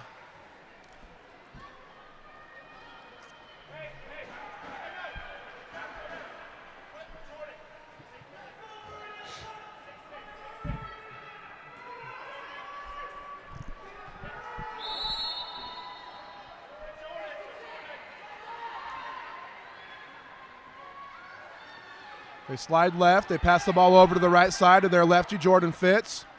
Over to Rusty Hughes. He's going to attack and look and give it back to Jordan. Jordan's looking. Passes all the way across the pool to Jerem. Good ball movement. Jerem back over to Jordan. Oh, if he had caught that, the shot would have been there. Now they need a shot. 3 seconds. And he sneaks it in. Wow. Jordan Fitz threads the needle. Looked from my angle that there were about 3 arms there that just moved out of the way. You're completely right. There was about a 6-inch squared area of space that Jordan Fitz could have made that shot, and he was able to found it. What a nice shot there by him. Big time shot. That's a big momentum stopper. Bear River scored 2 goals in a row. Murray needed that one. Will Taylor defending now. Doesn't have the size advantage, but he's using his speed and quickness to defend center, and he's doing a good job. Look for him to counter strong out of that position as well. There's the shot, way over the top, hits the bar, and Will's off to the races. Oh, man, The bigger body can't keep up with them. Will's going all the way. Will's attacking. Will scoring! And Murray retakes the lead. What a big goal by Will Taylor, coming out of goalie and making an immediate impact on their offense, giving Murray Water Polo the spark that they needed. Big time, big time. And Will, so smart, realizing, hey, I can't wrestle with you, but you can't keep up with me, and taking his advantage down.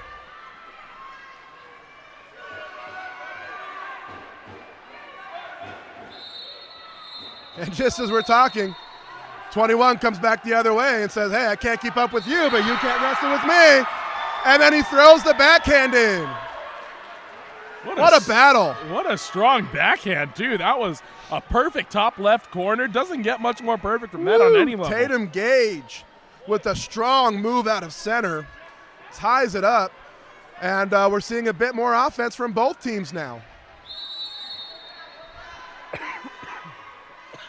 You're right. It really seems like the floodgates have opened. We had 4 goals total throughout the first half, and we've had 6 goals in this quarter alone already. Both teams stepping up their game. That pass a little bit past its mark.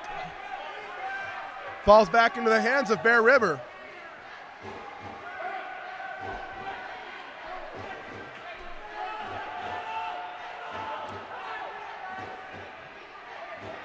That pass is going to be stolen. And here goes Murray. Will Taylor again in the middle. Oh, he doesn't put it in play. Porter Gale picks the ball up but doesn't put it in play soon enough. And it turns back over to Bear River, and Jerem Horn earns the penalty. I think that's his third. We'll wait for the red flag for confirmation. The early shot goes over the top of the cage.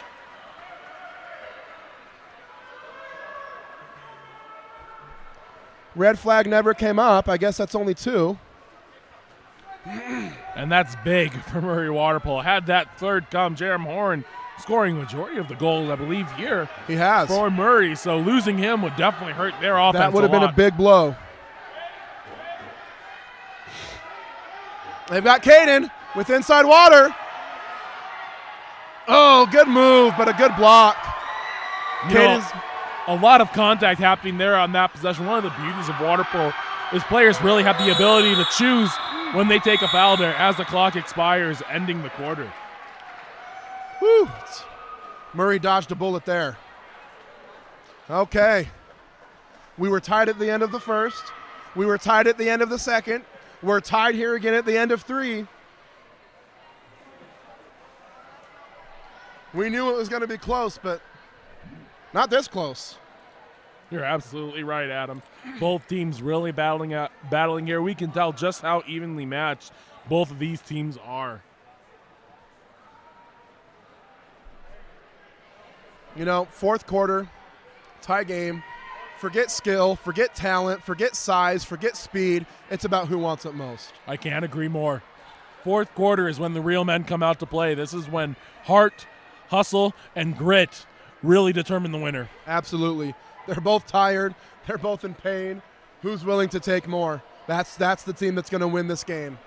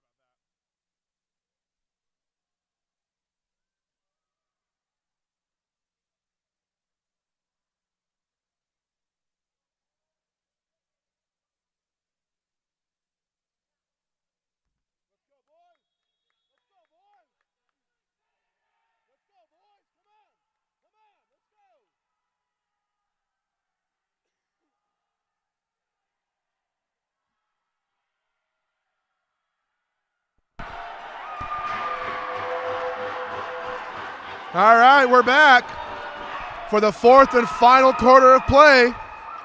Spectators in the stands doing everything they can to keep their teams energized. The older, bigger, Bear River team against the smaller, younger Murray squad.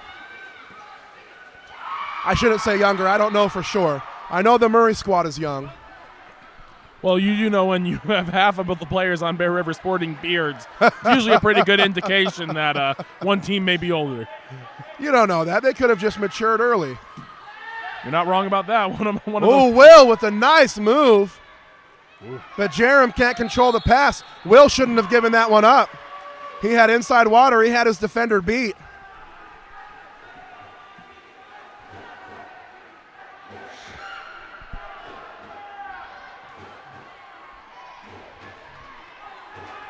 Caden back in 2-meter defense for Murray. Contra foul goes against Bear River. Will Taylor spins his man like a top and goes to the cage. Oh, and the ball under. The defense from Bear River not giving up on the play. Totally equal to the task. What an excellent attempt, though, by Will Taylor. Oh, no! And a goal from number 2 deep in the corner. Right over the fingertips of second half goalie Rowan Morris. You know, really one of the hard things here is determining where Will Taylor has had the biggest impact. He has done great in the field. He did great in goal. That is a really hard choice for Mitchell Pearson to make. It really is. And at the end of the day, the game was still tied.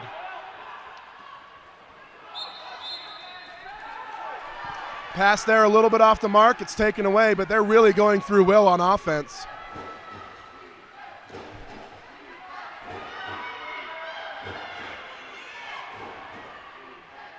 Great hands of defense there by Jerem Horn. Oh, no. Oh, no. Oh, no. Rusty Hughes loses his man. And a great pass from Bear River puts them up 2. This is the largest lead of the game for either team. They lead it now 7-5. And in a game that's been so tightly contested, 2 goals is huge. Especially when those 2 goals come within a minute and a half. That is a huge swing. Wow, yeah. And now Mitchell Pearson choosing to give the big body of Caden himself a break, losing some of the size that Murray had in the pool. We'll see if they're able to hold on to it and give Caden the quick break that he needs. Let's see how Murray responds. 5 seconds left. Will Taylor with the wild shot misses to the left side. All of a sudden, this Bear River. That pass goes wide to the right, but Bear River recovers. Wow. Now they're up by 3. Bear River really turning on the Jets here. No end in sight for their team. They are just swimming, countering, shooting hard. That's Keegan Hadley scoring the last 2 goals for Bear River, stretching out the largest lead of the game. It's now 3, and a missed pass there could stretch it out to 4.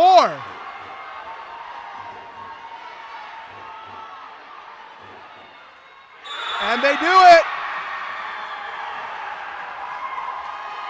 Hayden Swain Schmidt stretches the lead to 4. Now, if a 2-goal deficit was difficult, a 4-goal deficit might be insurmountable. You're completely right.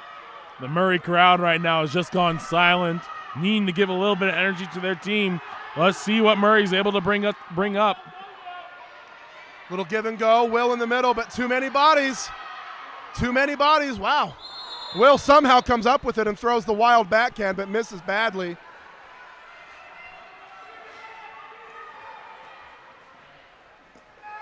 At this point, I mean, where to play Will Taylor, I'd definitely keep him in the field now.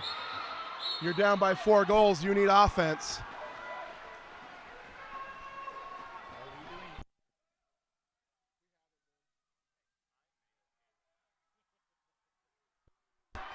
Will Taylor with the shot from 6 meters.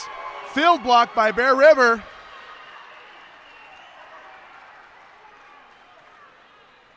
You hate to see this. It feels like the air's been let out of the building.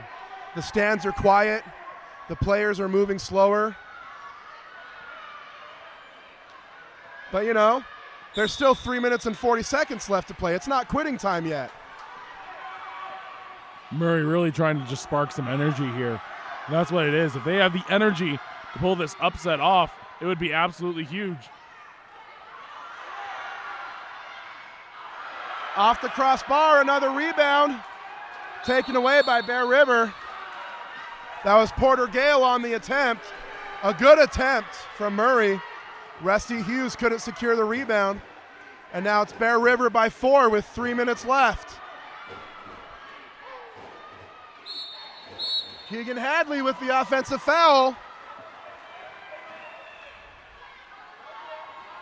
They go up to Will in the middle again. Murray just has not been giving Will the space he needs. He's getting the counterattack every single time. The players just need to get out of his way. They're not doing it.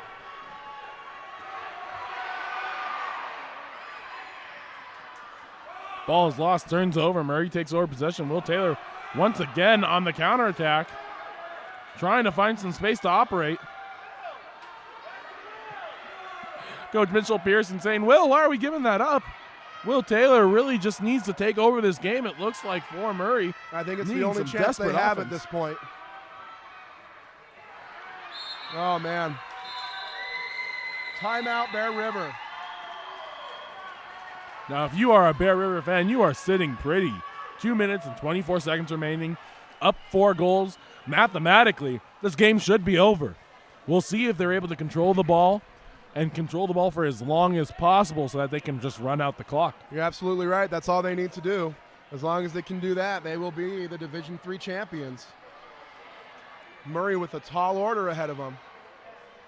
Coach Pearson correctly telling them they need to foul every time they can just to stop the clock.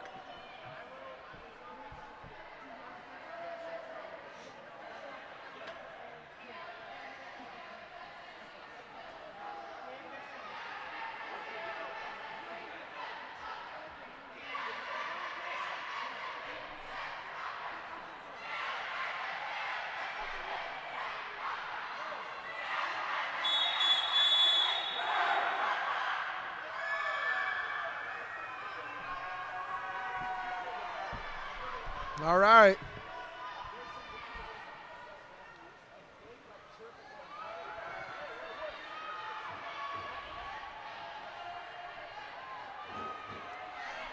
Caden Self back in the pool for Murray. They're going with Porter Gale, Rusty Hughes, Jordan Fitz, Jack Madsen, and Will Taylor. Bear River running picks on both sides of the pool. That frees up number 15. Brandon Webecker. Webeck, there's no R, just Webeck. Jack takes the ball away. And just the errant pass up to nobody. Nobody was there. Nobody was even close. Coach Mitchell might think about using his timeouts. I'm not sure if he has any left. I believe he has 1 full timeout left. We'll see, though.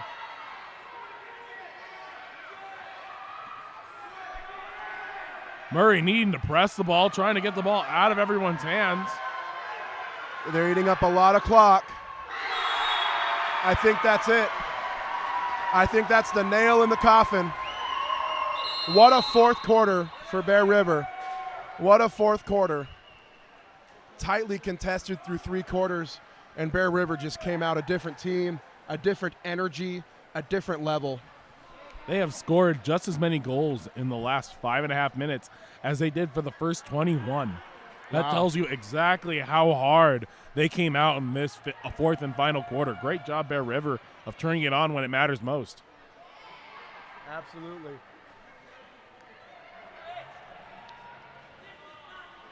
Not to discredit anything Bear River's done. Like you said, it's hard to beat a good team twice.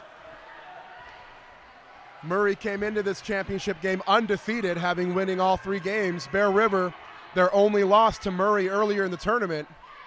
Bear River came for blood.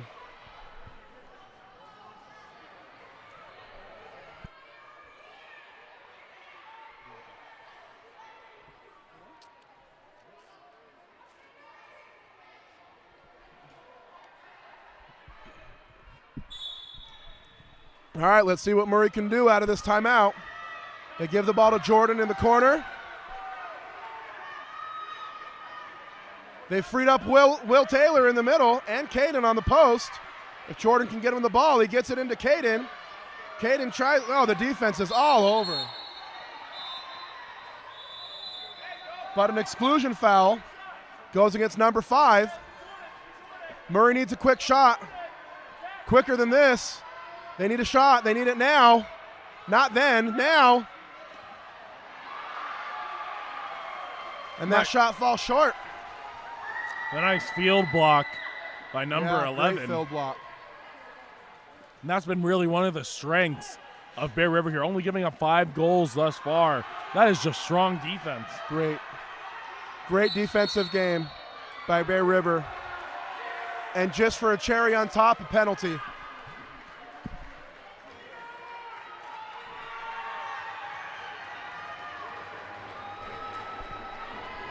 Well, this will officially extinguish any comeback hopes Murray had. Murray crowd still doing their best to not allow. Okay, that's just ridiculous. A wraparound backhand on a penalty shot. I'm sorry. That's not a sportsmanlike move. Definitely feels unneeded in a moment like this. Timeout, Bear River.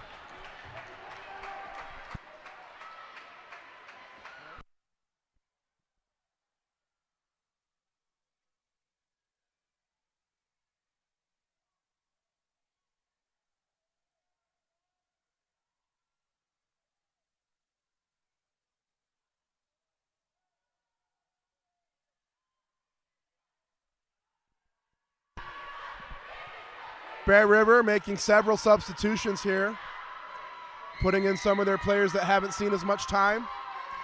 They've definitely earned this victory. Just a tale of 2 games here. Bear River has doubled up the score on Murray. If you just checked in, contra foul there going against Bear River. If you just checked in now, you'd think this might be a one-sided game. And that is absolutely not the case. It was tied at the end of the first. It was tied at the end of the second. It was tied at the end of the third. And then Bear River just came out firing on all cylinders in the fourth, and Murray couldn't keep up.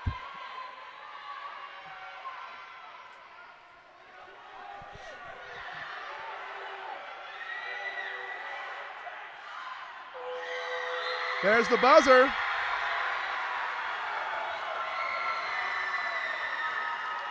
And at the end of 4 quarters, Bear River are your 2021 Division III state champions. Wow. What an interesting game. What a dominant 4th quarter from Bear River. Absolutely. Seemed like they scored 1 goal and the floodgates just opened up and goals started pouring in for them. Both teams played great. Both teams should be very proud. And congratulations to Bear River on their first place finish. Coaches going in the pool now, as is the tradition. His head got a little close to the wall there. Whew. We don't need a spinal injury right now.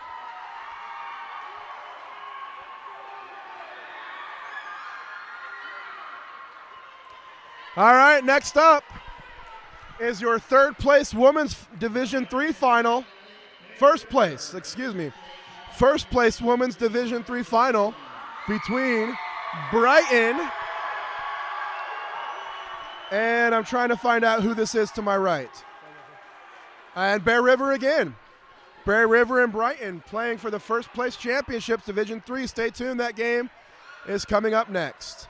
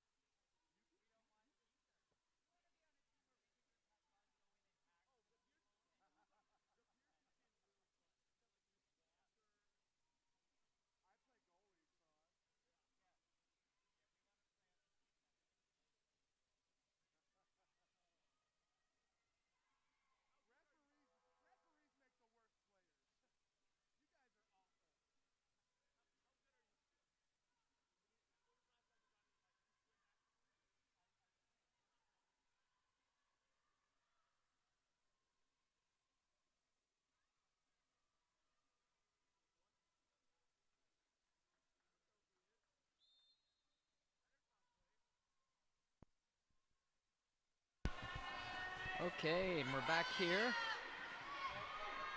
for the first place game in the women's D3 tournament.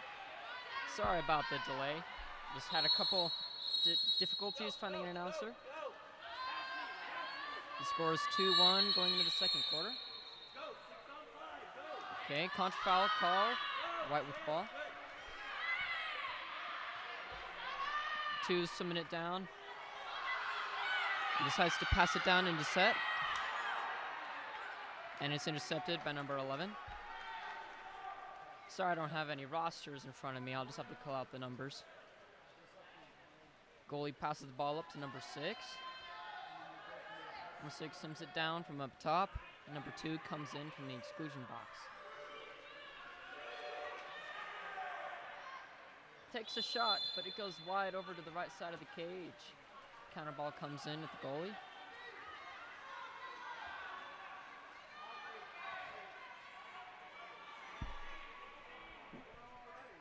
The goalie decides to pass it up top to number 10. Ordinary foul call. He swims it down. Oh, and takes a shot, but is blocked by the goalie. Nice save. Goalie passes it up to number 6. Everybody simming down. Ooh, nice pass up to number 2. Simming down in the set. Ooh, shot taken, but good defense by number 2. She shot blocks it. Goalie recovers the ball.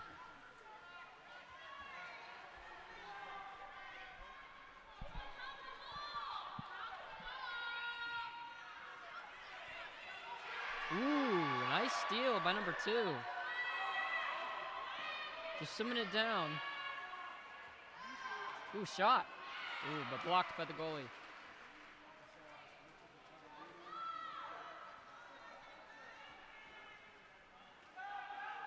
Ooh. Iffy pass by the goalie.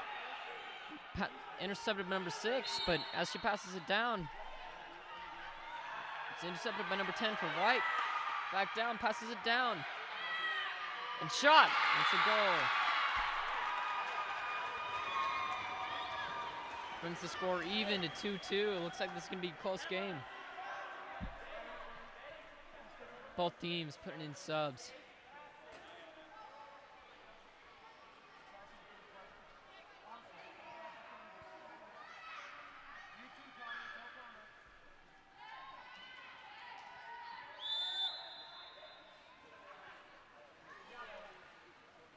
Whistle blows, pass back down to number 6. Who passes it down to number 7 on the right side and shot, but it goes wide over the top of the cage.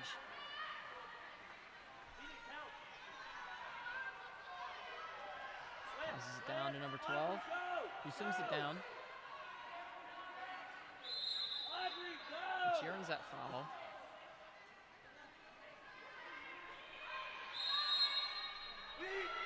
Foul. Ooh, pass down to the weak side on number 5.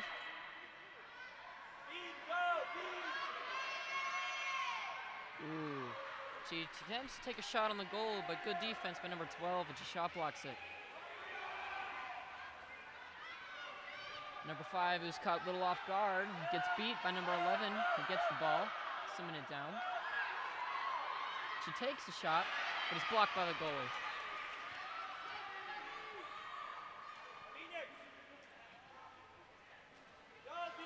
Goalie passes it to number 12.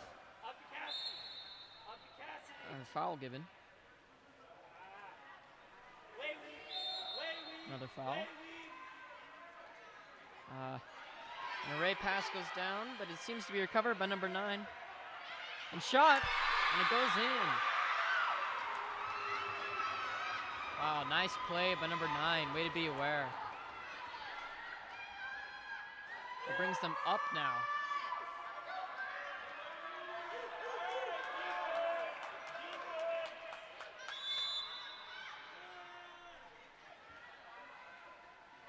Blows. 9, Dark has the ball. Passes it down to number 2, who works for that foul and earns it. Ooh. And the center tries to pop it out. But it goes a little Ray, but it ends up being recovered by number 8, who makes a perfect lob pass. Pass. Over into set. Ooh, the defense crashes. Ball under is called.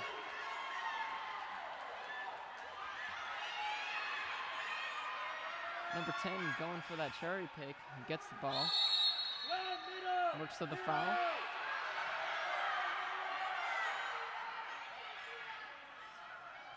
Swings it across number 17. He tries to pass it into set, but is intercepted by number 8.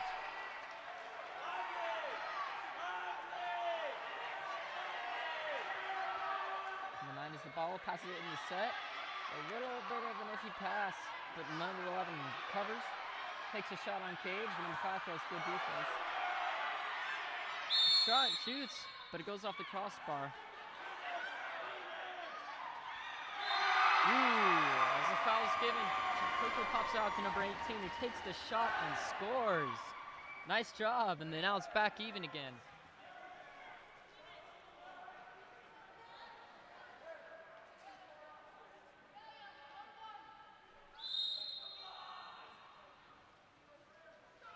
Number 12 has the ball.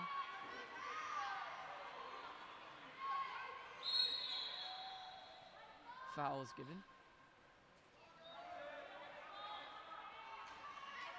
Number 11 playing good press defense. This 12 tries to pass it down to number 9. It's intercepted by number 8, who's sending it down hard.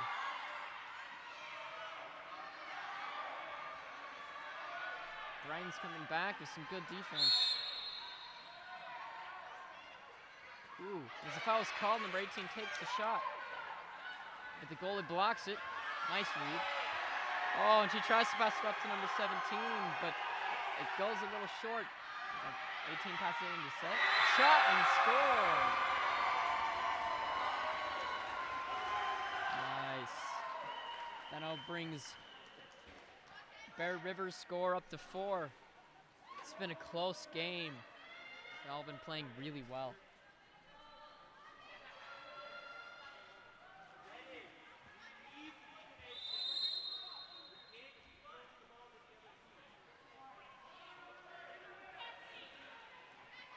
Five has the ball and passes it down to number 17 on the 4-5 side.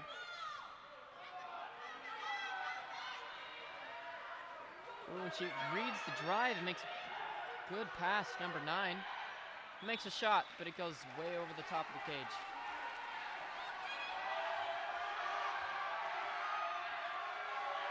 Bear River going on counterattack. They've got numbers here. Well, number 18 scores.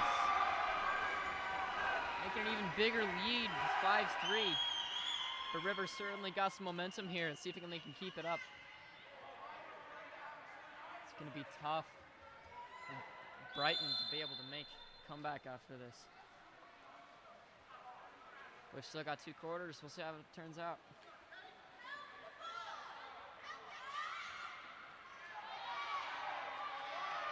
Ooh. And 11 plays good defense. But there's a contra foul called on number 2, looks like. Oh, and ball's passed down to number 17, who's got no defense on her. Oh! The shot goes off the crossbar. It's covered by the goalie. Number 18's going on a quick counterattack, gets the ball. No defense. Takes the shot, goes off the crossbar again, but she recovers it. Takes another shot, and it goes in. Adding to their advantage, making it 6-3.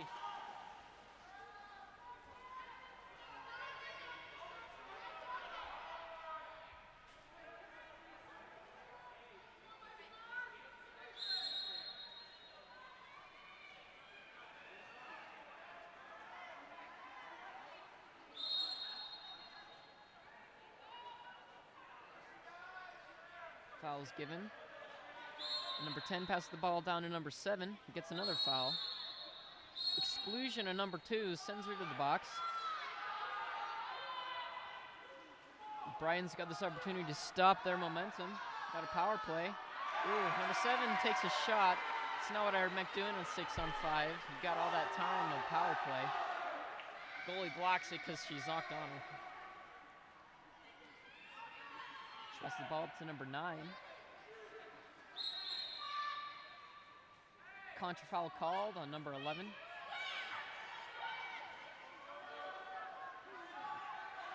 Goalie has the ball. And that's the end of the quarter.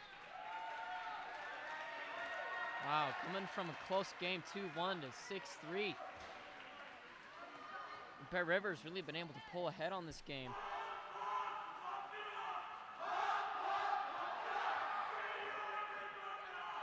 Stands alive as always.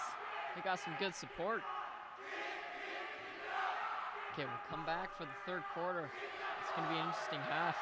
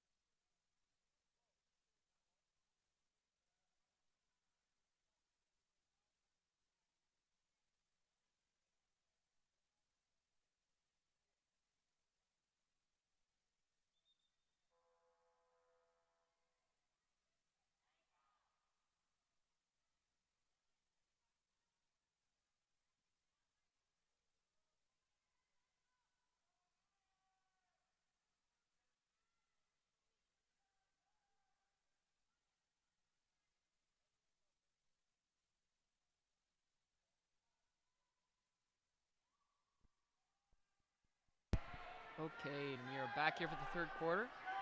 We've got number 11 for Brighton sprinting, along with number 7 for Bear River. Ooh, close sprint. But number 7 wins it for Bear River, excuse me. Passes back number 6. Number 6 makes a long pass down the other side of the pool.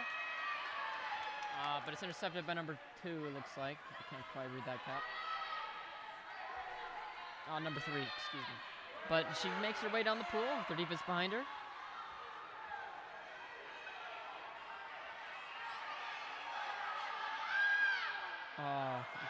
Trash's defense. They tip the ball out to number 3 for Dark.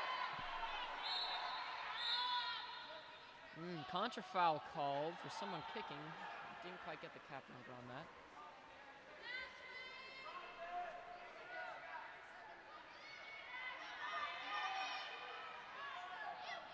Number 3 with the ball. Struggling with number 3 as her defense.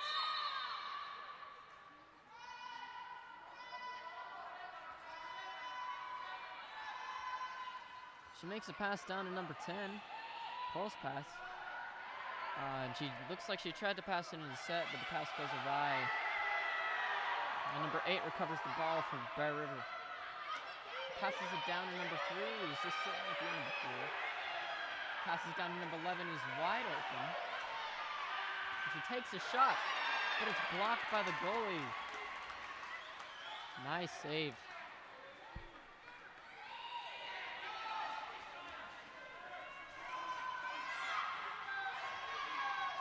Number 12 with the ball, working hard for that foul, but it's not given. And she takes a shot, but it's blocked by the goalie. Nice defense on both sides of the pool here. But Bear River's just gone on lots of counterattacks like we see here with number 7 with the ball. She gets up, and number 11 on White makes a nice receive.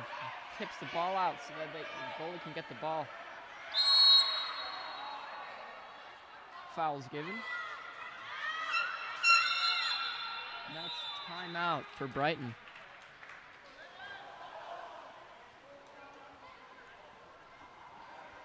This looks like it's going to be a good game here. We've got some really good offense and defense plays going on. Brian's just going to need to find out a way to deal with Bear River's insane counterattacks. Okay, we'll stay tuned until after the timeout.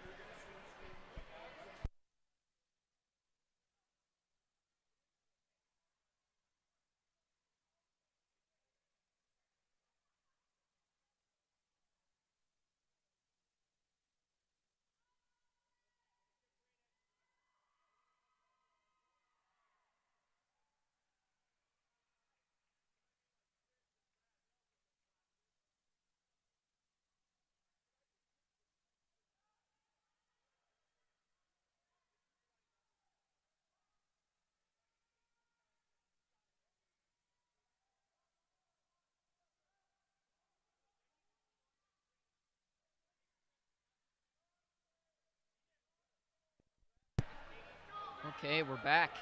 It's going to be interesting to see what Brighton's coming up after this timeout.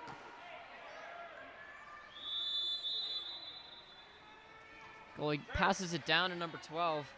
He kind of fumbles with the ball a little bit, but manages to recover and pass it to number 11. He makes a shot, but another block by the goalie.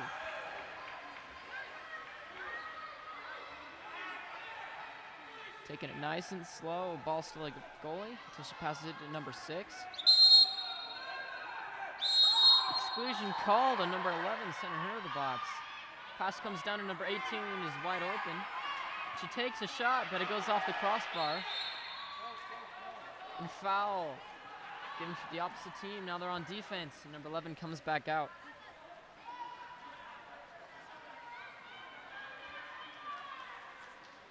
With the ball, swimming it down. Foul's given.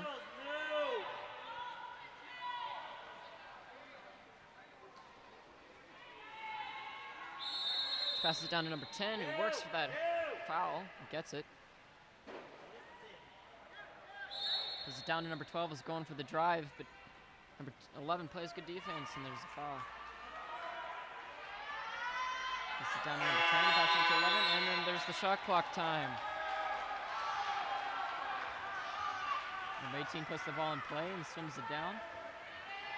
Passes it down to number 7. Takes a shot and goes in. Increasing the deficit for Brighton, making it 7-3.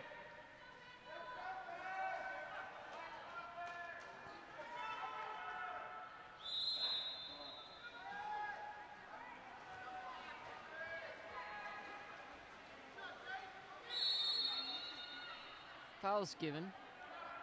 12 with the ball, passes it down to set number 5. Makes a shot, but again, another block by the goalie. But it goes off her hands and goes out of the bounds, making it a 2-meter.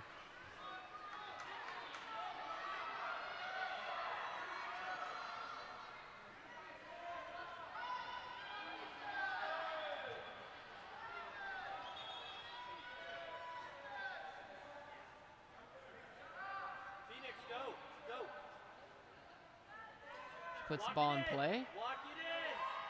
Starts moving across.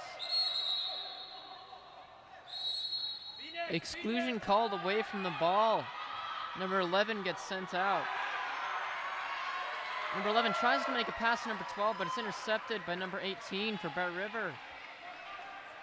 Ball at goalie, he passes it down to number 7, making a counterattack. She sadly doesn't notice where the ball is. Number 10 snatches it from behind her.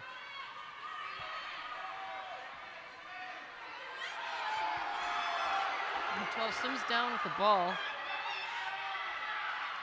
Number 6 playing hard defense. Number 12 passes it back out to number 7, who works for a foul. Passes it back to number 12, who makes a shot. Goes up the goalie's hands and off the crossbar and in the cage. Wow, what a shot.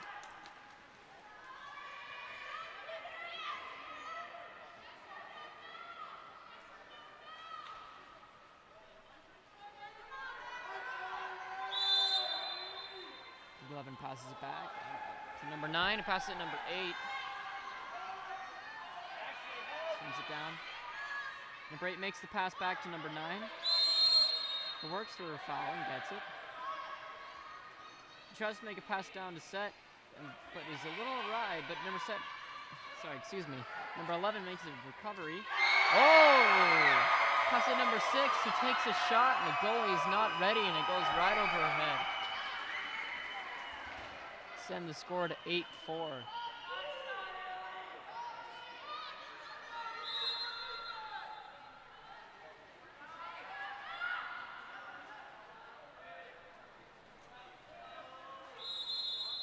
Number 10's working hard for that foul. She gets it.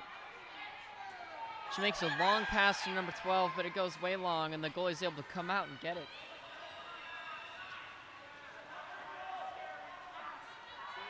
Goalie passes it to number 6. Passes it across the pool to number 7.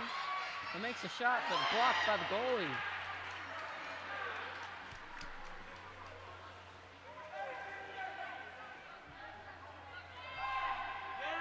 Goalie passes it to number 12. Passes it down in front to number 11. And number 6 gets in front of her and takes that ball.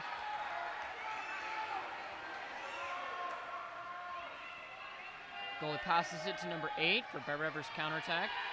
She's got no defense, but she stops and passes it to number 9. And she tries to pass it to number 6, but number 11's there and takes it.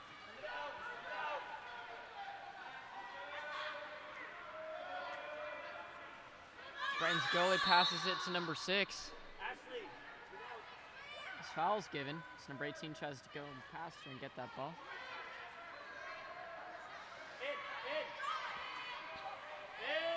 Okay, number 6 passes it to number 11. The foul's given. She passes it into Set, but there's 2 defenders there. Set passes it out to number 5 and shoots and scores. That might be enough to start them on the momentum to dig them out of this hole.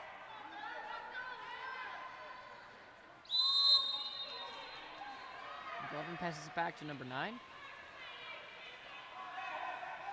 Number 9 passes it down to number 6.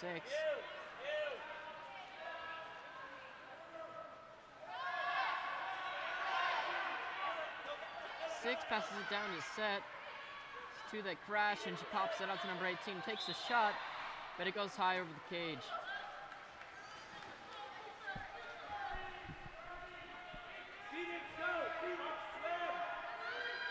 Goalie comes out, hoping to look for someone to pass the ball to.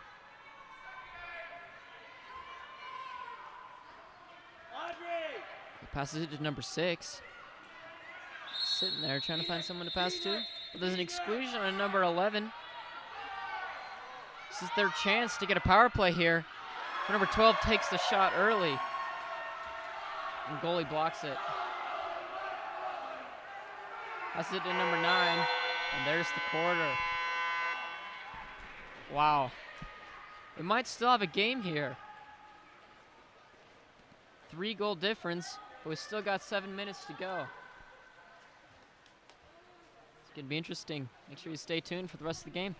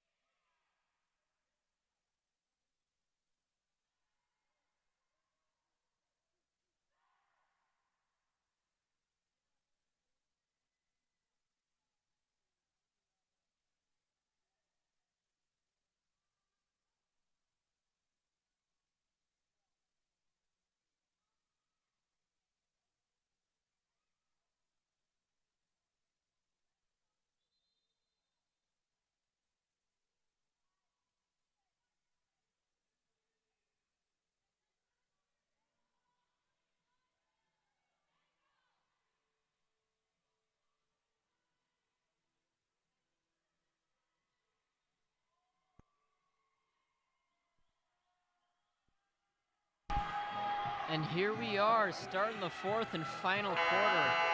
Score 8-5 with Bear River in the lead. Lining up with 11 for Brighton sprinting. Can't quite see the cat for Bear River. It's number 7 sprinting.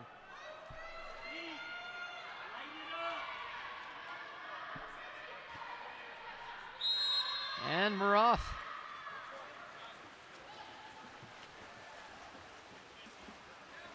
Bear River wins the sprint, passes it down to number 2. Passes it down to number 9. It's a close pass. The 9 recovers it and gets a foul.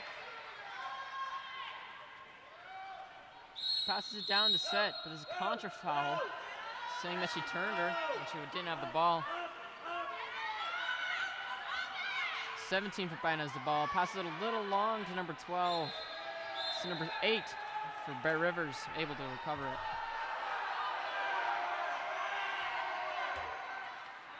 Number 2 takes a shot.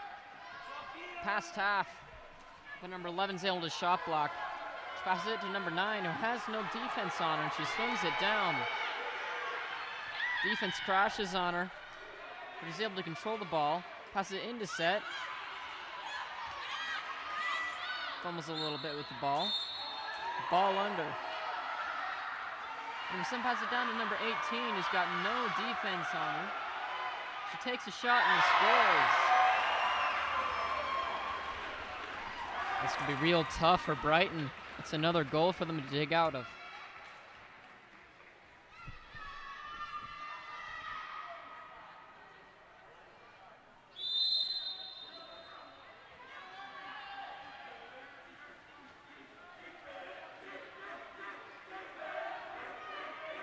She's someone with the ball and turns past her defense. It seems to just be sitting there. She takes a shot and scores. Wow. Nice shot in the bottom right corner. Brings the score to 9-6. Just 3 more.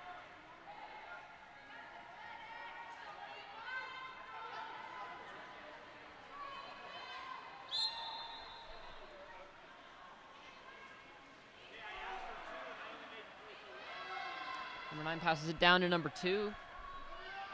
He passes it into Set, past the defense. But there's a ball under call. This defense crashes.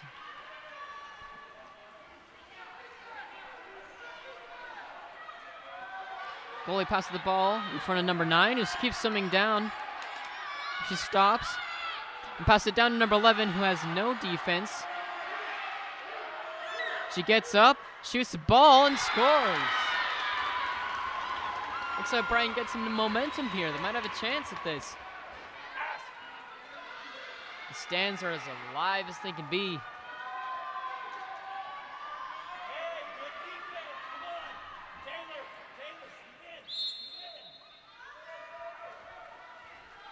Ball's passed out to number 9. He passes it down to number 2, who's swimming down. She works for foul and gets it. Exclusion on number 7, who keeps going after the foul. Ball's passed down to number 7, with his defense on her, and her shot goes awry.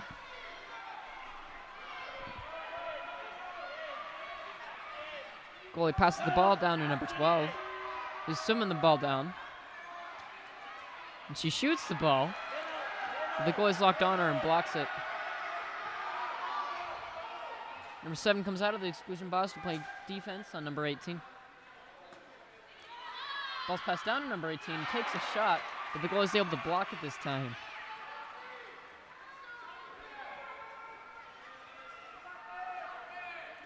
Goalie passes it down to number 12.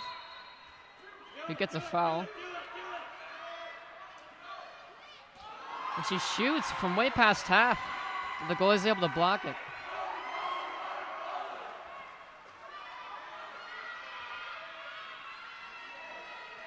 Goalie passes the ball down to number 9. Passes it down to number 8 on the 4-5 side. Ooh, and she tries to pass it down into Set, but number 12 intercepts that ball. Number 12 swimming it down.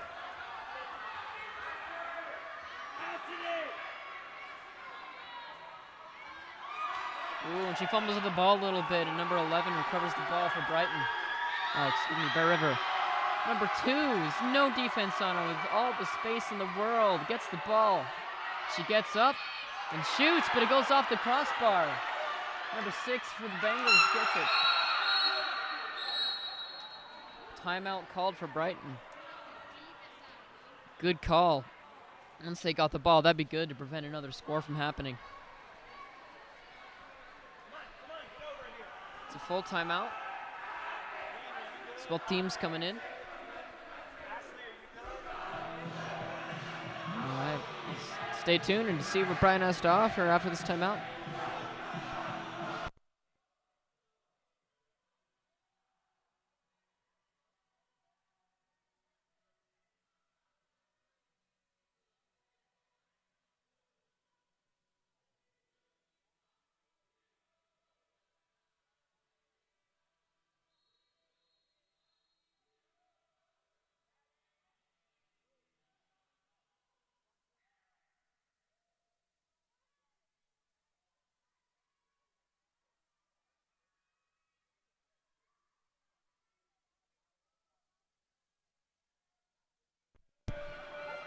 Okay, the players swimming back out to set up. And Brighton only needs 2 goals to go to make it even. And still got 3:41 to play, which gives them plenty of time. Well, he starts with the ball, passes it down to number 12. She got plenty of open water. She zooms it in a little bit, takes a shot and scores! Wow. Goalie wasn't expecting that one. It's a nice shot by number 12 in the bottom right corner. Brings the goal differential by 1 now.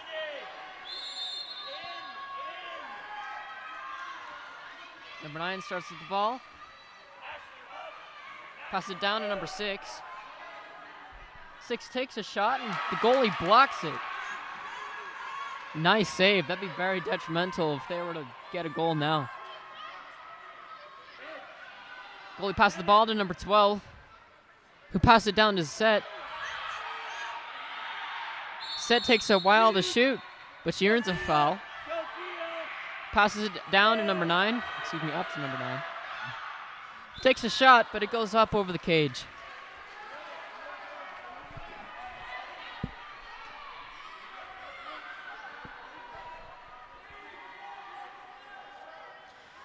Number 6 has the ball, swimming it down past her defense. She takes a shot, but the goalie blocks it again. Nice job by Brighton's goalie. Goalie passes it down to number 12, has got no defense on her. She takes a shot, but Bear River's goalie blocks it.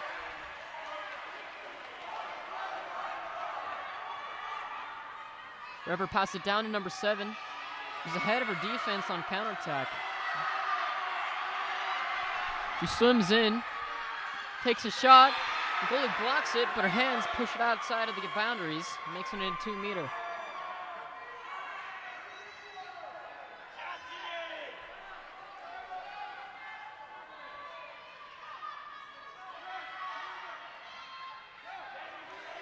Number 7 puts the ball in play off the 2-meter, sims it down, pass Set. Wow, okay, so number 9 got a little aggressive, and number 11's,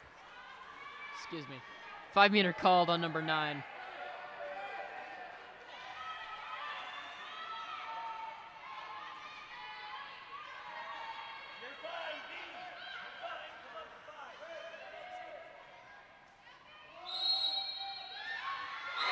And she scores off the penalty.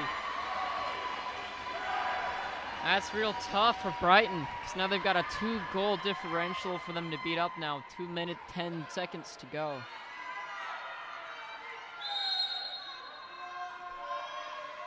And 12 gets the ball. Swimming it down. Looking for someone to pass to. She shoots the ball, but it's blocked by the goalie. Seemed to be expecting that. She passed the ball down to number 7, who's got her defense on her back. Nice job by number 5, swimming it down, getting in front of her offense. Tries to pass it into set, number 12. Timeout for Brighton. 30-second timeout, so they just go and set up.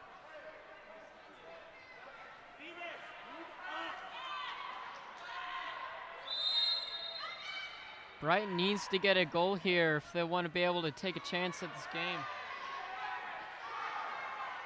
12 working the ball, takes a shot, but number 11 hits her elbow and the goalie recovers it. Goalie passes it down to number 6, passes it down to number 18. Passes it to number 7, who's got her defense behind her again. And she takes a shot, but the goalie blocks it.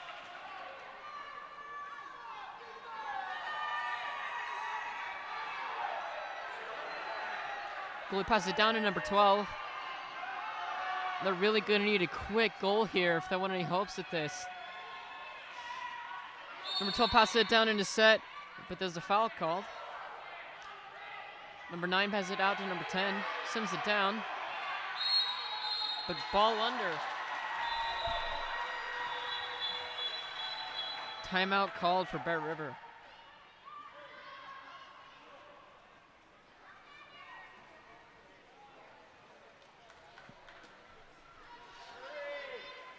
You're going to need a near miracle for Brighton to be able to take this game. It's a nice timeout by Bear River, giving them a chance to be able to keep it together. Talk strategy and seeing if they want to spread.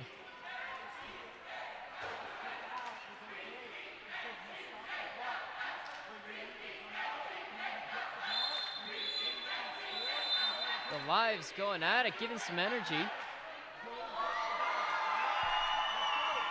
as they head out.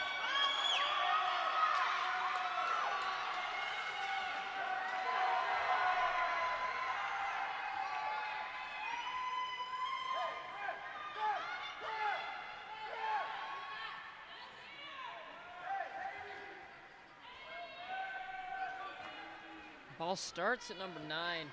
They spread out their offense a little bit. Not too much, though. Number 9 passes it back to goalie. He passes the ball back to number 9. He takes a shot, but the goalie blocks it.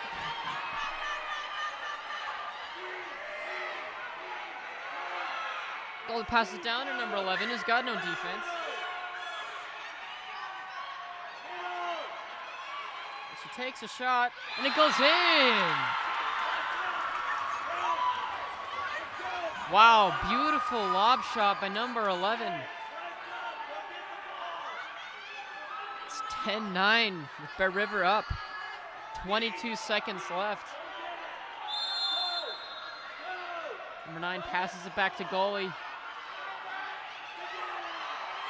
Looks like they're going to try to spread here.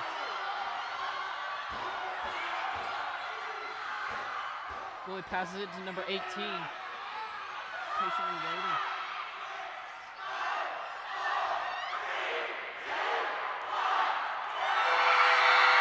And it's game with Bear River taking the win. Champions of the D3 Women's 2021 Championship. Wow, congrats to both sides. That was a tough game. Both sides played well. Brighton has had a tough time dealing with Bear River's counterattacks. My name is Isaac Wardle for Goals Online Studio. Excuse me. Thank you for joining us. Let's take a look at Coach is jumping in at the customary win.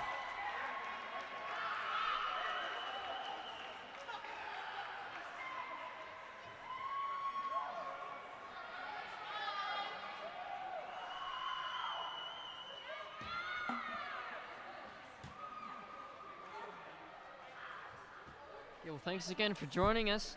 That'll be the end of our stream. All right.